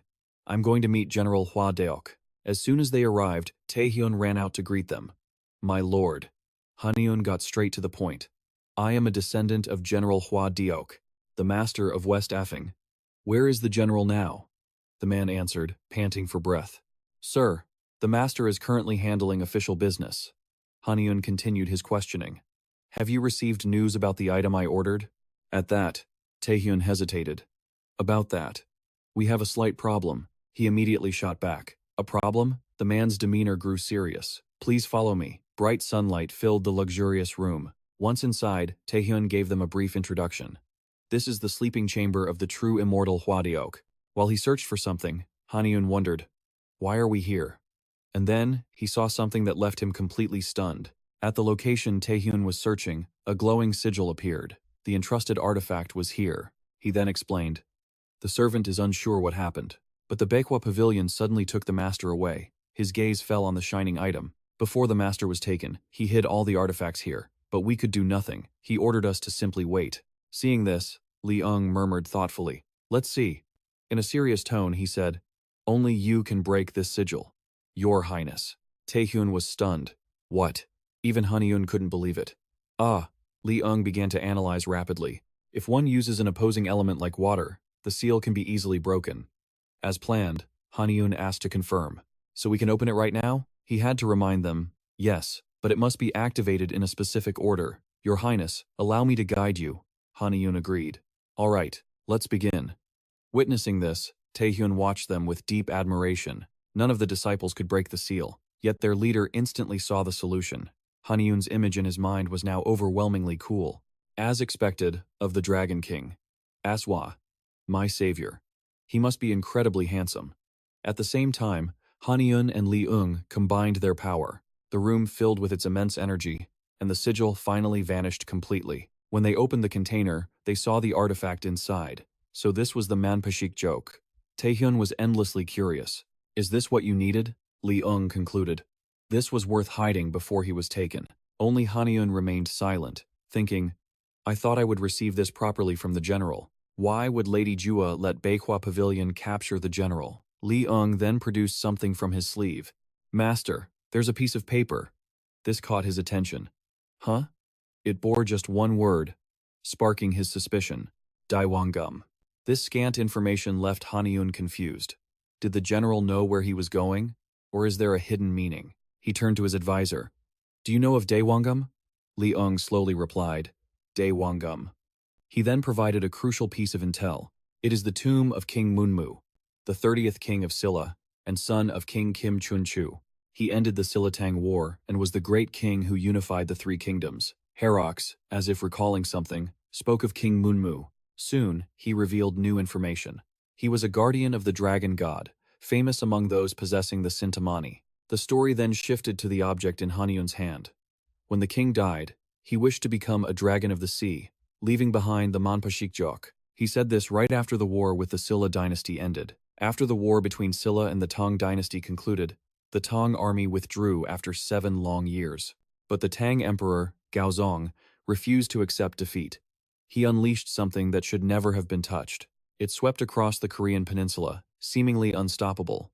But King Munmu, in dragon form, fought it within the vast dragon palace.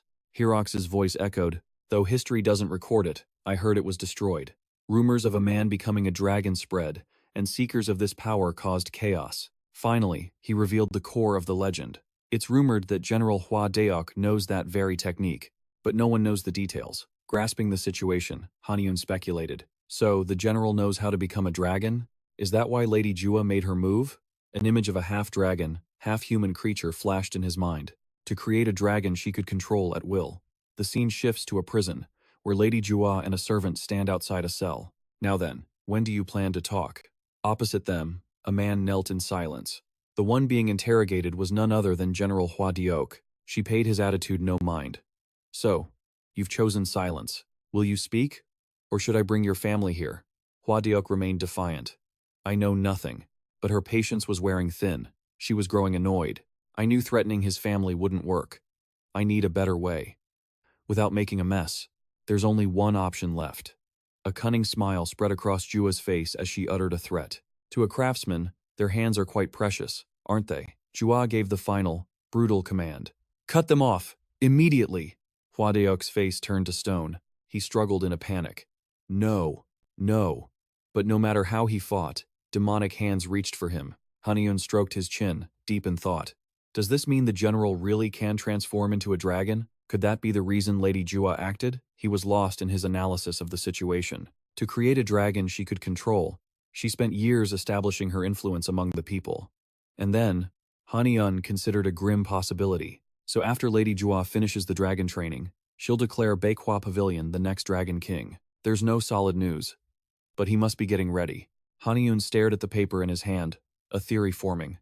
The way this message was left, he wants me to intervene. He focused his thoughts. The dragon training art is real. I must stop Beihua Pavilion from claiming the throne, but appearing now would attract unwanted attention, hindering my plans.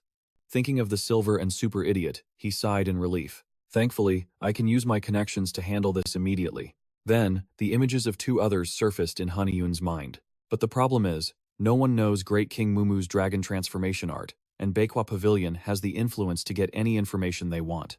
I'll have to consider that. He ruffled his hair in frustration, much to Li Ung and Taehyun's surprise, and began muttering to himself. If I only knew that technique, this would be so much easier.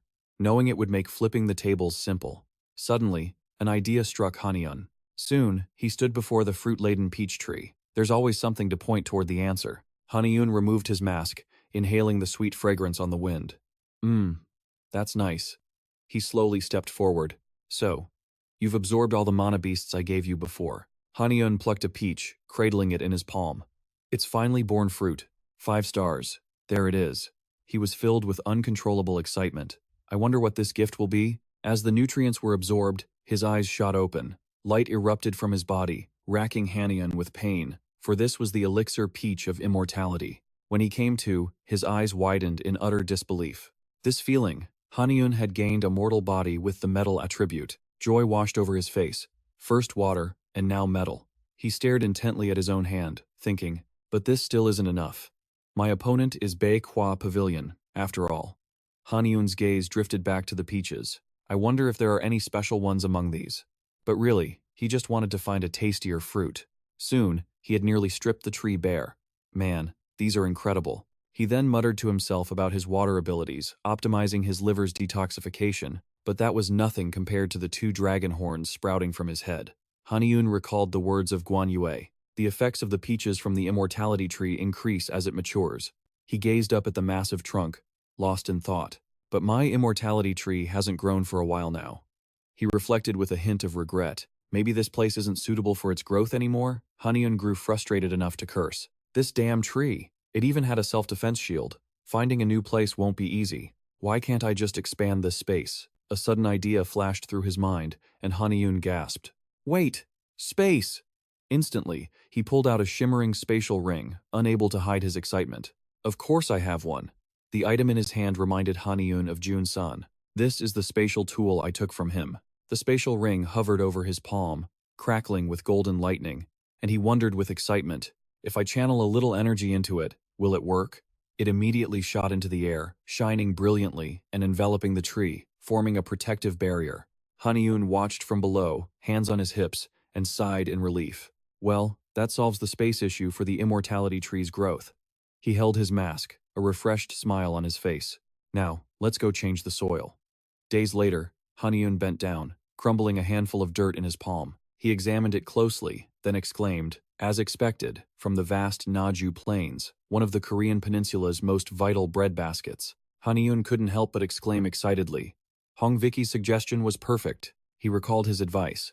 With enough fertilizer, the soil will be rich in both nutrients and energy. Excited, Haniun quickly prepared everything and began tilling the soil. Hong Vicky's knowledge is seriously useful. This soil should help the immortality tree grow even stronger. Suddenly, something at his hip began to vibrate, and he paused. Haniun noticed the vibrations growing stronger. Wait a second, this feeling. Suddenly, the 7-branched sword shot out on its own. Stunned for a moment, he instantly realized the cause. The 7-branched sword, it's resonating again? Haniun lunged forward to grab it. From behind, the finger blade cried out, "Hey!" It then angrily demanded, "You have another sword besides me? How dare you, you useless thing!" The finger blade struggled to attack, but Haniun held it back. Damn, this was its first time meeting the 7-branched sword. He quickly pleaded, "Please, try to be calm. This sword isn't meant for combat." But his words only made it more aggressive and loud. "How can I possibly be calm? You want me to be calm with my replacement?" It shrieked. "Do you know what happens in a manhwa when characters are redundant?" Suddenly, the finger blade realized something and quieted down, murmuring, "Huh?" But its sharp tongue was relentless. "What is this useless thing trying to do?" It whined just like a spoiled child. He asked curiously, "Do you understand each other because you're both swords?" Taefeng had to translate. It said it was happy to be home, that it liked this place. Hearing that, Haniun froze. Home? What home could it mean? Then it clicked. Right, the 7-branched sword was forged in Beiji. This conversation jogged his memory. He remembered that Naju was once the territory of Beiji. He gripped the sword, smiling at the memory. Just like before, power was surging through him. Haniun spun into his stance. If I swing the sword just one more time. He was filled with anticipation. He instantly leaped into the air, swinging with all his might. Wind and sword aura merged into a spectacular sight. Something had to appear. A powerful slash of light tore through the air. Then, the light began to fade. Before him stood a majestic, solid fortress. Haniun stared in a daze. Where am I? As he walked forward, Taefeng translated for the sword. The sword explained, We're in Willie Sung. It seemed incredibly excited. Haniun was puzzled. Willie Sung. During the reign of King Jero, the 21st king of Bakja, Kaloli had weakened the nation. It was then that the city vanished. Legend says that to this day, its exact location remains a mystery. Standing in this place, Haniun was astounded. To think I'd actually find Willie Sung, right here in Naju. Suddenly, a stream of memories returned to him. Come to think of it, last time I used it was because of resonance. He pictured Sodom kneeling and weeping. Wait, I've already met the goblin tribe, haven't I? Haniun grasped the sword, examining it closely. Could the sword's resonance be tied to some mysterious place from the past? Suddenly, a loud noise echoed out, and Haniun defensively scanned his surroundings. He whipped his head around, on high alert. A massive wave of metal energy is flooding this place. It's not human. Are there other beings here? Haniun glanced toward the noise. From the fortress, armed skeletons advanced, quickly surrounding him. Haniun watched them warily, wondering, is this the army that guards this city? Just how many of them are there? He noticed the flags clutched in their bony hands and let out a sharp breath. A single glance was all it took to recognize them. The Yuji army. From what I recall, Yuji means king, so this could be the royal army, or maybe even the king's personal guard. The skeletons slowly, deliberately, advanced on Haniun. They aimed their weapons at him, demanding, Who are you? He raised the seven-branch sword before him and boldly declared, I am the master of this sword. Suddenly, it slipped from his grasp with a yelp. Then, it simply flew away, leaving him behind.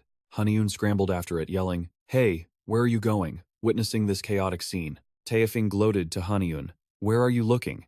I'm your real master, you little devil. Ha ha ha. At that moment, Haniun raised his hands to the skeletons. I surrender. Taefeng's voice rang out with glee. Now I'm the only one that matters, right? But all Haniun could manage was a defeated sigh. The Yuji army muttered relentlessly, Usurper. Seeing this, Haniun knew that reasoning with them was pointless. So, you're not going to listen. In that case, I have no other choice. He then raised a clove of garlic to his lips and bit down. Instantly, its potent nutrients were absorbed. Haniun focused, feeling the effects of the mystical garlic. It boosted his physical strength, his eyes blazing a brilliant, fiery red. A powerful energy radiated from Haniun's body. Now ready for battle, he charged straight at the Yuji army, without a shred of hesitation. A look of sheer excitement spread across his face. Let's do this.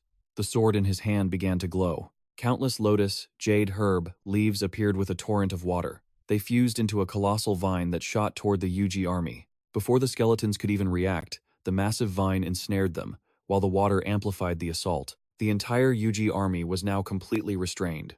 Haniun watched the scene unfold from above. As the plant grows, the air cools down. He scanned his surroundings. Destroying this place wouldn't be too hard. Since metal counters wood, I need more training. Suddenly, Haniun's gaze darted to the side. The scattered bones of the skeletons began to tremble. A sinister, purple, magical energy started to seep from them. That strange power lifted the bone fragments into the air. They flew back to their bodies as arms began to reassemble. Even their legs were swiftly reattaching themselves. The Yuji army was now adapting to their newly restored bodies. They staggered back to their feet, that bizarre power now radiating from all of them. Haniun felt a wave of helplessness wash over him. Breaking through this stubborn horde will be tough. But he admired the mechanics behind it all. A truly perfect army of the dead. Taefeng suddenly asked, Are they similar to the drow? Haniun was confused. Drow? It quickly explained they were northern creatures, and just as difficult to destroy. Taefeng described them as entities bound by force, unable to leave the mortal plane. It also revealed the drow's weakness. To destroy them, you must sever their threads of life, and send them back where they belong. Hearing this, Haniun immediately grabbed Taefeng's scabbard. As the blade was revealed, the power around him instantly shifted. So you want me to draw you, is that it? Taefeng was now unbound. The demonic aura it released turned Haniun's hair pure white. He charged the Juji army, effortlessly slicing them to pieces. A strange feeling welled up inside Haniun. It feels just like I'm snipping threads. He was quite satisfied. It's actually working. Suddenly, Tai Affing's voice cut in. Ah, it said, equally thrilled. So this is what death feels like. The moment it spoke, Haniun shot it a judgmental glare. An awkward silence suddenly filled the air. It sounded a bit flustered. I've always wanted to say that. He simply replied, right. Very respectable. That dry response clearly offended the sword. Hey. Just then, the Juji army reformed ranks and switched to ranged attacks. Flaming arrows rained down upon Haniun. He gathered a water orb, assessing the attack. Flame arrows? Haniun then conjured a water shield to block the volley. Time to put these out. Internally, he was calculating. Too many souls had yet to be severed. If this drags on, I'll run out of steam. He finally reached a conclusion. An army needs a king to command it. With that thought, he sliced through the palace doors. As they shattered into pieces, Haniun's plan was set. So, what happens if I take down the king? He stepped inside calmly, then suddenly sensed something. Huh? The energy before him was staggering. Such overwhelming. Metal key.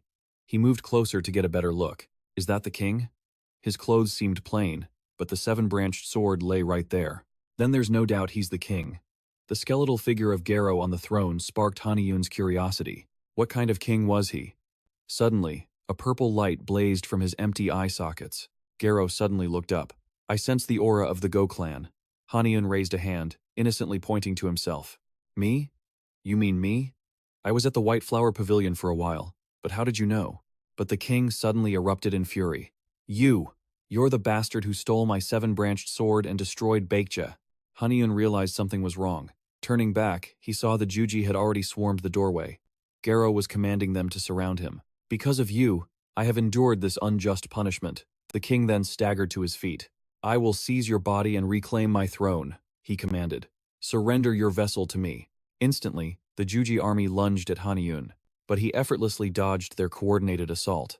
Haniun moved so fast, he left only after images. He now hovered above the Juji army. Have you lost your mind?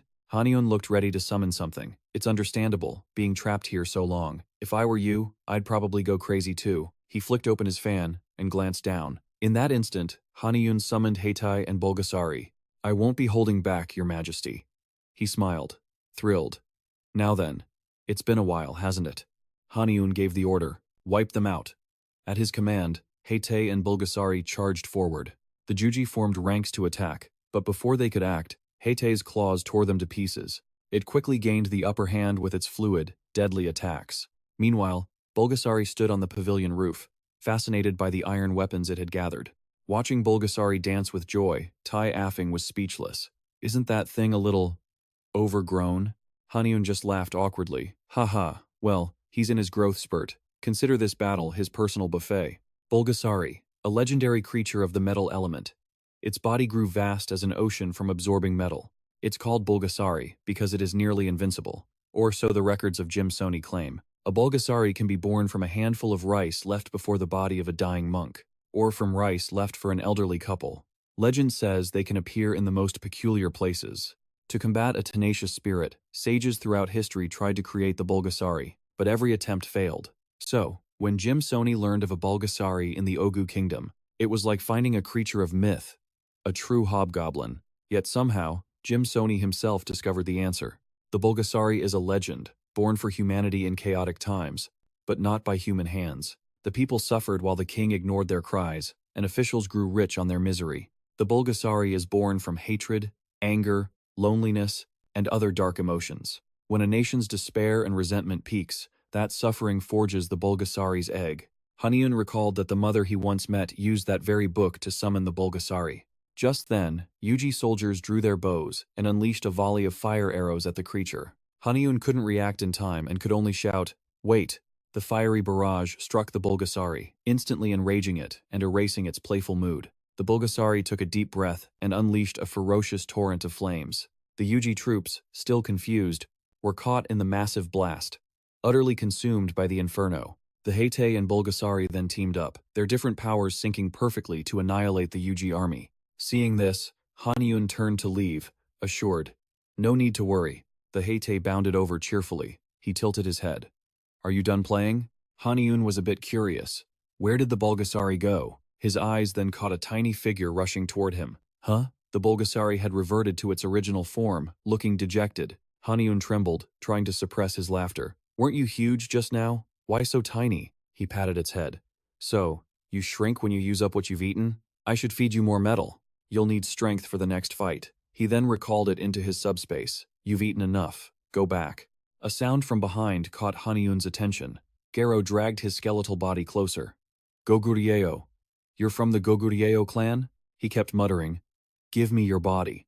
Haniun stepped back. Why is he so persistent? What does he need my body for? Suddenly, Haniun noticed something. His gaze focused on two skeletons by the throne, observing the items they held. Haniun focused. Why did he leave those things here? He recognized them. A royal robe and a crown. He then glanced at Garo's pathetic state. It all clicked. Ah, I see. Haniun stepped forward calmly. You want my body? He was now standing right beside the crown. This is it, right? The meaning behind Garo's words became clear. In your story, you said you were defeated by Goguryeo. You must be King Garo. You cannot use this crown because your body is under a curse for losing to Goguryeo. Am I wrong? As he finished, he picked up the crown. I'll be taking this. Garo watched in shock as Haniun raised it high. This is punishment for targeting my body. The king could only scream in despair. No, don't. Garo was terrified by what came next. Disbelief flashed in his empty, purple glowing eye sockets. He reached out, trying to stop Haniun, but it was too late. He had already placed the crown on his head. It burst in a blinding light. Before Haniun could react, he was transported to another space. He slowly opened his eyes. The beautiful scenery surprised Haniun. This place? He calmly walked around. It looks like Wirye-song, but it feels different. Haniun analyzed his situation. The architecture and layout look brand new. Was I moved elsewhere? But if so, the energy of this place is the same. His eyes then fell on a figure. Onjo was standing with his back to Haniun, unsurprised by his presence. Just as expected, the one who would arrive here. Onjo glanced back. Do not worry, this place is your own mindscape. He then added a warning. I know you're powerful, but don't wear a crown so carelessly. I hope you'll be more careful next time. Haniun listened quietly to the king's advice. You must have acted because he caused you trouble, but that act could be seen as cowardly theft. Haniun was taken aback. I know something must have happened. Still, this outcome is a true surprise. Haniun finally spoke. Welcome and deepest honors, Your Majesty Onjo. Inside the Grand Palace, Onjo's voice echoed. You have traveled a very long road. You did well to make it this far. But those words of praise brought Haniun no joy. Your Majesty, you are a great king, who has done much for this nation. I am unworthy to stand in your presence, he pleaded, confessing with sincerity. I will gladly accept whatever judgment you decree. The plea seemed to startle the king. Judgment? Haniun then raised his head, his gaze probing. Because I stole the crown of Baekje. Yet, Onjo didn't scold him, but teased him lightly. You've worn the crown and still think so foolishly? The king waved a hand dismissively. Just keep it. Haniun, however, remained doubtful. But I'm not even a descendant of Baekje. To console him, Onjo began a tale from the past. I, too, was merely fortunate to become the king of a nation. I have steadfastly guarded the royal authority, watching my descendants prosper for hundreds of years. The king suddenly posed a question. Are you curious why I protect this place so fiercely that I would willingly give up the throne? Haniun replied softly, yes. Gazing upon the throne, Onjo finally answered, because that is my highest duty and responsibility. His expression held a world of untold sorrow. Though the gates to Wirye-song have long been sealed, threats still linger in this dangerous world. I have sought out those able to inherit the throne through various other methods. Then, his voice grew lower. If that person could reach this place, I would consider his punishment.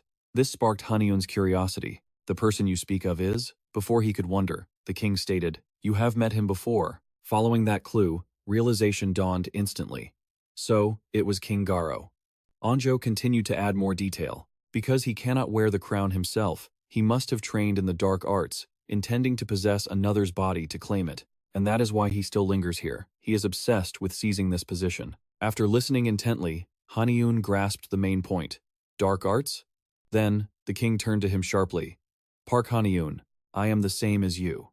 To Haniun's utter astonishment, the king confessed, I was born an ordinary mortal with a peculiar body. As he spoke, Onjo gave a bitter smile. My elder brother, Biru, was exactly the same. This news shook him to his core once more. King Biru was also one of them? Haniun was instantly lost in thought. The historical records state that while King Onjo ruled Baekje from Wairisung, King Biru ruled another nation at Michuan. It is widely known he passed away out of shame for his own poor governance. At that moment, Onjo was quietly observing the shifting emotions on Haniun's face. A moment later, he quickly turned away and continued with his story. In the beginning, it was my brother who laid the foundation for Wairisung. He recalled the past, his voice filled with tragedy. He was meant to ascend the throne, but he was found to be different, and he drew the attention of the celestial realm. To you, perhaps he just seems like a fool who gave up his own throne. Onjo seemed to remember the past as if it were yesterday. After my brother ended his own life, I ruled the country without any major issues. But his heart at that time was filled with unbearable sadness. After regaining his composure, Onjo spoke with pain. Thankfully, the Celestials were only interested in him, ignoring those around him. Finally, he let out a sigh of regret. If my brother were still alive, our story would have had a better end. He would have ruled this nation by my side. Seeing Onjo's deep sorrow, Haniun could only say, "Your Majesty." The king spoke, his voice filled with a powerful conviction. But that was impossible, because he was different. With those words, Onjo turned to leave. In my brother's stead, I will be the one to grant you a boon. Now, follow me. It all happened too fast, leaving Haniun unprepared. Forgive me? After just a few steps, the king turned back to remind him. And next time, if you intend to take the throne, ensure you also take the royal seal. Haniun silently objected in his heart. I thought Baekje no longer possessed one. Suddenly Onjo asked, "Do you know what the royal seal is?" Not fully understanding, Haniun asked vaguely, "A royal seal?" A moment later, as if he remembered, he let out a soft gasp. Ah. Haniun produced a sparkling and magnificent object, its brilliance never ceasing. He always taught that to seize a kingdom, its royal seal was far more effective than simply wearing its crown. Haniun coolly replied, "Is that so?" Staring at the seal, Haniun recalled its origins. It belonged to Lord Nok-di, Princess Barry's son, whose true lineage remained a mystery. Could this be the seal of the Ogu kingdom? Moments later, a cryptic smile formed on his face. This will prove useful for her revenge. Soon after, Wen Zuo's footsteps halted. We have arrived. Before them stood a majestic throne, meant only for the Son of Heaven. Haniun was bewildered. Why is there a throne here? Before he could recover, the Lord spoke up. Correct. You may approach the throne. Confused, Haniun still obeyed. What does he want from me? Suddenly, Wen Zuo's voice boomed. Haniun, I, Wen Zuo, hereby name you my successor. Hearing this, Haniun turned to face him. The Lord formally proclaimed, "This is my gift to you." Abruptly, a blinding light filled the entire space. After this, you may return safely. For now, Haniun was still reeling from the situation. As the light slowly faded, he opened his eyes. Observing his surroundings, Haniun knew he was back. Suddenly, a stuttering voice cried out, "No, it's impossible." Vero slowly advanced toward him. "My Baekje!" he roared furiously. "It is mine! Mine!" But before he could act, his body began to crack, then completely vanished into the void. Witnessing this, Haniun was powerless. I didn't even get to land a single scratch on him. And just like that, he's gone. I was prepared to attack, but now there's nothing I can do. Just then, a sound from the seven-branch sword drew his gaze. It began vibrating fiercely, emitting a stream of white energy. The being Afink appeared to mock him. "Look there, is it trembling? It used to do as it pleased. But look at it now," he threatened it bluntly. "Should I melt you down, I wonder?" Haniun, however, was lost in thought, reconsidering every detail. Because of this sword, I inherited the Baekje throne. So perhaps it's best to follow its lead when it trembles. Every time I follow it, something happens. After some thought, Haniun approached the sword. "Don't you worry." Those comforting words made it bloom with joy. "If you want to show me something, then I will not melt you down." Seeing it nod like a pecking chicken, Haniun praised it. "Good. You're a good child." Afink, on the other hand, had a different look. "Hey, how boring. What a shame." Once again, he had to think carefully. The issue is how to hide it when it vibrates in front of others. I need to deal with that. Haniun suddenly grabbed the seven-branch sword. "But first, I have to finish this."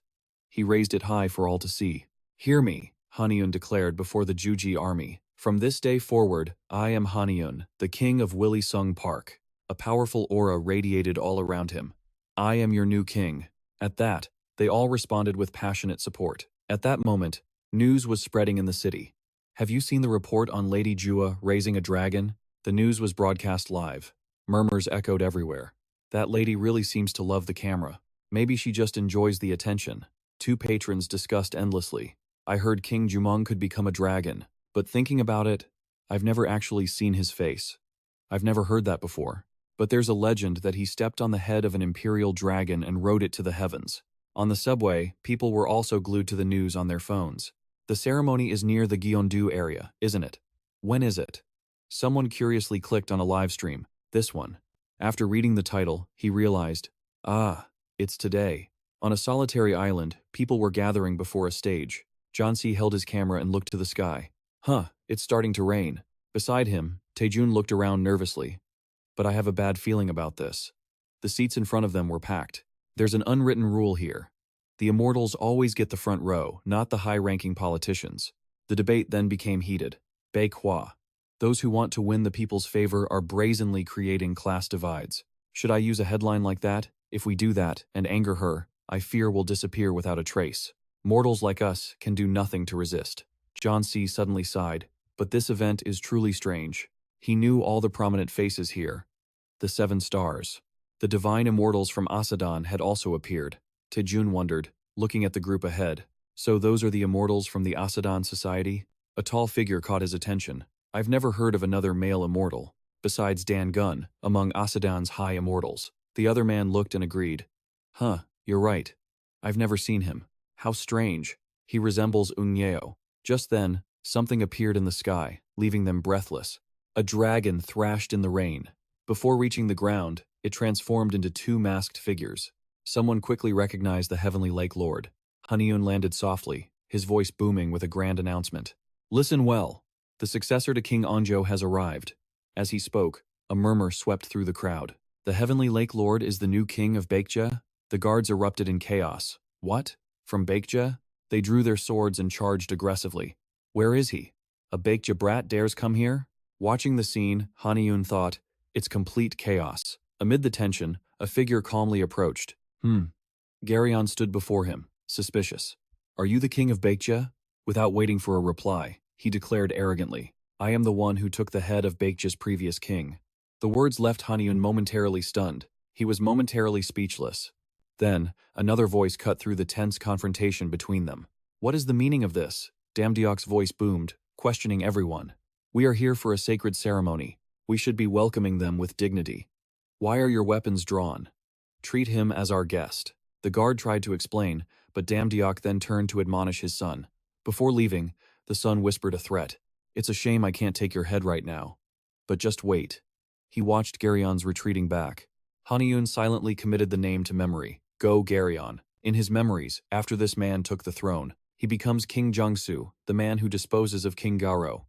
Beneath his own mask, Haniun had to admit something. As expected of Damdeok's son, the man was a high immortal. I must be careful. Just then, Damdeok bowed politely. On his behalf, I apologize for that disrespect. We are honored to welcome Onjo's successor, Haniun replied warmly. Thank you for your hospitality. The man then asked with a grave expression, My adoptive mother wishes to see you personally. May I lead the way? The successor to King Onjo received the invitation. Haniun paused to consider before smiling. Of course. With Damdeok leading the way, the two went straight to the central tent. Upon entering, he bowed respectfully. Adoptive mother, the Heavenly Lake Lord is here. Looking at him, Jua seemed pleased. Excellent. Haniun discreetly scanned the others who were present. He spotted a familiar face, General Hwadok. The man looked completely exhausted. Then, his eyes widened in shock at what he saw. Unable to believe his eyes, Haniun looked closer. Wait a minute.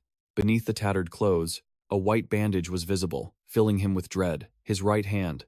Haniun's mind raced with a terrible guess. Could she have done this to extract the dragon transformation secret? At that thought, he gritted his teeth, unable to hide his fury. How dare she? At that moment, Hwadok was looking right at him. The general closed his eyes, subtly shaking his head. Being so close, Haniun immediately understood the signal. He glanced at the guards lined up outside. There are too many eyes on us right now. I need to find a chance to move him somewhere private. Perhaps noticing his expression, Jua spoke with a mocking tone. You are certainly brave and audacious. She rested her chin on her hand, staring him down. I summoned you to see for myself, just what the face of Baekja looks like. Not understanding, Damduk interjected. Adoptive mother. But before he could finish, Haniun cut in. Why would a humble mortal like myself refuse your esteemed invitation? Jua remained relaxed at his response. Our two nations were founded 1,000 years ago. She suddenly clenched her fist.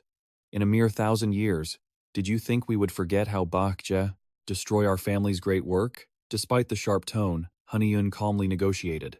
I believe we can let go, even if we cannot forget. As the heir to the Baekja throne, I am here to resolve our past and begin anew. But Jua erupted in fury, snatching the teacup. Without respect, she hurled it to the floor. Tea splashed everywhere as she pointed and roared. How could I ever forget? Do you mock me with such empty words? Damn Diok, drag him from my sight now. Jua commanded resentfully, but Damn Diok stepped before Haniun. Foster mother, he dares to come here seeking peace. Can you not let him stay and talk this through? His words only made her tremble with rage. You have some nerve, Damn Diok. Even he was taking Haniun's side. 1,000 years ago, I would have agreed, foster mother. But times have changed. This is not our era. Why cling to a grudge from a millennium ago? Think of how much you've used the mortals. This hatred makes us no different than the Dragon King. Look at where our fortune truly comes from. Jua's brow furrowed deeper with every word. Yet, Dam Diok had no intention of stopping. Since the celestial gate closed, we have been adrift, lost to this new world for living too long in the heavens. That's why you built these borders to isolate yourself, clinging to every crime from the past. But these people are also our descendants. Do you even realize what you have been doing? You are simply exploiting your own children. After his furious outburst, Damduk regained his composure. We must release the past and embrace this present. So why won't you speak with Chonji's master? Jua fought to control her trembling frame, but her voice betrayed her seething rage. Damn Diok, you dare defy my will? No matter what. Her resolve was absolute. What is this nonsense? Get him out of here this instant. Failing to sway her, he bowed his head. His decision made. If you insist on being our enemy, then I won't tolerate anyone who harms the master of Chonji. This time, Damdiuk pointed directly at Jua. He then declared, the master is my honored guest. Anyone who touches him becomes my enemy. Jua finally snapped, leaping to her feet. Get out, go Damdiuk, you filthy yadung, she then commanded. All of you, throw them out immediately. Just then, Hua Diok interjected. Wait.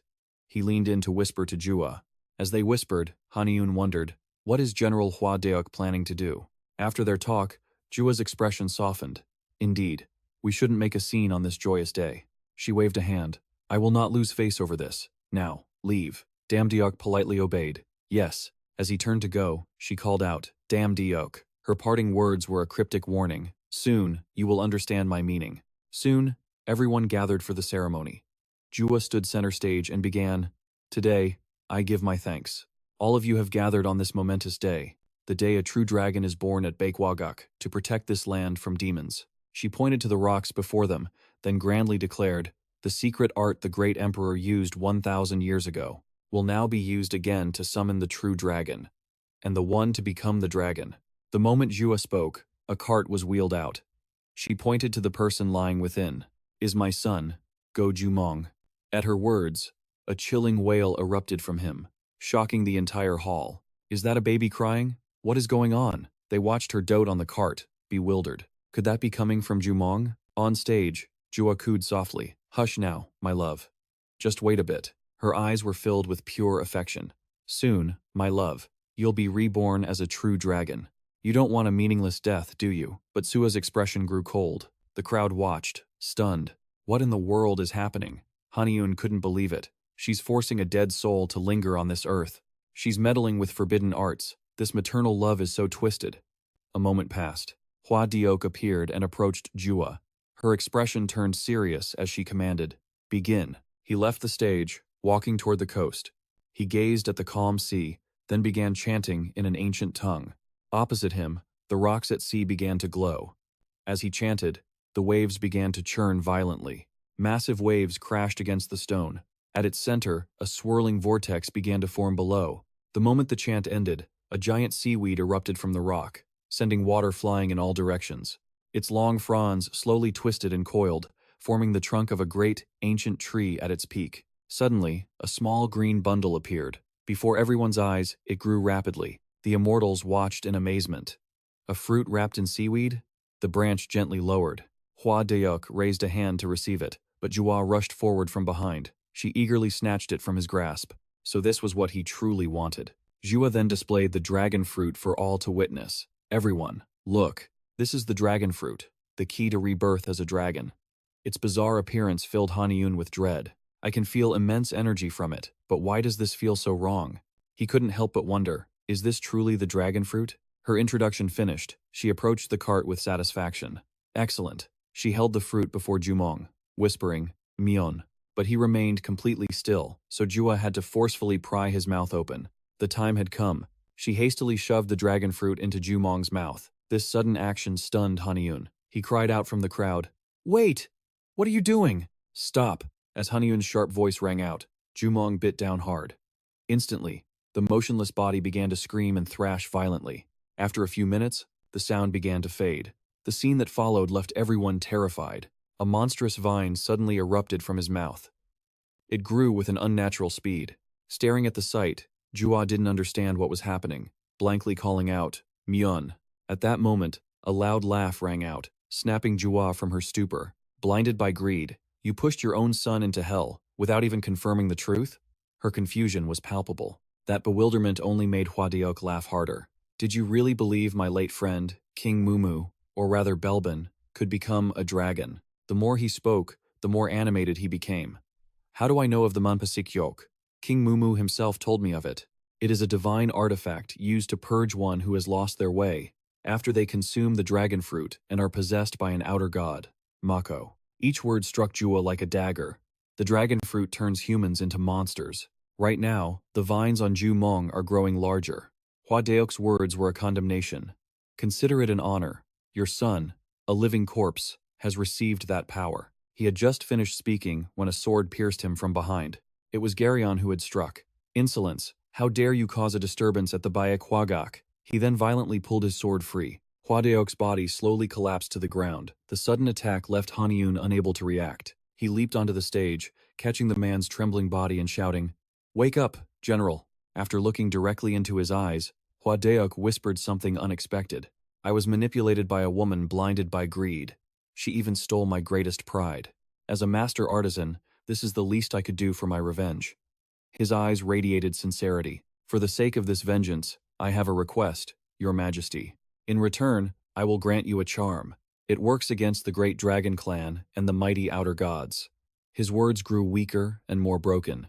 I am sorry that you must face this monster. Having said that, Hwadeok took his final breath. Haniun suppressed his sorrow and gently laid the body down. Then, he rose calmly and called for the Hong Guard. As Kebi-Li-Ung appeared, Haniun signaled, Let's go. At that moment, Jumong's body was mutating uncontrollably. His clothes were torn to shreds, revealing a skeletal frame. The vines in his mouth grew larger, resembling giant tentacles. They began to wrap around his body, soon spreading to engulf his arms. Just a few minutes later, Jumong's entire body was green, with a thicket of vines sprouting from his back. Facing the crowd before him, he bared a set of jagged, sharp teeth. Under Jumong's control, the vines shot out, hunting everything in sight. The immortals who reacted too slowly were attacked. What just happened? Help me. Run. Jua still couldn't believe her eyes, desperately calling out Myeon. She tried to run forward, but was held back by her servants. We have to run, my lady. In the chaotic crowd, Damdeok urged everyone to flee. Yet he himself stood calmly, facing the monster. Then, he slowly tightened his grip on his sword. The outer god, Mako. It was your own greed that awakened this evil. As his lady finished speaking, Damdeok prepared to draw his weapon. The razor-sharp blade was instantly unsheathed. Fearlessly, he lunged toward the creature. Damdeok aimed for its head. Demon, I will end you right here. With a few swift strokes, his blade easily severed the vines. But against all odds, the vines slowly reconnected. A new, larger tendril burst forth in seconds. He watched, bewildered, as the gash began sealing itself shut. Damdeok didn't falter, pressing the attack. This wouldn't end easily. The vines kept growing, reaching for the civilians. He shouted a warning. Hey miss, move. Below them, a couple was targeted by Chu Mong. Frozen in terror, they couldn't run. They could only watch as the tendril closed in. At that critical moment, A figure silently leaped in. Suman blocked the blow with her umbrella, then glanced skyward and yelled, "I've got them! Focus on that monster!" Hearing this, Damdiok gave a firm nod of agreement. Once the area was secure, Suman urged them, "Go, quickly." They scrambled up, thanking her as she gave a slight nod. Then she turned her attention back to the battle. Damduk fought, analyzing his every move as more immortals joined the fray. Still, I can't find a single opening to end this. On the ground, Suman's expression grew tense. This power. It's not from a newborn entity. An unbelievable thought struck her. Was this the might of an outer god? In Korean mythology, Mako is known as the creator goddess. She is often called Great Mother Mako. The fierce battle raged on, vine debris mixing with the sea. Haniun was also fighting without rest. Could this Mako truly be an outer god? He desperately searched for a strategy. It's growing stronger. What am I supposed to do? Suddenly, Haniun recalled Hwadok's final words before his death. As repayment, he would offer a talisman, one that could defy both the dragon clan and the outer gods. With it, you will be the only true dragon revered. His final, heartfelt apology echoed, "Forgive me, you face this monster because of me." The memory made him freeze for a moment. Haniun suppressed his boiling rage. "Elder, you called this your vengeance, but in the end, you closed your eyes and blamed yourself for creating that monster." A new fire lit within him. "I will see your final wish fulfilled." Haniun glared at Zuwa, guarded by her servants in the distance. "I will make her pay for the dishonor she brought you." His gaze burned with unshakable resolve. "I swear it." Haniun paused his assault, then commanded, "Follow my lead." Hong Ki and Leung immediately responded. "Understood." He produced the Manpasikjiok flute from his pouch. Placing it to his lips, he began a haunting melody that washed over the vines. All of Chumong's heads began to tremble violently. Meanwhile, Damdiok fought on as the vine's wounds slowly sealed themselves. But the speed was noticeably slower than before. He spotted the change instantly. Damdiok shouted, "Its regeneration is slowing down." Hearing the news, everyone charged forward as one. They each targeted a separate head, fighting in unison. Chumong collapsed to the ground, writhing in agony. But then, he slowly rose, his sharp claws reaching for a nearby vine. He then clenched his fist around it forcefully. In an instant, Chumong had forged the vine into a bow. As he drew the bowstring, each head glowed with an eerie green light. They fired relentlessly at the divine beings. Yet one arrow flew past the others, heading straight for Haniun. Leung rushed over, deflecting the shot with his spear. "Your Majesty." He then turned, asking with concern, "Your Majesty, are you injured?" Haniun took a breath and laid out his plan. Judging by the monster's reaction, this melody might be the key to defeating it. But first, we must evacuate everyone to safety. When he turned back, however, his eyes widened in shock. The arrow he'd just deflected had returned, now mere centimeters from his face. For the first time, pure panic flared in Leung's eyes. There was no time to dodge. The arrow struck him head-on. A fragment of his mask shattered, falling at his feet. He instinctively raised a hand to cover his face. That single attack confirmed it. He was undoubtedly the legendary Chumong. He recognized it from a familiar sign. Each arrow felt as heavy as a mountain, yet was impossibly precise. Immediately, Leung resumed his battle stance. As immense spiritual energy swirled around him, Leung calmly pointed toward his opponent, targeting Chumong. In a flash, he drew his own bow. Because at that moment, Leung had found his true resolve. Even if he is a god from the legends, I will stop him at any cost. He poured all his concentration into taking the perfect shot. One day, inside the royal palace, Leung held a bow in his hands. A voice spoke respectfully, "Your Highness, please accept this item." His eyes were locked on the object. Leung had indeed recognized this familiar weapon. "This is the heavenly bow of the First Dynasty, isn't it?" He stated with certainty. "This is an heirloom of my clan, one I thought I would never find again." "How did you come to possess it?" Siap bowed his head in sincerity. "Forgive me for concealing this. Now, I entrust it to you. May it aid you someday." Back in the present, Siap's words echoed in Leung's mind. "I am certain that you will rise again, Your Highness." Leung truly respected the man. "Thank you, Siap." He then released the arrow, letting it fly true. At last, his shot struck the monster, Chumong. A pained roar echoed across the field as a gaping hole opened where Leung had hit. Seeing this, he felt a wave of gratitude for Siap. "I will never forget your sacrifice." At that moment, Chumong began to tremble as his body started to fade away. As the outer shell vanished, a human form was revealed. Chumong's face was gentle as he softly whispered, "Thank you." He gave a content smile, a single tear escaping his eye. Within seconds, Chumong had turned to dust. A man below asked in disbelief, "Is it really over?" Damdiok remained on high alert, his eyes locked on that familiar silhouette. That person was Lai Ung. Footsteps approached the battlefield's wreckage. He picked up a fragment of the corpse curiously. Isn't this just normal clay and seaweed? It's because it came from the sea." Haniun thought for a moment. "I assumed it would be made of something unique, since it was an outer god." He recalled Chumong's recent appearance. Its posture made it clear it was trying to expand its domain. Haniun's mind filled with questions. Did it use this land's organic matter to spread its influence because it couldn't descend to the mortal realm directly? Just then, Hua ran over in a panic, capturing everyone's attention. She fell before the pile of seaweed and shrieked. "Ah!" Jua clutched the remains, crying desperately and calling for Myong. "Myong!" She acted like the most miserable person alive. "This can't possibly be happening. Impossible." Jua suddenly shot a resentful glare behind her, pointing a shaking finger at Haniun. "You!" she seethed, casting all the blame. "You murdered my son. You plotted with that damned old man to turn my Mijian into this." Haniun hated being framed and immediately shot back. "Everyone here knows you ordered the general to use the dragon transformation technique on your own son. So why are you trying to pin the blame on me now?" Unrepentant, Duhoa defiantly shouted, "Silence. I am the madam. My word is absolute." Then, she gave an arrogant order. "Guards, capture this evil dragon for me. How dare you deceive me?" The young man below whispered, "Sister Hungnu." Knowing what he would say, she cut him off wearily.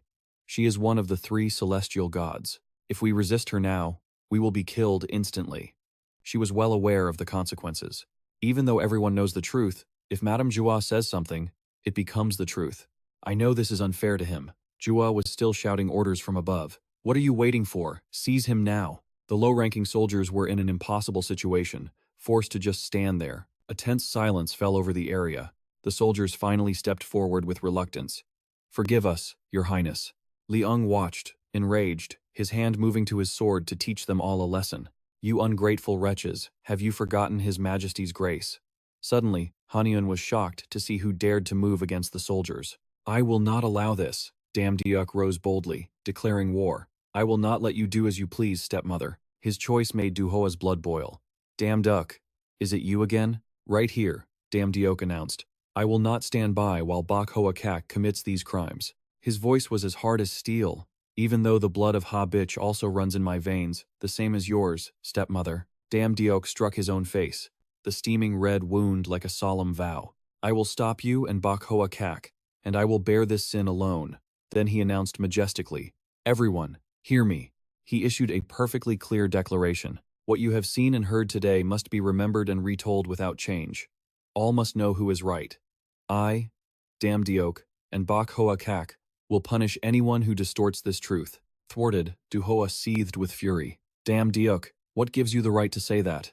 Are you trying to take my place?" She argued stubbornly. "Do you really think you can just usurp my position? No celestial being will ever accept this." Just as she finished, another voice rang out. "I accept it." The person voiced their consent. "I accept Damdiok as the new master of Bak Hoa Kak." Haniun's declaration left the woman in shock. "Lord of the Heavenly Lake," Jua tried to keep her defiant stance. "Do you think you can just take my place? You are nothing but a new celestial. By what right do you speak?" Haniun declared. "For I am the new king of Baekje." He presented his evidence clearly. "I also trained with the renowned Shin Subin of the 7 Stars." Hearing that familiar name, someone spoke up. "Shin Subin, you say? Isn't she a disciple of the 8 great sacred mountains?" With this, Haniun could prove his identity. "Even the celestial immortal clans have accepted me as one of their own." At this, Damdiok was truly shocked. "The celestial immortals too?" The crowd erupted in murmurs. "If I recall, I heard the Heavenly Emperor himself met with him. Is that true?" "I heard that too." With such powerful backing, Haniun grew confident. "What do you think now? Is that still not enough for me to choose the new master of the 100 Flowers Pavilion?" Now, even Jua was wary. Taking the Silver Corpse's disciple and meeting the Heavenly Emperor, does that mean he's backed by both the immortals and the heavens? The truth was undeniable, yet she couldn't accept it. How is this possible? Suddenly, Damdiok approached Haniun, calling out, "Heavenly Pawn Master." He turned to respond. "Since you stood up for me, I should do the same for you." Then, Haniun offered a warm invitation. Let's celebrate the reform of the 100 Flowers Pavilion. His next words left the master stunned. The new pavilion master, Dam Diuk. A broadcast echoed from afar, followed by major news. The news reported that the incident at the 100 Flowers Pavilion sparked controversy, exposing the crimes of former master Yu Hua.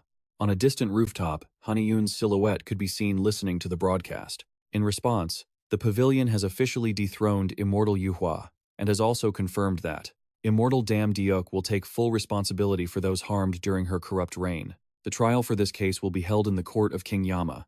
There, the Immortal's punishment will be decided. The next story concerns the Choi family estate. The broadcaster introduced herself cheerfully.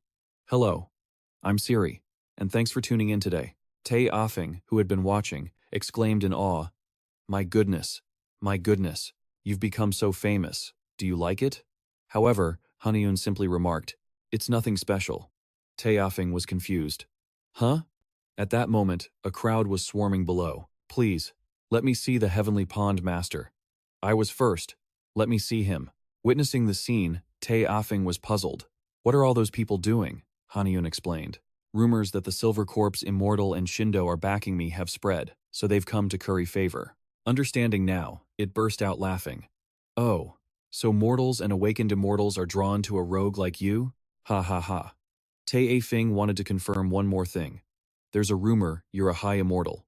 Is that true? Haniun had known the answer for a long time. Of course not. Perhaps I'll reach that realm someday, but it's impossible in such a short amount of time. I'm far from Senior Dam Deok's level of high immortal. But a question formed in his mind. Wait, can I even become a high immortal like Senior Dam Deok? When he saw him fight, Haniun felt he'd reached a realm even higher than a high immortal. And against Heavenly King Nuka, how did he suppress him so easily? He pondered, chin in hand. It'll be a long time before I can call him Big Brother. Tae Afing had a question. So how will you handle this crowd? Their offerings are quite extravagant. It then suggested an idea. Just meet them and take all the gifts. Haniun refused instantly, knowing the consequences. I can't do that. If I meet them once, they will just keep coming back. Tae Afing commented from behind. But immortals don't give up so easily. Contrary to its reaction, Haniun looked excited. Then Kangbi and Hirox will have their hands full. A scroll suddenly rolled before Haniun. Huh? He instinctively moved to pick it up. What is this? Why is this here? Haniun then read the name on the scroll. Joan Uchi. He stared at it with suspicion. The variant? Joan Uchi? I'm certain he was dead. The thought only deepened Haniun's suspicion. Wait a second. Is this really Joan Uchi? Mosu is also an irregular, but that's a well-kept secret. This fact left him completely bewildered. Who would dare place something before Cheonji Palace in plain sight? But then, a smirk touched Hanun's lips as he eagerly announced, we'll investigate this tomorrow. Haniun froze, taking in the spectacle. This was happening in the middle of a bustling crowd. He remained rooted to the spot for a long moment. Just then, a voice called out, Welcome, young master. A beautiful woman introduced herself politely. I am Siri. It's an honor you've accepted our invitation. Haniun repeated the name. Siri. She gestured for him to follow. This way, young master. The young lord awaits you. Though he didn't know her at all, he followed. His eyes caught a crowd and he asked, Who are they? Siri followed his gaze and explained, They are all young talents from the celestial realm, much like my young lord, she added. They all hold him in high admiration. Everyone gathered here hopes to win his favor. Hearing this, Haniun fell into a moment of thought. Upon their arrival, Siri announced, Young lord, I have brought the master of Cheonji as requested. Just then, Uchi was dressed rather freely. He was surrounded by several women. He finally spoke to Haniun. So, you came. His tone held no kindness. You're more reckless than I thought. Hasn't anyone taught you not to pick up strange things? Haniun shot back, stating the obvious.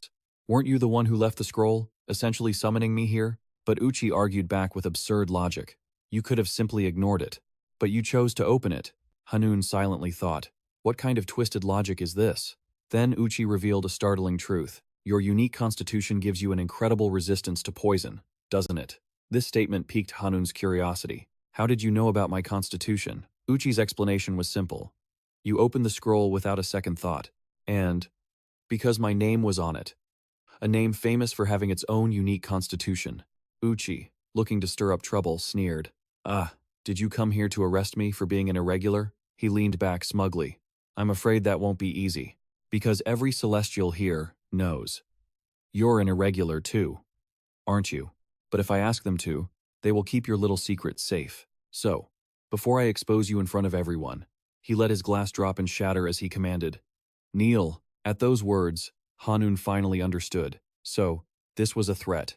In a flash, his blade swept past Uchi, who didn't even have time to react. My apologies, but you chose the wrong opponent. Uchi exploded with rage. You bastard!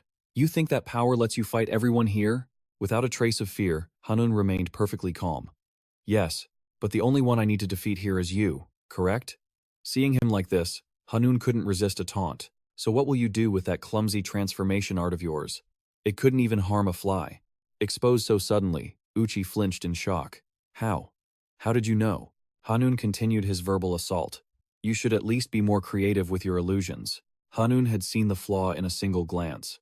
How could you possibly turn everyone here into famous figures? With that, he swung his blade once more. Next time, skip the pathetic tricks. Just come at me directly. He was terrified by Haniun's overwhelming power. Uchi gritted his teeth, wiping the cold sweat from his cheek. Uchi looked more pathetic than he ever had. He could only grit his teeth and curse. Damn you. Haniun stood motionless, observing him. His eyes then scanned the area, landing on an overturned wheelchair on the ground. Haniun couldn't hide his utter shock. Is this Uchi's real body? After a moment, Uchi broke the heavy silence. Are you satisfied now? Does seeing my real body make you feel superior? Being seen this way sent Uchi's thoughts into a dark spiral. Is this the sight you were hoping for? Or are you just curious why the infamous Uchi looks so pathetic? Then, he decided to tell him everything. If you're so curious, I'll tell you the whole story, Junior. By then, Uchi was back in his wheelchair and offered a final warning. This will be your future if you can't handle what they throw at you. But Haniun had always been perfectly aware of how celestial society treats irregulars like them. And that's what made him truly wonder. Then why the warm and friendly welcome? Uchi didn't answer, deflecting with a question. Lord of the Heavenly Lake, why do you think the Dragon King's 3 sons joined the immortal war on Poison Dragon Island? Haniun tried to find a reason. Uchi seemed to read his thoughts. You think someone deceived the Dragon King, don't you? Then he posed another problem. So you know about this? Do you know who manipulated the East Sea Dragon King? Based on his own reasoning, Haniun offered an answer. For them to cause such chaos, they must be after something more than just letting the Dragon King vent his anger on us. Uchi immediately confirmed. That's right. Following that line of thought, he explained further. You see, during the chaos, everyone vied for control, but you declared yourself the true dragon, taking all the benefits. If I heard your palace had collapsed, I wouldn't be surprised. Still, Haniun felt something was missing. So because of my actions, someone used the Dragon King to target me for revenge? It seems you already know who they are. What does that have to do with threatening me? At this, Uchi gave a strange smile. Are you curious? His attitude was wearing on Haniun's patience, so he brought out the heavy artillery. Speak, before my blade does the talking. In an instant, Uchi's bravado vanished. I get it, I know, I'll talk. He screamed a name, Hong Jiudong. It's Hong Jiudong of the Hualban Party who wants you dead. Haniun suddenly froze. The Hualban Party? Hong Jiudong? Uchi scrambled to prove his words. You and I are both anomalies. And being an anomaly means we have extraordinary bodies. We also wield power on par with the celestial grade. You must know this. But Hong Jiudong is different. He's someone who can change immortal society itself. If he can do that, imagine what he'd do to the Heavenly Lake. Haven't you noticed how wary immortals have become of anomalies? That's why I want to continue our partnership. To help you. You're already in his sights. Haniun was sick of this man. You mean the partnership formed by coercion? The next second, Uchi whined. But I already canceled that. Seeing this act, Haniun knew. It seemed he was still hiding something, but he let some of his suspicion go. What he said so far seems true, so I'll let it slide for now. Haniun's gaze shifted to the side. Besides, one thing was certain. The man was a useful source of information. So, Haniun probed deeper. How did you get this kind of information? Uchi replied confidently. News like this is easy for me, because I can use illusion magic. In any case, Haniun had one burning question. What kind of treasure could make the Dragon King fall for such an obvious deception? Could there be a hidden secret among the treasures at the White Flower Pavilion and the Isanokami Shrine? Uchi uttered a key phrase, a liver. This left Haniun completely baffled. A liver? So Uchi provided more details. It's a famous story among your kind, the Water Tribe. It's the legend of the immortal Yue Ding. Haniun racked his brain. If it's about the immortal Yue Ding, isn't that the story about the rabbit? The rabbit's liver? Could it really be the story of the tortoise and the rabbit? If so, the rabbit's liver? Seeing his confused state, Uchi figured it out. You don't know this story? Haniun could only scratch his head and laugh. I've lived a long time, you know. But honestly, Uchi couldn't believe he didn't know this tale. It's an ancient legend. Aren't you younger than me? You should be an expert on fairy tales. Haniun sighed internally. This guy is so annoying. In the end, Uchi had to tell the story. Simply put, it's just like the legend. The Dragon King coveted the great power of the immortal Yue Ding. This ancient immortal possessed a divine eye that could see through the heavens and into the future. To achieve perfection, the Dragon King plotted to capture and consume the immortal Yue Ding. However, the immortal Yue Ding, who could foresee the future, tricked the Dragon King and elegantly flew to the moon above. Because of this, the Dragon King left behind a prophecy. The five-colored aura will devour the rabbit's liver, opening the Great Way. Soon, I shall become the Dragon God, ruling the 8 seas and 9 continents. After the story, Uchi commented, maybe it's just a ridiculous legend, but it seemed the East Sea Dragon King truly believed it. From his reaction, he'd long accepted that eating a liver granted eternal life. Elsewhere, Haniun silently mused, has the tale of the tortoise and the hare really evolved into a story like this? How interesting. Uchi turned away, coughing slightly. I almost forgot you're just a kid who knows nothing about this. Was I wrong to choose you as a partner? Haniun, sensing his advantage, played hard to get. I never said I agreed, you know. The moment he spoke, Uchi began to protest. But why? I even told you the story so nicely. Come on, be my partner. Be my partner. This childish display made Haniun judge him harshly. He has absolutely no shame. Haniun crossed his arms, staring seriously at the pouting man. Is this really the same person who just threatened me? Isn't he letting his guard down too much? But then, another reason came to Haniun's mind. Is it because we're both outcasts? I act like this too. He recalled a time he had to act cute himself. In the end, Haniun nodded in understanding. Maybe he threatened me because other outcasts have done the same to him in the past. I guess I can sympathize with him a little. A few questions formed in his mind. He already knew about the vile enemy Jua was hunting, didn't he? Not only that, he knew about the hidden treasure, the one the East Sea Dragon King desperately covets. From this, Haniun concluded, doesn't that mean he holds immense value as well? Then he called out naturally, hey. Haniun stepped closer to the other man.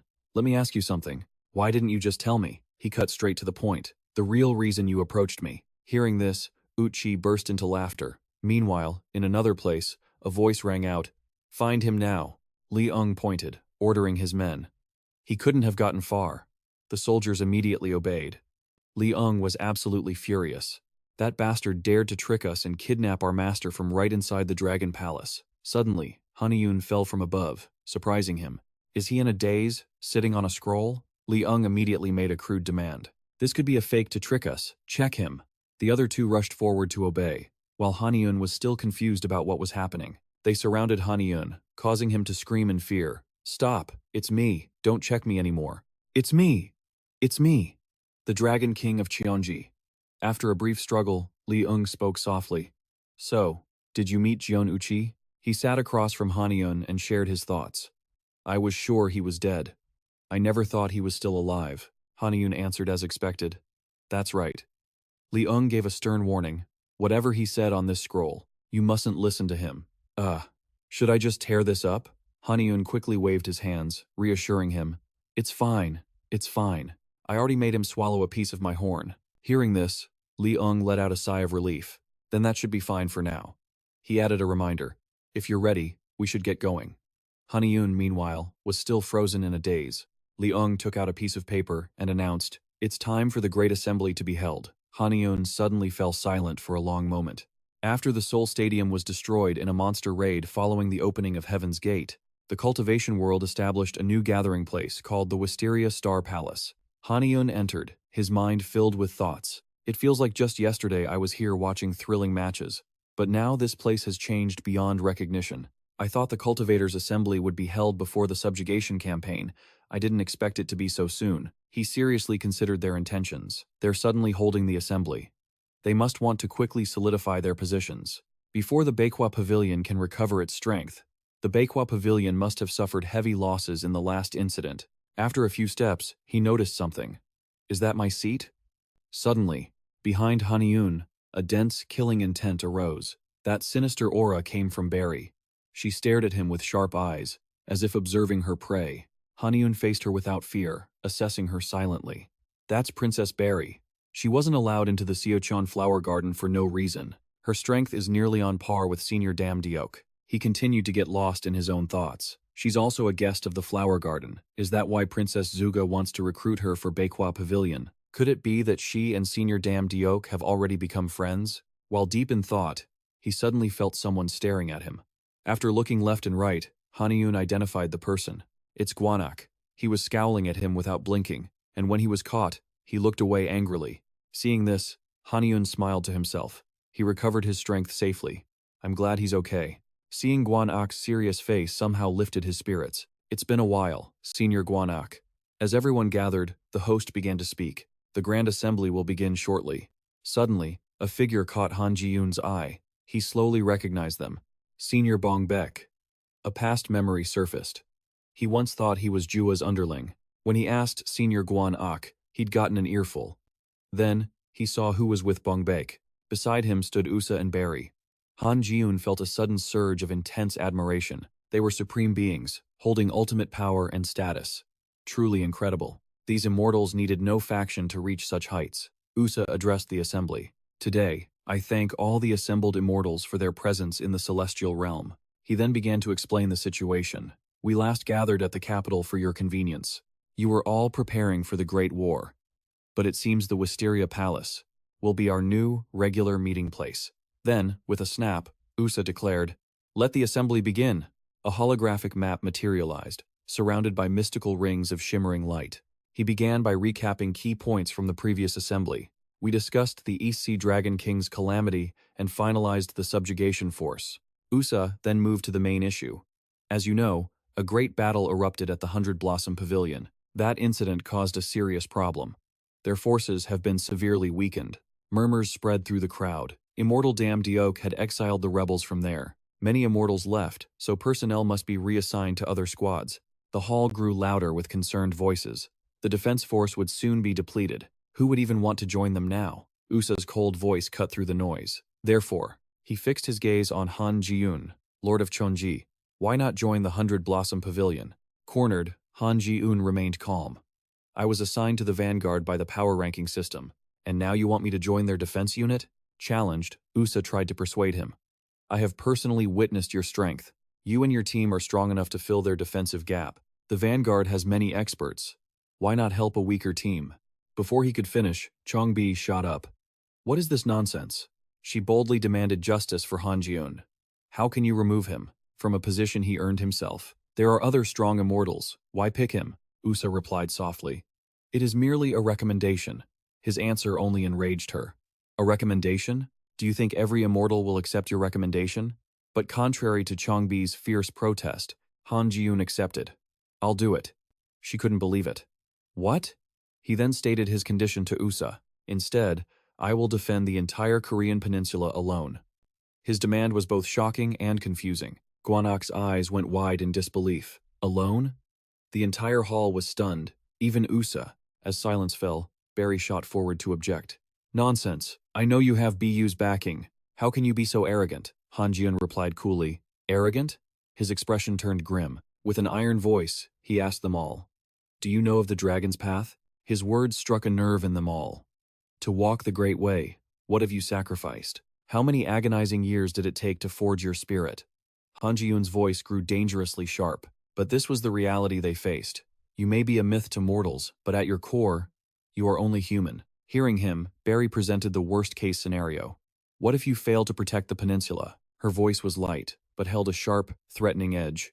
Will you offer us your life then? Han Ji-yoon just smiled, completely unfazed. Of course. But just outside, an angry voice erupted. Are you insane? Trongbi's face flushed with anger as she began to lecture him. What's with the flashy display? You got a death wish? He clapped his chest, praising her with excitement. Wow, she has so much energy. He kept provoking the other woman, shouting, Pick me! Deal with this guy, and pick me. I'll do a better job. Haniun restrained him while reassuring her. I wasn't being flashy. Don't worry, I have my own methods. Only then did he speak up to analyze the situation. Actually, I volunteered for another reason. He told Chongbi the truth directly. I heard. The Hualban Party plans to profit from this campaign. Her jaw dropped in shock. The Hualban Party? The group, led by Hong Judong, Arni, still exists? Haniun took out an object to answer her question. Yes, they just went into hiding, pretending the group was gone. Here's the proof. He held up a coin. On its surface were rolling mountains. This is a Hualban coin. Chongbi stared at it intently. She then recalled what she knew. Ages ago, Hong Judong led the Hualban Party to wreak havoc in the Immortal realm. The Immortals collected their command tokens as proof of capture. Anyone who brought one to the Immortal Alliance would be greatly rewarded. She voiced her suspicion. Is this token from Joan Uchi? Haniun replied cheerfully. That's right. Then he made a sudden offer. So why don't you come with me? Chongbi was completely bewildered. Go with you? He excitedly explained his desire. Joan Uchi told me about 2 hidden, legendary treasures. They could be a great help. Let's find them together, and then split them 50-50. What do you think? Chongbi was skeptical of his words. That bastard. Could he really know the location of both treasures? She then grabbed Haniun, shaking him. He would never volunteer. To reveal something like this. Is he blackmailing you? He calmly tried to soothe Chongbi. You don't need to worry. I'm the one blackmailing him. She asked again in fear. Are you sure he's not tricking you? Haniun answered softly, continuing to persuade her. You know Joan Uchi is an aberrant, right? He agreed to help because of the dangers we both face. We're 2 aberrants in the same boat. She sighed in relief. Aberrants in the same boat. Just then, Chongbi noticed something was off. Wait, you said aberrants? Haniun admitted without hesitation. That's right. My immortal constitution doesn't belong to this world. It's an aberrant physique. Chongbi's eyes widened in horror. So you're an aberrant? They stared at each other in silence for a moment. Haniun broke it with a tease. You aren't going to execute me, are you? She yelled furiously. Of course not. I know an aberrant body is just another form of immortal body, and I won't execute my own benefactor just because he has one. Next, Chongbi voiced her next question. I understand. So you 2 are working together because you're both aberrants? Then what is this treasure? He quickly explained.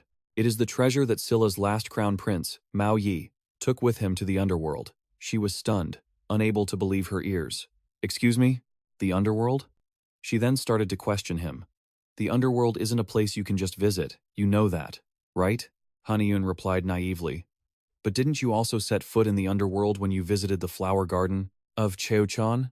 Chongbi quickly reminded him. But you can't get there so easily.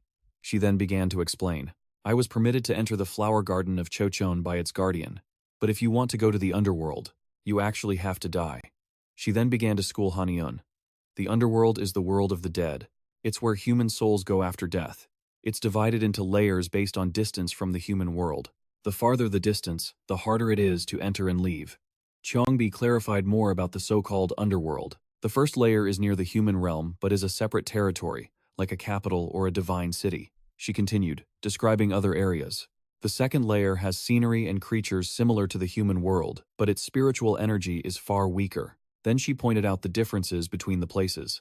On the third and fourth layers, monsters appear, making it hard to survive. From the fifth layer on, even high-level immortals must be wary. Without a special condition like the one at the flower garden of Chochan, entry is nearly impossible. Finally, she spoke of the most dangerous layer. The seventh layer is the domain of the outer gods. Beyond that border lie territories never before explored by immortals. Chongbi explained everything she knew. It's rumored that Crown Prince Mao Yi's residence lies below the third layer. She once again emphasized the terror of that place. No matter how strong an immortal is, once they die there, they can never return. Haniun probed, but you could return to the human world, right? Chongbi reached into her pocket to get something. Don't tell me. She held the four-leaf clover with a grim look. You're talking about my reincarnation flower. She gently expressed her condolences. I'm sorry, but it doesn't work the way you think. Chongbi then continued her lesson. Though it's called reincarnation, its true power is absorbing death energy when you enter the underworld. Your body will be tainted by that aura. This flower can stop it, but it will slowly wither and die. If you can't return before it fades completely, that will be your end, she said, with a sorrowful tone. I truly don't want you to die in a place like that. That's why I'm against this. Hearing her, Haniun nodded. I understand. yet he was still determined to enter the underworld. I'll find another way, since you object. Trongbi sighed in relief. I'm glad you understand. She hesitated, probing him further. So that treasure, it's not related to your mission to protect the peninsula, is it? Haniun replied calmly. Oh, of course not. Don't worry about it. Seeing the matter settled, she prepared to leave.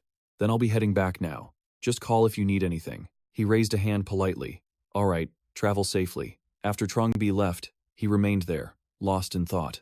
Haniun's expression turned cold as he looked at something in his hand. He recalled when Trongbi turned. To put the reincarnation flower in her bag, he had swiped it with blinding speed. Unbelievable. To think I used the Heavenly Shadow sword art for this. Looking at the flower, a bitter feeling rose within him. Forgive me, heavens. That night, Haniun appeared alone, outside the barrier's protection. It's been a long time since I was last here. Ever since the Heavenly Gate opened, he'd been curious. Where did the monsters he saw truly come from? Only after hearing about the underworld did Haniun learn their real origin. The monsters lived far from the human realm.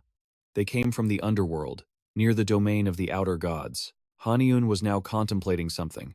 If that's true, I have to enter the underworld through this pit. He remembered a terrifying memory, a place swarming with monsters. But Haniun quickly regained his composure. He steeled himself with a constant reminder, it's fine, I'm not weak like I was before. Then, he leaped into the pit. During the freefall, something kept urging him onward. The deeper he fell, the greater the pressure on Haniun became. The air here was different, smelling of sulfur. Suddenly, his eyes flew open in shock. Haniun was stunned by the sight and the space he was in. So, this is the underworld. He sensed the energy around him and made an assessment. The death energy isn't as heavy as I expected. Perhaps it's because this is still close to the human world. I might not need the reincarnation flower just yet. Haniun looked around, observing everything in confusion.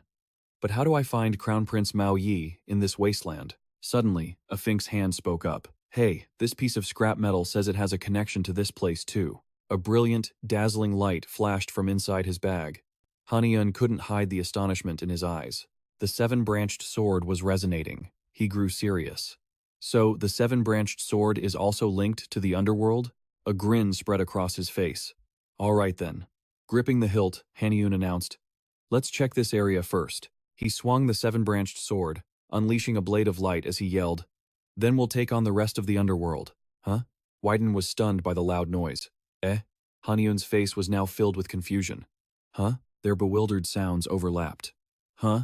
Hey, hey, hey.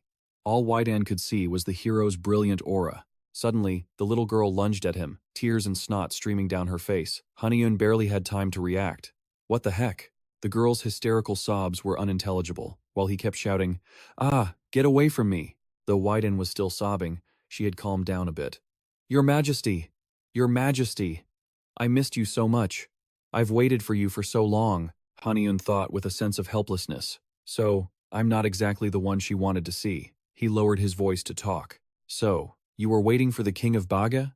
The girl obediently explained everything. Yes, sir. And I've been making some weapons and armor here. But his son, and his grandson, and even his great-grandson took everything I made. At this, Wydan complained bitterly. And still, you never came. Model. Haniun was stunned by her words. You're saying you crafted a weapon? The girl wiped her tears and pointed ahead. Yes. That's right. The seven-branched sword. She confessed honestly, I was the one who made it. He tried to process this in utter disbelief. Wydan began to explain, mentioning Emperor Sujin. He is like Korea's heavenly emperor, Dan Gun. The emperors from the 2nd to the 9th are called the Keshi Hachidai.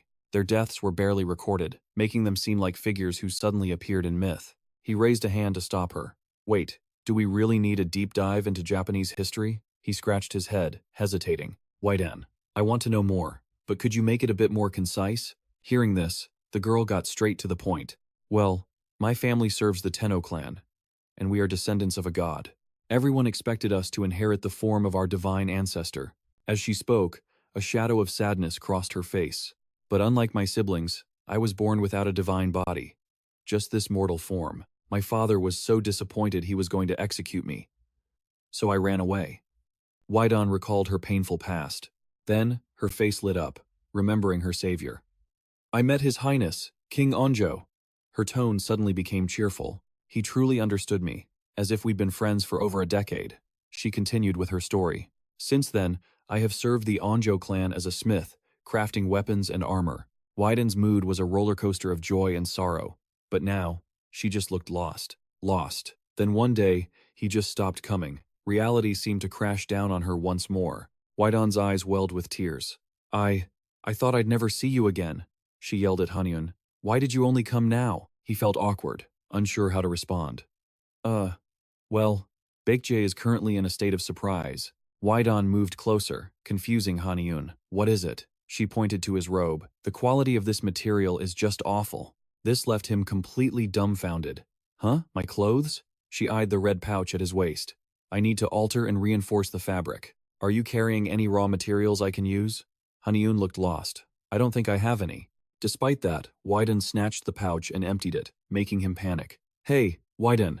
Finding what she needed, her eyes lit up with excitement. Here it is! He immediately recognized the item from the Psycha heretics. Her eyes were filled with pure joy. This is incredible. The quality is practically divine grade. I can use this to reinforce your robes. Without another word, Wyden lunged at him, ready to strip him down. Your Highness, take off your clothes. He covered himself in a panic. I'll do it myself. I said I'll do it.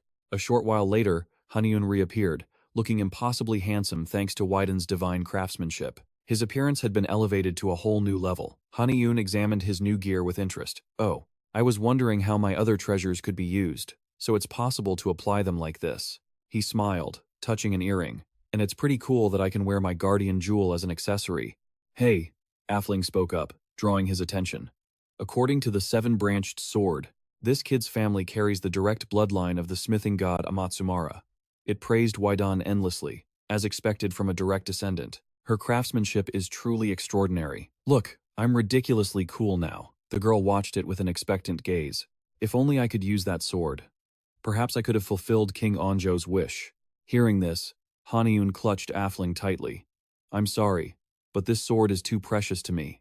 Then, a thought struck him as he looked at her. With skills like hers, why is she hiding out here? He then made an offer. Hey Wydan, why not come with me to the human world? The girl waved her hands dismissively. I'm fine, Your Highness. She then gave her reason. I prefer it here. This place is beyond his sight. Haniun was puzzled by this. His sight? Wydan answered nervously. Yes, my ancestor. He clarified. The smithing god? After a moment of silence, she replied. Yes. She recounted anxiously. Back when His Highness was teaching me. With every swing of my hammer, his gaze upon me grew more intense. Wyden stated again. That's why I have to hide here. She looked up at the vast sky. In this place, he can't see me. Hearing this only deepened Haniun's confusion. Is your ancestor an evil god? She hesitated. Well, then, Wydan began to tell him the truth. His Highness Onjo once said. The girl recalled his exact words. Your ancestor is an outer god. 2,000 years ago, Onjo came to Japan to journey across this land. He also aided his friend, Wydan, to fortify Baekje's status and learn new ancient arts. Foreign lands and special zones always hide a rich source of spiritual energy, just like Mount Taebaek. So upon arriving, he was astonished and began to have his doubts. He questioned the extraordinary abilities of the Japanese imperial family. Still, he was determined to form an alliance to find his ancestry. As Wydan focused on expanding Baekje's influence, Onjo swiftly forged ties with Japan's imperial family, digging deep into their secrets. And then he uncovered a shocking truth. Takamagahara, origin of the emperors, was actually home to gods from another realm, the outer gods. This meant the people of Japan had accepted these foreign deities from the very beginning. But historical records told a different story, of a war against the outer gods to seal the heavenly gate. Or perhaps, this land had been ruled by an outer god from the start. The outer gods were beings with power far beyond this world's creatures. Given the life force here was as rich as Silvercorpse Mountain, Onjo found this plausible. But one look at a sword shattered his entire theory. That sword was the Ame no Murakumo, also known as the Kusanagi blade, one of the 3 sacred treasures. The very blade said to have slain Yamata no Orochi, Japan's most powerful evil god. Onjo was stunned upon touching it. How could a sword that killed a great evil god radiate such pure, sacred light? He believed a weapon used to destroy an evil god couldn't possibly hold such pure spiritual energy. He'd studied countless records, but the truth was far from what he'd ever imagined. Yamata no Orochi was actually a guardian deity. He was defeated by the outer gods and branded as an evil god. Haniun's mind raced, connecting the dots. So the outer god who fought this warrior must have shared its fate.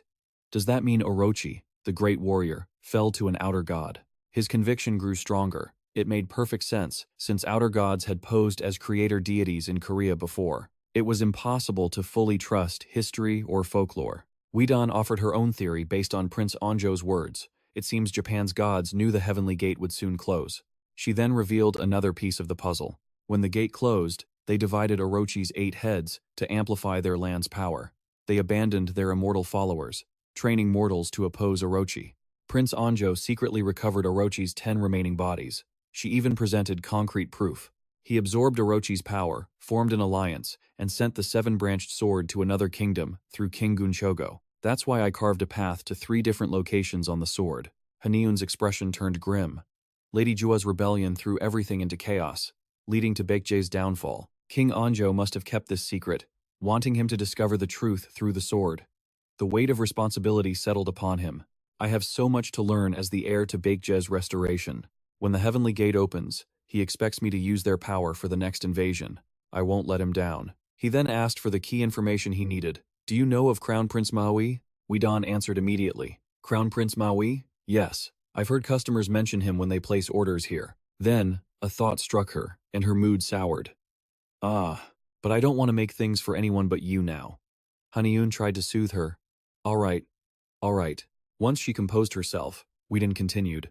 Well, I did hear a story about someone who entered the underworld. A long time ago.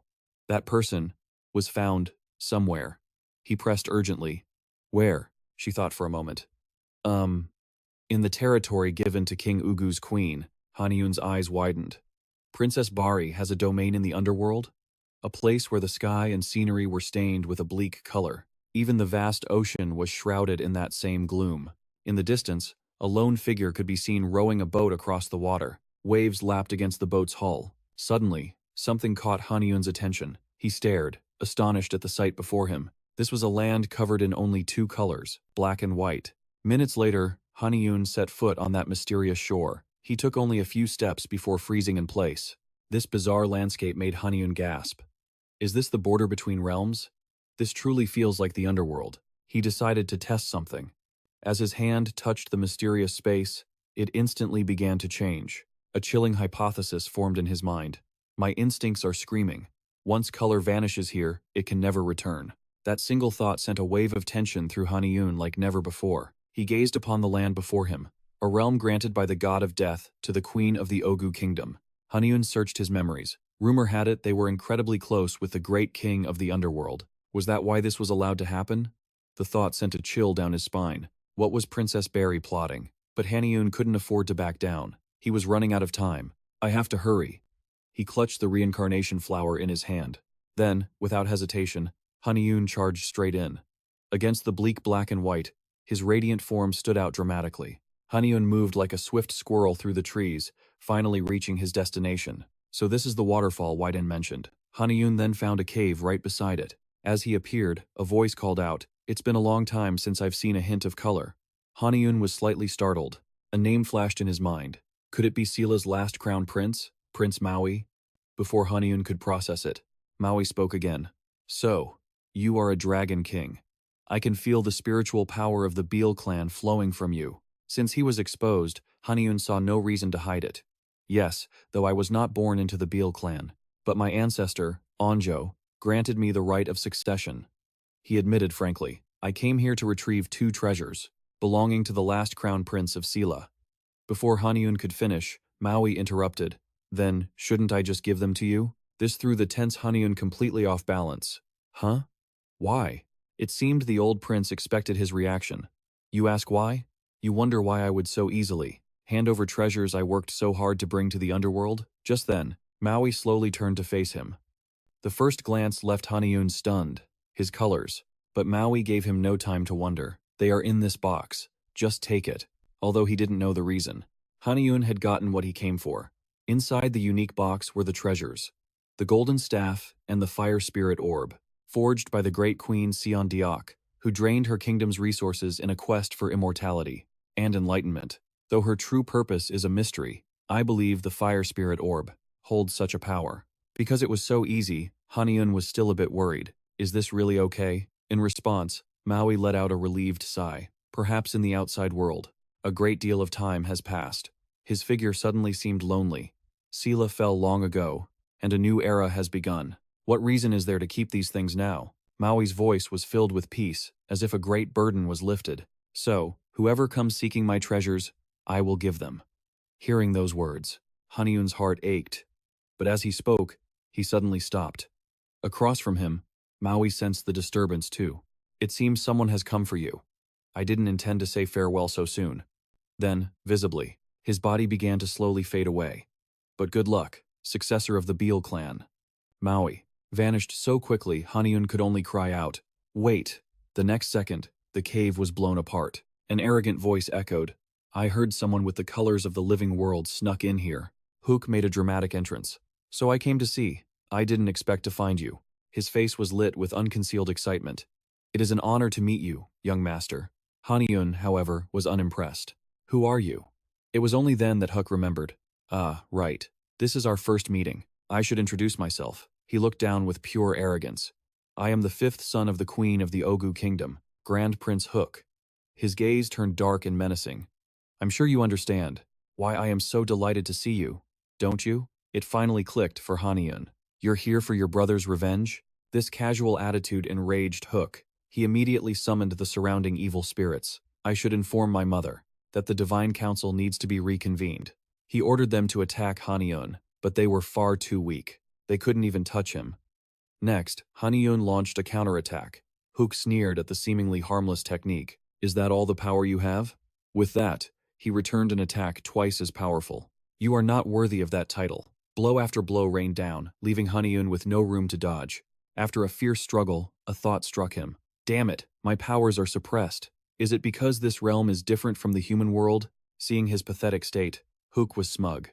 "Why don't you use that little trick you used on my brother?" It seemed Hook was determined to end him here, despite the crisis. But Haniun showed no fear. "Really?" A system notification appeared. "Rebirth flower essence has been absorbed." Suddenly, a brilliant light enveloped his body. This unexpected event left Hook completely stunned. The time had finally come for Haniun to reveal his true power. "Let's see," he smirked. With an arrogant smile, he taunted, "Can you handle this?"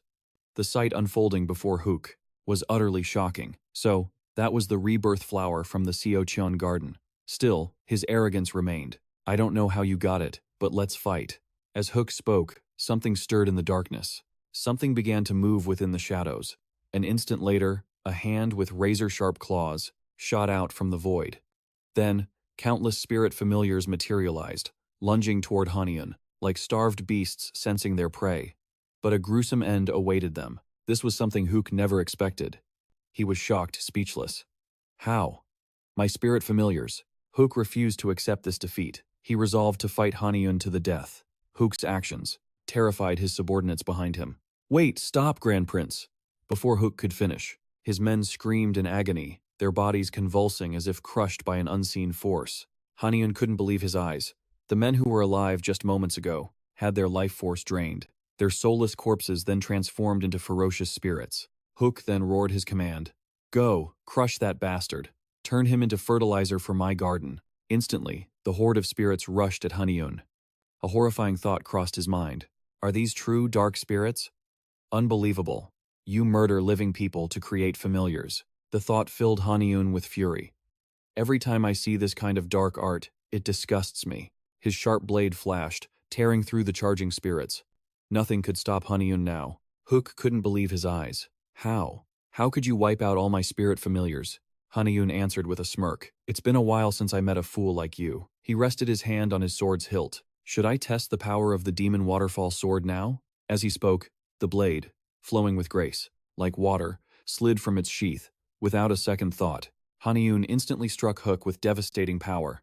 The blow landed without a shred of mercy. Finally, Hook could hold on no longer. He plummeted from the sky in an instant. His body slammed into the ground with a deafening crash. The fall left him in agonizing, paralyzing pain, unable to even move. Before Hook could recover, a foot pressed down hard on his chest. Haniun looked down on Hook like he was an insect. You damn dragon. Now, what should I do with you? As he spoke, something caught his eye. Curious, Haniun picked it up. What is this? He examined it carefully. A memory token? Haniun was calm, but Hook was openly panicking. No, not that. Take anything but that. Then it dawned on Haniun. I see. So you use this to imprison the spirits for your dark arts. Convenient, isn't it? But that also makes it easy to steal. He recalled something he'd read before. I learned this technique from a scroll Mugero collected. You perform it like this, right? Hook's face went pale, his eyes wide with terror. No, no, I beg you. An instant later, his agonizing screams echoed through the area. The token in Haniun's hand glowed brightly. After a moment, he mercifully let him go. I think that's enough. But that was enough to give Hook a near-death experience. After giving him a taste of pain, Haniun coldly asked, Now, what is your identity? Hook had no strength left to resist. I am the 5th son of the Empress of Ogu, Grand Prince Hook. He didn't stop there, pressing on. Tell me about the territory your mother received from the Lord, Shi Hoang. At this point, Hook didn't dare hide anything. The truth is, this place, under Haniun's threat, he revealed everything, including the most critical information. Secrets so shocking they made Haniun's expression change. A what? Elsewhere, the wall to Uchi's small room suddenly exploded inward. He jolted in shock. What in the world? But when he saw the visitor, he let out a sigh of relief. Ah, so it's you. Haniun wasted no time, tossing an object to him. This is that treasure, isn't it? The very thing you wanted to see. Uchi was overjoyed. You've returned so soon? A strange light gleamed in his eyes. Finally, Haniun watched Uchi's every single reaction. This treasure is called the Golden Chain. It can heal and revive the dead, correct? Haniun asked after a moment. Unfortunately, I don't think that can help you. Uchi stared back, bewildered. What? Though he hated to crush the man's hope, Haniun had to reveal the whole truth. Just as he'd suspected, Uchi was completely clueless. Huh? Is that all it does? Haniun nodded grimly. This item only gives information about the body, helping you know what treatment is needed, and only right before the patient passes away. This revelation was a brutal blow to Uchi. No, that can't be. I stooped so low just for this? Before Uchi could wallow in misery, Haniun cut in sharply. But thanks to you, I've gathered more information. He leaned in, questioning him with an overpowering presence. I'm fairly certain you've also researched the flowers in the Sioqian garden. Haniun's tone was deadly serious, especially since Princess Bari began growing flowers that could manipulate blood, breath, bone, soul, or even death itself. He was about to share his theory, but Uchi's bitter laugh stopped him short. Ha, the Sioqian garden? The man seemed to have snapped, his agitation spiraling out of control. I've already tried every flower grown there. Not a single one of them had any effect. My Dantian still hasn't returned to normal. Haniun had anticipated this emotional explosion. But you still haven't tried the one that manipulates the soul. He calmly reminded Uchi of one detail. What's been damaged isn't just your body, but also your soul. Each of Haniun's words struck Uchi like lightning, jolting him from his delusion. A shocked look appeared on Uchi's face. The soul? Haniun was not surprised by this reaction. Yes. After the battle with Grand Prince Hyuk and his spirit familiars, I have no doubt. But who was it that left you like this? Uchi's mind went completely blank as he answered mechanically, Kangrim. Haniun wasn't surprised to hear that name. If it was Kangrim, then he must have used a divine art, an art involving souls and spirit familiars, which means we need something that can manipulate the soul, to heal those internal wounds. Hearing that, Uchi immediately looked up. Something that can manipulate the soul? I've heard of a flower like that, but I thought it was just a myth. Haniun confirmed casually. It exists. I tried using the reincarnation flower when I crossed to the other side, but its effect was completely different, compared to what its name suggests. He explained the matter more clearly. It doesn't let you reincarnate. Instead, it protects you from death energy. It's called the reincarnation flower, because it allows you to return alive from the realm of the dead. Haniun laid out everything he knew all at once. A flower named the Breath of Life is known for its ability to revive a dead body. Rumor is, it can summon a soul back to its vessel and bring that person back to life. So, the effect we're hoping for is actually the property of this flower. This information was earth-shattering for Uchi. Impossible. Why has no one else figured that out? Haniun wasn't surprised by the question. No one knows because only Princess Bari holds this secret. Maybe she never wanted to correct the truth, but I can confirm this because her own son told me. Finally, Haniun solemnly extended his hand to Uchi. So, from now on, let's work together without hiding anything. Together, we will harvest Princess Bari's flowers. Days later, a torrential downpour fell upon the world. A broadcast echoed throughout the city. Urgent announcement. The East Sea Dragon King's subjugation will begin now. Citizens must evacuate to a safe shelter immediately. The announcement repeated, I repeat, the East Sea Dragon King's subjugation will begin now. Several days later, at the location of the East Sea subjugation, a massive crowd had gathered by the coast since early morning, gazing at the vast ocean before them. One person couldn't help but sigh. So the day has finally arrived. But next to him, Umbi appeared calm. This was always inevitable. No matter how hard we tried to negotiate, the Dragon King was determined to start this war. Persuading him is harder than calming a 7-year-old. She stared at the massive waves, a catastrophe he unleashed that stole so many lives. Even her own relatives by the sea couldn't escape the tsunami he created. As she spoke, Unbi's voice lowered, but she didn't hide the deep suspicion in her heart. Can that dragon god truly protect the entire Korean peninsula alone? Hearing this, Koro also glanced toward Hanyun. He looks confident now, but can he really handle that burden? Unbi's doubt was clear. Who knows for sure? While we're busy fighting the East Sea Dragon King, he and his followers could be plundering the treasure vaults. Suddenly, Jin Young's voice cut through their conversation. If he were that kind of immortal, he would have acted long ago. You've heard about the incident at Munmu's tomb, right? He recalled the famous story, how the silver corpse immortal of the 8 sacred mountains and the divine capital were backing him. Other immortals rushed to offer him all kinds of tribute, but the story says he turned them all away, refusing every gift. Unbi couldn't believe her ears. What? Choro's perception of Hanyun instantly shifted. Then he really is a good immortal. Seeing them about to gossip again, Jin Young stopped them. All right, that's enough. We need to prepare. As they were talking, Jae-ha suddenly rushed over from the distance. We're in big trouble. Panic was etched on his face. The 2 sons of the East Sea Dragon King have appeared in Seoul and are destroying the city. This shocking news left everyone present completely stunned. What? The nearby immortals were in disbelief. Has our plan been exposed? Most of the elders are gathered here, leaving Seoul with only its defense forces. In this desperate moment, they could only look to Hanyun. Damn it, Divine Master of the Heavenly Lake, raise the barrier now. While everyone was panicking, a colossal shadow appeared before them. A terrified scream echoed through the air. It's a tsunami. The sudden cataclysm froze Ion-jun in place, his body completely rigid with fear.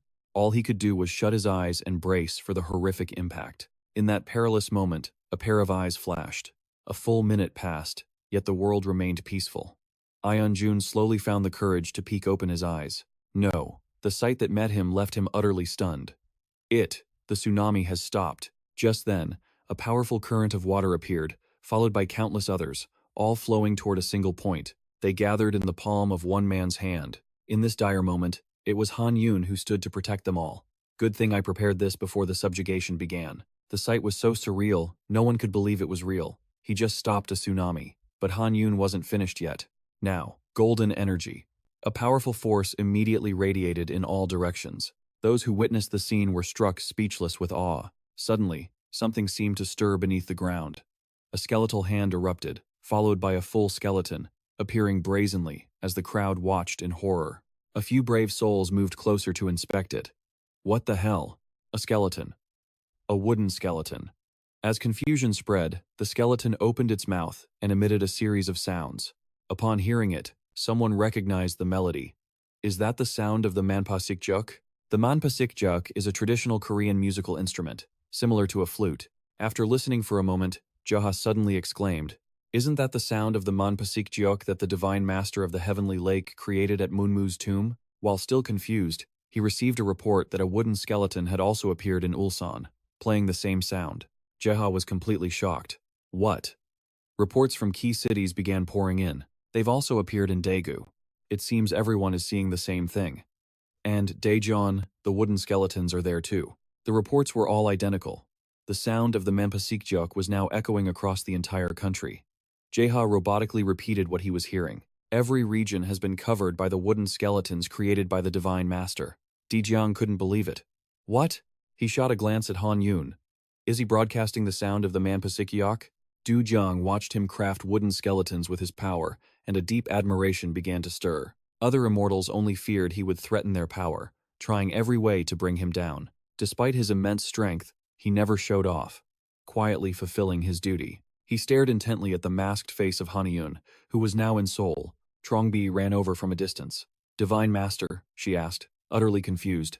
"Is this the method you spoke of? How did you do it?" Haniun didn't hide anything. "I just inserted my horn fragments into the puppets. Then I used my power to spread the sound of the Manpasik Jok. The East Sea Dragon Palace's attack will be nullified. But there is one problem. The crown princes have appeared in Seoul. They're causing chaos and destroying my puppets, ruining the plan. I must go, as I am also part of the defense force." Hearing this, Trongbi was surprised. Right now, Haniun already had a solution for this. As long as someone channels power into the puppets, the sound of the Manpasikyok will continue to protect everyone. Therefore, I hope I can ask a few people to guard these puppets. However, it seemed no one wanted to cooperate. What? Even Trongbi showed a hint of doubt. This is the vanguard force. If the defensive line here is breached, someone immediately objected. "Didn't you decide to protect the Korean peninsula? We all have our roles.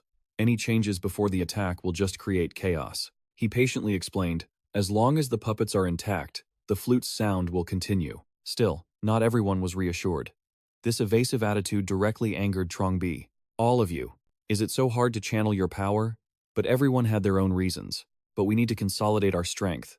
And we earned our positions through the heavenly war." This indifference made her anger boil over. "Then fight a heavenly war with me. If you win, my position is yours." "Well, do you dare?" As an internal conflict was about to erupt, a voice suddenly spoke out. "Leave that matter to me."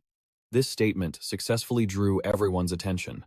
Divine Master Damdok calmly approached Haniun. "From the start, didn't we agree to defend together? I will send members of the White Flower Pavilion to protect your puppets at their posts." Damdok spoke to Haniun with a serious tone. "I entrust the Seoul area to you, Divine Master of Cheonji." In this situation, fancy words are useless. Haniun accepted the great mission with a simple nod. Currently, heavy rains were still destroying major cities. Dominating the scene was the image of Aokun coiled around the city's central tower. His eyes glowed like two ghostly flames, chilling anyone who met his gaze. The rain grew heavier, and fierce winds began to form, gathering into massive vortexes that covered the city. Witnessing this, Haniun thought to himself, his spiritual power is truly unimaginable. At the same time, he couldn't help but think that even as a crown prince, he was still the son of the East Sea Dragon King. "I thought he was just screaming to distract the immortals in Pohang, but it seems that's not the case." Suddenly, he remembered something else. "Didn't they say 2 crown princes appeared in Seoul? Whatever, I'll proceed as planned." Then, Haniun turned to the person behind him. "Hongil." The man immediately replied, "Yes." Haniun gave a simple instruction.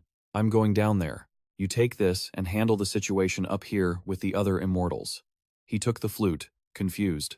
"Forgive me." He then looked utterly astonished. "Divine Master, how can you entrust the Manpasik Jiok to me?" Haniun just chuckled reassuringly. "Don't worry." He then hinted at his true objective. "Because I will personally go and use that thing now." The man's eyes widened at Haniun's words. A moment later, he regained his composure and bowed. "As you command. I pray for your safe return." Hongil turned to the nearby immortals, shouting, "Servants of the Divine Master, follow me." At his command, they plunged into the vortex below, while he observed from above. "Well, I suppose I have to follow." Amidst the raging storm, Gauthon radiated absolute authority. He roared down at the person below, his voice dripping with killing intent. "How dare you interfere with my mission?" He was now completely consumed by rage. "You insignificant whelp." Gauthon then roared that this was punishment for those who betrayed the grace of the Eastern Sea Azure Dragon. This was his final judgment. "Don't bother resisting. Just accept your fate." Dahi struggled to stand, scanning her surroundings. Were there really no other immortals left alive? They had all been slaughtered. Her gaze swept over the fallen bodies. How could they have known all the powerful immortals went to the Dragon Sea, leaving this place so vulnerable? Only the weaker immortals remained as a defense force. At that moment, Gauthon's growl thundered directly above Dahi's head. He glared down with contempt. "Do you insects truly think you have the strength to oppose me?" In turn, she fearlessly met his gaze with eyes burning with hatred. He paid her no mind, letting out another massive roar. A deep rumbling began to stir within his throat, and from Gauthon's mouth erupted a colossal pillar of dark energy. The sight of it rooted Dahi to the spot. She screamed in absolute horror. "Are you insane?" She desperately warned him. Do you even realize what you are doing? Bringing the Neo-Origin pillar to this land. What in the world are you thinking? Still, he continued his actions. She yelled in despair. Do you want to push the entire world to the brink of annihilation? Gao Thon raised his dragon claw high. It was time to pour all of his internal energy into the Neo-Origin pillar. She raised a hand to shield herself. A terrifying force was unleashed. The very air twisted around him as he rose into the sky. Then, he made a thunderous declaration. This is in the name of the Eastern Sea Azure Dragon's lineage. Soon, the city below was utterly devastated. He then shot down toward the ground at immense speed. Dahi refused to give up, bracing herself for the attack. You think I'll just stand here and watch? She then focused, directing her talismans toward Ngao Thon. They quickly surrounded him, and arcs of lightning began to erupt from the paper seals. They connected with each other, creating a solid wall of power. Dahi gritted her teeth, struggling to maintain the hand seal. Just a little more, but he just laughed mockingly. What a pathetic attempt. He then slammed the Neo-Origin pillar down without a second thought, blasting Dahi away. In an instant, her body slammed hard against a nearby building. Red blood streamed down her wounded face. What do I do? Dahi was terrified by the power radiating from her opponent, his sheer strength. Gao Thon glared at her with dangerous eyes. You can stop now. What you are doing is completely pointless. My brothers sacrificed their lives to create this pillar. He didn't mind revealing his plan. And so, we will bury the Neo-Origin pillar in this very land. It will expand our territory, granting my father unmatched power to wipe out everything, using this land to build a new world. She now looked up at him with despair. That's insane. Gao Thon continued his task. He began absorbing the water source into the Neo-Origin pillar. A massive sphere of lightning formed in his mouth. This madness led to destruction and a blind thirst for power. He then fired the destructive energy straight at her. The resounding blast of power burned and exploded over a wide area. The thick dust from the aftershock slowly began to settle. He kept his eyes fixed on the spot where she stood. I heard a rumor that a young dragon appeared recently. Suddenly, the sound of someone's footsteps was heard. It was Haniun, who had blocked the attack with his shield just in time. Gao Thon didn't seem very surprised by his appearance. So, it was you. Gao Thon, still brimming with confidence, boasted, Don't worry, little one. Even if this whole land sinks to the ocean floor, I guarantee I'll find a place for you. He followed this with an invitation for Haniun. What do you say? This way, you can survive and even join us, to achieve a common goal. Outwardly, Haniun appeared even more arrogant than him. Sorry, but we are not the same. But inwardly, he was silently analyzing the damage his opponent had caused. His sun salutation spell, enhanced by the heavenly art and the windstar technique, had been split in two by that powerful attack. One hand clutching his side, he thought, I was planning to save that move for last, but I have no other choice. He then lightly touched Dahi's face. Flashback. The story rewinds to an earlier point in time. Mr. Uchi spoke up, asking once more to be certain. You want me to provide more information about the dragon gods? Han Hyun, sitting at the opposite table, replied, You know, I basically have no knowledge about most of the dragon gods, and I believe you know much more than I do. The man was seen typing on his keyboard before remarking, It seems you only know how to use your horns. After a moment, he turned to look at the boy. I believe you've mastered all you need to know, so I will give you just one warning. He then pointed directly at Haniun.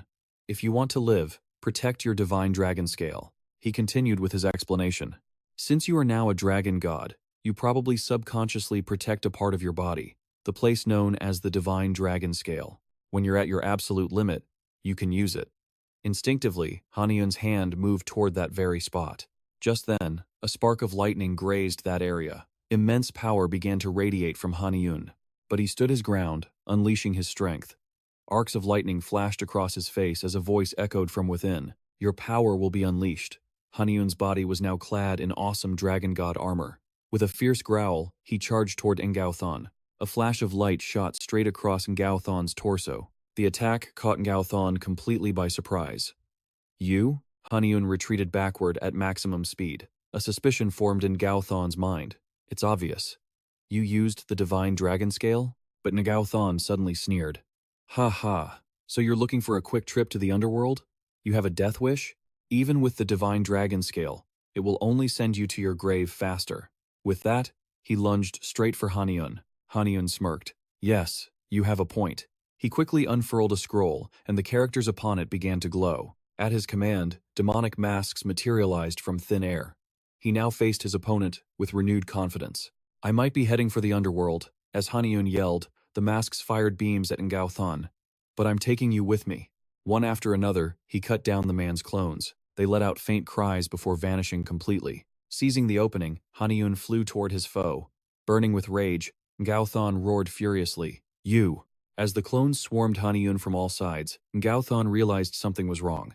Impossible. He then saw Haniun reaching for the weapon at his hip. "I was going to go easy on you, but you're just too stubborn." The moment his sword was drawn, he wiped out the clones in a single, clean sweep. Ngao Thon stared in utter disbelief. "Impossible, my brothers." While he was distracted, Haniun's voice echoed right beside his ear. "So, you have no spirit pillars left." Haniun then appeared from above, sword in hand. "Doesn't that ruin your little plan?" He stood before Ngao Thon, declaring boldly, "I will shatter your spirit pillar completely." Fear finally crept into Ngao Thon's eyes as he begged, "No, not the spirit pillar." Unmoved, Haniun brought his sword down. The blade's energy tore through his flesh, making him scream.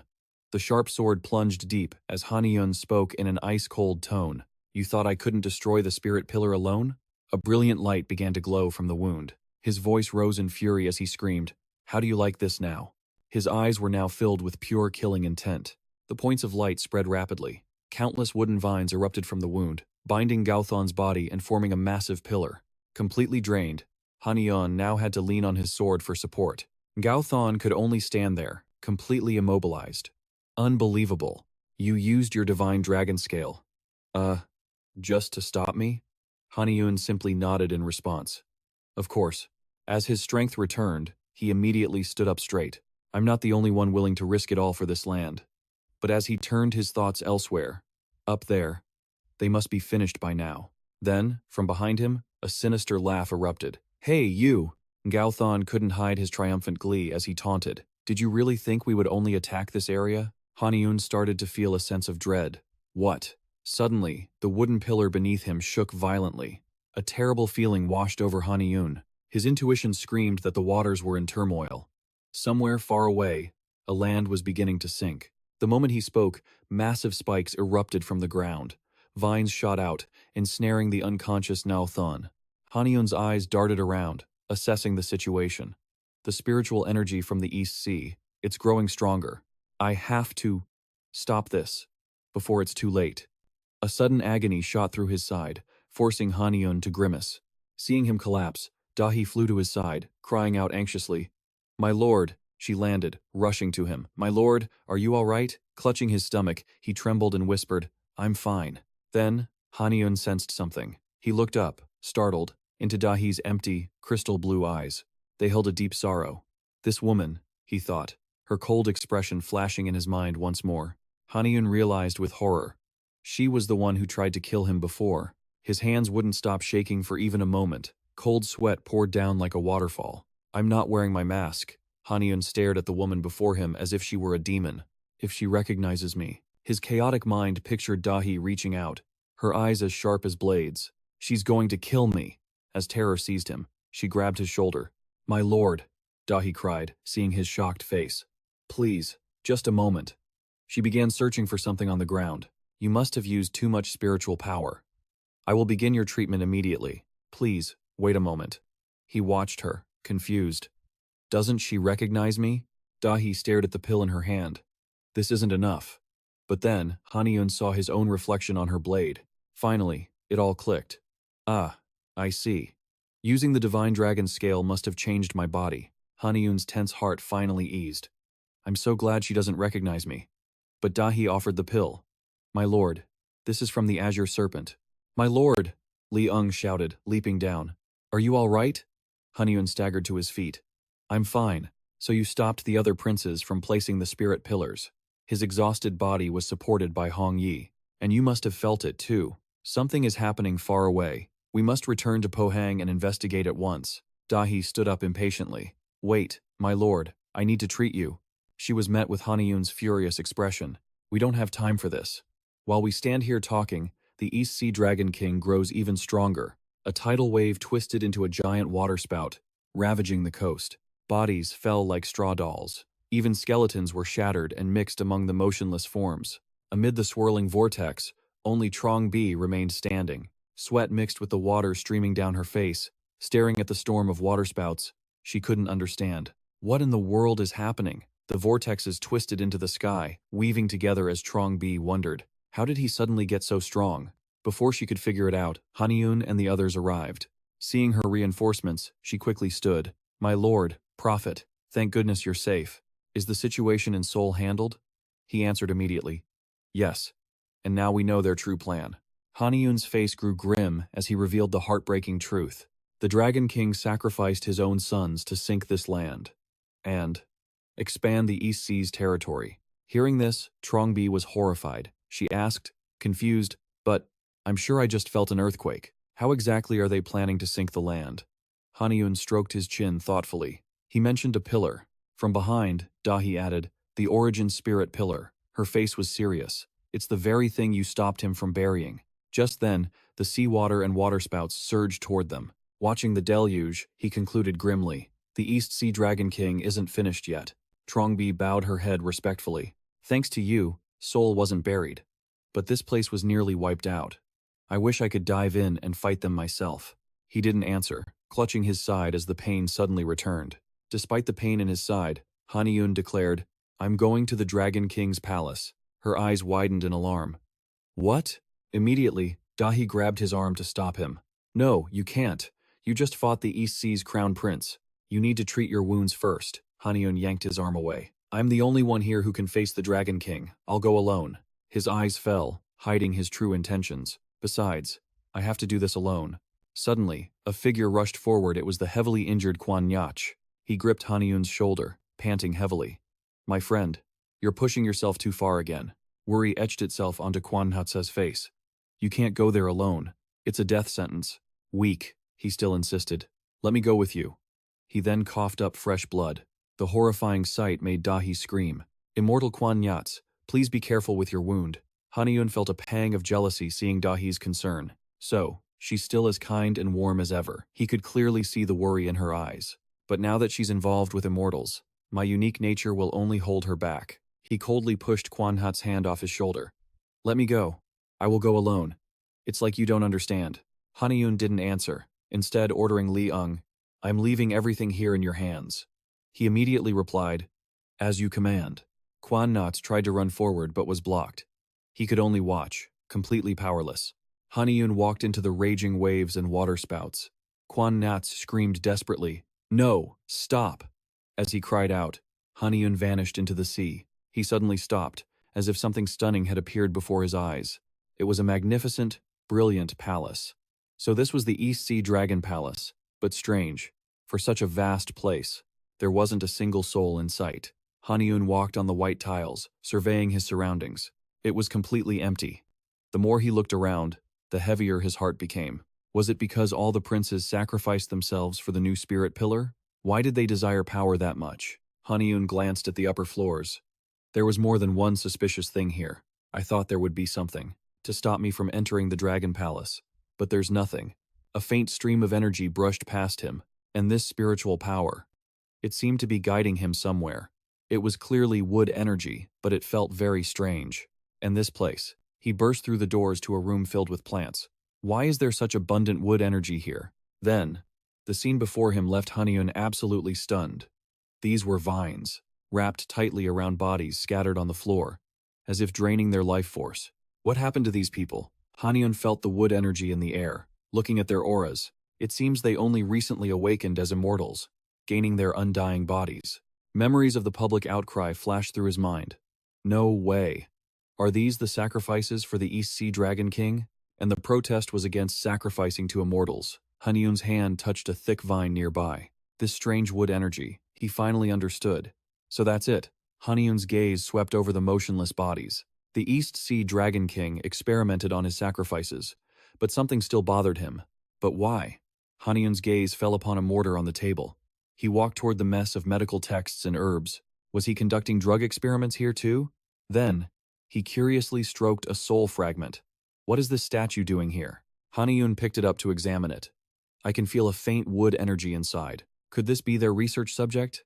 Oh, I can move its parts too. What are these small characters?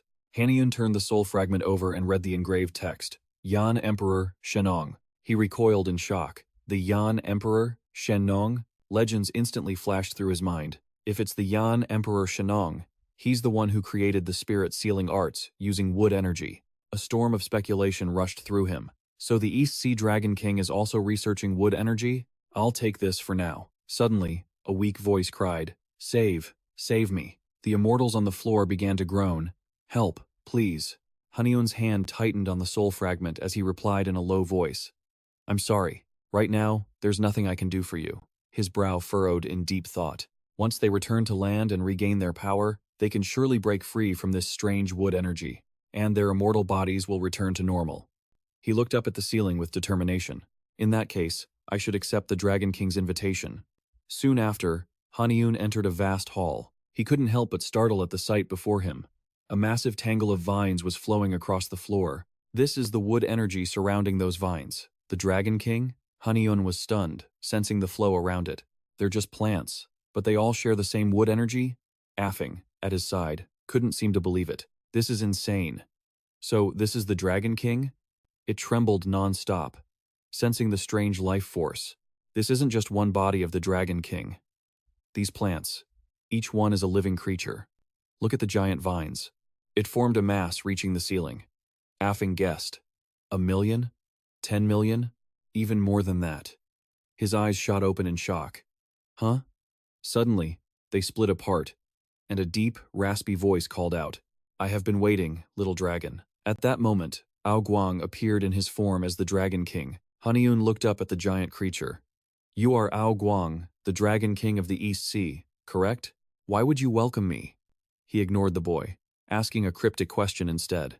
"How can you contain wood energy and remain unharmed?" Confusion clouded the boy's face. "What are you saying? Unharmed? What does that even mean?" At this, Ngao Kuang began to explain. "Moreover, I can sense that. You hold both wood and metal energy. I've never seen anyone withstand such opposing forces." A glint flashed in his eyes, piercing the boy. "I see it now." Soon, Ngao Kuang had his answer. "You possess the moon's essence in your liver." Haniun was stunned. "The moon's essence? In my liver?" His fists clenched tightly. He didn't just instantly recognize my elemental energies, but he knew I'd consumed something that lets my liver alter them. The memory of the longevity peach surfaced in his mind. Could the longevity peach have changed my liver after I ate it? But a question still remained. What exactly does having the moon's essence in my liver mean? Just then, Ngao Kuang spoke again. "Until recently, I thought that blasted Hualbindan was a complete lie, but now I see it's real." Then, he suddenly roared, "Give me that liver." Countless vines shot towards him. "With that liver, I'll be invincible." The attack created a massive shockwave. From the smoke, Haniun's challenge echoed. "You think I'll just hand it over?" He was already high in the air. "If you truly want it, then try and take it from me with your own power." His sharp blade sliced through the vines, which fell like scattered leaves in autumn. A thorny vine suddenly shot towards his back. Haniun gritted his teeth and instantly twisted his body, dodging the lethal attack. Masks fired lightning beams to aid their master, but they were quickly pierced and shattered. Assessing the situation, he cursed. "Damn, it's as strong as an iron cannon." A Fing cried out from the impacts. "There are too many. We'll rust if this keeps up," Haniun reassured him. "Just a bit longer. I'm trying to figure out another way." He gritted his teeth, searching for a strategy. "I'm using metal energy to counter his wood, but he's still too strong. Should I use a heavenly art with my metal energy?" Gao Kuang stared down grimly as Haniun weighed his options. "But if I use a heavenly art, I'll run out of power before finishing him." That moment of hesitation cost him, as he suddenly coughed up blood. He clutched the vine in agony. "My sacred dragon scale," Haniun stammered in disbelief. "No, this is impossible." His strength vanished, sending him into a freefall. "My power." Below, Gao Kuang waited, his massive jaws open. A Fing cried out in a panic. "Huh? Hey, snap out of it." Haniun's eyes went unfocused as he fell. "I have no strength left for talismans or my sword." His vision began to blur. "Is this the end?" Trapped inside the dragon's gut, a Fing screamed. "Ah, I'm melting. My entire body is dissolving." It thrashed around in absolute fury. "Hey, wake up," I said. "Get up." Trapped. A Fing trembled with rage. "I refuse to melt away in a place like this. That wretched, miserable dragon," it shrieked furiously. "Wake up." But his mind, Haniun's mind, continued to drift away. He was unaware of anything but his body. Everything hurts so much. I can't even lift a finger, he thought in a daze. Did I use the sacred scale too soon? Damn it. Why did I exhaust all my energy here? His eyelids felt impossibly heavy. I'm so thirsty. I need to eat something. A blinding light jolted him back to awareness. Eat? The vines around him sparked a realization. Wait. This place is filled with wood energy. He began to absorb the elemental aura, not forgetting to curse the Dragon King's name. What an absolute idiot. A sly grin spread across his face as he gripped a nearby vine. I'll absorb it all. Streams of green light were instantly pulled toward him. As he activated the 6-star seed technique, the dragon's power drained away as a sudden pain hit him, causing Gao Kuang to roar in agony. He growled, seething with fury. What are you doing inside of me? As his energy vanished, Gao Kuang raged. You bastard! Golden lightning began arcing ceaselessly inside his body. At that moment, Haniun successfully burst free from his confinement. Now free, a thing cursed. Damn it, I thought I was a goner, Haniun admitted quietly. Yeah, me too. Gao Kuang's voice was low and brittle. I can't believe you've mastered the star absorption art. He was a withered husk of his former glory. Why? He demanded. Are you not the same? Gao Kuang's voice dripped with anguish. For millennia, he had failed to find a way to reclaim his true form. And in that moment, Haniun understood. The experiments were all for this. He raised his hand, summoning his power. No excuse could justify such sacrifice. It was an unforgivable act. He tightened his grip on the hilt. Haniun lifted the 7-branched sword. If you want to reclaim what you've lost, then be reborn in the next life. A brilliant arc of light shot toward Gao Kuang. He didn't have time to react. What is this? The attack transformed into a dark void. Gao Kuang's eyes widened in horror. Wait! His dragon body started to crumble in a terrified scream. No, no. His very roots were ripped apart by the pull. My body, his entire form was being undone. Gao Kuang was consumed by the void. The churning sea and storms vanished, and the celestials finally began to stir. The ocean was now still. Was the Dragon King of the East Sea defeated? Trong Bi, Lord of the Heavenly Lake, watched anxiously. Please be safe. Suddenly, a cry rang out. Look! A black hole tore open the sky. Something's emerging from the sky. What is that thing? A withered, horrifying form slowly appeared. It was the monstrous remains of Gao Kuang, pulled from another dimension. The impact sent sand blasting everywhere. Oh, Trong Bi. She forced her eyes open to look. There. Everyone stared in shock. A massive dragon tree. Haniun descended from the void, his expression solemn. He then declared for all to hear. This is the husk of the calamity's source, the Dragon King of the East Sea. Whispers erupted from the crowd below. If that's him, then it's over. He pointed his sword down. The Dragon King will trouble us no more. He landed on the corpse and shouted, We have protected our homeland. Trong Bi rushed to his side, beaming. Lord, I'm so relieved you've returned safely. But she still had one question. How did you bring that colossal beast here? Haniun held up a different weapon. I found this 1-branched sword in the Dragon King's own palace. I used its power to bring him here. Trong Bi nodded, then pouted. So the Dragon King really took that sword. The temple master blamed me for it. I insisted I didn't take it. Haniun nervously glanced away. I'm sorry. I've had it since the beginning. But her relief washed away her anger. In any case, because of you, we've defeated the Dragon King. We need to treat your wounds immediately. Before she finished, blood erupted from Haniun's mouth. Her eyes went wide. Lord? His reply was barely a whisper.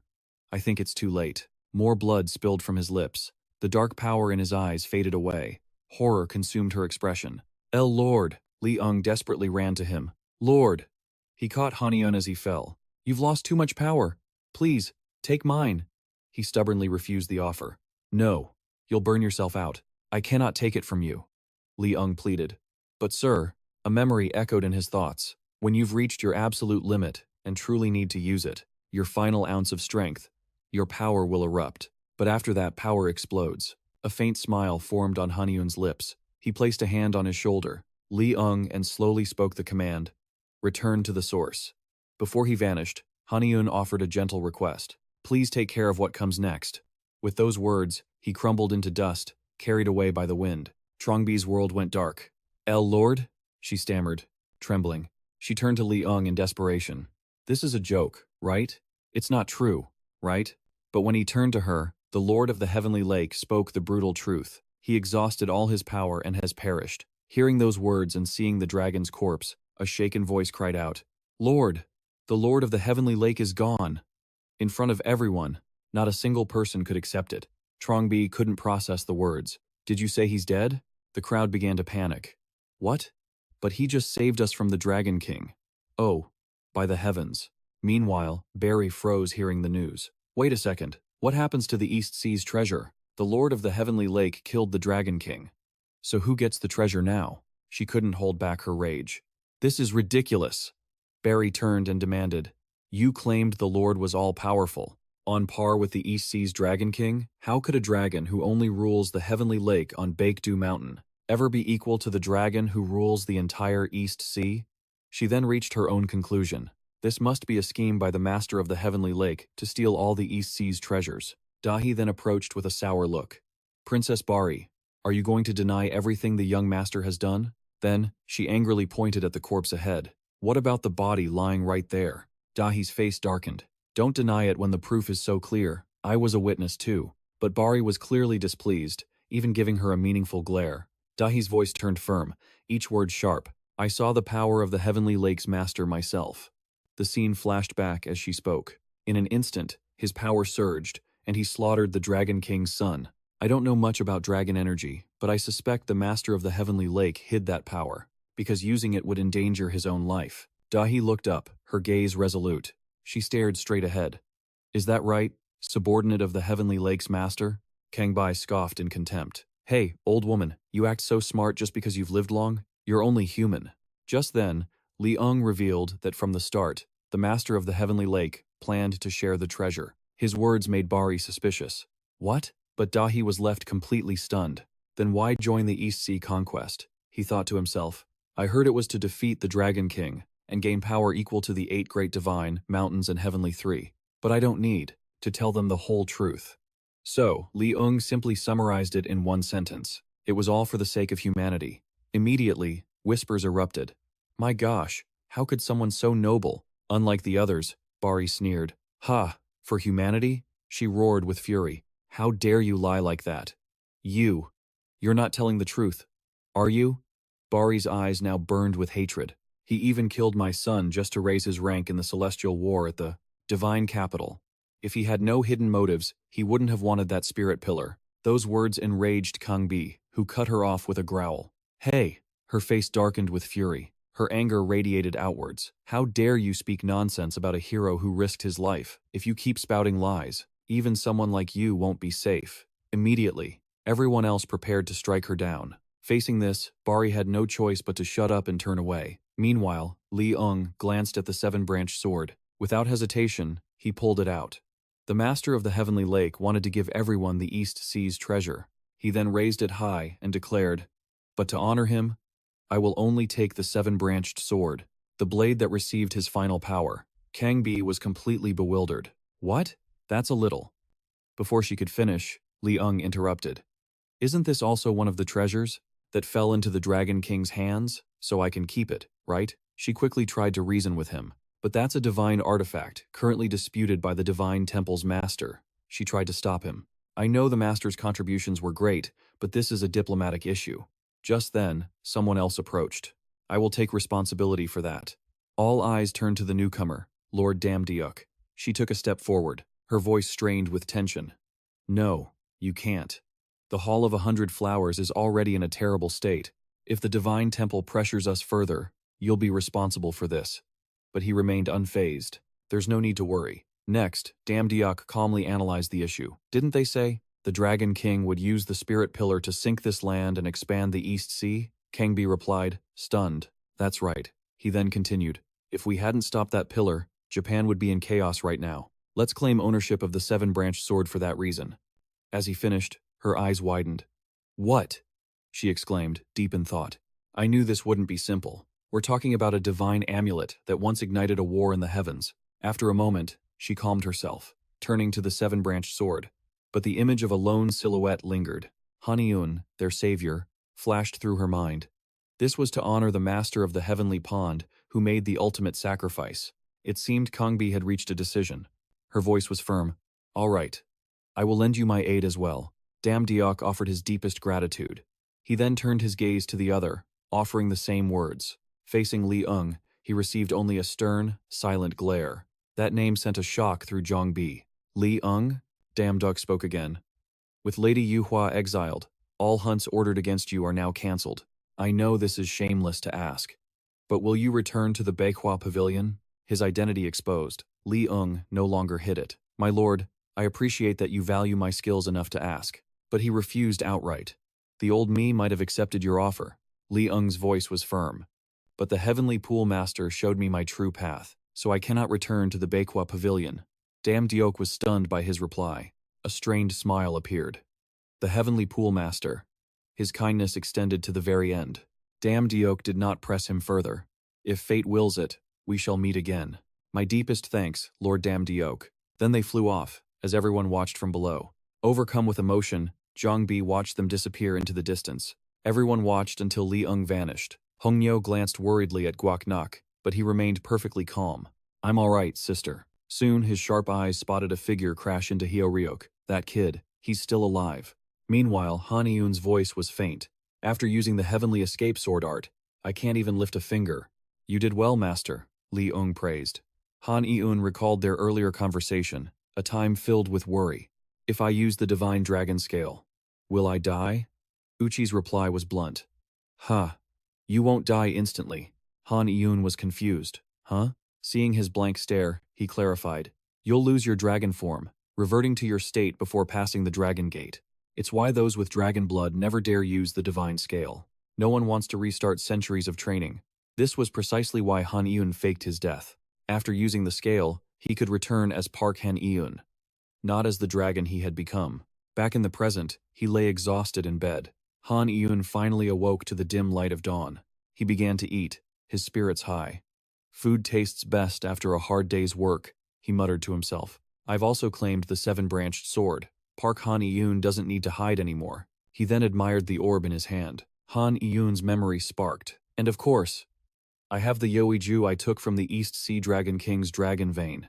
With this, I can reclaim all my power. A faint smile touched his lips. I don't see the harm in simply appearing and saying that the Heavenly Pool Master is still alive. His expression turned serious. But if I use this Yuiju, I might have to sleep for a long time again, and since it's from the Dragon King, who knows for how long. Suddenly, a voice called from outside. Master, are you awake? It is Hong Baek Pyo.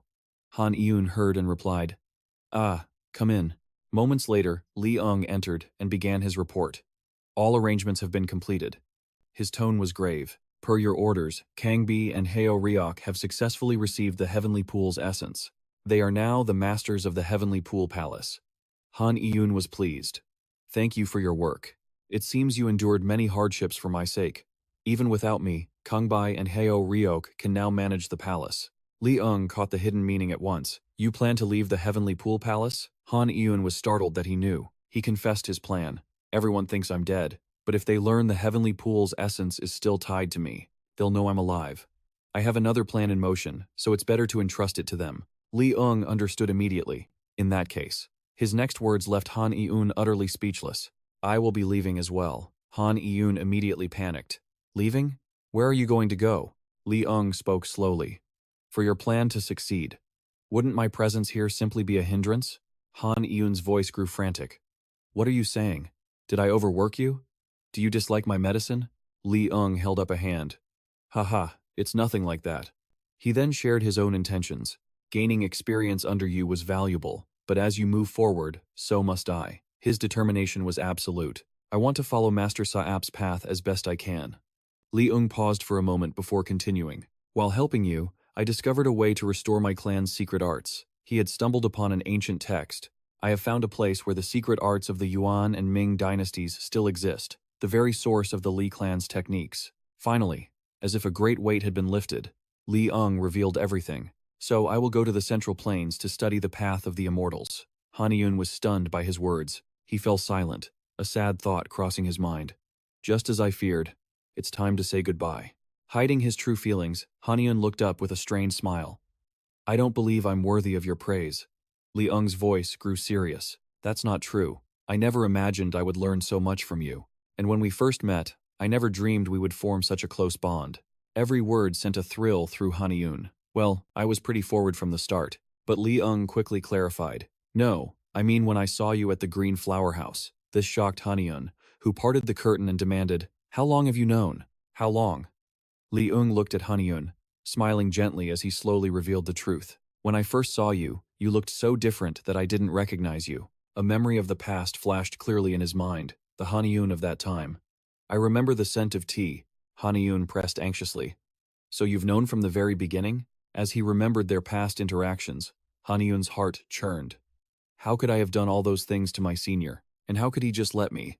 But Li Ung wasn't finished, adding another playful jab. You're surprisingly good at pretending to be a dragon. He then stroked his chin. I knew you were human, yet you acted just like a dragon. It was rather irritating. Then Li Ung ruffled Haniun's hair. But you are my benefactor. After all, I knew you had your reasons for hiding your identity. At that, Haniun's expression softened. Thank you for keeping my secret until the very end. And I'm sorry for all the trouble I caused you. But Li Ung simply waved it off. Don't be. It was because of you that I'm safe. Suddenly, a thought struck Li Ung. Come to think of it, Ra Trongbi must have gone through a lot because of this. He recalled Ra Trongbi's utter despair at Haniun's supposed death. Aren't you going to tell her the truth? Haniun intentionally avoided the question. I have nothing to say to her. But in his mind, he pictured her rage. So, you've been lying to me all this time? He couldn't help but admit. Honestly, I'm a little afraid of her. Realization finally dawned on Li Ung. He looked conflicted. If Ra Trongbai asks about you, I don't think I can hide it from her. Haniun offered a quick reply. If that happens, just tell her. What are you talking about? A quiet sorrow flickered in his eyes. Then this will be our final meeting. As he spoke, two treasures materialized before a startled Li Ung. So please, accept this as compensation. Holding the orb, Li Ung asked with curiosity. Isn't this a Sintamani stone? Haniun explained. It's the Sintamani of the East Sea Dragon King's son. I had hoped to find a few more, but this was the only one. Next, he lifted the book. And this is? Haniun answered calmly. I should have given you this much sooner, but I'm giving it to you now. It's the method to activate the Hunmin Jeongeum. This will also help you master the secret arts. Li Ung couldn't help but protest. This is far too much for compensation, Haniun quickly retorted. What nonsense is this? All of these things originally belonged to the Lai clan, so you must accept them. Haniun then rose to his feet. I've rested enough, so I think I will depart now. Holding out his fist, he said, Take care, brother. Li Ung mirrored the gesture. You as well, little brother. A single, light touch held 1,000 unspoken goodbyes. Several days later, in a different place, a stern voice suddenly echoed. There are no other places to check in the East Sea Dragon Palace, right? With a rush of urgent footsteps, another replied. That place over there is the last one we need to check. The door to the chamber slowly creaked open. An awful stench immediately washed over them, causing them to recoil. Why does it smell so foul in here? The people were shocked by the bizarre scene inside. What is this? Finally, hidden amongst a thicket of vines, they discovered a figure lying silently. Look over there! Hey, wake up! Realizing Haniun was still breathing, the voice became urgent with worry. Bring a stretcher here. It had been 3 weeks since the war in the East Sea ended. The cities were still in the process of recovery. Compared to other nations, Korea had suffered far less damage, all thanks to the protection of none other than the immortal heavenly master, Haniun himself. One of his deeds was stopping Gao Thon from burying the stake. The emergency broadcast continued. The female anchor posed a chilling question. So what exactly is this stake? The male anchor's voice lowered. It is called the stake of the new age. Once planted, the surrounding area will gradually sink into the sea. Even people enjoying their meals stopped, hearing that the sea level would slowly begin to rise. It allows the East Sea to expand. The female anchor gravely added, That's correct. The East Sea Dragon King plotted to expand his territory by planting these stakes before he was killed. Some areas are still sinking, including Japan's Honshu Island. 2 stakes were planted there, but they successfully removed one of them. The diners buzzed. Oh God, this is serious. If that area sinks, we're not safe either. Then the people began to wonder. So how did he manage to prevent all of that? The Heavenly Pool Lord is amazing. The whispers continued to spread. But the Heavenly Pool Lord is gone. Come to think of it, I heard they're holding a memorial for him soon. What? When is that? Meanwhile, Haniun was eating while on the phone. Yes, Mom, I'm really okay. A worried voice yelled from the other end. Not okay? Okay, my foot. I heard you were imprisoned in the East Sea Dragon Palace for months. She continued her worried scolding. Why didn't you pick a safer role, like a dispatcher? I heard that's the kind of work most people do now. Haniun's expression became serene. Her question concluded with, why do you insist on doing such difficult things? He answered silently. Because your son is an anomaly who could be eliminated at any moment. So I chose a safe position where no one can easily kill me. But he didn't dare say it, smiling it off instead. The voice on the other end continued. You should come to America. There's no danger here. On his end, Haniun calmly ordered, one more gukbap, please. The owner was surprised. You're a young man with a healthy appetite. Then he tried to refuse. I'm really fine here, and I don't have much money. Haniun's mother reassured him. Don't worry about money. But before she could finish, he interrupted. My phone is about to die. I'm ending the call, making her shout, Hey, Park Haniun. Immediately Affing spoke sarcastically. I don't even have ears, so why do I feel like they're bleeding? Haniun just stared at his phone. Parents will always worry about their children. Just then, his food arrived, and Haniun whispered inwardly, Still, I'm glad the area you're in is safe. Sending mom to my aunt's after the gate opened was a good idea. Even if she protested a lot at first. It had been 2 weeks since Haniun was rescued from the Dragon King's palace. Now, he had returned safely as Park Haniun, not the Heavenly Pool Lord. The Immortal had helped him return safely from the East Sea Dragon King's palace. As he was eating, he heard a familiar voice. So, this is where you were eating? Haniun looked up at the newcomer, Senior Dam Diok. He spoke calmly. Can we talk for a moment after you finish? Soon after, in a cafe under the gentle sun, a voice rang out. I can't believe you came to see me in person. Haniun wondered aloud. Did something big happen? Damdok slowly explained. Have you heard about the ownership of the seven-branched sword? He smiled brightly. Yes, the news is everywhere. There's no way I wouldn't know. The senior then got to the point. I came to see if you could help me with that. Haniun set his glass down gently. What's wrong? Damdiok's tone grew heavier. Thanks to you, Korea suffered little damage, but other nations bordering the East Sea were devastated. Among them, Japan faced the most severe damage. Haniun was a little stunned. Hearing more from him, it seems it's because they couldn't remove the stake. They said, if we help remove the remaining stake in Japan, they'll give us ownership of the seven-branched sword. Haniun fell silent. Damn it, I thought getting it would be easy. I didn't know it was this complicated. Then, the senior confessed everything.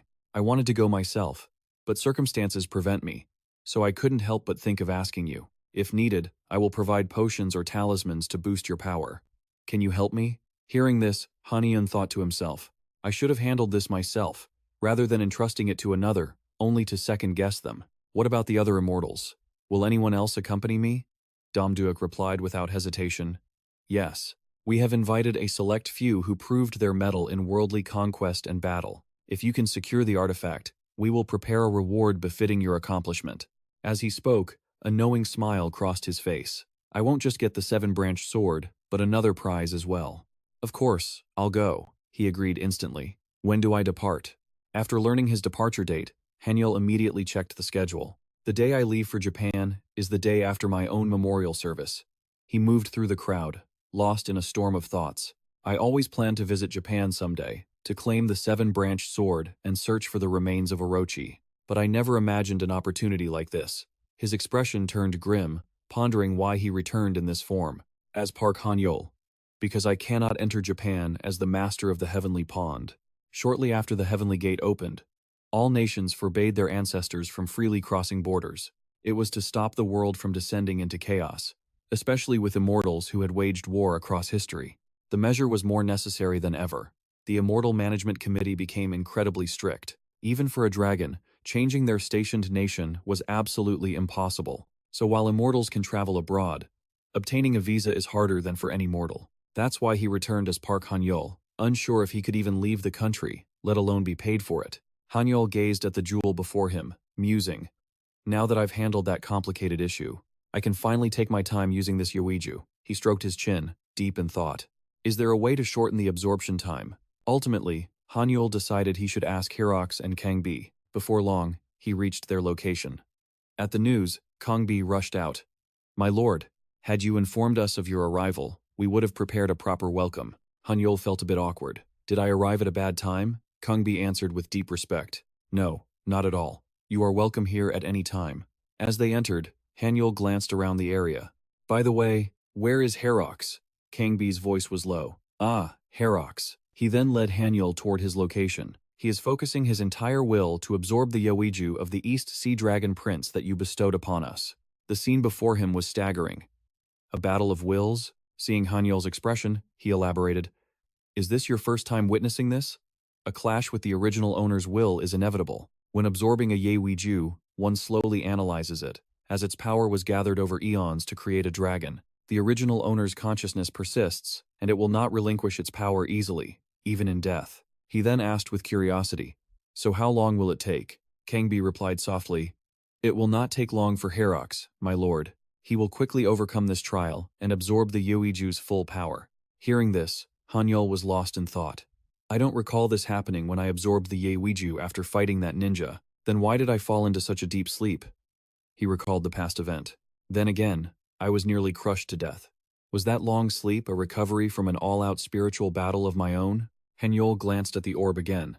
But this time, the Yoiju I need to absorb belongs to the East Sea Dragon King. An image of the ferocious dragon, the Dragon King's true form, surfaced in his mind. The problem is, I can't predict what will happen if we meet again within the realm of the mind. To ensure his own safety while absorbing the treasure, Haniul inquired seriously, Can you describe in detail what it's like, this battle of the mind? Is it connected to the power of one's consciousness? Kangbi's voice was calm. No, this is about your spirit, not your conscious power. Stroking his long beard, he mused. In other words, a war of imagination and spiritual might. Haniul smirked confidently. Imagination, you say? In that realm, he was supreme. He would win this after learning the rules. Haniul began absorbing the mystic pearl, feeling the true aura vibrate within him. A system window appeared. Absorption complete. As Haniul meditated, a gentle aura radiated out.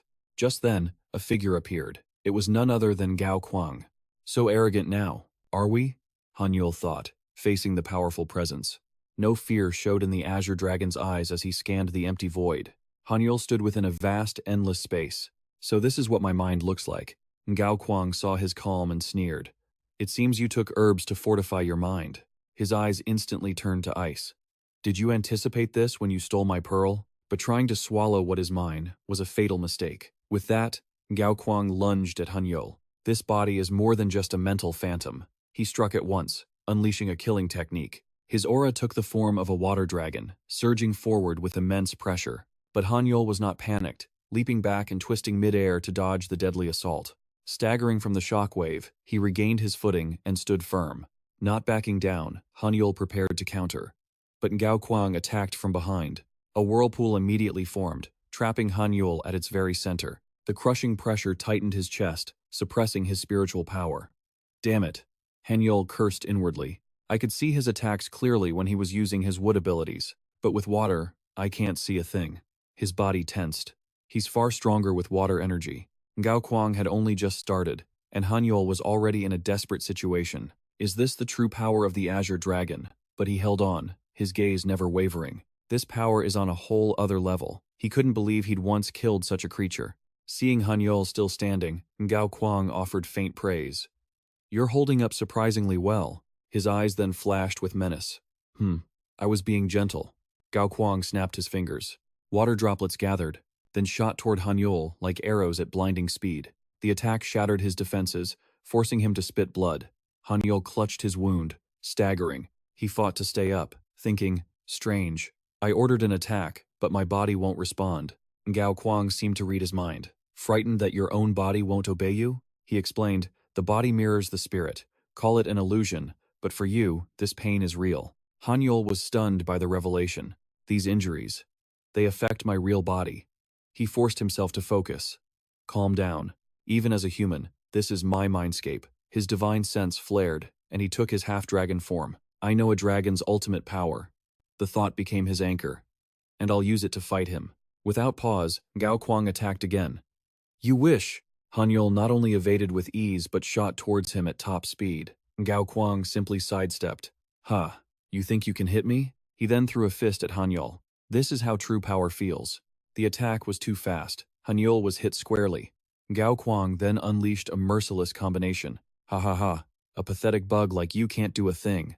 Haniul could only defend, waiting for an opening. Damn it, there's no weakness to exploit. As his mind raced, Haniul's eyes widened in terror. As the blow landed, a huge waterspout crashed down from above, impaling Haniun. The brutal impact slammed him into the ground as he cried out in agony. Gao Kuang descended, his familiar, arrogant voice booming. How does it feel? Powerless, with your pathetic old tricks. Haniun wiped blood from his mouth, snarling back. Underestimate me? I already finished you once. Instantly, he lunged, grabbing Haniun's throat and lifting him effortlessly, like a mere toy. You're the one underestimating me, Gao Kuang growled through clenched teeth. Do you know how many pearls I have absorbed? It's over. You just arrived. You really think you can defeat me? I hate using other bodies, but yours can summon true power. He tightened his grip, his aura surging without hesitation. With your body, I can use all of Ao Guang's techniques. Hearing that name, the boy repeated it in his mind. Ao Guang. Killing intent flared from the man. His other hand prepared a final, finishing blow. And you even possess the Yue Ling. This will be your end. His demonic claw shot forward with terrifying speed. But shockingly, it had no effect on Haniun. The man stared at his own arm, stunned. What? Just then, the boy smirked. Haniun's face was filled with confidence. It seemed the drug was working. Finally, Ao Guang clutched his own deforming arm. What did you do? The boy's voice was laced with provocation. Just a little trick I knew you'd hate. A system window appeared instantly. The drug has been absorbed. Haniun's mocking smile grew as he spoke with hidden meaning. He thought about you and prescribed himself some medicine. After all, mental problems can be solved with psychiatric drugs. The words barely left his mouth as alerts appeared. Treating schizophrenia, bipolar disorder, and major depressive disorder. With aripiprazole. After speaking, Haniun stomped his foot, launching himself forward without a moment's hesitation. His figure shot straight toward Ao Guang as he roared. Now, let's fight again. He spun, sharp claws ready for a maximum power strike, and slammed his hand straight onto the floor. The stone ground trembled violently. Ah! From the earth, vines erupted, weaving together and surging towards Ao Guang. The speed was overwhelming. He couldn't react, forced to take the hit to counterattack. Ao Guang tensed, forcing water energy into his hand. You're this arrogant over some drugs? He then gathered it into a powerful stream. He directed it straight at Haniun. Useless. The boy simply smirked at the vortex swirling around him. Disdainfully, he scoffed. Huh, this again? Perfectly mimicking his opponent's technique, Haniun looked utterly triumphant. I've seen through all your moves. With a wave of his hand, thick vines erupted to counter, forcing Ao Guang to retreat. Under the relentless, unending pressure, he was forced to dodge in fury. Damn it, I can't find any openings. Barely escaping the attack, he resorted to taunts. But if you keep recklessly using your power, your consciousness will soon burn out. The vines closed the distance in an instant, stopping Ao Guang in midair. You! His hands gripped the bindings, constricting his body. This demonic wood energy. Seeing Ao Guang pinned down, unable to escape, Haniun approached step by step. Scared now?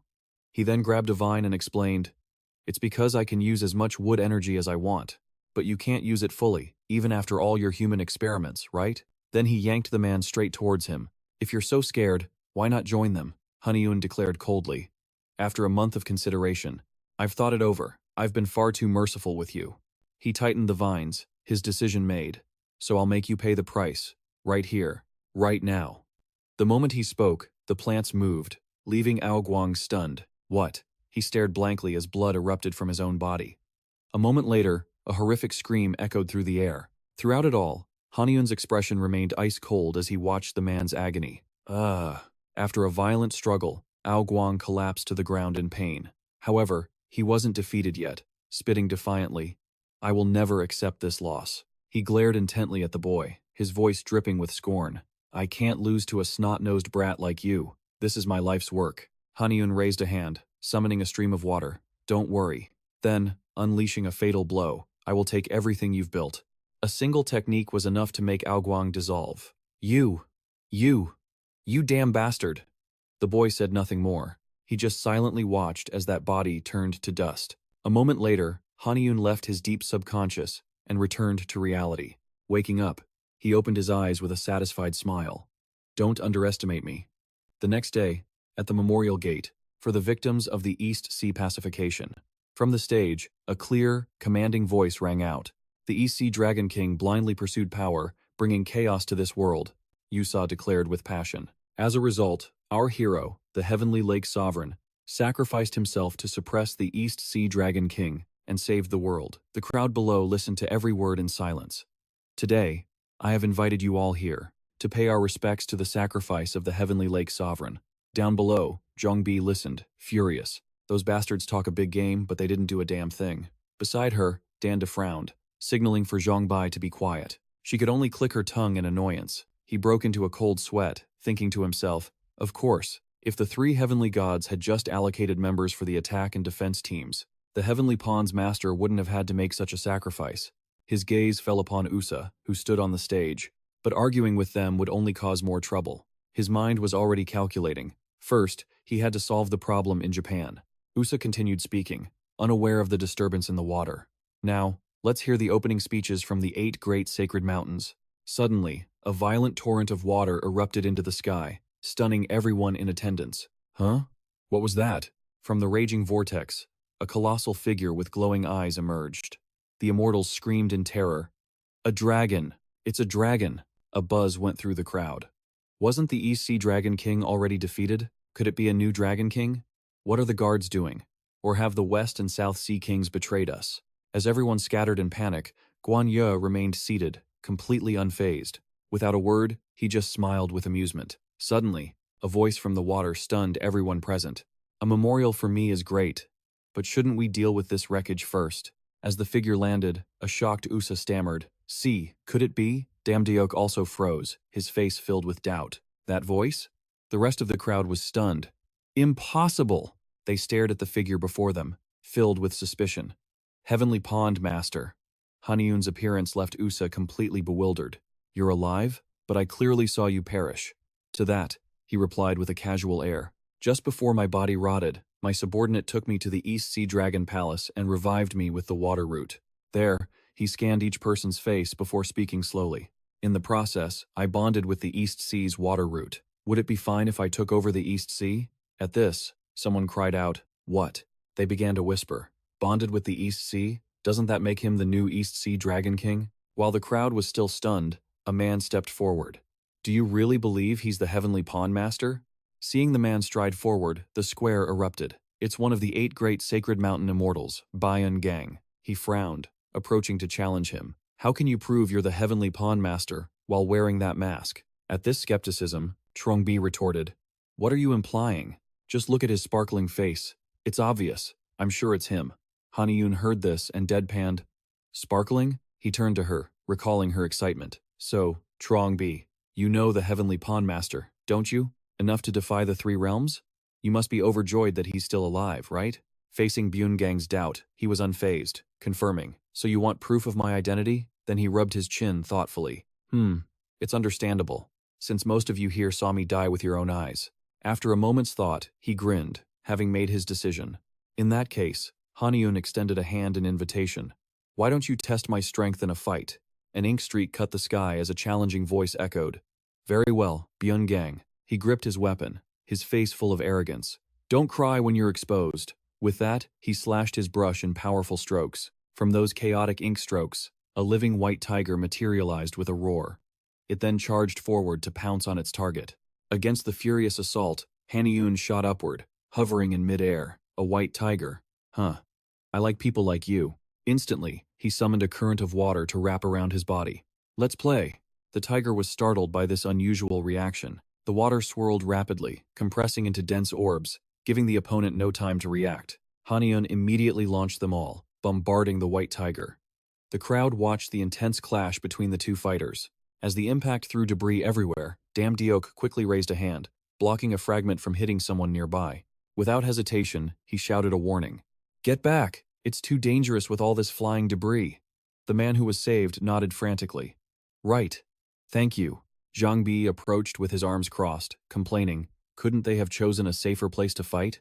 After a moment's pause, she questioned, why would Byun-gang be jealous of the Heavenly Pawn Master if they've never met?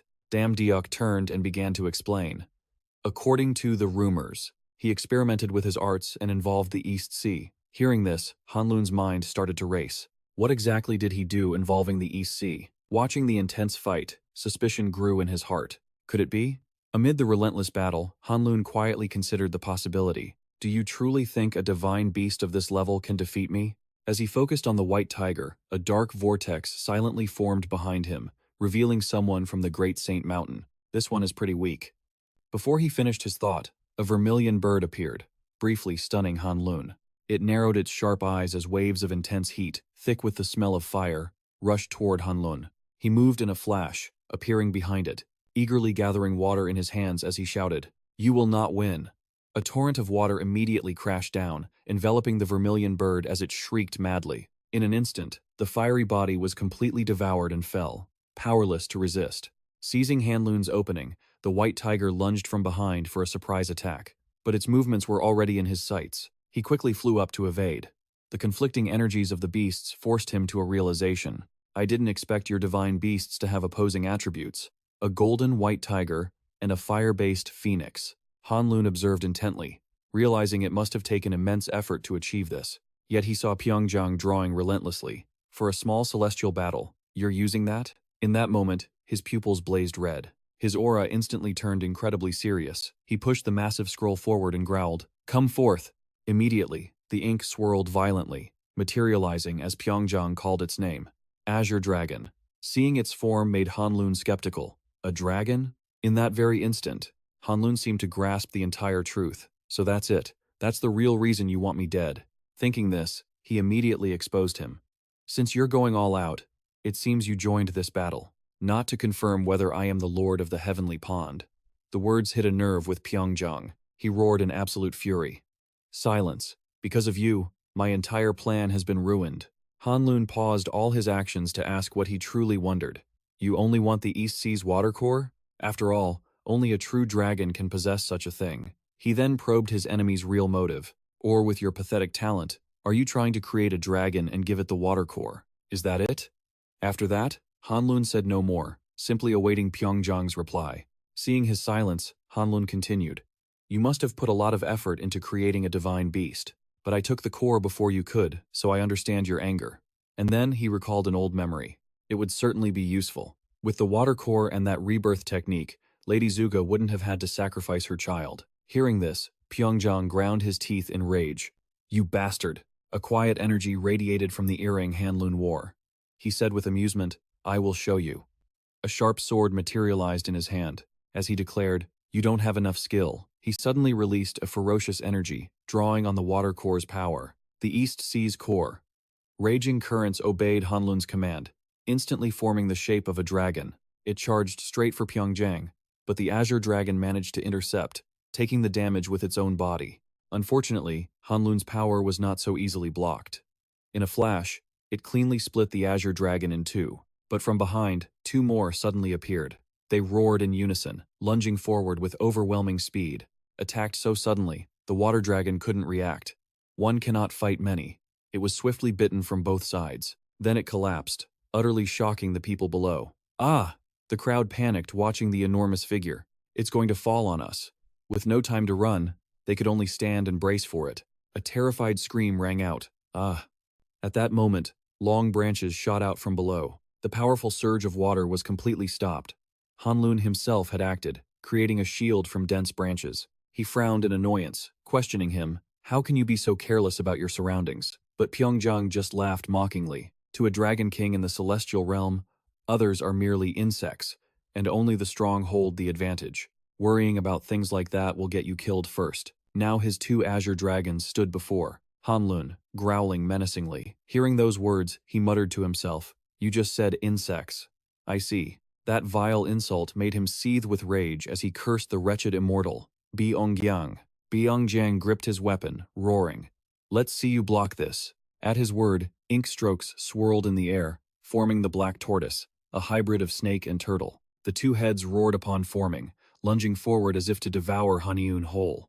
Despite the immense pressure, he calmly controlled the spiritual energy swirling in his hands. Instantly, his water power and relentless slashes tore the creature to shreds. Amid the chaos, Haniun glided gracefully on sharp blades of water as the beast turned to dust. He raised his head, his gaze unwavering, and without hesitation, he charged toward Pyongyang. As wind howled around him, he watched, unable to hide his frustration, and gritted his teeth. To think my black tortoise was destroyed. Still, He stubbornly painted the sky with frantic strokes, roaring defiantly. You think it ends here?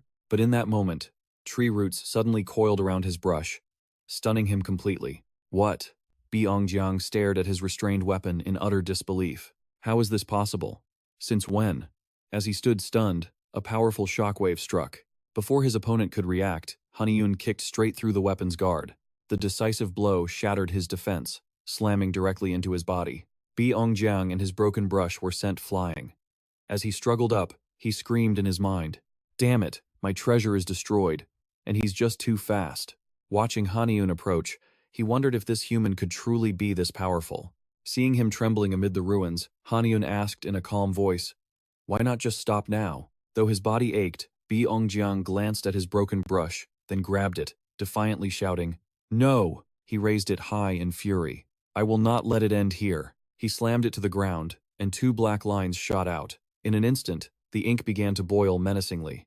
In moments, a horde of roaring azure dragons came to life. Without hesitation, they lunged forward, jaws open to tear him apart. Haniun reacted instantly. His lithe form evaded their vicious attacks. As he leaped higher, a dragon shot up from his flank. It opened its maw and swallowed him whole. Believing its prey was caught, the beast hissed in triumph. But its triumph was short-lived. Its body went limp as a torrent of water erupted from within, tearing it apart. From within the tattered husk, Haniun burst out, weaving through the dragon swarm. At a safe distance, he turned, ready for the next move. He launched forward, his blade a cold flash of water, slicing through the dragons one by one. With every slash, a head would fall, dissolving into splatters of ink in midair. Amid the falling rain of black ink, Haniun stood calmly at the center of it all. The terrifying sight made Byongjiang tremble. Impossible. He was lost in helpless chaos. All the techniques I painstakingly mastered. Have they all been shattered? Staring at Haniun, Byongjiang finally had to ask, "Just what kind of monster are you?" Before he could recover from the shock, Haniun's voice cut in. "What's with that dumbfounded look on your face?" He took a step forward, questioning, "Is that all you have to show me?" He didn't answer, only mumbling, "Such power." Annoyed, Haniun grabbed his collar, ordering, "That's enough." Finally, Haniun scowled, his voice low. "Let's end this little game here, Byongjiang stared back, his body trembling with rage. But finally, his resolve broke. I have lost. I would rather just disappear." But Haniun wasn't about to let him have his way. "No, I can't let you get off that easily." As the words left his lips, roots struck Byongjiang's spiritual core. The devastating impact made him cough up blood. Haniun then let him go. "I've destroyed your spiritual core. You'll never be able to regain your former power," he added coldly. "Don't worry. It's not enough to kill you." The sight left Pyongyang utterly stunned. "But your power will drain away, and your body will wither over time." The next words sent a violent tremor through his very being. "You'll live like the insects you once despised, and then you'll understand a lifetime of weakness." Pyongyang clutched his aching abdomen, choking back a cry. "Ah, no." His attendants rushed to support him. "Impossible. Immortal Pyongyang, are you all right? Hurry, get him to the medics now." He struggled but was dragged away, his desperate cries echoing, "No, you can't." As a cultivator, losing his core was a fate worse than death. "Just execute me. Do it now." But his plea was met by Hanyun's ice-cold stare. An onlooker whispered, "Was his spiritual core truly destroyed?" The hushed murmurs quickly spread through the crowd. "This means Immortal Pyongyang can't possibly keep his seat in the Hall of 8 Immortals. Didn't the Wolf Heavenly King also perish?" But it was the next comment that truly startled they back. "It seems the Hall of 8 Immortals is finally collapsing." Hearing such an insult, the old man ground his teeth in fury. What a complete disgrace to the noble hall. That damned celestial scholar, who knew he'd return just to cause this kind of chaos. He glanced at Hanyun, wondering silently, were we wrong to ally with him? Suddenly, Hanyun turned toward them. "After this affair, there is now another empty seat in the Hall of 8 Immortals." Everyone fell silent, their attention fixed on his voice. "From this day forward," he announced with authority, "I will take Immortal Pyongyang's position." Hearing this bold declaration, Thebok roared, "What? In the Hall of 8 Immortals? Livid?" he challenged. "You think that's a seat you can just take whenever you please?" In response, Hanyun simply offered a probing smile. "Then you'd rather a loser with a shattered spiritual core keep the position?" Though cornered, the old man refused to yield. "Even so, I can't just hand that seat over to you." The Hall of Eight Immortals is no place for common immortals who merely rule over a single mountain. Instantly, Thebak's eyes widened as he listed two names, the three primordial emperors and the three dukes of the heavenly palace. Hearing this, Haniun brought up their duties. They bear the responsibility of deciding the order of the entire immortal realm. After a beat, he sneered contemptuously. The heavenly order? And he pressed his point. In the end, isn't that order based on nothing but strength? Then, he recalled the recent event. I defeated Pyongyang in single combat. He clasped his hands behind his back, gauging Thebak's reaction. That alone should be qualification enough. Wouldn't you agree? The words hit a nerve, enraging the old man who couldn't retort. Seeing his scowling face, the young man laughed. Haha, why the long face? His tone grew serious, leaving no room for refusal. Weren't you the one who once guided the disciple of Ion Suga? The surrounding immortals began to whisper amongst themselves. So it's decided then? Tian-Er is joining the Hall of Eight Immortals? Mumiok and Yi Uk-tong listened anxiously to the spreading gossip. The Hall of Eight Immortals? This is an unprecedented change. Seeing things spiral out of control, he urgently told Yi Uk-tong, Quick, shut that guy up. At this rate, they're going to steal all of our seats. However, the other man immediately refused. So we can step out and let him take our spots too? Flustered, he rushed toward Thebak, urging him on. Hey, Immortal Thebak, you know him, go deal with it. The old man froze, stammering. Wait a minute. Just then, from the side, a soft laugh was heard. Youngbi looked up towards Hanyun and thought to herself, even without my help, you were able to claim a seat for yourself, weren't you? And you dealt a heavy blow to those arrogant eight immortals. A memory suddenly surfaced of his bold declaration from the past. I alone will stand guard over the entire Korean peninsula. She finally understood his confidence back then. Just how far ahead has he planned everything? Looking at the crowd around Hanyun, Jungbi weighed the situation. If Tian-Er takes a seat in the hall, it gives others a reason to fill the remaining vacancies. The entire balance of power could shift completely. Everyone here now, from Paris, the two immortals Thebak and Mumiok, to the USA, are all trying to secure a seat in the hall. Hanyun, the one who started it all, wore a contemplative smirk. Then Jungbi glanced at the silent figure standing beside her. It was none other than the powerful man himself, Sword King Dan Gun of Asadal. Observing him for a long moment made Jungbi worry. An immortal who claimed his position through pure martial strength alone. If he aims for a palace seat, he'll be impossible to stop. She loathed Barry's scrutinizing stare. He's a better choice than that brat. Her eyes fixed on the group ahead. They'd been quiet lately. But now, they're starting to make a move. Beside the bear woman, she saw that corrupt official has also gained much influence. Their power is growing stronger. She knew it with certainty. They won't miss this chance to expand, using the 8 palaces to rise. It was only a matter of time. Countless thoughts raced through her mind. What were they plotting this time? Just then, Kiem Vuong smirked. Seeing the tense silence, Barry spoke up. Are you suggesting we create a completely new title? For those in the 8 palaces? He frowned, recalling the ancient rules. These positions have been passed down for generations, never given away. Then, he argued firmly, even with empty seats in the 3 emperors and 8 palaces, the rest can still maintain order in the celestial realm. At that moment, a voice cut through the air as footsteps approached. The times have changed.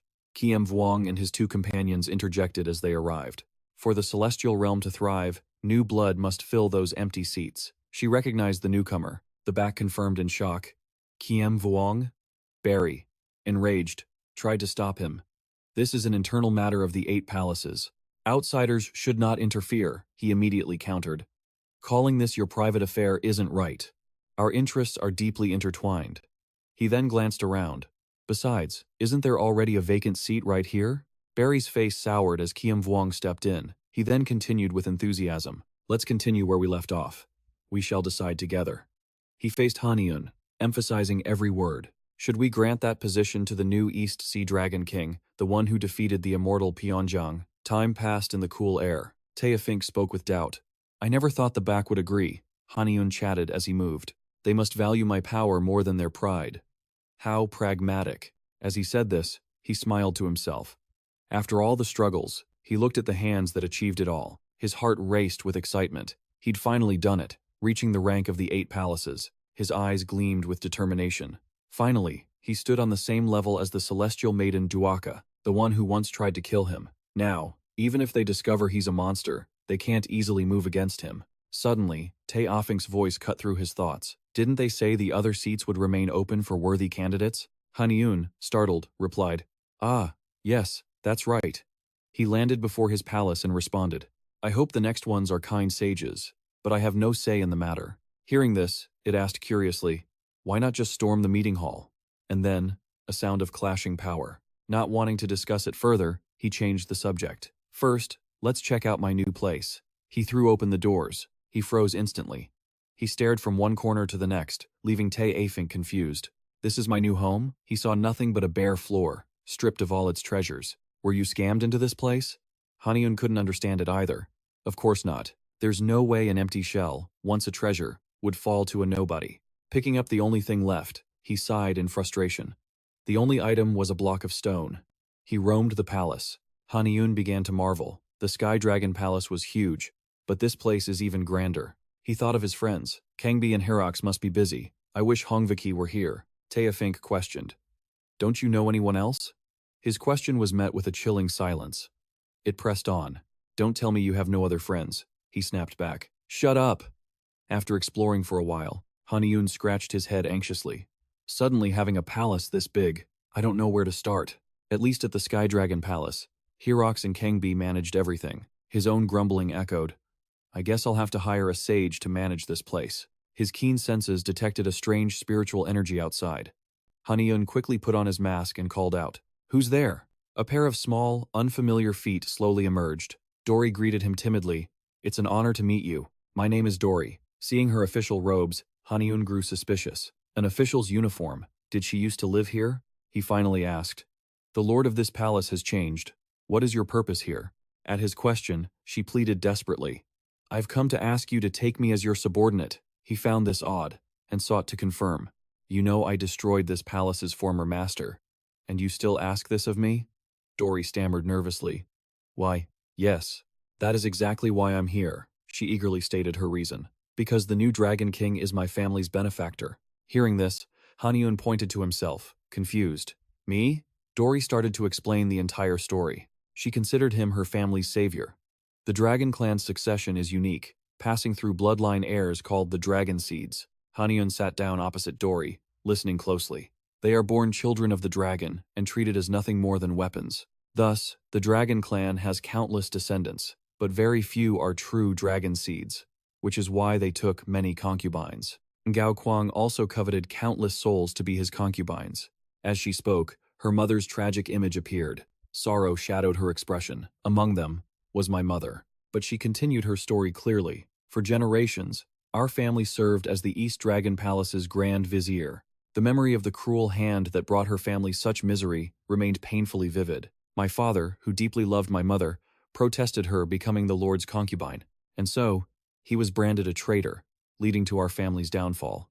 Young Dory watched the tragedy unfold. Afterward, my father succumbed to his suffering and died at a young age.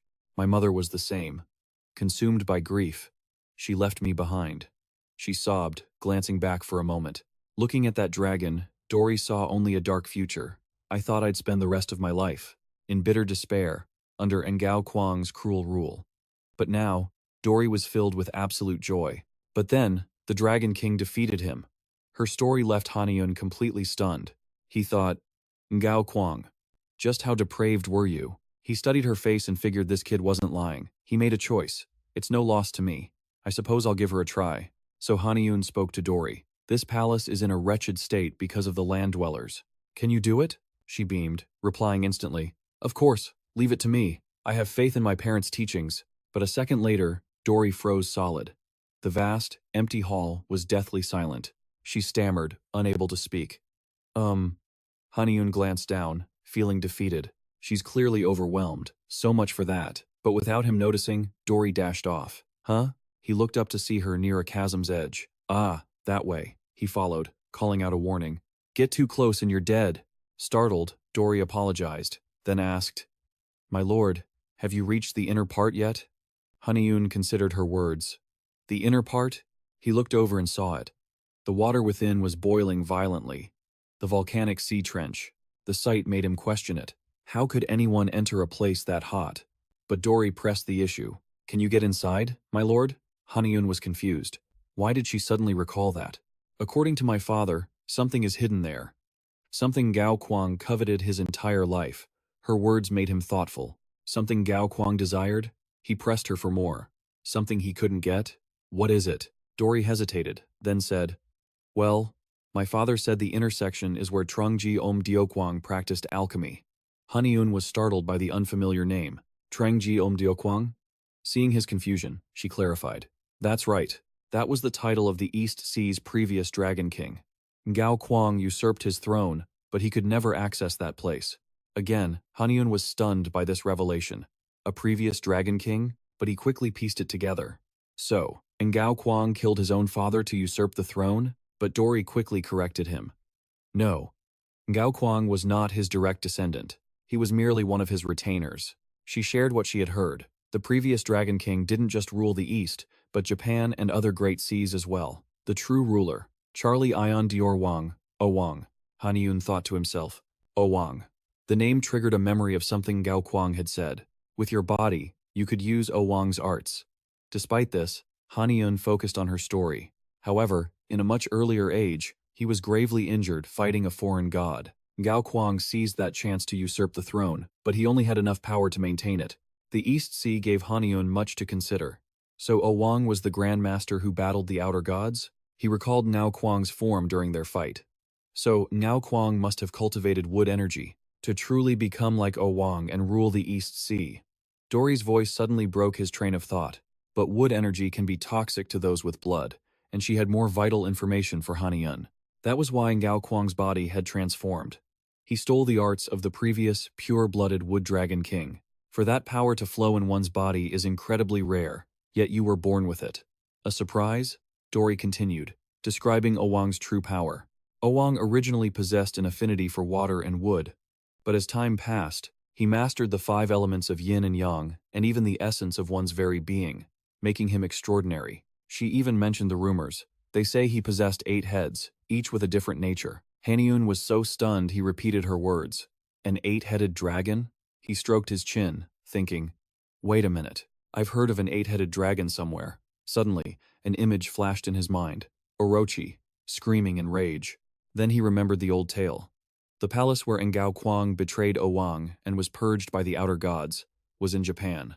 The pieces connected, forming a clear truth, just like the legend of the 5-colored liver passed down in the Dragon Clan.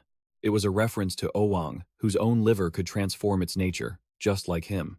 The majestic image of an 8-bodied O Wang appeared, giving Haniun a splitting headache. Did King Ontu know about all this? Did he give me the throne so I could discover this myself? Another question surfaced in his mind. If so, what is the link between the great immortal Nguyet Tin and O Wang? The mysterious image of Nguyet Tin resurfaced in his mind, and Haniun made a decision. Once Orochi's remains were found, I have to find a way to meet her, the great immortal Nguyet Tin. Back in the present, he stared down into the abyss below him. For now, all he saw was a hazy, indistinct void. This was where O Wang performed alchemy using wood energy. As he observed, he considered, wood energy is rare, so this place might hold clues about Flame Emperor Shenong.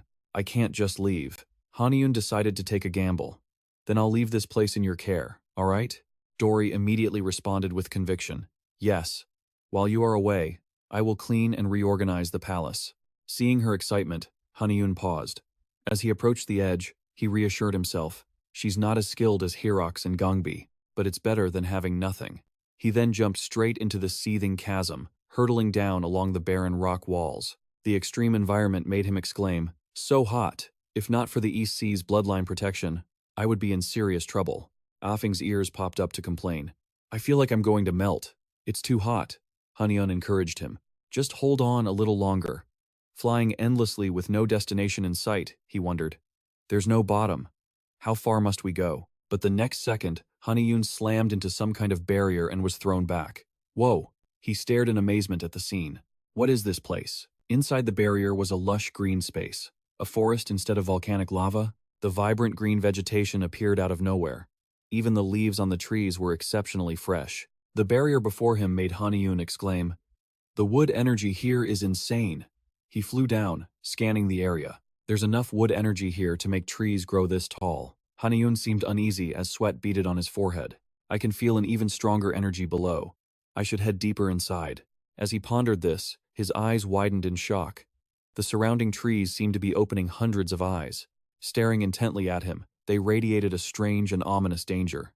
The next instant, those same branches lashed out at Haniun all at once. He quickly leaped over them to evade the attack. Dodging with his arts, Haniun remarked, "Just as I thought. The heaven-escaping sword art is truly useful." He hadn't finished his sentence when branches snaked out and grabbed him. A second later, they were wrapped tightly around Haniun. The entity controlling the trees was a tree spirit. It reached out, striking down to annihilate him. But Haniun dodged it, circling behind its back and preparing to slash down with his sword.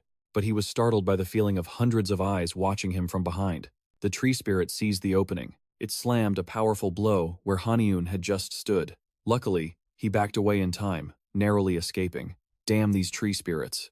They're watching my every movement, not revealing any openings. So Haniun took out a scroll to summon his demon masks, if that's how it is. He then commanded them to attack. Aim for the eyes, follow my lead. He fired his power straight at the spirit tree's head. A thick cloud of smoke obscured everyone's vision, suggesting a direct hit, but it had no effect. The creature stood there, unfazed among the thousand-eyed trees, while Haniun analyzed it. I've contained it with metal energy to counter its wood affinity. But it's still not enough. A calculating smile appeared as he held the demon-sealing bamboo. You've been out for a while, haven't you? With that said, he forcefully waved his fan, releasing Bulgasari. Go. Once freed, the beast eagerly charged forward, lunging straight for the waiting spirit tree. Bulgasari seized the spirit's arm before it could defend itself. With immense strength, it crushed the spirit tree's limb, then crashed down, taking a piece of the arm with it. The spirit tree stared blankly at its lost limb. Suddenly, as if alarmed by something, it looked up to see another attack coming from Haniun's demon masks. The spirit tree looked down, as if making a calculation. It then swung its arm back, channeling a powerful aura into the ground. It was like injecting life into the saplings, causing them to shoot up and attack, writhing violently with newfound energy.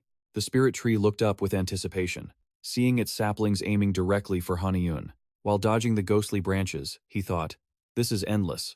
No wonder Owang could never enter this place. Seeing Bulgasari charge the spirit tree, he quickly asked, Affing, are you connected to these things? The hand spirit hastily denied it. No, not at all. This isn't something I can simply cut with my sword. Haniun felt he had hit a wall. Damn it. Then how am I supposed to deal with them? The hand spirit offered its opinion. Though they're strong, their attacks don't seem to be fatal. It feels like they're trying to drive you away, not destroy you. The path behind us is blocked by the spirit tree as well. Seeing them only defend their position, Affing guessed they were protecting something. Haniun followed that line of thought. What Owang left behind? At that, his grip on his fan tightened with resolve. His decision was made. All right, if I can show them that this place has a new master, maybe they will clear a path. After that, Haniun drew his arm back and unleashed a powerful strike. A wave of golden energy crackled with lightning, surrounding the spirit. With its defense compromised, Bulgasari lunged in for a final swipe. The spirit tree's head was sent flying. As its headless body fell, Haniun landed on it in a clear display of dominance. He announced loudly to the remaining saplings, I am the new master of this sea domain. His voice echoed through the area. Today, I have come to inherit the legacy of Charlie Yan Owang.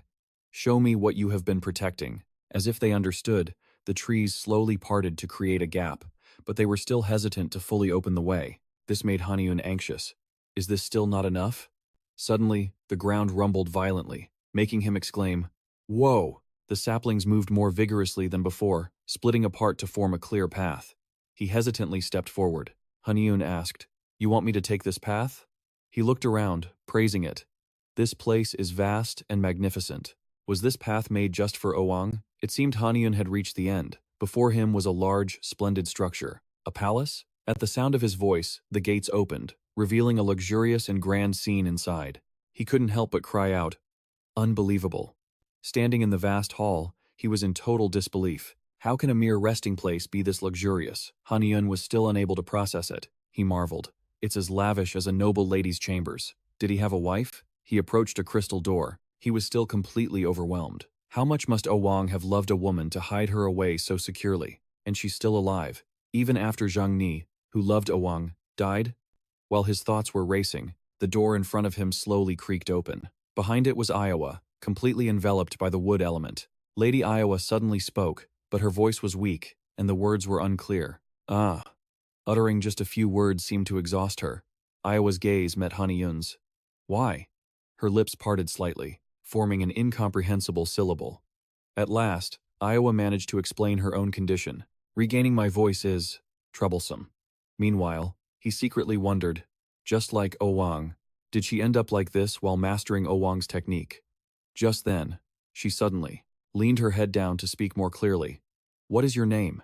As if hypnotized, Haniun answered without hesitation. It's Park Haniun. Iowa's deep voice rumbled with interest. So, you're the new Dragon King? Seeing his bewildered expression, she slowly introduced herself. I come from the Jiaoshan sect.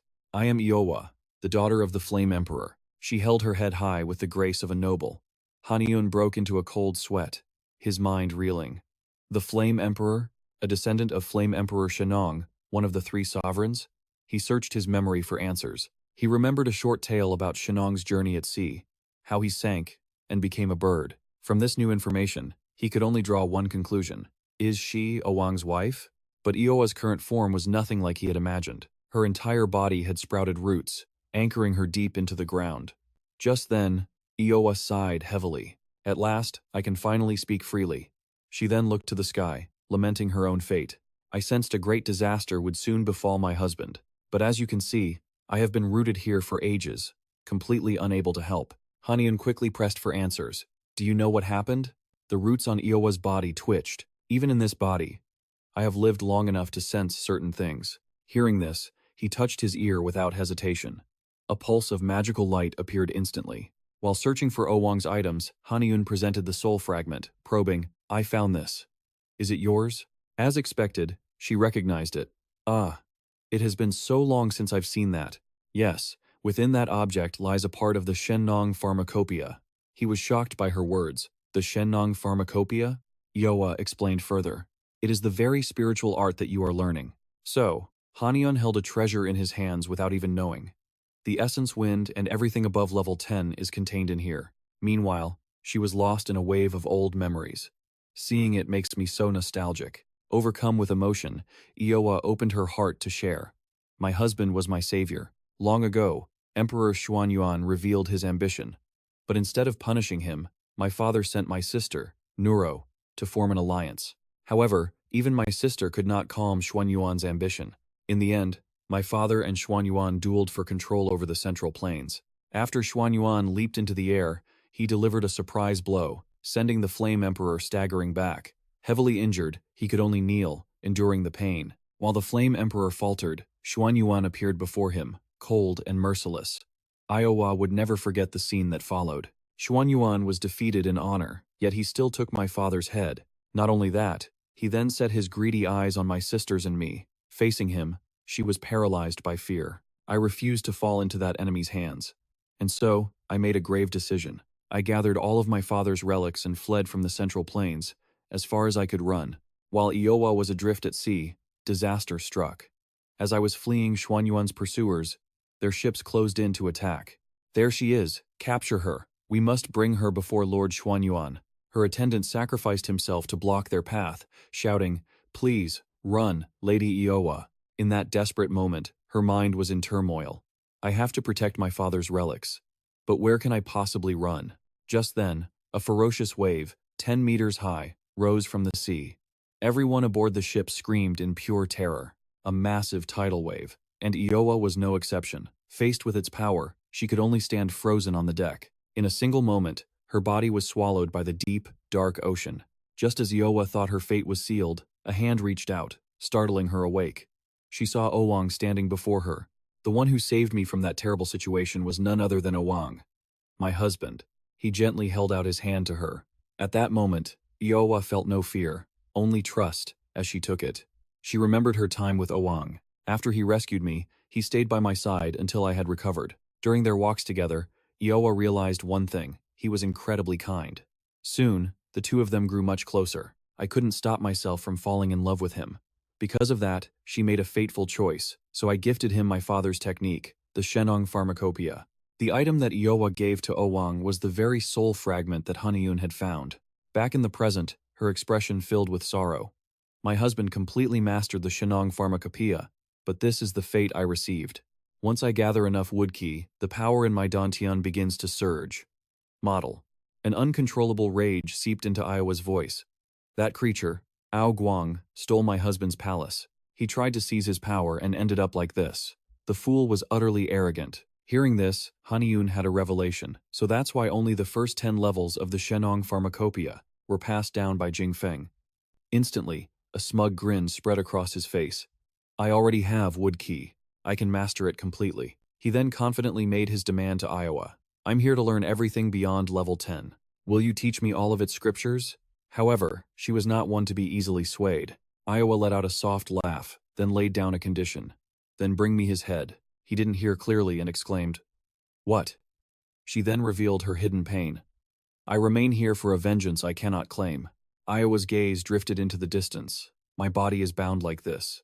And yet, Xuan Yuan, the one who struck down my father, still stole my sisters, had children with them, and his clan continues to prosper to this day. Then, she lowered her head to look Haniun in the eye and commanded, "Bring me the head of his descendant. Within 3 generations. If you promise me this, I will teach you everything in the Shenong Pharmacopoeia." Seeing his dazed expression, she added another incentive. "And if you bring me their hearts, I will also teach you the fire control art." This truly piqued Haniun's curiosity. The fire control art? Iowa slowly began her explanation. It originates from the art mastered by Zhurong, who assisted the Flame Emperor in ancient times. Zhurong was reborn as the fire god of the Central Plains. It is a flame technique passed down through my ancestors. My husband also mastered this art and cultivated fire energy. At this, she smiled, knowing she had him hooked. Shouldn't you follow that same path? He could only stare, completely exposed before her. As the heir to her husband's will, Haniun had to consider this decision very carefully. The fire art that Oang mastered. He couldn't hide a smug grin. Indeed, it's very tempting. But, take the head of Xuan Yuan's heir. The one who attacked Emperor Yan Shenong? That's practically a death wish. He then looked up at Iowa's waiting face. This was her way of saying, if he wasn't ready to risk it all, then he shouldn't be so ambitious. Regardless, Haniun let out a cynical laugh. I've gotten too arrogant. It's not like I've never taken a risk before. After a fierce internal struggle, he placed a hand on his chest reverently.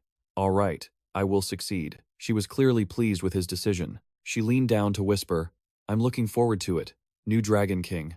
Time passed, and Haniun returned to his palace. He carefully placed the soul fragment on the stone floor. Iowa's words echoed in his ear. I personally taught those arts to my concubines. But in my current state, it is difficult to move.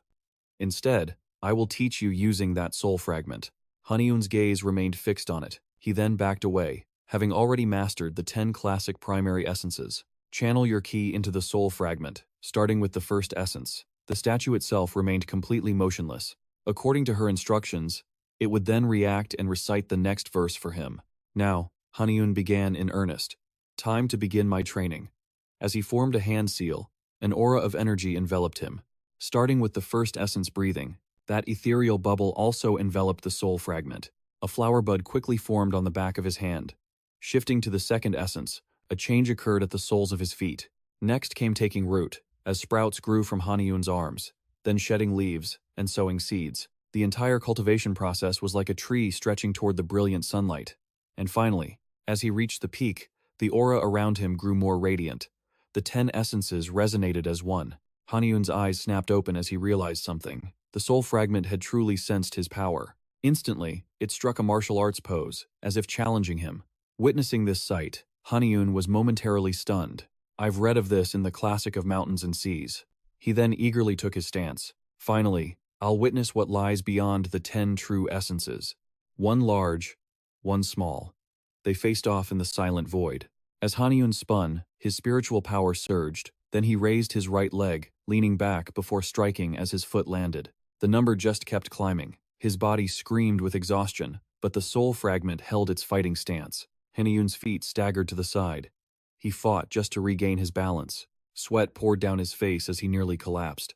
How much longer can this possibly go on? My energy is almost gone. But remembering Iowa's words, Haniun gritted his teeth and endured. Never stop in the middle. If your energy fails before you finish, it will only prove one thing, that your power has a limit. Those words gave him the strength to keep going. I will not stop. Countless roots began sprouting where Haniun stood. Then, Vines appeared, and flowers started to bloom. He kept repeating to himself, just a little more, just a little more. Soon after, Haniun reached his absolute limit and dropped to his knees, supporting himself with his hands. He gasped for air. Still, Haniun had the strength to curse, "Damn it. I've truly hit my limit." He suddenly looked up. "Don't tell me there's more?" The soul fragment had returned to its position. A strange voice echoed from it. "Congratulations on breaking the forbidden seal and achieving this great feat." Haniun stared with curiosity. Is this a voice that Shenong left within the soul fragment? It continued its command. "Receive the seeds of origin, prepared for those who master my art." He repeated subconsciously, "Seeds of origin?" The soul fragment began to explain, "Because nature is harsh to our kind. We have no viable seeds, so I personally cultivated rice grains from 100 valleys. The power hidden within is stored here. It will surely become a magnificent strength as we grow stronger." It then clasped its hands. "You have now achieved the state of the divine farmer." Cracks spread across its body, leaking light from within. "You must take my place, and also our people, and spread these seeds of origin once more." In a flash, the soul fragment shattered. The force of the blast made Haniun cry out. He carefully surveyed the scene. What's going on? A single seed hit his head, then countless more rained down from above, overwhelming Haniun. He stared at the scene around him. Are these all the seeds of origin? He picked one up. A grain of rice? How can it be the size of an almond? Without a thought, he popped it into his mouth to taste it. Instantly, Haniun's body erupted with immense energy as he chewed. His hands quickly gathered the seeds. This energy would be perfect for commoners. One grain is all they'd need. It's enough to sustain them for 3 days. He then paused for a moment. It's a good thing I found that land. A place no one would ever find. A vast space appeared before him. Let's try planting them here. Haniun carefully planted a single seed, infusing it with a bit of his energy. A second later, a sprout emerged and rapidly grew tall before his astonished eyes. Now, it was a fully grown rice stalk, many times larger than normal. Haniun had to crane his neck to see it. I used the same energy as for a normal seed, but it grew to be this? Enormous? It looks just like a Zelkova tree. An ear of rice brushed his face. Huh? What's this? Does it recognize my energy? It has intelligence? How cute. But it suddenly froze and turned toward Yuji. The rice stalk leaned to one side. Haniun was confused. Huh? In a flash, it slammed Yuji to the ground. Seeing the pathetic sight, he was utterly speechless. As the rice stalk nuzzled his cheek, Haniun couldn't hide his helplessness. Is it wary of everything except my own energy? The ancient era was truly a terrifying time. Haniun finished his planting. Besides rice, he also planted peppers. They're huge. It's finally time to return to the Dragon Palace. Wearing his familiar mask, he arrived. Hearing the noise, Dory turned around. Ah, you've returned. Seeing what she was doing, Haniun was confused. What are you doing? She quickly explained. I was just tidying up, but this only surprised him more. Why would she suddenly start cleaning? But Dory had her own reasons. This huge dragon palace is all mine. I'll start with the Dragon King's room. For once, Haniun seemed a little hesitant. Ah, I get it, thanks. But he felt a pang of guilt. You're handling all of this alone? Feeling a pang of guilt, she pointed to a box. A new gift was just delivered. His eyes followed her gesture. A gift? An item sat neatly upon his desk. A congratulatory gift from the Choi clan for becoming the East Sea Dragon King. Haniun quickly picked it up. From them? We're not even acquainted. Just then, Dory came with an announcement. That position is already taken. I hear it's the Choi sisters from Gaia Mountain. A surprising piece of news. It was enough to stun him for a few seconds. Behind the Dragon King's mask, Haniun's face was filled with shock. Choi Siriun and Choi Siriong. Their story began 1,000 years ago, with a mortal named Choi Chi-won, who became an official after passing the state exam. Before his court stood a twin grave, belonging to a pair of sisters. He composed a poem for their tomb. That night, as the full moon emerged from the clouds, Chi-won suddenly left his study. He was summoned by the sisters' spirits, who led him forward with a strange and alluring light. Chi-won arrived at a massive tree. The tomb was gone, replaced by a magnificent pavilion. There, Choi Chi-won finally met the tomb's two masters, listening to their poetry and songs as the long night slowly passed. From then on, the two spirits often visited his home. As time went on, he took both women as his wives, but the world soon changed. Choi Chi-won chose to live in seclusion on Gaia Mountain, and the two sisters followed their husband. It is rumored that Choi Sirion and Choi Siriong are their descendants, who later ascended together to become celestial officials. Back in the present, A thoughtful look filled Haniun's eyes. After the East Sea campaign, their influence was said to have grown considerably. He then turned to Dory. By the way, any news about the positions in the 8 Immortals Palace? She handed him a stack of papers. About that. He quickly opened them, hoping to find a decent candidate among the names. The words were written with perfect clarity. Candidate for the 8 Immortals Palace from the Guanyue Musical Academy. An imposing image of the man immediately flashed in his mind. Haniun's jaw dropped in disbelief. Guanyue? Why would he want to join? He unconsciously covered his mouth. His mind was in turmoil. His skills were undeniable. But he never seemed like the type to seek power. Haniun quickly pieced together a theory. I heard he's been seen with Dan Jun lately. Has he been influenced by that guy? He then recalled the look in Guanyue's eyes. Still, if he joins the 8 Immortals Palace, he'll soon be my equal. A gentle smile touched Haniun's lips. Old memories resurfaced, stirring his heart. He truly wanted to see him again. Dory's voice cut through his thoughts. There's also a letter about travel fees, he repeated, confused. What fees? She produced another stack of papers. The Allied forces are preparing to cross the sea to the island, correct? Since they'll pass through the Dragon King's waters, they sent a letter asking about the toll. Hearing this, Haniun scratched his head. Ah, right. With the skies swarming with evil spirits, the sea route was far safer. He couldn't help but feel a rush of excitement. I'll be going with them as Park Haniun anyway, so there's no need to charge a fee. He then made his final decision. Just let them pass, it's fine. But before he could finish, Dory erupted like a volcano. Absolutely not. Are you trying to get an earful? She slammed her hands on the table, glaring at him. Don't even think about waiving the fee. If you do, those immortals will just take advantage of us. She then clenched her fists, which trembled with rage. Besides, the Dragon Palace right now. She gestured behind her, forcing Haniun to see the reality of their situation. Seeing her hands on her hips wasn't working, Dory switched to tears. Do you have any idea how much work I've poured into this place? Only then did he understand her struggle. Managing this place alone must be incredibly stressful. And you do the cleaning too. That's rough. He then gave a decisive order. All right. I'll leave this matter to you. Those words were exactly what she wanted to hear. Oh, let's do it. I promise to handle it with care. She then enthusiastically brought over a mountain of paperwork. I'll handle the details, but you, Dragon King, should still understand the basic procedures. Haniun's face paled the moment he saw it. What is all this? Dory explained cheerfully. These are the ledgers from the former steward. He picked up a sheet but felt defeated before even reading it. What am I supposed to do with all this? His tone changed quickly when he saw something. What's this money? The travel fees are this high? She quickly launched into a lesson on economic development. Before the heavenly gates opened, humans were rulers. But now is the era of celestial spirits. And at sea, who is mightier than the Dragon King? Therefore, this fee is a form of protection money. There are also fees for fishing and controlling the weather and tides. Thanks to these, the Dragon Palace will prosper. Recalling Haniun's earlier decision, Dory trembled with renewed anger. And now you want to waste all those advantages. But he could only offer a weak defense. He thought to himself, was it my idea? Go blame that guy, Nyai Kwang. This time, Haniun resolved to learn seriously. Managing a sea territory is completely different from Bigloo Mountain. He rested his chin on his hand, thinking deeply. Is it too much to call it a nation? Can an unofficial employee like me truly lead a nation? He then glanced over at Dory again. At least he had help. His gaze softened, silently praising her talent and virtue. Her focus on the work put him at ease. Perhaps she could be trusted after all. Next, he snapped his fingers, summoning Juji. Use him as a bodyguard. He possesses a fraction of my power. He generously instructed Dory. Feel free to hire more help.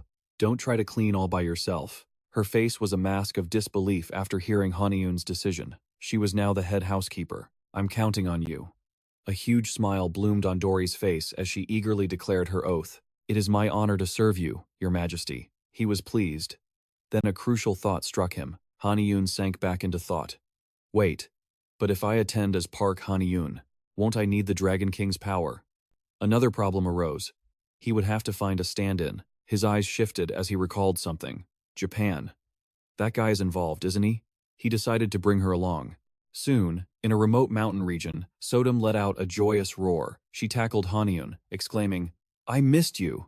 She eagerly followed up. How have you been? Did you miss me? But then, Sodam froze. Huh? Seeing him flattened on the ground, she thought the worst and began to wail. Haniun was filled with instant regret. I never should have come here. Finally, Sodam helped him to his feet. It felt like years had passed. "I'm so happy to see you, my husband." She squeezed his hand, asking once more, "My husband, how have you been?" But something else caught Haniun's attention. "Huh? What about your height?" Hearing the noise, Mantuk's group peeked in. "What? Lord Bey is here? Is that really Lord Bey?" Another jaw dropped before Haniun as they greeted him warmly. "Welcome, Lord Bey. It's been too long." He looked tiny in comparison. "Wow, you've all grown so much." Two of the three goblins quickly explained. "After eating the crops you grew, we've developed so much. Our powers have increased significantly too. We can do almost anything with these staffs now, but this place is just so cramped." All three of them slumped in unison. Sodam also put on a pitiful face. "How much longer must we stay here?" Haniun was a bit flustered by the sudden request. "Let's see. King Gungusu promised them a new home as a condition for their exile. This was only a temporary shelter, a shelter from the heavens' wrath. The environment was far from ideal." Then, as his thoughts tangled, an idea sparked. "But where could I take them now? Somewhere spacious, but also hidden." "Ah!" He then raised the seven-branched sword, opening a spatial gate. "I know the perfect place. Let's go now." A short time later, Sodam and the three goblins' faces were flushed with pure emotion. They cheered together in delight. A new home. They marveled at the vast blue sky above them. Then, they admired the cool, clear water of a lotus pond. Finally, they saw a courtyard filled with houses. Seeing their expressions, he felt relieved. Good. It seems they're more than satisfied. Just then, a curious Sodam wandered toward a dangerous area. "Wow, these rice plants are gigantic." Haniun yelled out a warning. "Don't go over there." But she was oblivious to the impending danger. "My husband, is all this for us?" The words barely left her lips before a stalk of rice sent her flying. Sodam whined from the ground. "My husband, that hurts." He could only scratch his head. "My bad. I just wanted to secure the area." "Shoot, I forgot about the ancient rice plants." As he helped her up, Mantuk rushed over. "Everyone, get over here." His cheeks were flushed with excitement. "There's a palace." Sodam's reaction was just as dramatic. "What? A palace?" Before them stood a magnificent palace. She was completely stunned. "I've never seen one." But Haniun remained perfectly calm. Better to let these goblins use it than let it waste away. Then, he revealed a shocking truth. "If King Gungusu had married your mother back then, you might have lived in a palace just like this one." Hearing this for the first time, Sodam was stunned. "What?" She listened, dumbfounded. As Haniun explained, the plan was to unite our powers and destroy the Flower Emperor. But certain events cost the king 7 territories that should have been yours. That's why the goblins are stuck in Jeonhyang. He scratched his head, looking awkward. "Actually, I have business in Wa country. So, if you'll agree." He trailed off, noticing the strange silence. Haniun turned to her and called out softly. A single tear traced a path down her cheek. Sodam's eyes were filled with sorrow. "Model, if my mother's marriage had gone as planned, I would be a princess." Haniun never expected her to get so emotional. But this only fueled Sodam's resolve. "That palace was my mother's dream. Let's go take it back." Her eyes sparkled, imagining the future. "If we reclaim the throne, you'll be king, and I'll be your queen." It was a beautiful dream, but Haniun was a realist. "No, stop it. You can't just take something because you want it." He then carefully explained the situation. "Besides, the Wa kingdom has changed drastically over the millennia. It's not that simple. Forget diplomacy. The place is now teeming with powerful celestial beings." He ended with a crucial point. "We have absolutely no chance of winning." His words caused Sodam to react fiercely. "What?" Her fists trembled with indignation. For a second, Sodam's resolve wavered. Was I really about to give up? But her bright optimism quickly returned. "The greater the challenge, the more glorious the palace will be. Right? And this is precisely why Sodam's luck is so extraordinary." Helpless didn't even begin to describe how Haniun felt. A moment later, Sodam had him in a merciless headlock. "All right, fine. I love it. Let's go to the Wa kingdom and take back everything. Everything my mother couldn't have, and more." He gave her a deeply judgmental look. "They say ambition is a goblin's lifeblood, or perhaps more accurately, their purest form of recklessness." Haniun warily pushed her hand away. "Not now." Sodam grew impatient. "Why not?" He gently explained. "There are too many things we need to prepare. Don't forget, the Goblin clan has had conflicts with the Heavenly Realm before." But she just gave him a blank stare. "Moving now would put you at a severe disadvantage." Once she understood, Sodam's eyes fell. "Oh."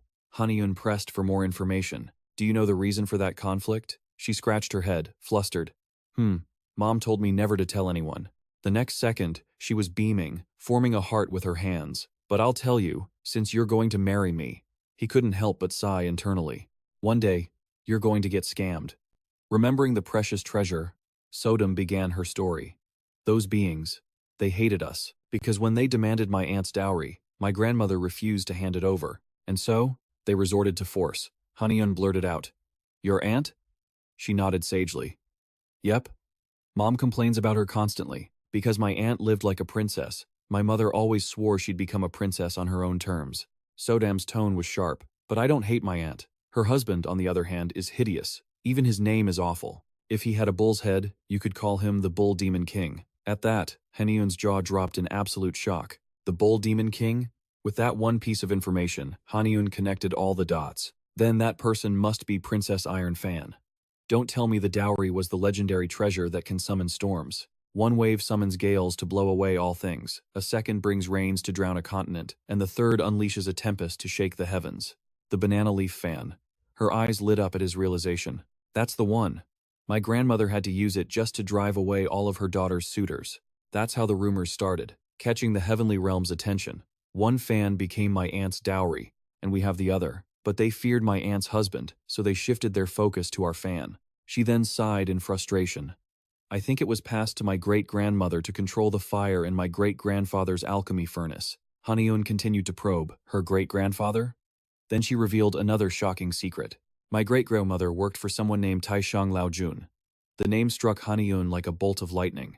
The ancestor of the Goblin clan worked for Taishang Laojun. The deeper the story went, the more incredible it became. He slumped over. Taishang Laojun is one of the supreme beings from the ancient era. There was no longer any doubt about the fan's power. Of course, the heavenly realm would covet it. Across from him, Sodom chattered on while swatting at annoying flies. The consequences were absolutely devastating, and that's how the conflict ignited. She then let out a delighted laugh.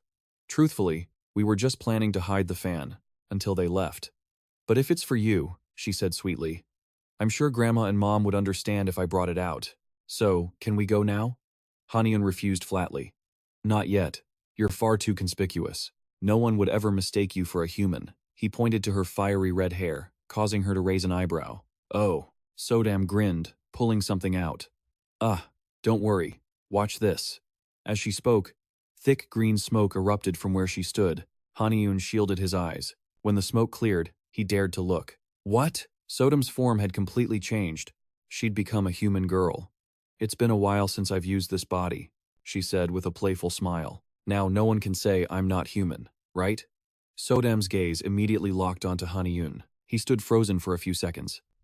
To be called out like this in front of everyone, my lord, your face is bright red. In a panic, he covered his face. Huh? No, it's not. Haniun yelled and swiped his hand to open a portal, catching Sodam by surprise. Huh?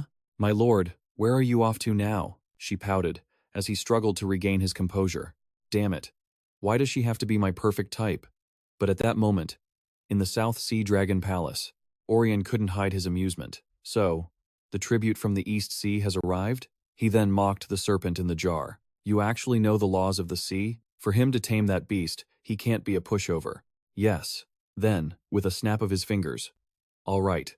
He sat on his throne and commanded, then it's time to summon that little dragon. To the Tri-Sea Centennial Assembly. Meanwhile, Haniun was stunned. The Tri-Sea Centennial Assembly? Dory quickly explained. Yes, it appears news about us has reached the other Dragon Kings. The assembly is held every 100 years, but it's only been 45 years. She offered her theory. He understood instantly, but a heavy weight settled on Haniun. I'm so busy, and now I have to socialize? Being a Dragon King is exhausting. He then started counting on his fingers. Tri-Sea meant the East, Yellow, and South Sea Dragon Kings would all converge. The thought alone was crushing. Are they holding it early just because I'm the new Dragon King? I don't even have time to rest.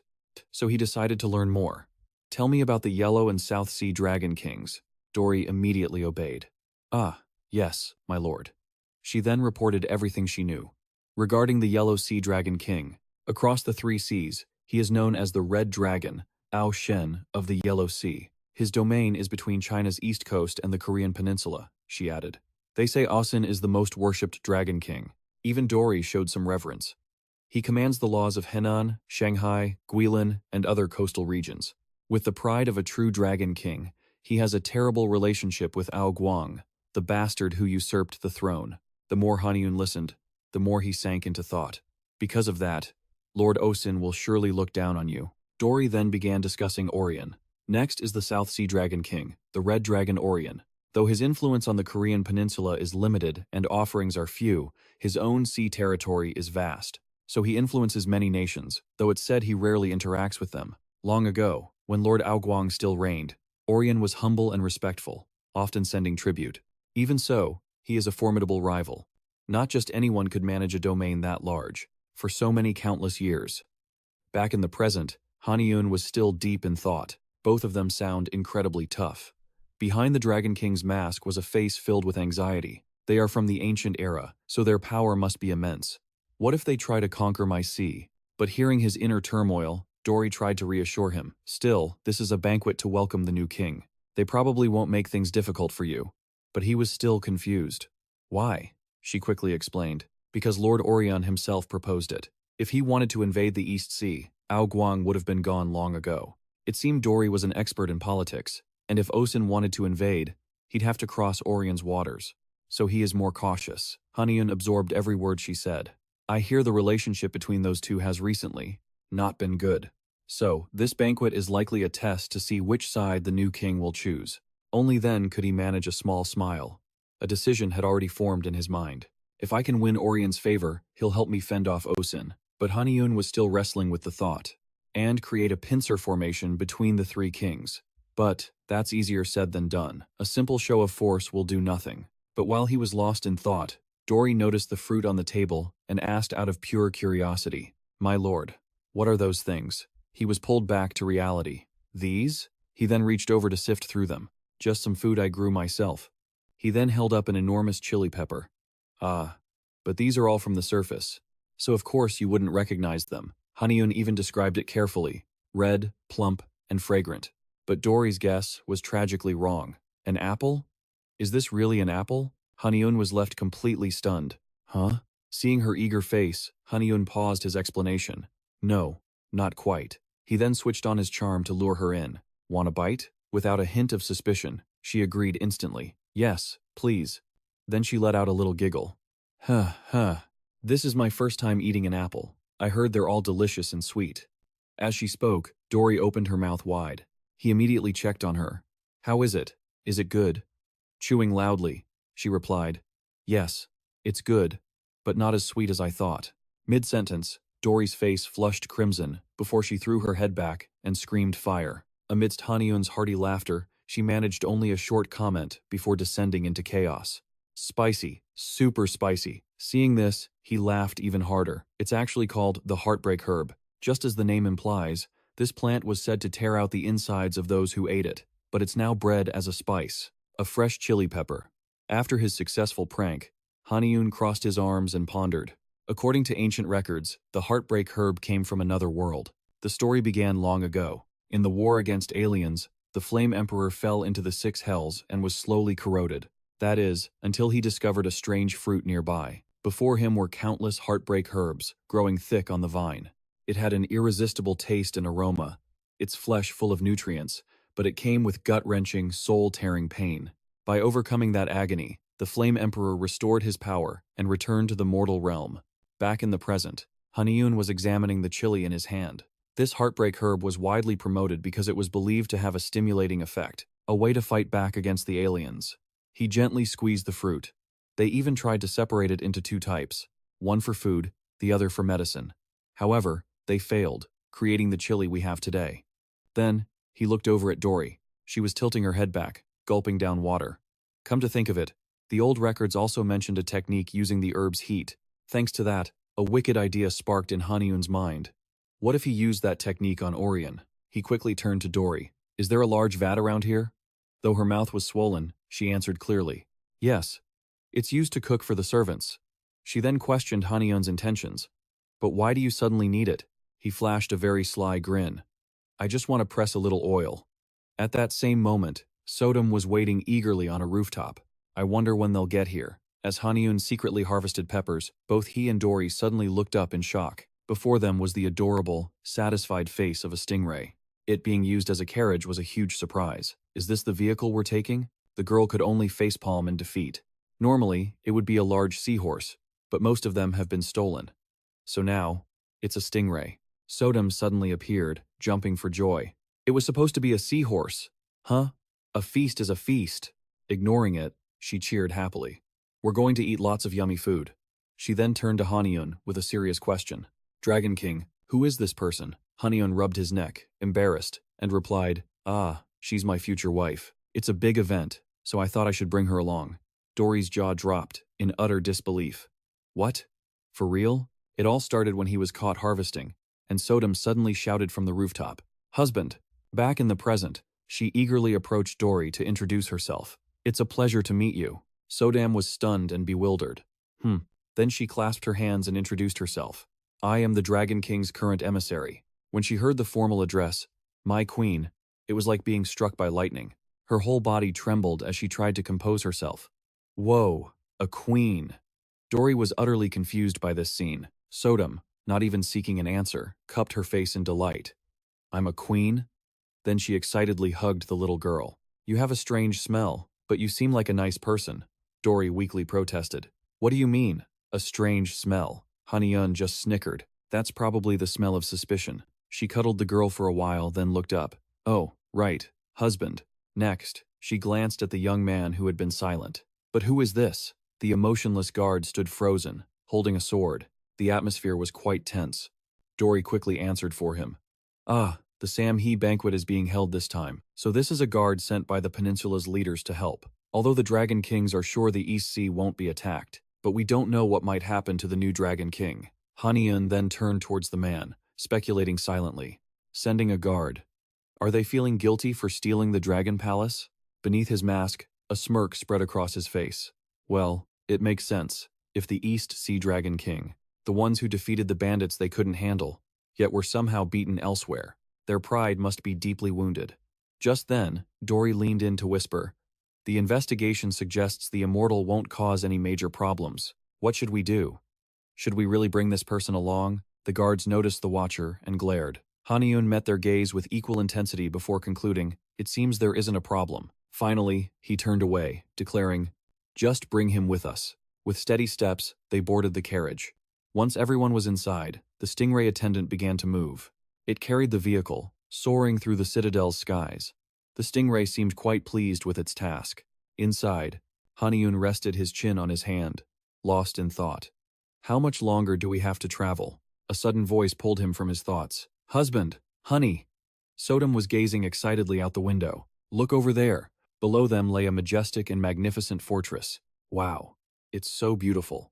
Dory, knowing the situation, explained, this is East Sea territory, but it's neutral ground, used for the centennial Samhee banquet. Those lights over there mark the guests of the Yellow Sea and East Sea Dragon Kings. The golden light is for those from the West Sea, and the silver light is for the East Sea. She naively questioned the young girl. Where are we? Where are we? Dory was left completely speechless. We're in. There are only 2 VIP reception areas. The rest are just common areas, with small tents. The young girl bowed her head and cried, while the other 2 gasped. But the optimistic Sodom encouraged the group. It's fine. My husband will crush them and will expand to the turquoise area. Her bold words only made Dory more flustered. What? You can't do that. Haniun, having heard enough, cut in. Let's just go to the banquet hall first. The group then disembarked from the carriage and entered the Grand Citadel. They calmly endured the stares from the crowd. Is that the new East Sea Dragon King? He looks rather shabby. The verbal attacks grew more blatant. And is that person following him human? He looks even weaker than me. A thought began to form in his mind. Are all these people subordinates of the Dragon Kings? At that, Haniun's expression darkened. I may be a minor East Sea Dragon King, but I'm still one of the 8 high-ranking immortals. So these taunts are truly. His narrow eyes squinted. I see now. He gazed at the crowd with a strange resolve. There are still so many places I must visit. Sodom, however, remained blissfully naive. Honey, oh honey, can we look around some more? Haniun agreed with a simple warning. Just try not to cause any trouble. As soon as he replied, she practically abducted Dory. Understood. Let's go, little peanut. A desperate Dory struggled in her grasp. After the two girls left, he walked slowly with his guard. His expression soured as he spoke softly. Why did you come here in disguise? The two figures, one old and one young, shared a strange, hidden resemblance. Haniun probed him without hesitation. Are you here to spy on me? Exposed, the frugal king denied it. No, dragon kings rarely reveal their true forms, so this banquet is a rare chance to meet them. I simply followed you here. Still suspicious, Haniun glanced back. Why would someone so influential in the immortal realm need to meet dragon kings? A golden light flashed in the man's serene eyes. You became a dragon king through the sacred land your mother left you, and have since become a rising star in the immortal realm. His next words cast a heavy silence between them. How far ahead do you see? With an unchanging expression, Haniun shot back. What do you mean? The frugal king remained unfazed. I came to understand the world in my grasp. He began to impart his wisdom. Do you know of the ancient times, before the age of sagacity? A primordial era, before humanity ever possessed intelligence. It was known as the Tego period, a world overflowing with heavenly energy, far too much for mortals to bear, and those who coveted that power entered this world to dominate humanity. In that age, a part of humanity awakened. They discovered their limitless potential, learning the laws of yin and yang. The Age of Legends began. With their newfound power, they fought back against the invaders and cast them out. Stories say they then sealed the heavenly gate. But despite the legends, the Age of Myths did not end peacefully. The Emperor King and the Fire Emperor, they fought for dominion over the Central Lands. It wasn't just an invasion, and it didn't stop at the Central Lands. Even the mighty immortals fought each other, vying for supremacy over the kingdoms. The great heroes who drove out the invaders vanished, as did countless beings from the heavens. The earth was left to weaker humans. The heavenly gate, the border between heaven and earth, was sealed to end that war. The Sword King's heart was heavy. But then, one day, the heavenly gate suddenly burst open. Do you think the gate opening was a coincidence? Behind his mask, Haniul's expression filled with dawning horror. Could it be? The man lowered his gaze, hiding his true intentions. Yes, he finally answered for him. The heavenly gate, which cannot open by itself, was opened by someone. The youthful Sword King explained that to this day, no one knows who did it, or what their purpose was. He calmly voiced his thoughts. However, I think I understand one of their intentions. Isn't this banquet happening because the two dragon kings can no longer tolerate each other's existence and are now competing? His words were heavy, like the end of an ancient era, causing Park Haniul's face to pale. He bowed his head, calculating. If I enter this competition, they'll likely decide to eliminate me first. Are you telling me this because you want a world of peace, like the one Dan Gun dreamed of? It is said the strongest warrior since Dan Gun is none other than you. The Sword King seemed to read his thoughts, speaking to reassure him. Don't worry, I have no intention of committing any act of disloyalty. He caught the key word, disloyalty. The conversation was always under his control. I heard you joined the CC clan. I can sense my father's aura from you. That was certainly not a lie. The man's eyes swirled with complex emotions. As an illegitimate child, I have no desire to oppose you. Haniul remained silent, his hand by his side clenching into a fist. The Sword King's silhouette, though upright, looked incredibly lonely. Why does this feel so bitter? Crowds swarmed the festival in the courtyard. He slowly made his way towards the party. Effortlessly, Haniul soon arrived at the banquet hall. It was crowded. Orion appeared friendly, raising a glass. Our guest has arrived. He rose calmly from his seat. So, you are the new Dragon King, who ascended in the east. He then landed softly before him. It must have been a difficult journey to get here. Orion grew more excited, then announced to the crowd, Everyone, welcome our brother from the east. The crowd, forced to respect the host, raised their glasses in celebration one by one. Haniul was no fool. He easily detected that something was off. Though they seemed to be welcoming him, a strange, crushing pressure filled the air. His eyes narrowed under his mask. Am I supposed to just stand here and be crushed? Finally, he let out a slight smirk, as if hiding something, then addressed all the guests in a loud voice. I am grateful for the Southern Sea's hospitality, Haniul thought grimly. He is not an easy opponent. The clear sky seemed to stand still, until a guest suddenly spoke up. So that's the new East Sea Dragon King? What? Oh, Shin suddenly held his cup and scoffed, treating a rookie who hasn't lived a century as an equal Dragon King. Orion? The abrupt silence was broken by a woman's voice. Don't worry so much, father. Oh Min looked tired, but hadn't lost any of her vitality, as she continued. After all, the East Sea Dragon King is just a backup for you. She gracefully sat beside the old man. Isn't the one you truly want, Kang Chan, already sworn his loyalty to you? She then calmly lifted the pitcher. How can a dog from the East Sea compare? Not even 10 of them could. Oh Shin understood, holding his cup ready. You are right. The poison dragon is already obsessed with you, so why waste effort on something so far beneath us? If Orion saw his precious Kangchon in my hands, I wonder what his face would look like. The host was too busy to notice the old man's plotting. Soon, your throne will be mine, Orion. Kangchan was a mythical beast, born from the very essence of water. But by absorbing metal energy, his sacred jewel mutated with fierce fire, becoming a monster that ravaged humanity. Even after the celestial gates closed, his path of destruction raged on. In the Joseon era, his infamy was legendary. The red dragon Orion witnessed Kangchon at the apex of his power. Despite Kangchon's corrupted fire attribute, Orion believed he held the key to reaching his next stage of evolution. A shadowy hand manipulated the dragon, but the one reaping the benefits was Omen's father, Osin. A powerful claw crushed the beast, and the sole witness to this feat was Omen. As the sole heir to the Osin name, she proposed taking Kangchan as her husband. She promised him a place in the Osin clan. The proposal worked, her true intentions hidden deep within. I can't wait to see Kangchan kneel before my father, pledging his loyalty for all to see. Across the hall, Orion laughed heartily. Ha ha. I'm thrilled to finally meet you face to face. He warmly beckoned Haniun. Here, try some of my prized liquor, presenting a jade flask. This is the treasure of blue fragrance, a wine I deeply cherish. Suddenly, an excited gasp came from the crowd. What? You're giving that to him? A new wave of whispers swept through the guests.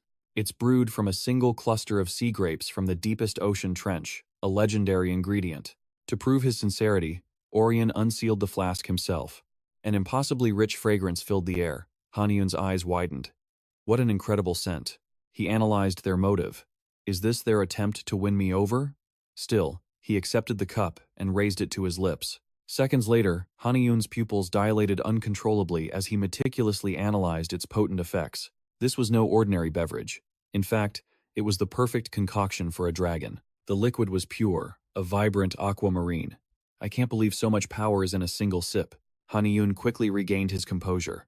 I can't afford to be overwhelmed by this. He put on a calm facade and gave a one-word review. Bland. Orion was instantly stunned. Murmurs erupted. What? He drank the blue fragrance treasure, and that's his only reaction? That brat has no idea what an incredible gift he just received.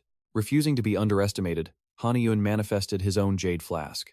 Since Lord Orion has offered me such a rare vintage, he raised the flask, his gaze sharp and calculating. He then uncorked it, and a sharp, potent aroma billowed out like a heavenly cloud. Moments later, the entire hall collapsed, drunk from the fumes alone. Sodom was out, snoring while holding Dory. The little girl was completely overwhelmed. Now, Haniun thought, I must return the favor. Amidst the unconscious bodies, only Orion remained standing. He gave Haniun a profound look. This rice wine is exceptionally brewed. He took a drink, his eyes widening in admiration. Indeed, its quality rivals the treasure of blue fragrance. I never imagined it was brewed from the grains of antiquity. Haniun replied with a knowing smile. Of course. You recognized it instantly. But Orion's praise was far from over. Even the accompanying snacks and rice cakes are made from those same ancient grains. Their rich energy is irresistible. Finally, he lowered his gaze. His voice hushed. Were these grains left behind by the divine farmer himself? What? Suddenly, both of them turned their heads toward an explosion. As a plume of dark energy erupted, they rose in unison. From the black mist, a pair of vicious dragon eyes appeared. The great dragon revealed its form, roaring to the heavens. Wine! Bring me more wine! Kangchon bellowed. It's been an age since I've tasted such fine liquor. Bring more. But Orion seemed unconcerned, rising calmly. Oh dear, it seems someone has had a bit too much to drink. His gaze drifted upwards toward the beast. Wait a moment. He froze, recognizing the infamous, ferocious dragon before him. Kangchon. Amen flew to his side, questioning him furiously. Husband, what do you think you're doing? She didn't mince words. After a few paltry cups, you make a fool of yourself. He suddenly shrank into the form of a small fish. Oh, my dear future wife. Kangchon cooed sweetly. Please, have some rice cakes and a few sips yourself. You will feel better. Orion was puzzled. My lady? He then offered a serious assessment. Don't tell me. He was baited. by Osin's promise to marry off his daughter, Omin. Heavens, he snorted menacingly. Bring me more wine, or I'll devour you all. He lunged open-mouthed at Haniun, his massive dragon feet shaking the earth. The impact kicked up a sudden cloud of dust. Oryang raised a hand, golden energy flowing from him. His authoritative voice then cut through the chaos. I never imagined my banquet would descend into this. Dropping the act, he pointed directly at the father and son. So, you've finally shown your true colors? With things exposed, Osin stopped pretending. Humph. A feast for the East Sea Dragon King, and you dare run your mouths. He glared at the drunken guests and roared, all of you, on your feet. Useless fools. His roars finally stirred the crowd. Letting some cheap wine bring you to this state? Osin then looked down on Oryang with absolute superiority. Stop these childish games. Weren't we supposed to be allies? His aura began to surge with power. Let's settle this for good, Oryang. Yet, the man looked as calm as ever, unfitting the tense situation. After his boast, Osin called for his trump card. Kangchun, show them your power. The manipulated Kangchun obeyed instantly. Yes, father-in-law. Energy began gathering in his claws. Watch closely, my beloved wife.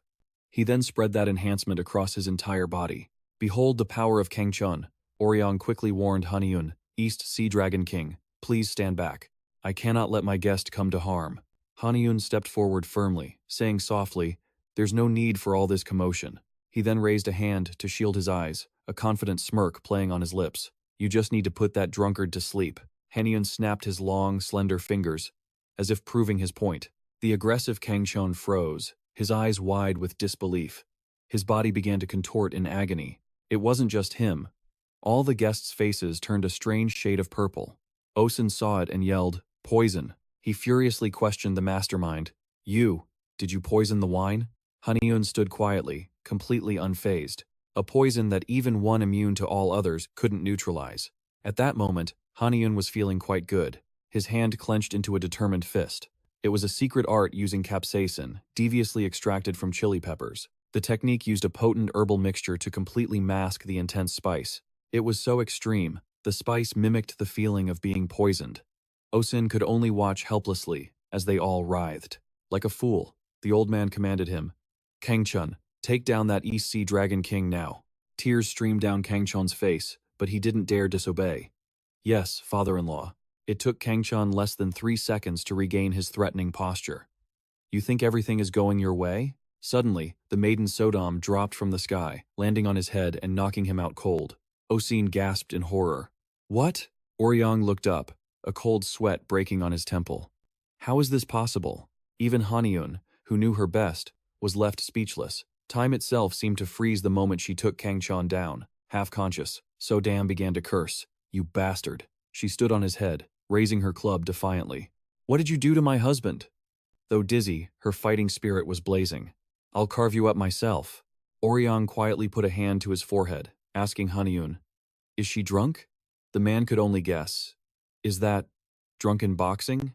Sodom's body ached, a golden aura unconsciously enveloping her. Osin saw his opening and prepared to strike. A lowly water yaksha dares interfere in this battle? The old man thundered with false authority.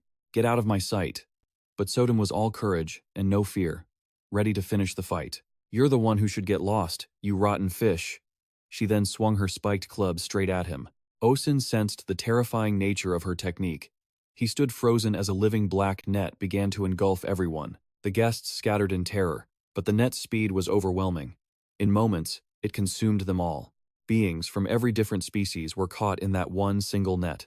The most humiliated was Kangchun, left dangling helplessly. Sodom was ecstatic, showing off her prize. Husband, I caught the whole bunch. I'll slice them up into sashimi for you. Crushed in the pile, Osin raged. You useless phantoms. His men immediately tried to restrain him. Wait, Lord Osin, she laughed victoriously, as he vented his fury on his underlings below. Flames began to rise, but she was completely oblivious. Huh? What's that? Are they cooking seafood hot pot? Haniun was utterly speechless. That guy is so drunk. He doesn't realize he's setting himself on fire. He had to act before she was completely lost. Sodam replied through their link. Yes, my love. A black energy shot from her staff. Orion was stunned by the item the young man received. It was the 8-fire demon fan, growing large in Haniun's grasp. He gathered his power and swung it forward. A sentient gale erupted, splitting off to extinguish the raging flames. Sodom, still fuming, suddenly froze. She then cheerfully resumed, "Honey, I finished grilling your fish." He sighed internally. "Stop before it's too late."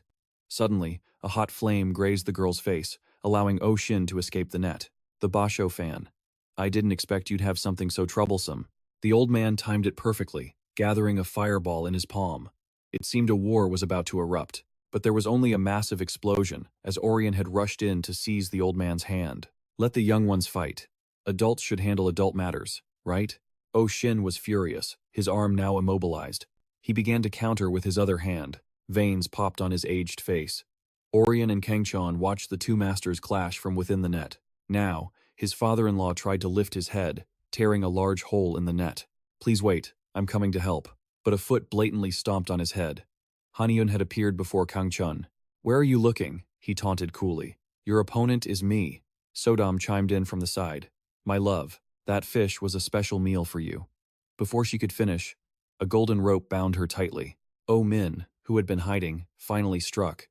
"A mere goblin dares to mock my father?" Filled with rage, he poured his power into the rope. "You will pay the price." Sodom's brain cells were lacking. Her thought process was simple. "What's this? The big fish's child." Then she eagerly awaited the attack. "All right, I'll just roast you and cook you for my husband too." Ah, a true fight to the death. Her murderous intent was so strong her pupils turned blood red. The two women lunged at each other. A friendly exchange. Haniun calmly observed the brawl, thinking, "Looks like they're facing off over there too." He analyzed the current situation. "I was going to use the peerless yin flute, but Orion is at full power. I probably shouldn't. I need to make a good impression and not screw this up." Being pinned by a foot was a deep humiliation for Kangchan. Ugh, wretched. Damn it. He widened his golden eyes, gritting his teeth. He had to show them a miserable sight. "Hey." Haniun casually chatted with him. "What are you whining about?" He struggled against the net's threads. "I don't want excuses from a coward who poisons wine." In a flash, Kangchan's body expanded, shattering the net to pieces. Haniun calmly shielded his head from the debris. He seemed to be at a disadvantage, but his lips curled into a knowing smirk. He faced Haniun and declared, "I will tear you to shreds." Each breath Kangchan took unleashed roaring flames from his mouth. After gathering enough power, he opened his mouth wide to incinerate his opponent. The magnificent pillar of fire suddenly burst in midair as if blocked. Haniun was completely unharmed. He waited as the flames dissipated, his bright eyes holding a mysterious smile. He used the fan's power, combining it with water to create a powerful current. Kangchan, a fire attribute, was completely suppressed by water. He saw his foe readying another attack. He panicked. "Damn it, that cursed fan keeps blowing my flames away." He quickly switched to close-quarters combat, intending to overwhelm with sheer size. That flimsy fan. The tables had turned. The dragon's body invaded his fighting space. "I will burn it to ash." The circle tightened until Kangchan coiled his body. He turned himself into a cage of flesh. He ignited his flames, gloating. "Huh. How's this? How does it feel? Seeing the fan you trusted turn to cinders?" His answer was countless rays of light piercing his impenetrable skin. Unable to bear the pressure, he was forced to uncoil. Kangchan lost his balance and crashed painfully to the ground. He struggled to look up. Haniun hovered in the air, retorting sharply, "You're the one who will become ash." With the fan in hand, he let out a challenging smirk. "What now?" His foe seethed, twisting his body to counterattack at once. "You!" He struck first, summoning a gate to assault Kangchan. The dragon was too injured to properly defend himself. The result was even more devastating than expected. This was beyond Haniun's predictions. A single wave of the fan held such power. He cautiously glanced at the fan. Why do all the immortals want this? It's a powerful sacred relic, but far too much trouble. Maybe I should just give it back to Sodom. Kangchan's life force was more tenacious than a leech. Fueled by vengeance, he charged forward. Next, using what little strength he had left, he once again opened his mouth to unleash a torrent of flames. "Do you think my flames are so easily extinguished?" The black and red fire closed in with a bizarre trajectory, corroding his water-based energy. Haniun gritted his teeth against the heat, wondering, after taking such a beating, how is that spirit serpent still this powerful? Wait, did Kangchan call Osin his father-in-law? Now it makes sense why Osin went through the trouble of marrying his child to Kangchan. He steeled his resolve, deciding to go on the offensive. "It's come to this. I have to fight with everything I've got." Haniun's brow furrowed, his gaze hardening with determination. Haniun flipped in midair, channeling power into the arm holding the fan. Reaching the perfect height, he instantly unleashed the gale wind. As Kangchan spewed fire, he arrogantly declared, "What do you hope to accomplish with that pathetic little toy?" His flames clashed head-on with the rushing gale wind.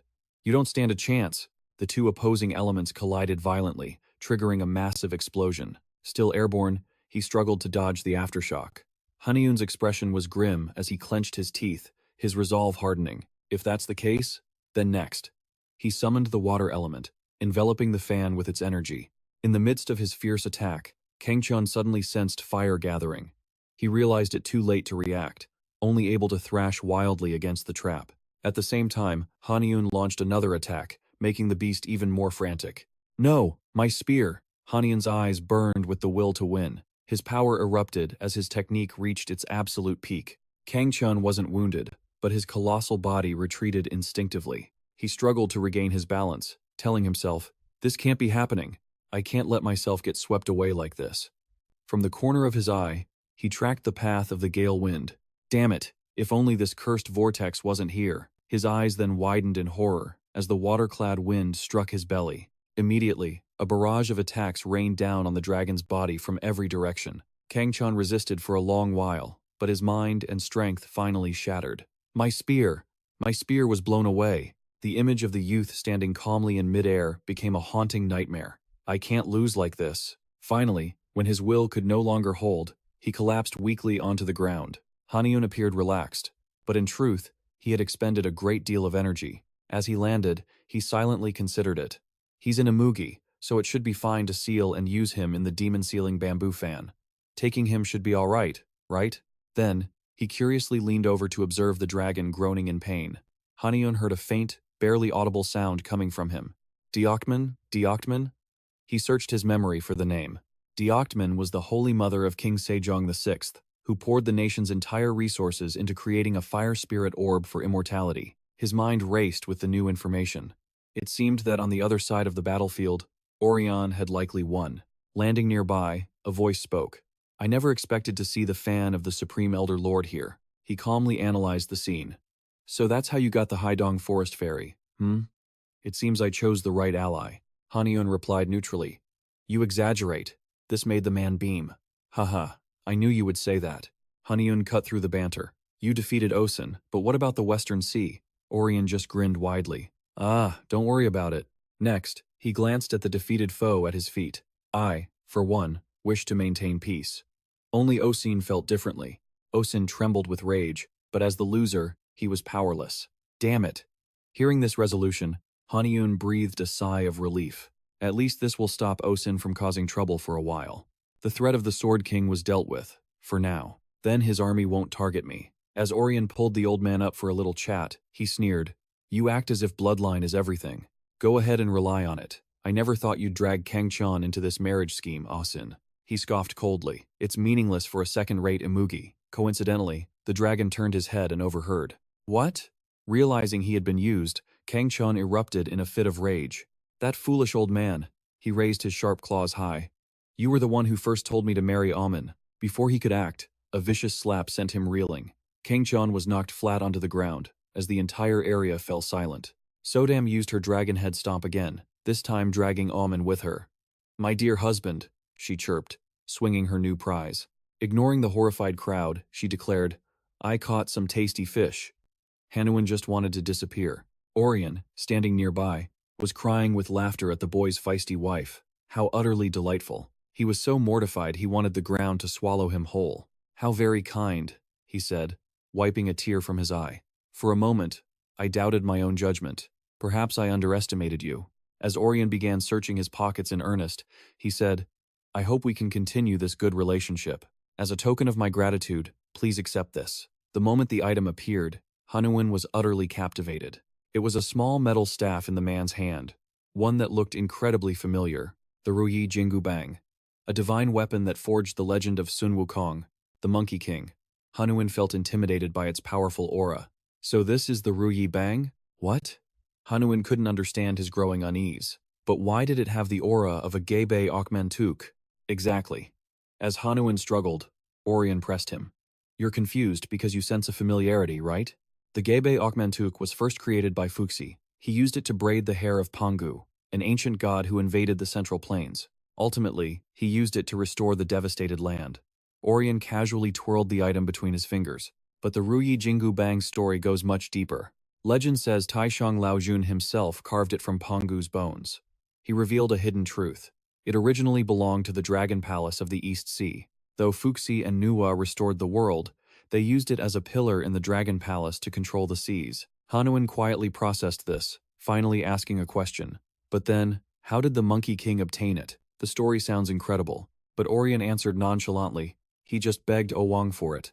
Then, he began to explain the details. At the time, Owang had grown weak. When I became the Dragon King of the South Sea, I planned to return it to him. Orion paused, sighing with regret. But I never expected that to be Owang's fate. So, he spent his time investigating. I found it far in the west, in the Mediterranean Sea, but the Monkey King was nowhere to be found. I have no idea why he traveled so far. Haniun had his own theory. Perhaps the king died there. Then Orion smiled brightly and presented the staff.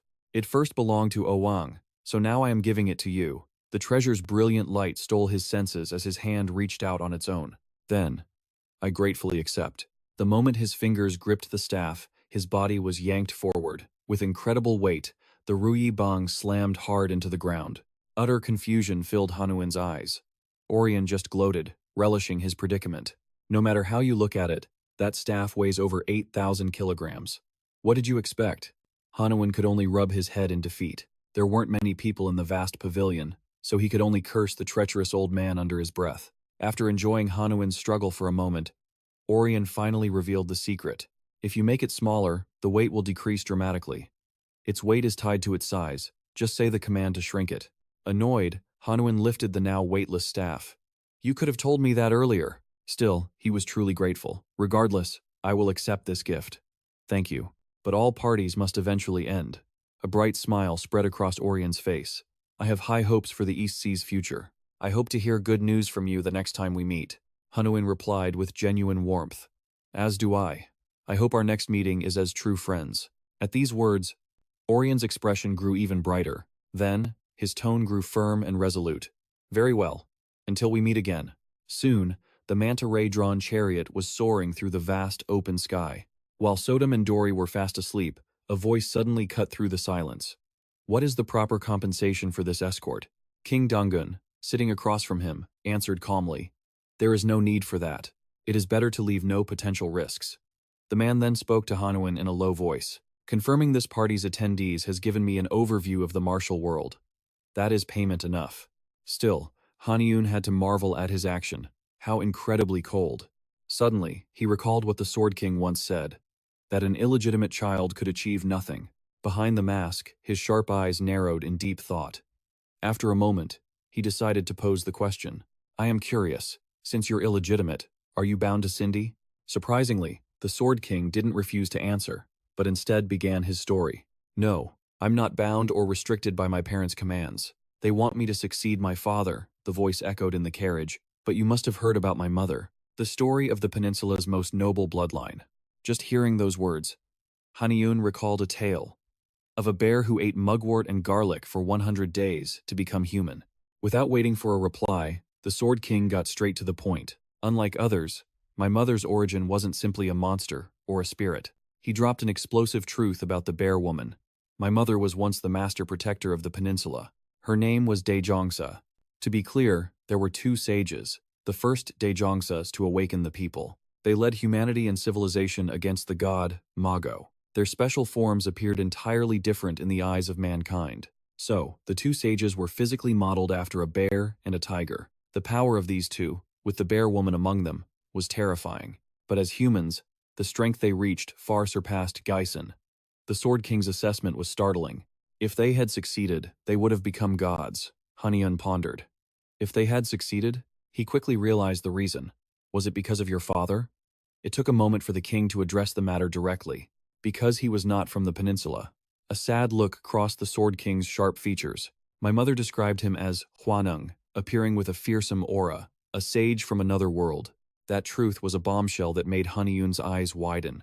Hwanung is an outer god? Not letting him get lost in thought, The king continued the story of his parents. He didn't come to invade like Mago.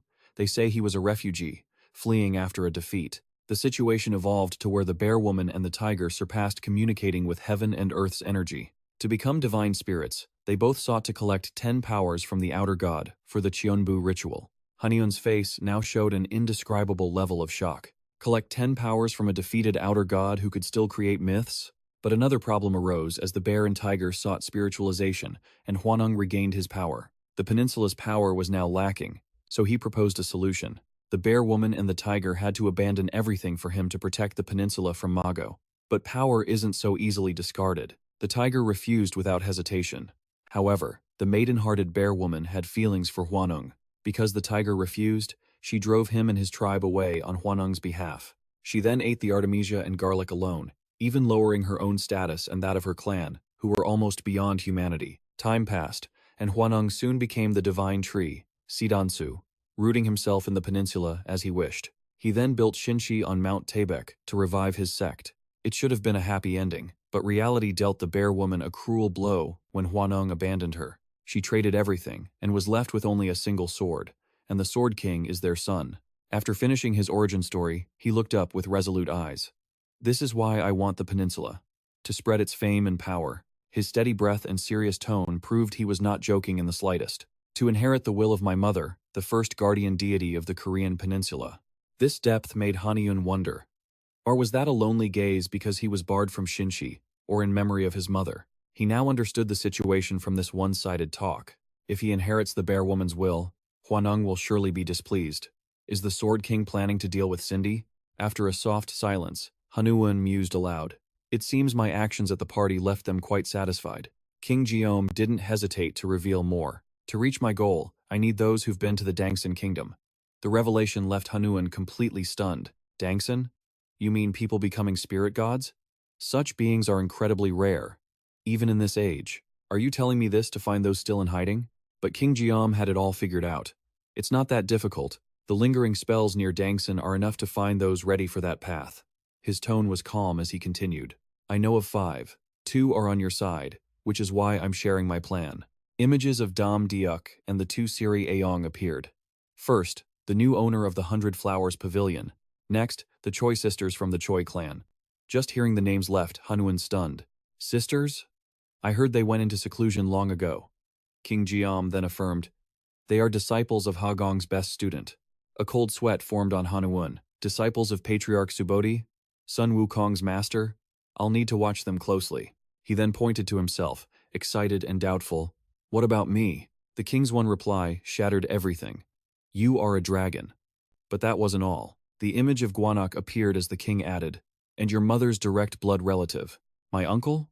Doubt filled his question. The bear clan ate mugwort and garlic, lowering their own status. King Jeom understood his confusion. But your uncle refused, and took his anger out on my father. In the end, my mother sealed him away. Gwanak, nearly a spirit god, had his power and memory sealed by Ungyeo. He can only ascend once the seal is broken. After a moment, King Jeom concluded. He is still sealed by my mother's side, but he is waiting. Haniun's eyes instantly filled with sadness. King Jeom then named the 5th, finally, Princess of the Cheon Flower Field. That title made Haniun question it. Doesn't Baradegi have more flowers? The king clarified. Baradegi is disqualified. She can no longer pick new flowers. Corroded by resentment, Baradegi seized the Ogu kingdom's throne, calling it a reformation. Her very first act as ruler was to purge all 6 of her sisters. She had the 6 princesses, their husbands, children, and servants executed right before the Ogu king and queen. The throne itself was stained deep with fresh blood. People came to believe the throne was always red. At that moment, Saradori, guardian of the Cheon field, appeared. He gave only a single, solemn declaration. The spirit of the Cheon field will never forget Baradegi's betrayal. So while she won the kingdom, Baradegi couldn't claim the 5 flowers of Cheon. Her path to godhood had failed. When King Jeom finished his tale, Haniun's eyes were wide with shock. A memory from the past surfaced as a powerful voice echoed. This place. The king's reply came slowly, but with certainty. This is where Ogu's queen mother will create a new Cheon field. Haniun's mind raced. She can't get flowers from the old field, so she's making a new one in the afterlife. A wide, excited smile spread across his face. Haniun was thrilled with this new information. With this, we can dethrone the ruler of Ogu at any time. Just wait a little longer, my lady. Soon after, their carriage sank beneath the water, as Haniun voiced his doubts. Why tell me such a profound story? What if I refused? King Jiam answered indirectly. I first met you when your uncle returned to Azdan. He recalled following Haniun from the shadows. I watched you receive the documents of heaven and earth from your mother. Thinking you were treated too generously, I took them and followed you, until you suddenly knelt, which drew my attention. The memory was vivid in King Jiam's voice as he spoke. I remember seeing you cry uncontrollably, your tears flooding the ground. His tone was deep as he recalled that very moment. And so, I watched your every move. He had always silently observed Haniun's actions. Even as you waited for your uncle, he saw every expression behind your mask. Haniun's expression didn't change, but his fists tightened. Are you pitying me? The frugal king shook his head firmly. No. I see you as a noble man. You never betrayed your own kin. His unwavering gaze met Haniun's directly. If this could break your uncle's curse, you would surely join me. Shock was written all over Haniun's face. He can break my uncle's curse? The frugal king understood. I see now. You're tempted, aren't you? Of course. He knew this wouldn't be settled instantly. So, what is your decision? He said no more, giving Haniun the final choice. Will you join me? Haniun's brow furrowed deep in thought. After a long moment, he finally spoke. In that case. But something suddenly went wrong. Just as Haniun was about to answer, the carriage lurched violently, jolting them both. Ah! The world shook around them violently. What? What's happening? They panicked. Leaning out, he saw the Dragon Palace. It was a smoldering ruin, consumed by dust and smoke. The horror didn't end there. Lightning suddenly crashed down on the tallest tower. It was the very heart of the palace. The sudden destruction was a devastating blow to them all. Haniun cried out in despair, "My palace!" Just then, the frugal king stepped forward. He assessed the chaos calmly. A clash of two great powers. Two royal families are at war. The words jolted Haniun. What? The king's earlier proposal was instantly forgotten. Who dares battle inside my palace? Suddenly, his eyes widened. He saw something. It was the silhouette of Inbi, dodging nature's furious onslaught. He recognized her instantly. Golden had mentioned this. The story rewinds a few hours before Haniun reached the East Sea Dragon Palace. Inbi's face was grim. Her suspicion was clear as she faced Dam Diok. Why have you summoned me? He cut straight to the chase. Inbi, can you go to the East Sea Dragon Palace immediately? She questioned. Right now? Dam Diok's tone grew heavy as he explained the reason. We ordered Bo up to stop pursuing the maps. They now belong to the East Sea Dragon King, but he refused. He claims he cannot retract his oath. He then explained the full situation to Inbi. We even appealed to the Holy Temple for aid, but they refused to intervene, calling it none of their affair. This left Inbi completely baffled. But isn't Bo up a foreign noble brought here by the temple? After a moment, Dam Diok gave his answer. Given the situation, it's likely because the East Sea Dragon King is from the peninsula. He sighed, drawing from long experience. If Beowulf is defeated, he'll be hailed as a noble who kept his oath. But if the Dragon King falls, it's a chance to replace the one from the peninsula. Before he could even finish his sentence, Imbi gritted her teeth, unable to contain her fury. A terrifying killing intent exploded from her. They face no risk, so they simply don't care? Dam Diok seemed to expect this, and replied, Of course, the East Sea Dragon King won't fall to Beowulf easily. But, because Baya Kwagok is responsible, I've summoned you. He continued speaking on the matter at hand. Beowulf is already at the East Sea Dragon Palace. You must be the one to stop him. But before he could finish, Inbi, with bloodlust in her eyes, made a declaration. Understood. I'll go now and smash his face in. Her blunt reply left the masters of the 100 Flowers Pavilion utterly stunned. Huh? What? Seeing her about to tear the house down, Dam Diok dropped all formalities and yelled, No, that's not what I meant. Inbi. But it was too late. In a flash, she vanished, leaving behind only Sir Ra Trongbi's panicked cry. Meanwhile, at the still peaceful Dragon Palace, soldiers stood guard. A figure approached, his heroic steps unwavering and sure. It was none other than the renowned Bo Ook, the one Dam Diok had mentioned. He appeared and got straight to the point, asking, Where is the Dragon King of the Eastern Sea? The guard didn't back down from his fierce aura. You don't look like a guest. Outsiders are forbidden. Unfortunately, Bo-uk rejected this with a terrifying punch meant to threaten anyone. And indeed, the guard's face turned paler than a banana leaf. The Dragon King's barrier appeared, but before the guard could recover, Bo-uk growled through gritted teeth. "I'll ask again, where is the Dragon King of the Eastern Sea?" And then the barrier shattered. With clear impatience in his voice, Bo-uk added, "I have come to fulfill my oath." An unknown amount of time passed as the Dragon Palace was rocked by massive explosions. No one could stop him. The people of the East Sea could only flee. "Ar, save me." Someone even cried out in desperation, "Dragon King, Dragon King." But as Bo-uk rampaged, no one came to stop the destruction. His hand now gripped the guard's collar as he repeated his one demand. "Bring me the Dragon King, now." Finally, Bo-uk's patience ran out, and he decided to draw his sword. As he gripped the hilt and swung it down, he declared, "I will destroy this entire place." At last, moving at maximum speed, Trong-bi appeared, blocking the deadly, decisive blow. And of course, she couldn't help but curse at him with pure frustration. "You lunatic." Her sharp, cold eyes looked at him as if he were already a corpse. "The 7 maps are already claimed." Then, giving Bo-uk no time to react, she roared, "A monster that can't understand words must be killed." But surprisingly, he wasn't scared. He even flashed a wide grin, letting out a hearty laugh that shook one's soul. "Haha, so it's you, Ra Trong-bi? I've waited so long to meet you." His actions left her completely frozen. Why the sudden change with every strange word Bo-uk spoke? "I wasn't sure I'd meet you, so I disguised myself as Bo-uk to enter the peninsula. It was worth it." Soon, even his sharp sword was replaced by a strangely shaped object. "When I saw you on the Dokdo battlefield, I couldn't control myself." It turned out the one who had come to attack the Eastern Palace was someone else entirely. I was stuck chasing maps to keep a disgusting oath, but my patience has finally paid off. When she saw her opponent's true face, Trong-bi was nothing but stunned. "Impossible."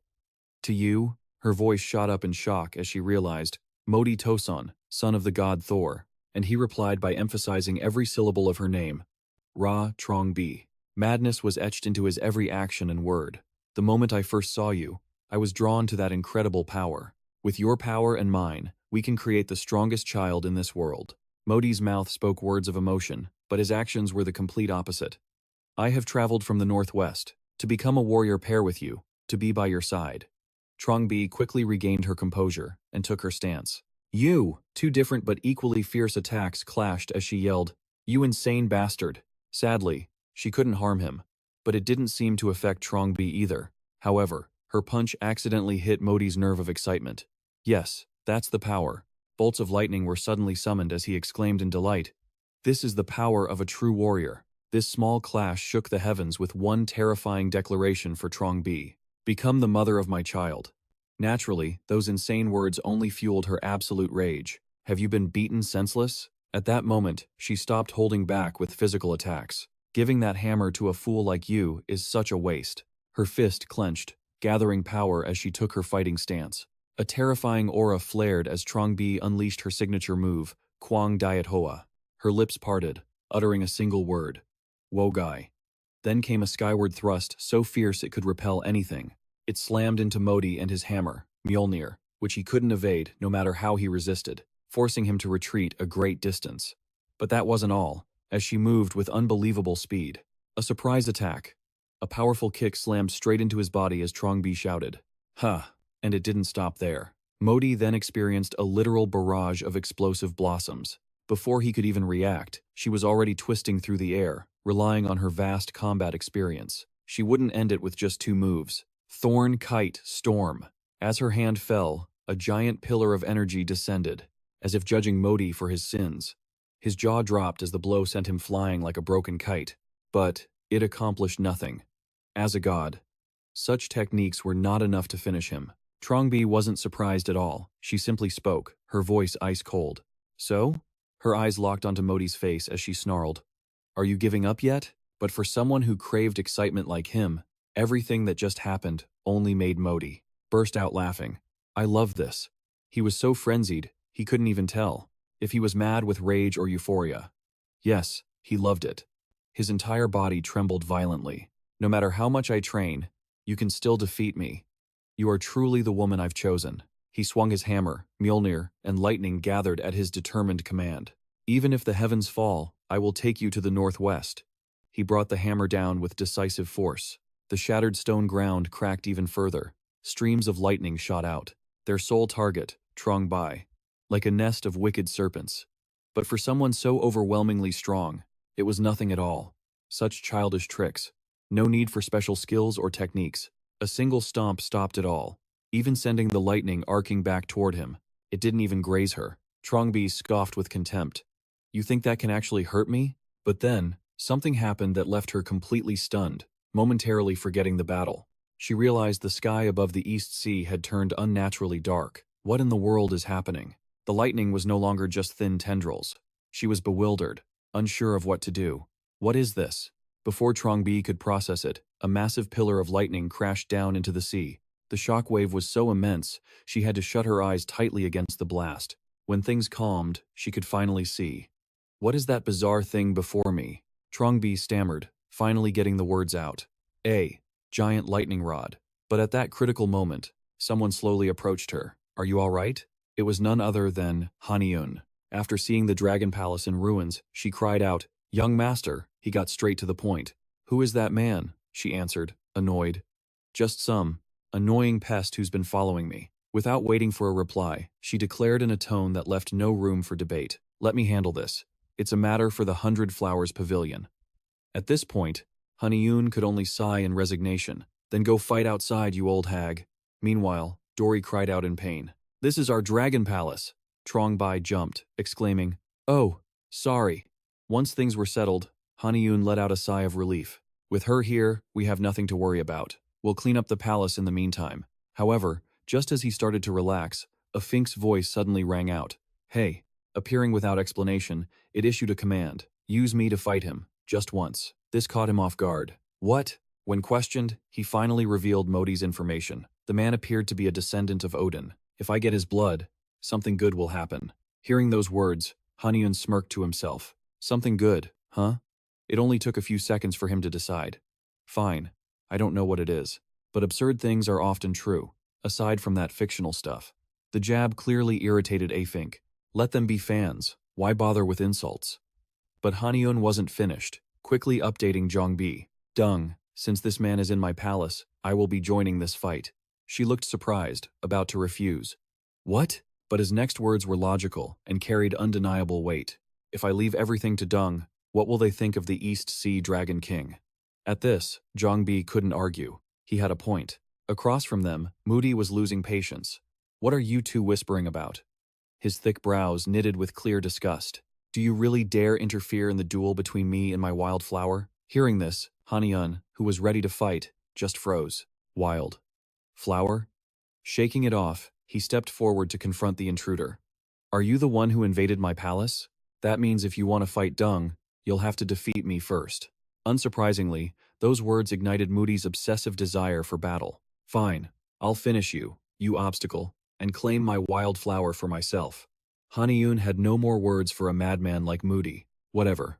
Wildflower? What nonsense. He raised his fingers, and in an instant, Taefeng was summoned. With no opening moves, he swung the sword and made his declaration. Have a taste of this, you damn trespasser. However, he still needed a moment. An intense aura flared around Haniun as he consumed an elixir, temporarily strengthening his very bones. Not keeping Moody waiting long, he pushed off his feet, appearing before him in a flash. A fierce swing of Taefeng forced Moody to block with Mjolnir, unable to counter. Then, frustration over his damaged property erupted, and Haniun roared with teary eyes. Get out of my castle. With a powerful blow, he successfully launched Moody out of the East Sea region. But as Moody steadied himself in midair, he asked a strange question. Throw me into the sea? He wasn't upset. He was thrilled. Anywhere beneath the clouds is my domain. Too bad for him, Haniun was already prepared. Is that so? The sea is my front yard. The next second, a flood of spirit beasts formed from sword energy rushed forward relentlessly. Get lost! They swarmed Moody, forcing an annoyed grunt from his lips. However, not only were they ineffective, but they earned a high and mighty smirk. These creatures are cute. Are they your pets? With a single burst of energy, Moody obliterated all the spirit beasts. In the end, they're just cheap tricks. Mjolnir was raised high, followed by an arrogant declaration of war. Let me show you my cute lightning bolts. Massive lightning serpents rained down from the sky, their only goal to annihilate his enemy. Seeing his attack had no effect, Moody immediately charged forward. While Haniun was still dodging, a powerful hammer strike descended, but he managed to block it with Taeyafing just in time. Moody attacked not only with physical force, but with sharp words as well. You really are as slippery as an eel. If you're a sea serpent, then transform and fight like one. Shockingly, the force from Moody's blow made Haniun tremble. Why do you keep using these ridiculous tricks? As he pressed down with all his might, Haniun quickly retreated, creating distance between them. His brows furrowed. The situation looked difficult. He looks simple, but he has no openings. Plus, that strength is the real deal. He finally voiced his suspicion. Is that hammer what I think it is? Taeyafing confirmed it. That's right. It's an item with the terrifying power to control nature. It was, of course, Mjolnir, the property of Thor. But Haniun still couldn't believe it. How could a guy like him possess Mjolnir, a supreme weapon? Isn't that totally unfair? He grew so disheartened that wild thoughts began to surface. Maybe I should have just handed Dung over to him? I feel like I've gotten tangled up in something unnecessary. Just then, Taeyafing spoke up, offering more information. The locals here are quite different from us. The sword added an observation. The weapons here seem to adapt uniquely to their users. Haniun immediately questioned this. You mean you and Mjolnir are different from Eastern weapons? At this critical moment, Taeyafing began to reveal its origins. That hammer and I were created by the dwarves. It wasn't by choice. The dwarves were enslaved, forced to craft incredible items, and ultimately offer up their very lives, dedicating their lives to forging unique weapons they could never use, destined only for others. Take Johnny and Tyrfing, for example, weapons so powerful they were deemed cursed, a grave danger to the world. The sword even spoke with glee. Look at me. All my wielders go mad. Haniun's eyes widened in realization. That's right. You are a cursed sword. But Tyrfing wasn't finished sharing its story. Moreover, the two brothers who forged me poured their very lives into the steel, engraving a final curse. With their last breaths, the incantation took hold, its power surging with unstoppable force. Tyrfing's fate was to fall into the hands of Odin's sons and slaughter them all in revenge until their blood could overflow. Asgard itself, denying them the glory of Valhalla. A murderous aura and the stench of blood erupted from the blade. When I cut through the line of Odin, their essence will be trapped within my steel, making me shine even brighter. Its sinister tone made Haniun's eyes widen in horror, especially at Tyrfing's next command. So, you must kill him. A horrifying dark energy exploded from the sword, threatening to consume Haniun's mind in an instant. Only then can I truly awaken. Meanwhile, Modi remained completely oblivious, lost in his own surprising arrogance. Are you overwhelmed by my power? With no time to waste, he lunged straight for Haniun. Die! But the utter helplessness Haniun felt before was nowhere to be found. Instead, a single light swing from the youth left Modi stunned. The cut was so clean he barely noticed it. Huh? Then, sweat poured down like rain as a sky-shaking scream ripped from his throat. He could only stare and mutter, My arm. My arm." All of the arrogance had vanished from Modi's gaze. It was replaced by a heart full of seething hatred. "You bastard!" he roared, unable to hold back. Veins bulging, he charged at Haniun. "I'll chew your arm off myself." But before he could land a blow, a sharp strike to the neck took him down. Tyrfing's voice was full of regret. Its words echoed all around. "Tch, what a waste. Why did you have to knock him unconscious?" Without answering, Haniun sank deep into thought. It severed his arm in a single strike. What is this power? Utter confusion trembled in Haniun's every word. How does it feel to drain his strength? The chilling question was slowly uttered from the soulless blade. It was Tyrfing. The divine power of Odin's bloodline that slept within me has awakened. Thick plasma dripped from the blade as it savored Modi's life force. How do I feel? A little thirsty? Perhaps? The fight was already forgotten. Haniun's entire focus was now on the weapon in his hand. Could such power really be sleeping inside Tyrfing? Was it always holding back? The sword then let out a long sigh. It was a sound of pure relief and enjoyment. Ah, that's much better. Your own power was rather pathetic. Until this moment, I never even considered unleashing this strength, but I was forced to use it. It then dropped a shocking truth. And maybe now, you won't be able to handle it. Haniun's face went blank, unable to understand. What? As the words faded, a horrific shock coursed through his brain, as if his mind was being invaded. The arm holding Tyrfing was struck with unimaginable pain. His body went numb, his gaze frozen and empty. Unable to stand any longer, Haniun's body plummeted towards the East Sea, just as the sword said it would. It was a pity. He was now unconscious, sinking deep into the frigid water. Turfing's sigh echoed. If only he'd taken his neck, I could have consumed all of his essence. But he wasn't left to drift alone. Soon, a figure gently approached. It was none other than Trongbi. She was waiting at the bottom of the sea and caught him just in time. I've got you. Her words and gaze were gentle. Her praise echoed in the stunning underwater scenery. You did well, young master. Later, Haniun lay motionless on a bed, his eyes slowly opened, his mind still hazy. I feel like I'm being watched. He turned his head and saw Juji staring right at him. The sudden sight made him jolt. Ah! A startled scream echoed through the room and spread outside. Hearing the noise, Dory immediately pushed the door open. My lord, you're awake? As the Dragon King finished, she froze, shocked to see Juji sprawled on the floor in surprise. What happened here? Haniun quickly pulled his mask into place, replying, It is nothing. He then changed the subject. How long was I out? She replied, About 3 days, sir. She then explained how the immortal Trongbi had taken the intruder away, and she apologized for not being able to heal him. Hearing this, he wondered aloud. She took Modi away? Haniun stroked his chin, lost in thought. They intend to decide his fate with the Star Palace Immortals. His eyes darted, calculating the situation. It is true he trespassed on the peninsula without permission, but as a legend from Norse mythology, it's a difficult decision for the Immortals to make. Shaking off his thoughts, he asked, Is there any news yet? Dory shook her head. No, not yet. He quietly reached for his robes, considering this. Fortunately, it seemed no official decision had been made. As he dressed, his resolve hardened. I have to hurry. Seeing him prepare to leave, Dory grew worried. You're leaving now? You should rest more. He nodded. I must go, before it's too late. Then he turned to her, asking directly, Where is Modi's arm? Meanwhile, in the main hall, a crowd began to gather, the air thick with tension. So what's the plan? There is still no decision. One of them pointed down. That man deceived us, fled, and even fought the East Sea Dragon King. He then turned toward the bound Modi, his voice rising in accusation. This is a grave offense. We cannot simply let him leave unpunished. However, another problem made everything more complicated. He is the son of the thunder god from the northwest. If we execute him, who knows what disaster awaits us. Finally, he looked up at Trongbi and Damdiok, snapping, Immortal Damdiok, you said you would take responsibility, so why has this chaos erupted? Trongbi flinched. What? Seeing the man twisting the facts, Trongbi shot back angrily. Are you implying we were not paying attention? He disguised himself as Bo Up and snuck in. What could we have done? You did not notice it either.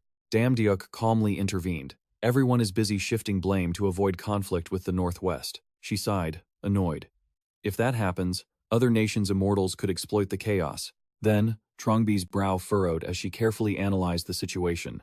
Even the Central Kingdom's immortal realm is awaiting a chance to cross into the sinner's territory. She then looked down at Modi, her expression growing more severe.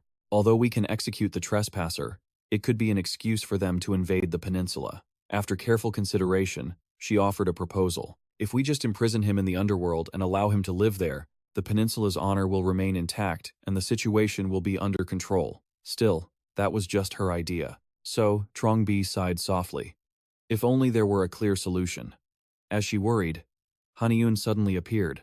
I will provide the solution. She looked up, startled, her eyes lighting up at the familiar face. Dragon King. Whispers immediately erupted from the crowd. What?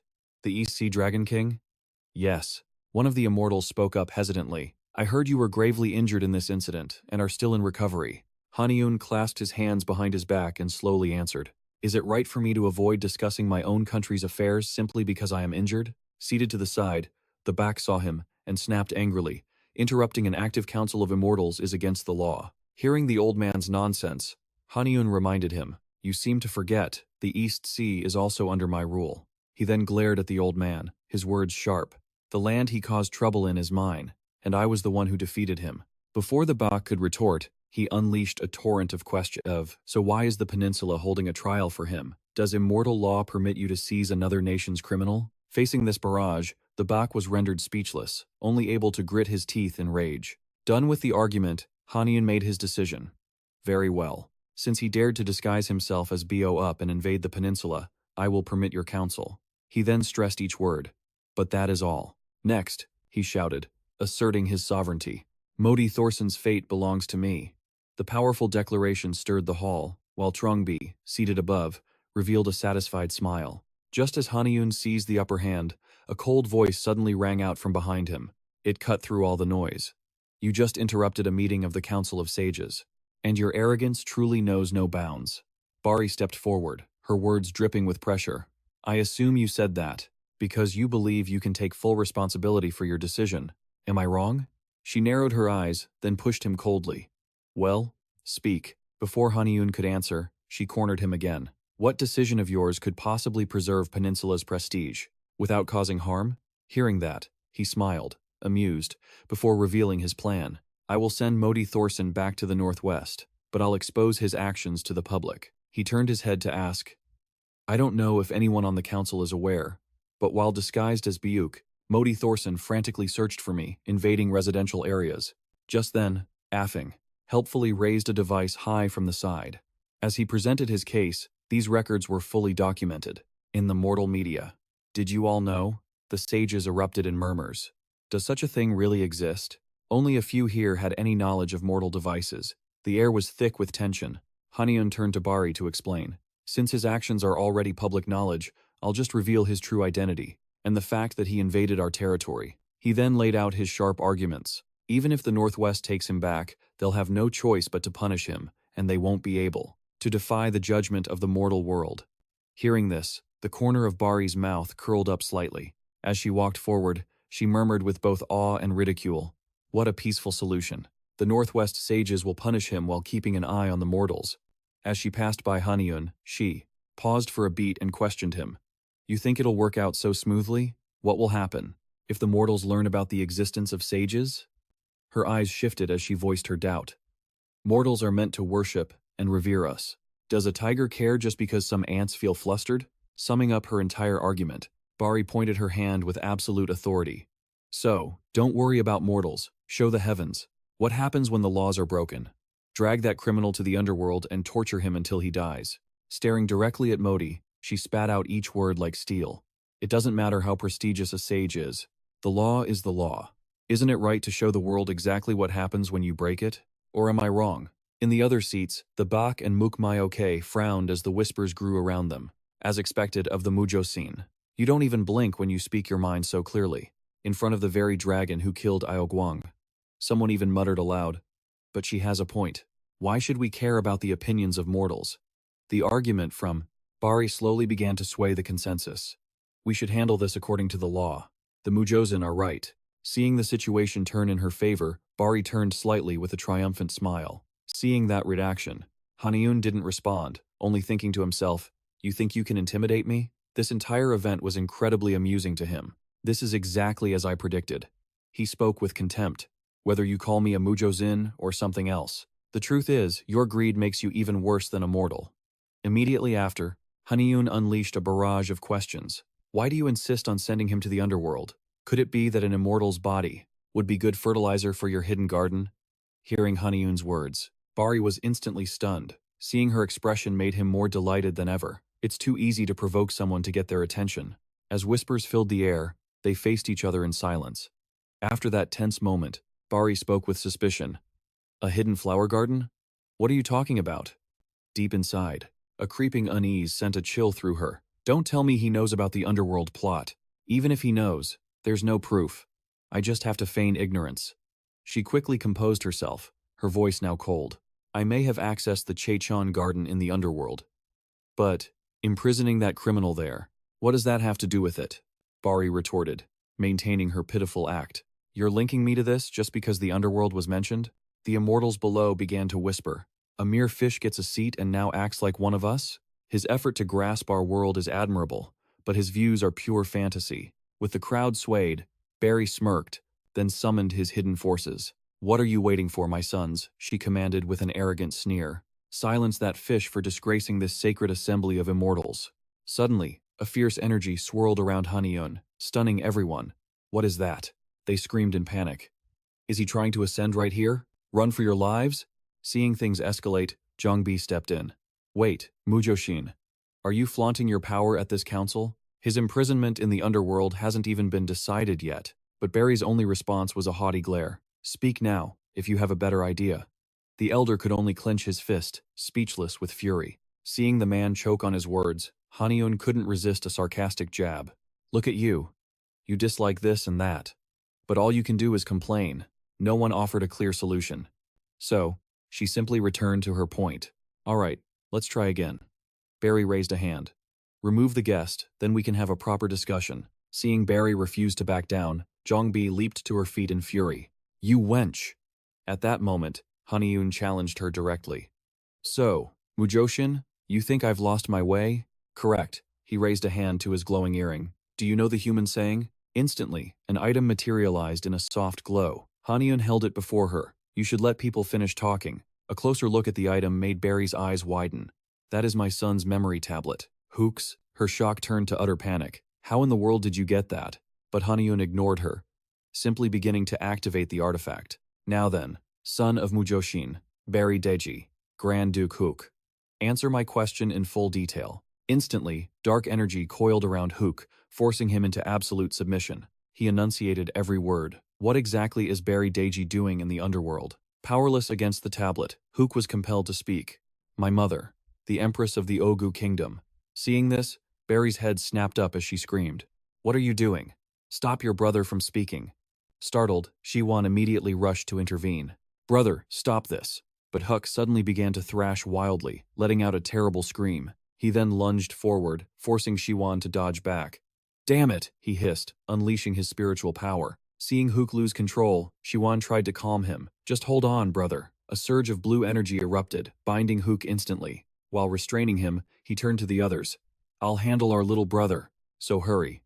But, before he could finish his sentence, Shiwan froze in his tracks. Hook had shattered the binds and now had him by the throat. It happened so fast he had no time to react. You actually broke my spell? Struggling, Shiwan gripped his brother's arm in shock. You can control necromancy to this extent? Seconds later, a massive explosion shook the entire area. Seeing this, Barry only gritted her teeth, unconcerned for her sons. You bastard! She whirled on Haniun, demanding, What in the hell have you done? But his only response was a cryptic, knowing smile. From behind, a curious Zhongbi stepped closer. Sir, what have you done to her son? He answered simply, Just a little trickery. Amid the chaos, Haniun called out, My dear senior. It startled her. Yes? He turned his head, his voice gentle. Because you gave me your name, I have placed my trust in you. He paused, then stated it with conviction. That is why I have been counting down to this very moment. Then, Haniun declared with a triumphant smile, I have already set the stage. Now, unleash all the suffering you've held back for so long. Hearing his words, Zhongbi's eyes went wide, momentarily stunned into silence. But as his hidden meaning finally dawned on her, a slow smile began to spread across her face. Her long-suppressed rage ignited, her will to fight now unmistakable. Fine. And with that, Zhongbi strode onto the stage, directly confronting Barry. Do you have any idea how long I've waited for this moment? Not waiting for a reply, she launched herself into the air. Barry, you witch! But the strike missed as Barry swiftly dodged. Zhongbi landed, turning to face her with a thrilled expression. We have unfinished business, don't we? All arrogance had vanished from Barry's face, replaced by a pale, hesitant look. She backed away to create distance, trying to sow discord. Zhongbi, the Dragon King is the one who deceived you. Her expression then shifted, putting on a mask of false sincerity. Come back to me, and I'll give you whatever you desire. Her words only earned a bitter laugh from Zhongbi, who clenched her fists and advanced. The Dragon King deceived me? Suppressed fury erupted as she gritted her teeth. What nonsense! You're the one who betrayed me. And then, Zhongbi shot towards Barry, who was hovering in midair, seething with rage. You had fun controlling me all this time, didn't you? She pulled back a fist, brimming with power. Now, it's my turn to crush you, so grit your teeth and take it. Zhongbi charged like a whirlwind, and the sheer force of her movement shattered the ground beneath them. She gritted her teeth, her fist clenched tight for the attack. But Barry reacted instantly, dodging aside just as she struck. The floor instantly cratered, showing the damage it would have done. Barry tried to plead. Please, just listen to me. Zhongbi lost her cool, snarling, You think I'll listen to a word you say? She furiously listed off Barry's crimes. I know everything you've done. Who really broke my key, and exactly why. Barry was visibly stunned by this revelation, whispering so softly only she could hear, "So, you figured it all out." Finally, Barry let out a calm sigh. "Well, I suppose that makes things simpler." She made a terrifying decision. "Tearing you apart and making you my puppet will be the easiest way to keep you with me." She gently shook her scepter, murmuring, "Come forth, martial master." A dark miasma swirled around her as a massive magic circle materialized above. Intricate patterns grew clear, then a hand emerged, its skin a sickly, dark purple with long, razor-sharp claws. A colossal figure slowly crawled forth, summoned from within the circle by Barry. Trongbi braced for battle, sighing dramatically. "Good grief. First moody, now everyone's obsessed with me. I guess I really am special." As she spoke, her expression hardened. "But does that arrogance think it's enough to stop me?" Trongbi crouched, then launched herself forward without hesitation, flying directly at the martial master. "Whatever our connection is, it ends today. You enjoyed pulling my strings, didn't you?" Trongbi closed the distance to the creature. Once in range, she unleashed a powerful punch. The master blocked it with its massive hand. Her punch didn't even leave a single scratch. Trongbi remained perfectly composed. "I knew this would happen." She crushed the crystal in her hand, forming a shapeless weapon of pure light. She raised it high, preparing to strike. "Take this!" Trongbi brought the weapon down hard on the master's head. Seeing this, a worried Shiwan screamed, "Mother!" He instantly changed his target. "I have to help her." But as Shiwan turned, Hook Tung Kook swiftly moved to intercept him. Shiwan didn't fight back, simply enduring the relentless barrage of attacks. "Hey, snap out of it." But his attempts to rouse him were useless. "Damn it, he's not listening to me at all. What should I do now?" His gaze then fell upon Haniun, who was orchestrating this from the stage. Haniun's casual demeanor infuriated Shiwan. "That damn dragon." While defending, he yelled, "Brothers, I'll hold him back. Go and defeat the evil Dragon King who is controlling our brother." At his command, Barry's other children charged. Haniun smirked. "Teach them a lesson. Just because I'm controlling your brother doesn't mean I can't stop you myself." As he finished, thorny vines erupted from the ground, ensnaring them and hoisting them into the air. Haniun slowly approached. "Your mother and all of you. You must have seriously underestimated me to be this relaxed." Shiwan, caught in the same trap, gritted his teeth and listened. "Controlling your little brother. You're not afraid? Or should I perhaps do the same to you?" He put a friendly hand on his shoulder and gave a wide, menacing smile. The man paled, shivering as he gulped in fear. Haniun advised Siwan in a deceptively kind voice, "If you don't want that to happen, then stay right where you are." His body trembled, utterly helpless.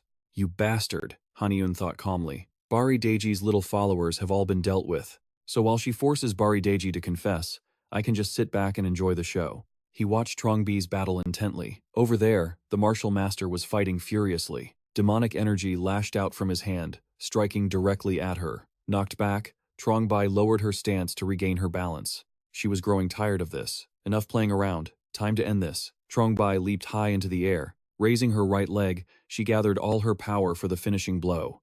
"Now, disappear!"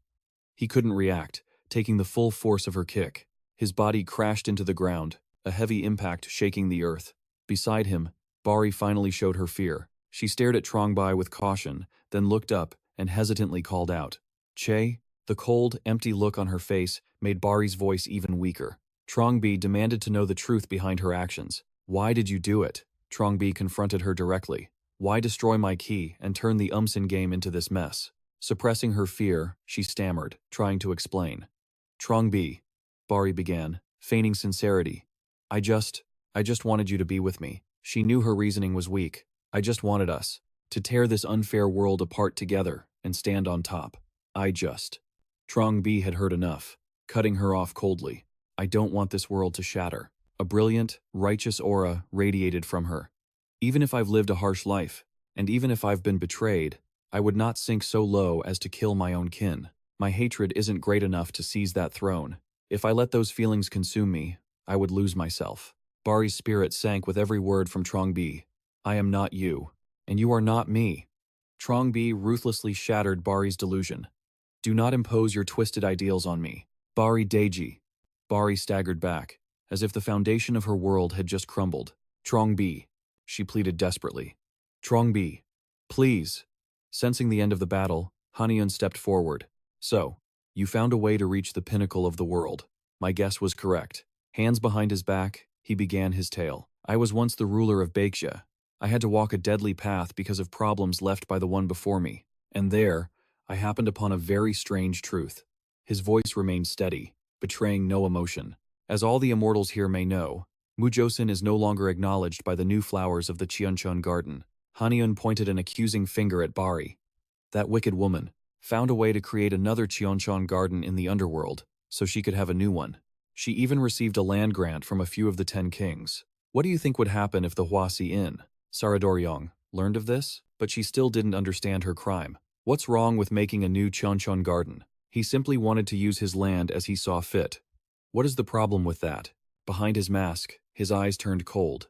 If it were just a normal garden, there would be no problem at all. He gestured towards the crowd gathered around them. Why do you think only the chosen may enter the Cheoncheon garden? Everyone here understands the value of a garden in which the flowers grow into divine elixirs and precious artifacts. He delivered his cruel verdict on Bari. For a celestial no longer acknowledged by the Cheoncheon garden, to be creating a new one is a serious problem. Seeing this, an objective observer remarked, "It's true that what Mujosin plans is a great crime. But the flowers that she has planted, many immortals need them, and she's the only source." Mukmyuk questioned him. "So you're going to ignore this? After she manipulated us for her own personal gain?" Barry overheard their whispers. Rage flared as she snapped. "How dare you people judge me?" She declared frantically. "I am Barry Deji of the primordial gods. This is an insult to the Ogu kingdom." She desperately tried to prove her innocence. "My only plan was to create a new garden in the underworld, but she had no proof." Just then, a figure emerged from behind Haniun. Kiem Vuong's voice cut through the tension. "Can you answer for your words, Barry Daisy?" He bluntly exposed her fatal flaw. "You've grown far too arrogant, simply because reaching the underworld is a difficult task, even for an immortal. And yet, we have an immortal right here, who can meet the 10 kings of the underworld." Barry glared at him with pure hostility. "Oh? So Dan Gunn has volunteered for this investigation himself? You must have quite a bit of free time." But Kiem Vuong remained completely unfazed by her attitude. "This is a chance to clear the name of Ogu's empress, so this is a necessary effort." He raised his voice for all to hear. "Until then, I will personally oversee the Ogu kingdom and Barry Daisy. If you are innocent, you will be free. But if the Dragon King was truthful, I will manage Cheoncheon Garden in your place." He then made a polite request to his old comrades, the primordial gods. "Please, allow me to handle this matter first." They trusted him completely. If it's Kiem Vuong, then it's fine. Barry bit her lip, enraged. Her eyes shot wide as she pointed a finger at him in protest. "What gives you the right to trifle with me and my entire kingdom? Do you think my kingdom will simply yield to you?" Suddenly, Haniun cut in, drawing everyone's attention. Regarding that, take a look." What he held in his hand left her utterly speechless. "Wait. Hold on. That's the royal seal of Ogu. Where did you get that?" Barry felt like she was hallucinating. He calmly revealed the truth. "I acquired this a long time ago, during the War of Succession in CC." He glanced at her, a slow, knowing smirk spreading across his face. The slight curve of his lips dripped with sarcasm. "Why would you entrust such a precious seal to your son?" Barry's heart stopped. In a moment that felt frozen in time, Luke's face flashed vividly in her mind. "Don't tell me." Her body trembled, swaying like a leaf caught in a storm. Her lips trembled with desperate denials, clinging to a reality that was crumbling apart. No, no, no. Without a second thought, Barry lunged forward, her eyes blazing. "Give me back my royal seal." Haniun stood his ground, calmly activating the power within the seal. An intense wave of power stopped her dead in her tracks. She struggled, but couldn't escape the barrier. Barry slammed against the invisible wall, trapping her. The ice-cold barrier held her fast in utter helplessness. "Impossible!" Her voice was a hoarse, trembling whisper. "This can't be happening." Haniun casually tossed the seal to Kiem Vuong. With this, Barry Daisy is completely powerless. His earring suddenly flashed crimson. Now, all that was left was a flick of his wrist to summon Mjolnir. Its immense weight instantly shattered the ground. The moment Barry saw it, all hope vanished from her eyes. "No. That's Mjolnir." Haniun calmly took hold of the Haniun. "I've retrieved Modi's Mjolnir." I tried to say this earlier, but Mujo kept interrupting, giving me no chance to speak. He hefted the weapon and declared, "Therefore, I propose we return Modi." He then leaped down into the arena. Haniun slowly approached Modi, who was bound amidst the wreckage. However, returning him unharmed would damage Bando's reputation. He raised a hand, summoning Tierfing, his voice low. Then, before anyone could react, his blade began to fly. A blur of sharp, intersecting slashes filled the air, sending countless unidentifiable pieces flying. The sight was utterly shocking. The crowd gasped in horror. "He's cutting Modi to pieces if he's insane." Haniun then turned and asked politely, "Ma'am, do you have any susali flowers?" Snapping out of her shock, she searched her bag. "Aha, now I see what you're planning." He expertly caught the flower she tossed to him. "Here is my proposal. We will return this man to the northwest, completely intact." Modi's body began to heal, returning to its original state. As it did, Haniun explained further. "However, if they wish to reclaim his soul as well, we will demand tribute from them. This would signal the human world that Bando had returned him, boosting Bando's own prestige." He added that the Northwest might have herbs or spells similar to the Susali flower. But as everyone knew, gaining such power is never simple. Then, he got to the point. In the end, the Northwest would either suffer a huge loss or bow to Bando. Everyone was utterly convinced. It was a plan more thorough than anyone had anticipated. Haniun also considered the worst case. Even if Baradeji used the Susali flower to negotiate, it would never succeed. He smiled, glancing at his reflection on the polished blade. "Because I sealed Modi's soul inside Taeyafing." The situation was quite strange. In the quiet room, Haniun sank into the sofa, his thoughtful gaze fixed on the space before him. He frowned, his sharp eyes piercing a thought that flashed through his mind. "Before I left the Holy Assembly, those two, the past encounter was crystal clear. I quickly rented this private room because they seemed desperate to speak with me." Haniun carefully recalled the memory. Their faces were so similar. They must be the Choi sisters. Next, he summoned a rectangular wooden box. "I bet they'll ask about today's meeting." Based on that, he deduced they wanted to discuss the wooden box. Just then, a voice as clear as a bell rang in his ear. "I appreciate your consideration." Haniun stood up, looking at the illusion in the mist before him. The figure continued. "I didn't expect such a swift response. I am grateful." A girl's image slowly emerged, carrying an indescribable aura of mystery. "It's an honor to finally meet you." Without making Haniun wait, the girl introduced herself with a faint smile. "I am the younger of the Choi sisters, Choi Siri Eong, recently named one of the 3 primordial gods." Siri Eong showed her curiosity. "Usually, when people see someone like me, a demigod, they're startled. But you seem quite calm." Haniun answered awkwardly. "Well, I've been through a lot." He cut straight to the chase. "By the way, is there something Lady Siri Eong wishes to discuss?" A friendly laugh escaped her lips, enough to melt any tension. "You certainly have a way with words. However, I think that's enough." Her eyes turned cold. "Delaying a reply this long isn't proper." Her words left him confused. "A reply? Did I receive something?" Haniun suddenly remembered. "Ah, no way. Is she talking about the wooden box?" He made a direct offer. "Although I received an unsolicited gift, I haven't broken the seal. If you have something to say, shouldn't you tell me directly?" Siri Eong paused for a moment. "I see. So you weren't intentionally ignoring my sister and me." She began an old tale. 100 years ago, Choi Chi-won, Baeksu Gong, and a third party tried to complete a holy relic. But lacking enough power, that great effort remained unfinished. Her cheeks flushed with anticipation. "However, if the current Yonggong were to lend us his power..." Siri Eong's expression turned just pitiful enough to sway anyone's heart. "There is no shortcut to completing the holy relic." Haniun fell into deep thought. An incomplete holy relic. He analyzed every possibility. "I don't know what it is, but they must think I learned something from Baeksu Gong. You understand, don't you? This isn't just for our own benefit." She flashed a disarmingly bright smile. "If the Chi Tin Dai is completed perfectly." Haniun felt the name was familiar. "Chi Tin Dai." Siri Eong continued her persuasion. "Then your name as Yonggong will become legendary." The Gyeomsongdae is a historic Korean relic, one of the first cosmological towers, and holds several legends. Gyeomsongdae, an observatory built by Queen Seon Diop of Sinla, was the first of its kind in the world. Her mood turned awkward, hesitant, and embarrassed to admit it. Siri Eong looked Haniun in the eye, expressing her admiration. "I have heard of your great achievements, how you put the arrogant gatekeeper of the heavens in his place, and so much more. And because of that, you've earned a certain place in my heart." Haniun tried to stop her, flustered. "Wait, hold on." But she threw herself against his chest. "Yonggong, please, do this with me." A crimson blush burned across his cheeks. Lady Siri. Aong. That's. She pressed her cheek to his heart in an intimate gesture. For my sake, let's complete the sacred relic together. The air grew thick with a strange, unspoken tension, so heavy the room was swallowed by silence. His mind was suddenly captivated, lost in an inescapable maze. He gave in. This feeling of bliss was enough. Haniun no longer hesitated. He willingly let out a soft but firm yes. Her heart stirred at his answer as she called out, Yonggong. She gently closed her eyes and tilted her face, her lips slowly drawing nearer to his. Suddenly, Affing's sharp voice cried out, shattering the silence and his daze. Are you really going to act like this? Stop being a fool, you idiot.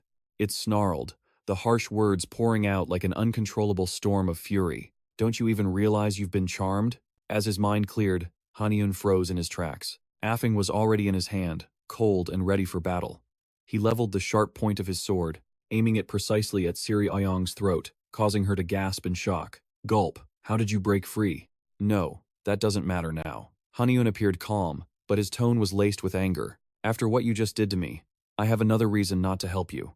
He judged her with a cold gaze. I am truly disappointed in you, Lady Choi. Siri Ayong's body trembled, not daring to move an inch. Yonggong, I have no excuse for my actions. Her hands clenched as she tried to suppress her fear. However, I need you to know this was my decision alone.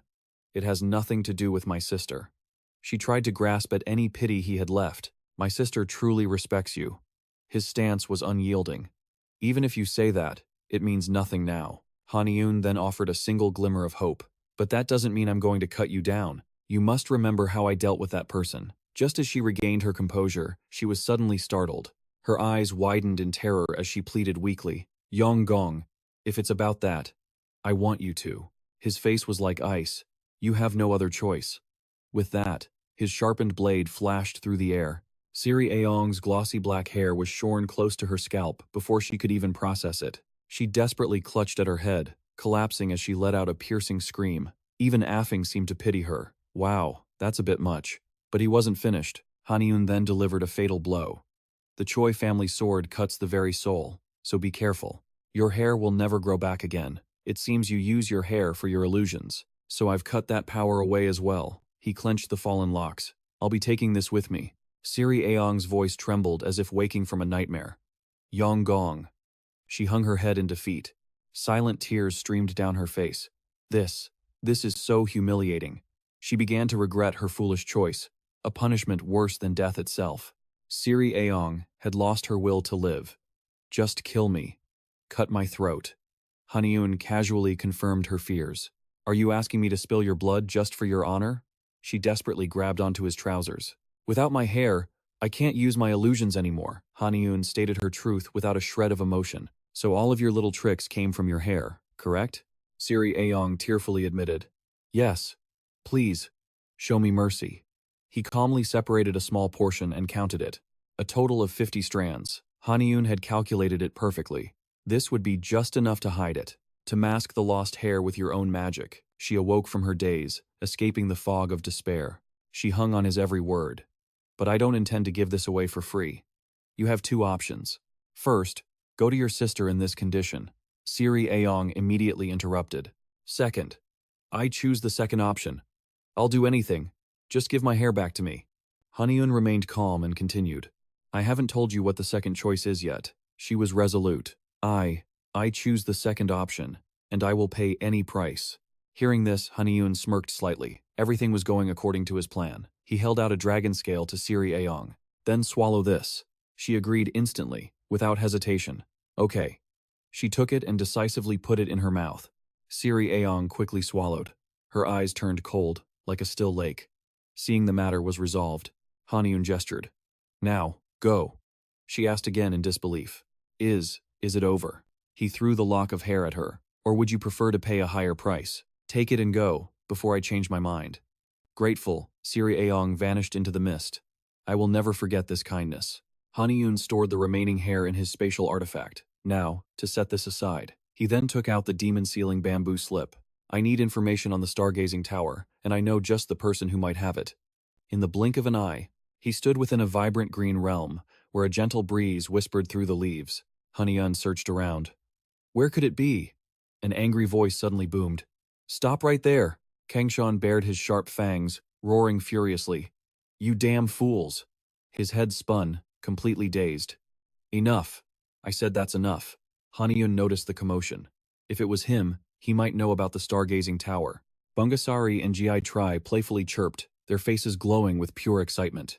Haniun watched calmly from the shore. Looks fun, huh? Kangchun, dizzy, begged for help. Hey, Immortal, get these kids under control. You promised you wouldn't bare your fangs at an Immortal. Haniun interrupted with a question. More importantly, do you know where the stargazing tower is? Kangchun froze, mid-action. The stargazing tower? He analyzed the situation. Kangchun was Herox and Kangbi's senior, meaning he served the former Lord Bishdu. So, from Lord Bishdu's perspective, he should know exactly what the stargazing tower is. A flicker of hesitation crossed his eyes as his brows furrowed in suspicion. Why bring up the stargazing tower now? Haniun answered vaguely, avoiding a direct explanation. It's been a while, so I don't remember. Just tell me. I really don't want to take in such foolish servants, Kangchon grumbled, ignoring him. Bungasari and Gi Tri licked his head, drooling everywhere. Ah, of course I know. I know! I poured my soul into designing it, Gi Tri chimed in, nudging his back with its rump. He tried to ignore it but couldn't hold back his rage. He thought back to that time. Arg, cut it out. Is this fun for you? Always running around doing this pointless stuff. Get lost. They piled on top of each other, their eyes welling with tears, looking pathetic. Haniun tried to diffuse the tension. That might have been a bit too harsh. Kangchan felt a pang of guilt. Sorry. A moment later, they moved to a pavilion to talk. He was distracted by the teacup. Did Herox and Kangbi give you this? The Immortals treasure it. Focus on what's important, Haniun urged impatiently. Tell me about the stargazing tower. His voice was filled with curiosity. Isn't it just a stone tower? Kangchun casually corrected him. It only looks that way. That's not its true nature. They exchanged words back and forth. Diokman had her own reasons for building the stargazing tower. You mean Queen Seondeok of Silla? That's right. It's a long story from the beginning, but whatever. At that time, Diokman wasn't yet queen. Even as King Jinpyong's daughter, she was treated like a commoner. She wasn't even a candidate for the throne, but certain events sent her on a dangerous journey to the north. Seondeok knelt respectfully before the clear lake. My lady, I've come to deliver a message to the Dragon King of Mount Baekdu. Kangchan slowly recounted the events. The elder assumed she would give up and leave, so he ignored her. But she cried for 3 days and nights without food or sleep. Seeing this, Lord Bichdu appeared before Diokman. He pitied her fate. What sorrow makes you weep so bitterly? She quickly regained her senses and bowed politely. My lady, a message for the Dragon King of Mount Baekdu. Seondok's breath was weak. I pay my respects. Diokman bowed deeply before collapsing unconscious. Lord Bichdu saw this and brought her inside. Haniun was getting impatient. So when does the stargazing tower appear? Kangchan snapped irritably. I told you it was a long story. He suddenly looked away, his lips hesitating. The reason she came was because the Tang Emperor had sent 3 women to Silla. Each wore a lavish gown adorned with red, purple, and white peonies. They were known as the 3 peonies. King Jinpyong happily accepted the 3 sisters, a gift from the Tang Emperor, and made them his concubines. But all 3 seduced the king, building their own power and dividing the kingdom's factions. They secretly sowed discord throughout the nation. Diokman saw the danger, but was powerless to stop it. Finally, she sought out Lord Bishdu, one of the few truly neutral powers, even among the immortals. Gyangbich's brow furrowed, his face showing a difficult indecision. You poor child, I cannot help you directly. He calmly explained his reasoning. Though I am just a small pond on a mountaintop, I still hold the title of a Dragon King. Even if I intervened to solve your father's problems. He glanced aside, his tone changing. It would only lead to greater troubles later. However, Jiangbich's gaze shifted to Kangchun. But, I can lend a hand to help. Called out, he was still dazed. Huh? Ah, yes, Immortal. And so, with Kangchun's help, Diokman was able to resolve her difficult problems. She ascended the throne as Queen Seondeok, but enemies moved against her. Not just the House of Tang, but Fago Jurio also unleashed celestial forces to intervene. Amidst the swirling chaos, she maintained an unwavering focus, her gaze piercing through the turmoil. Kangchun, don't you see how absurd this is? In the end, they're only human. He simply listened in obedient silence. Even the Tang Emperor had immortal gods at his command. So, Seondeok proposed a radical new path. Then why can we not wield the power of mystical arts? Shouldn't we have something to protect with our own strength? And in that moment, Queen Seondeok conceived her great solution. The stargazing tower. A heavy silence fell. His spirit sank, crushed by an invisible weight upon his chest. And so, the construction of the stargazing tower began. His jaw was tight, his eyes burning with unconcealed hatred. Damn it all. If it weren't for him. Haniun calmly pressed for details. Is there a problem with the plan? His fists tightened, a silent affirmation of his unyielding will. Yes, a Taoist named Choi from the Jia region requested to join the project. Contrary to what Haniun knew, this Taoist was not Choi Chi-won, but one of his descendants. His intellect was so brilliant, it earned the admiration of even Lord Baekdu himself. He co-designed a device that could channel the very essence of the stars into the tower. When completed, the stargazing tower stood on Mount Gaia, the Choi clan's home, the present-day site of Hyansa Temple. But on the day of its activation, the Taoist never appeared. Instead, a host of divine immortals from the Central Plains descended upon Mount Gaia. At their hands, the stargazing tower fell to ruin. Kangchan shielded Diakman from the enemy's vicious assault. She stood frozen for a moment, then erupted in a choked scream of anguish at the brutal sight. Ah, no. Lord Baekdu was forced to battle a horde nearly the size of a powerful army. But in the end, the aftershocks of the battle completely annihilated the entire Mount Gaia region. Haniun quickly understood. So you believe that Taoist betrayed you? Kangchan's rage smoldered. Who else could it have been? His eyes flashed, then darkened like an abyss. In that instant, his hatred was unmistakable. Lady Diakman and my master worked so hard to conceal the stargazing tower. His voice choked in his throat. In the end, that girl was left with nothing. Preparing for the tower alone had cost the nation a fortune. Seondeok could only cradle the broken fragments, tears of sorrow streaming down her face. Kangchan was always haunted by one desire. If only we could have created just a single star crystal. This piqued Haniun's curiosity. A star crystal? He explained. You could also call it a luminous pearl. You can think of it as a fuel source, created by drawing the star's spiritual power into the tower. First, it absorbs power from the stars. Then, that power is condensed and transformed into a crystalline sphere. He could guess the outcome. In the end, you couldn't create the star crystal, could you? A shadow of grief crossed Kangchan's face. She grew frail and fell ill just before the tower's completion. Haniun suddenly placed a wooden box on the table. Kangchan's words were cut short by a brilliant light from within. To create the star crystal, she spent countless nights absorbing the light of the stars. He smiled, looking at the powerful fire spirit pearl. So this is what she dedicated her entire life to create. Haniun departed from the pavilion, giving Kangchan some quiet space. His eyes watched him from afar. He sat there, stunned, cradling the fire spirit pearl like a sacred treasure. Meanwhile, he turned his attention elsewhere. From Kangchan's story, I should check the box the Choi sisters gave me. With that thought, Haniun immediately opened the lid. The item inside made him suspicious. Is this a blueprint? He picked it up, flipping through the pages to study it. The star crystal seems far more complex than I thought. It doesn't just absorb a star's energy, it is a star. It acts as a catalyst within an emogi serpent, helping it to complete its wish-granting jewel. And it's an extraordinary treasure, able to absorb surrounding energy to recharge itself. Kangchan stared at the fire spirit orb, his gaze heavy with unspoken worries. He turned, leaning against the railing. What was the true reason for creating the crystal in that tower? A memory flashed through his mind. I was worried for Diakman. His fingers gently traced the orb's surface. The master and those Choi rats could create something. Kangchan's tone turned firm and certain. But not Diakman. She first conceived the weapon, and that Choi bastard interfered with her plans. A question had always haunted him. Even if the weapon was finished, would it serve her true purpose? Kangchan was deeply unsettled. Those players with their dark motives could surely exploit it later. Haniun guessed what happened next. So you? He confirmed it calmly. Kangchan pleaded with the master endlessly.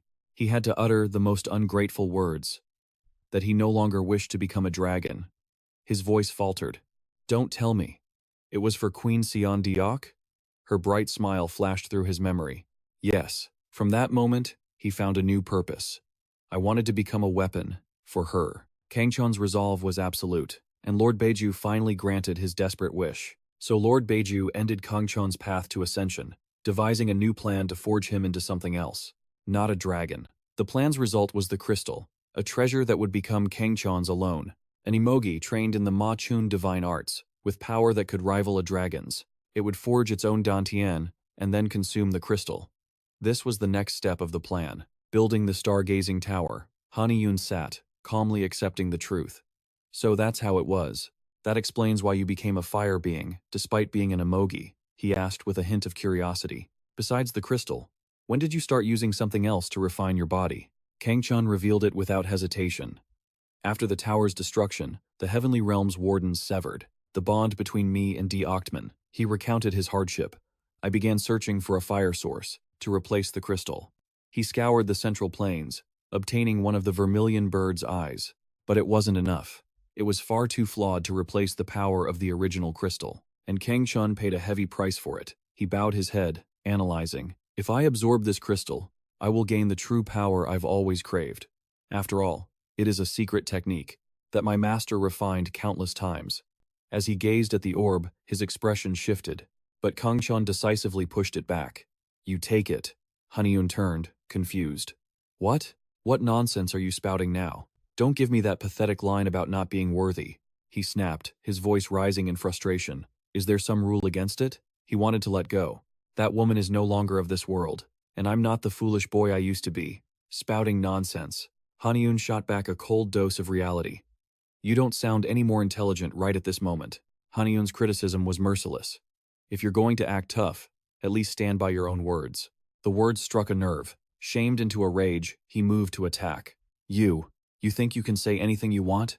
Haniun stood his ground calmly, fanning himself lightly. And what if I do? A powerful gust of wind sent Kangchun flying. He slammed hard onto the ground with a heavy thud. He hissed the words through gritted teeth. You bastard. Haniun stepped forward, taking the fire spirit orb. He approached Kangchun with a leisurely stroll, mocking him. A reckless fool who can't even control his own temper is utterly useless. Wouldn't you agree? Haniun's steps paused. I'll give you one chance. His voice was tight, his face a mask of fury. He spat out a refusal. A chance for what? You think I need anything from you? Haniun anticipated the response. Then perhaps I'll give this crystal to another Imogi? Kangchun froze, stunned. What? Haniun feigned indifference. This crystal now belongs to me. After all, I can do whatever I please with it, can't I? His body trembled as he stammered. Wait. There was no other choice. He had no choice but to concede. Fine, fine. Kangchun willingly knelt, bowing his head in reverence. From this moment, I will serve you with all my heart, my master. I will follow you for the rest of my days. As the final word was spoken, a dark aura swirled around them, sealing the oath. Only then was Haniun satisfied. Very good. Time to end this. He cautiously accepted the fire spirit orb, his actions slow but resolute as he brought it to his lips. Just as Kangchun was about to swallow, his gaze caught a sudden vision. The phantom image of a girl. The familiar silhouette left him stunned. It was Seon Deok, smiling so gently. Tears traced paths down Kangchun's face. His trembling lips uttered the name he cherished, Deokwen. Then, his position erupted in an explosion of pale pink smoke. Haniun smirked, completely unsurprised by the event. He simply advised, "Go on and get some fresh air." A rift tore through the sky above. A majestic, golden eye snapped open, radiating immense power. A shadowy figure plummeted from the rift, slamming into the earth and causing a massive shockwave. Its long tail coiled gracefully above the city. As a delicate hand gently stroked its sleek fur, a voice whispered on the wind, "Thank heavens. You finally have it. I was so worried. What if another had claimed it?" A deeper voice responded, "Deokman?" She was sprawled comfortably on Kangchun's back.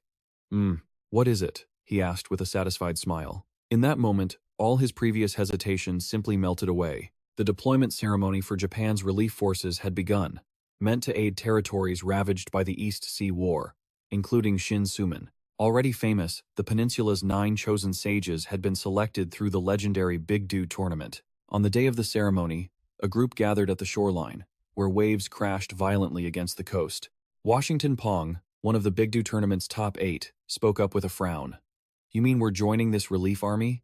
"Yes," replied Jiang Jin Tron, youngest son of King Dan Gun, dressed calmly in his martial attire. "I heard a Dr. Kabi is joining at the East Sea's invitation." He then stammered, "Ah, you already knew?"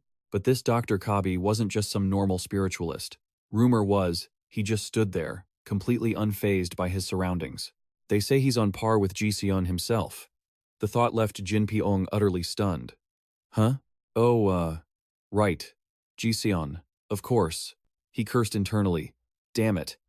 I was trying to impress Jiang Jin with that.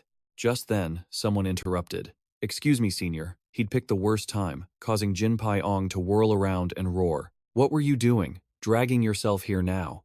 You're dead this time. His booming voice caught the attention of Jesong and Sumin. You don't even deserve to attend this deployment ceremony. You should have been here early, awaiting orders. The person just scratched his head awkwardly. Ah, ha ha ha. Haniun listened with a strained smile. Jin Pai-ong seethed. We were never like this back in the day. In contrast, Taehyung was thrilled. Whoa, I live for this kind of drama. Hearing this, Haniun gave a confused look. Huh?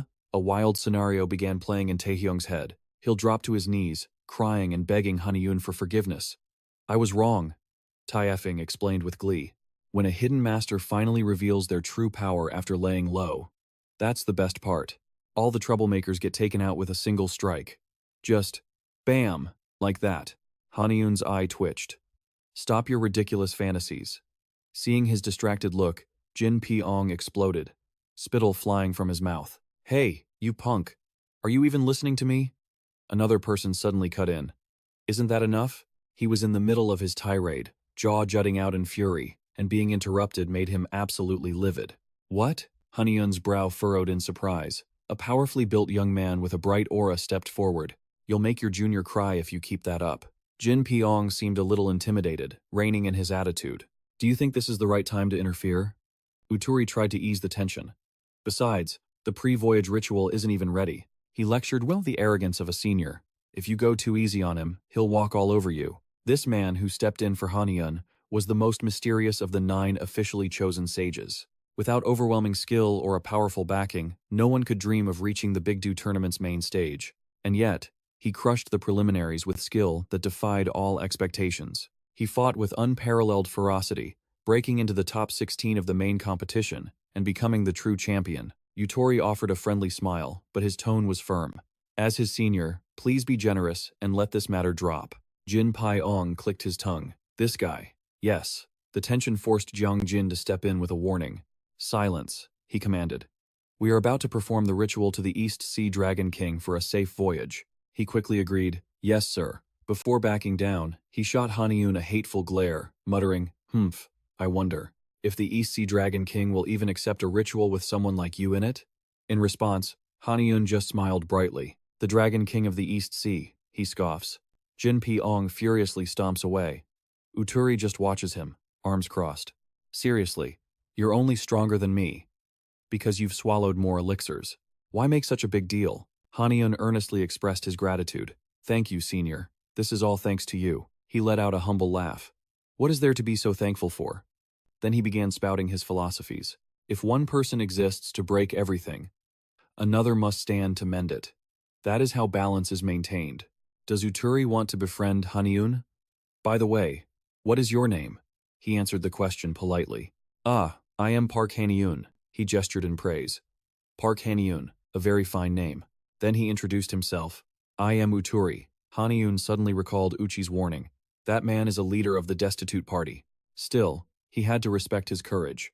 Daring to deceive the old masters of the celestial realm? Haniun stared at the monitor in shock. A leader of the destitute party.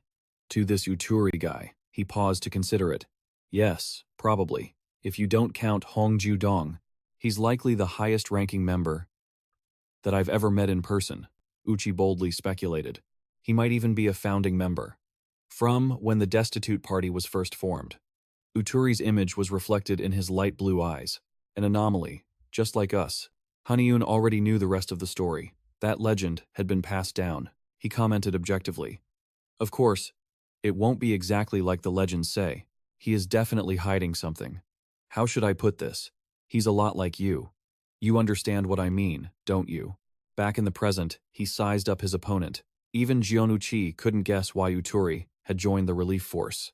Well, as long as he doesn't interfere, there's no reason to worry about him. When the time was right, Subin unrolled a scroll, reading in a solemn voice. We offer these gifts for Moshinza and pray for a safe return. With her words finished, Subin cast a box into the sea. The offering boxes sank beneath the waves one by one. Saman was the first to step forward. The ship's hull dipped under the weight, sending out ripples to mark a new beginning.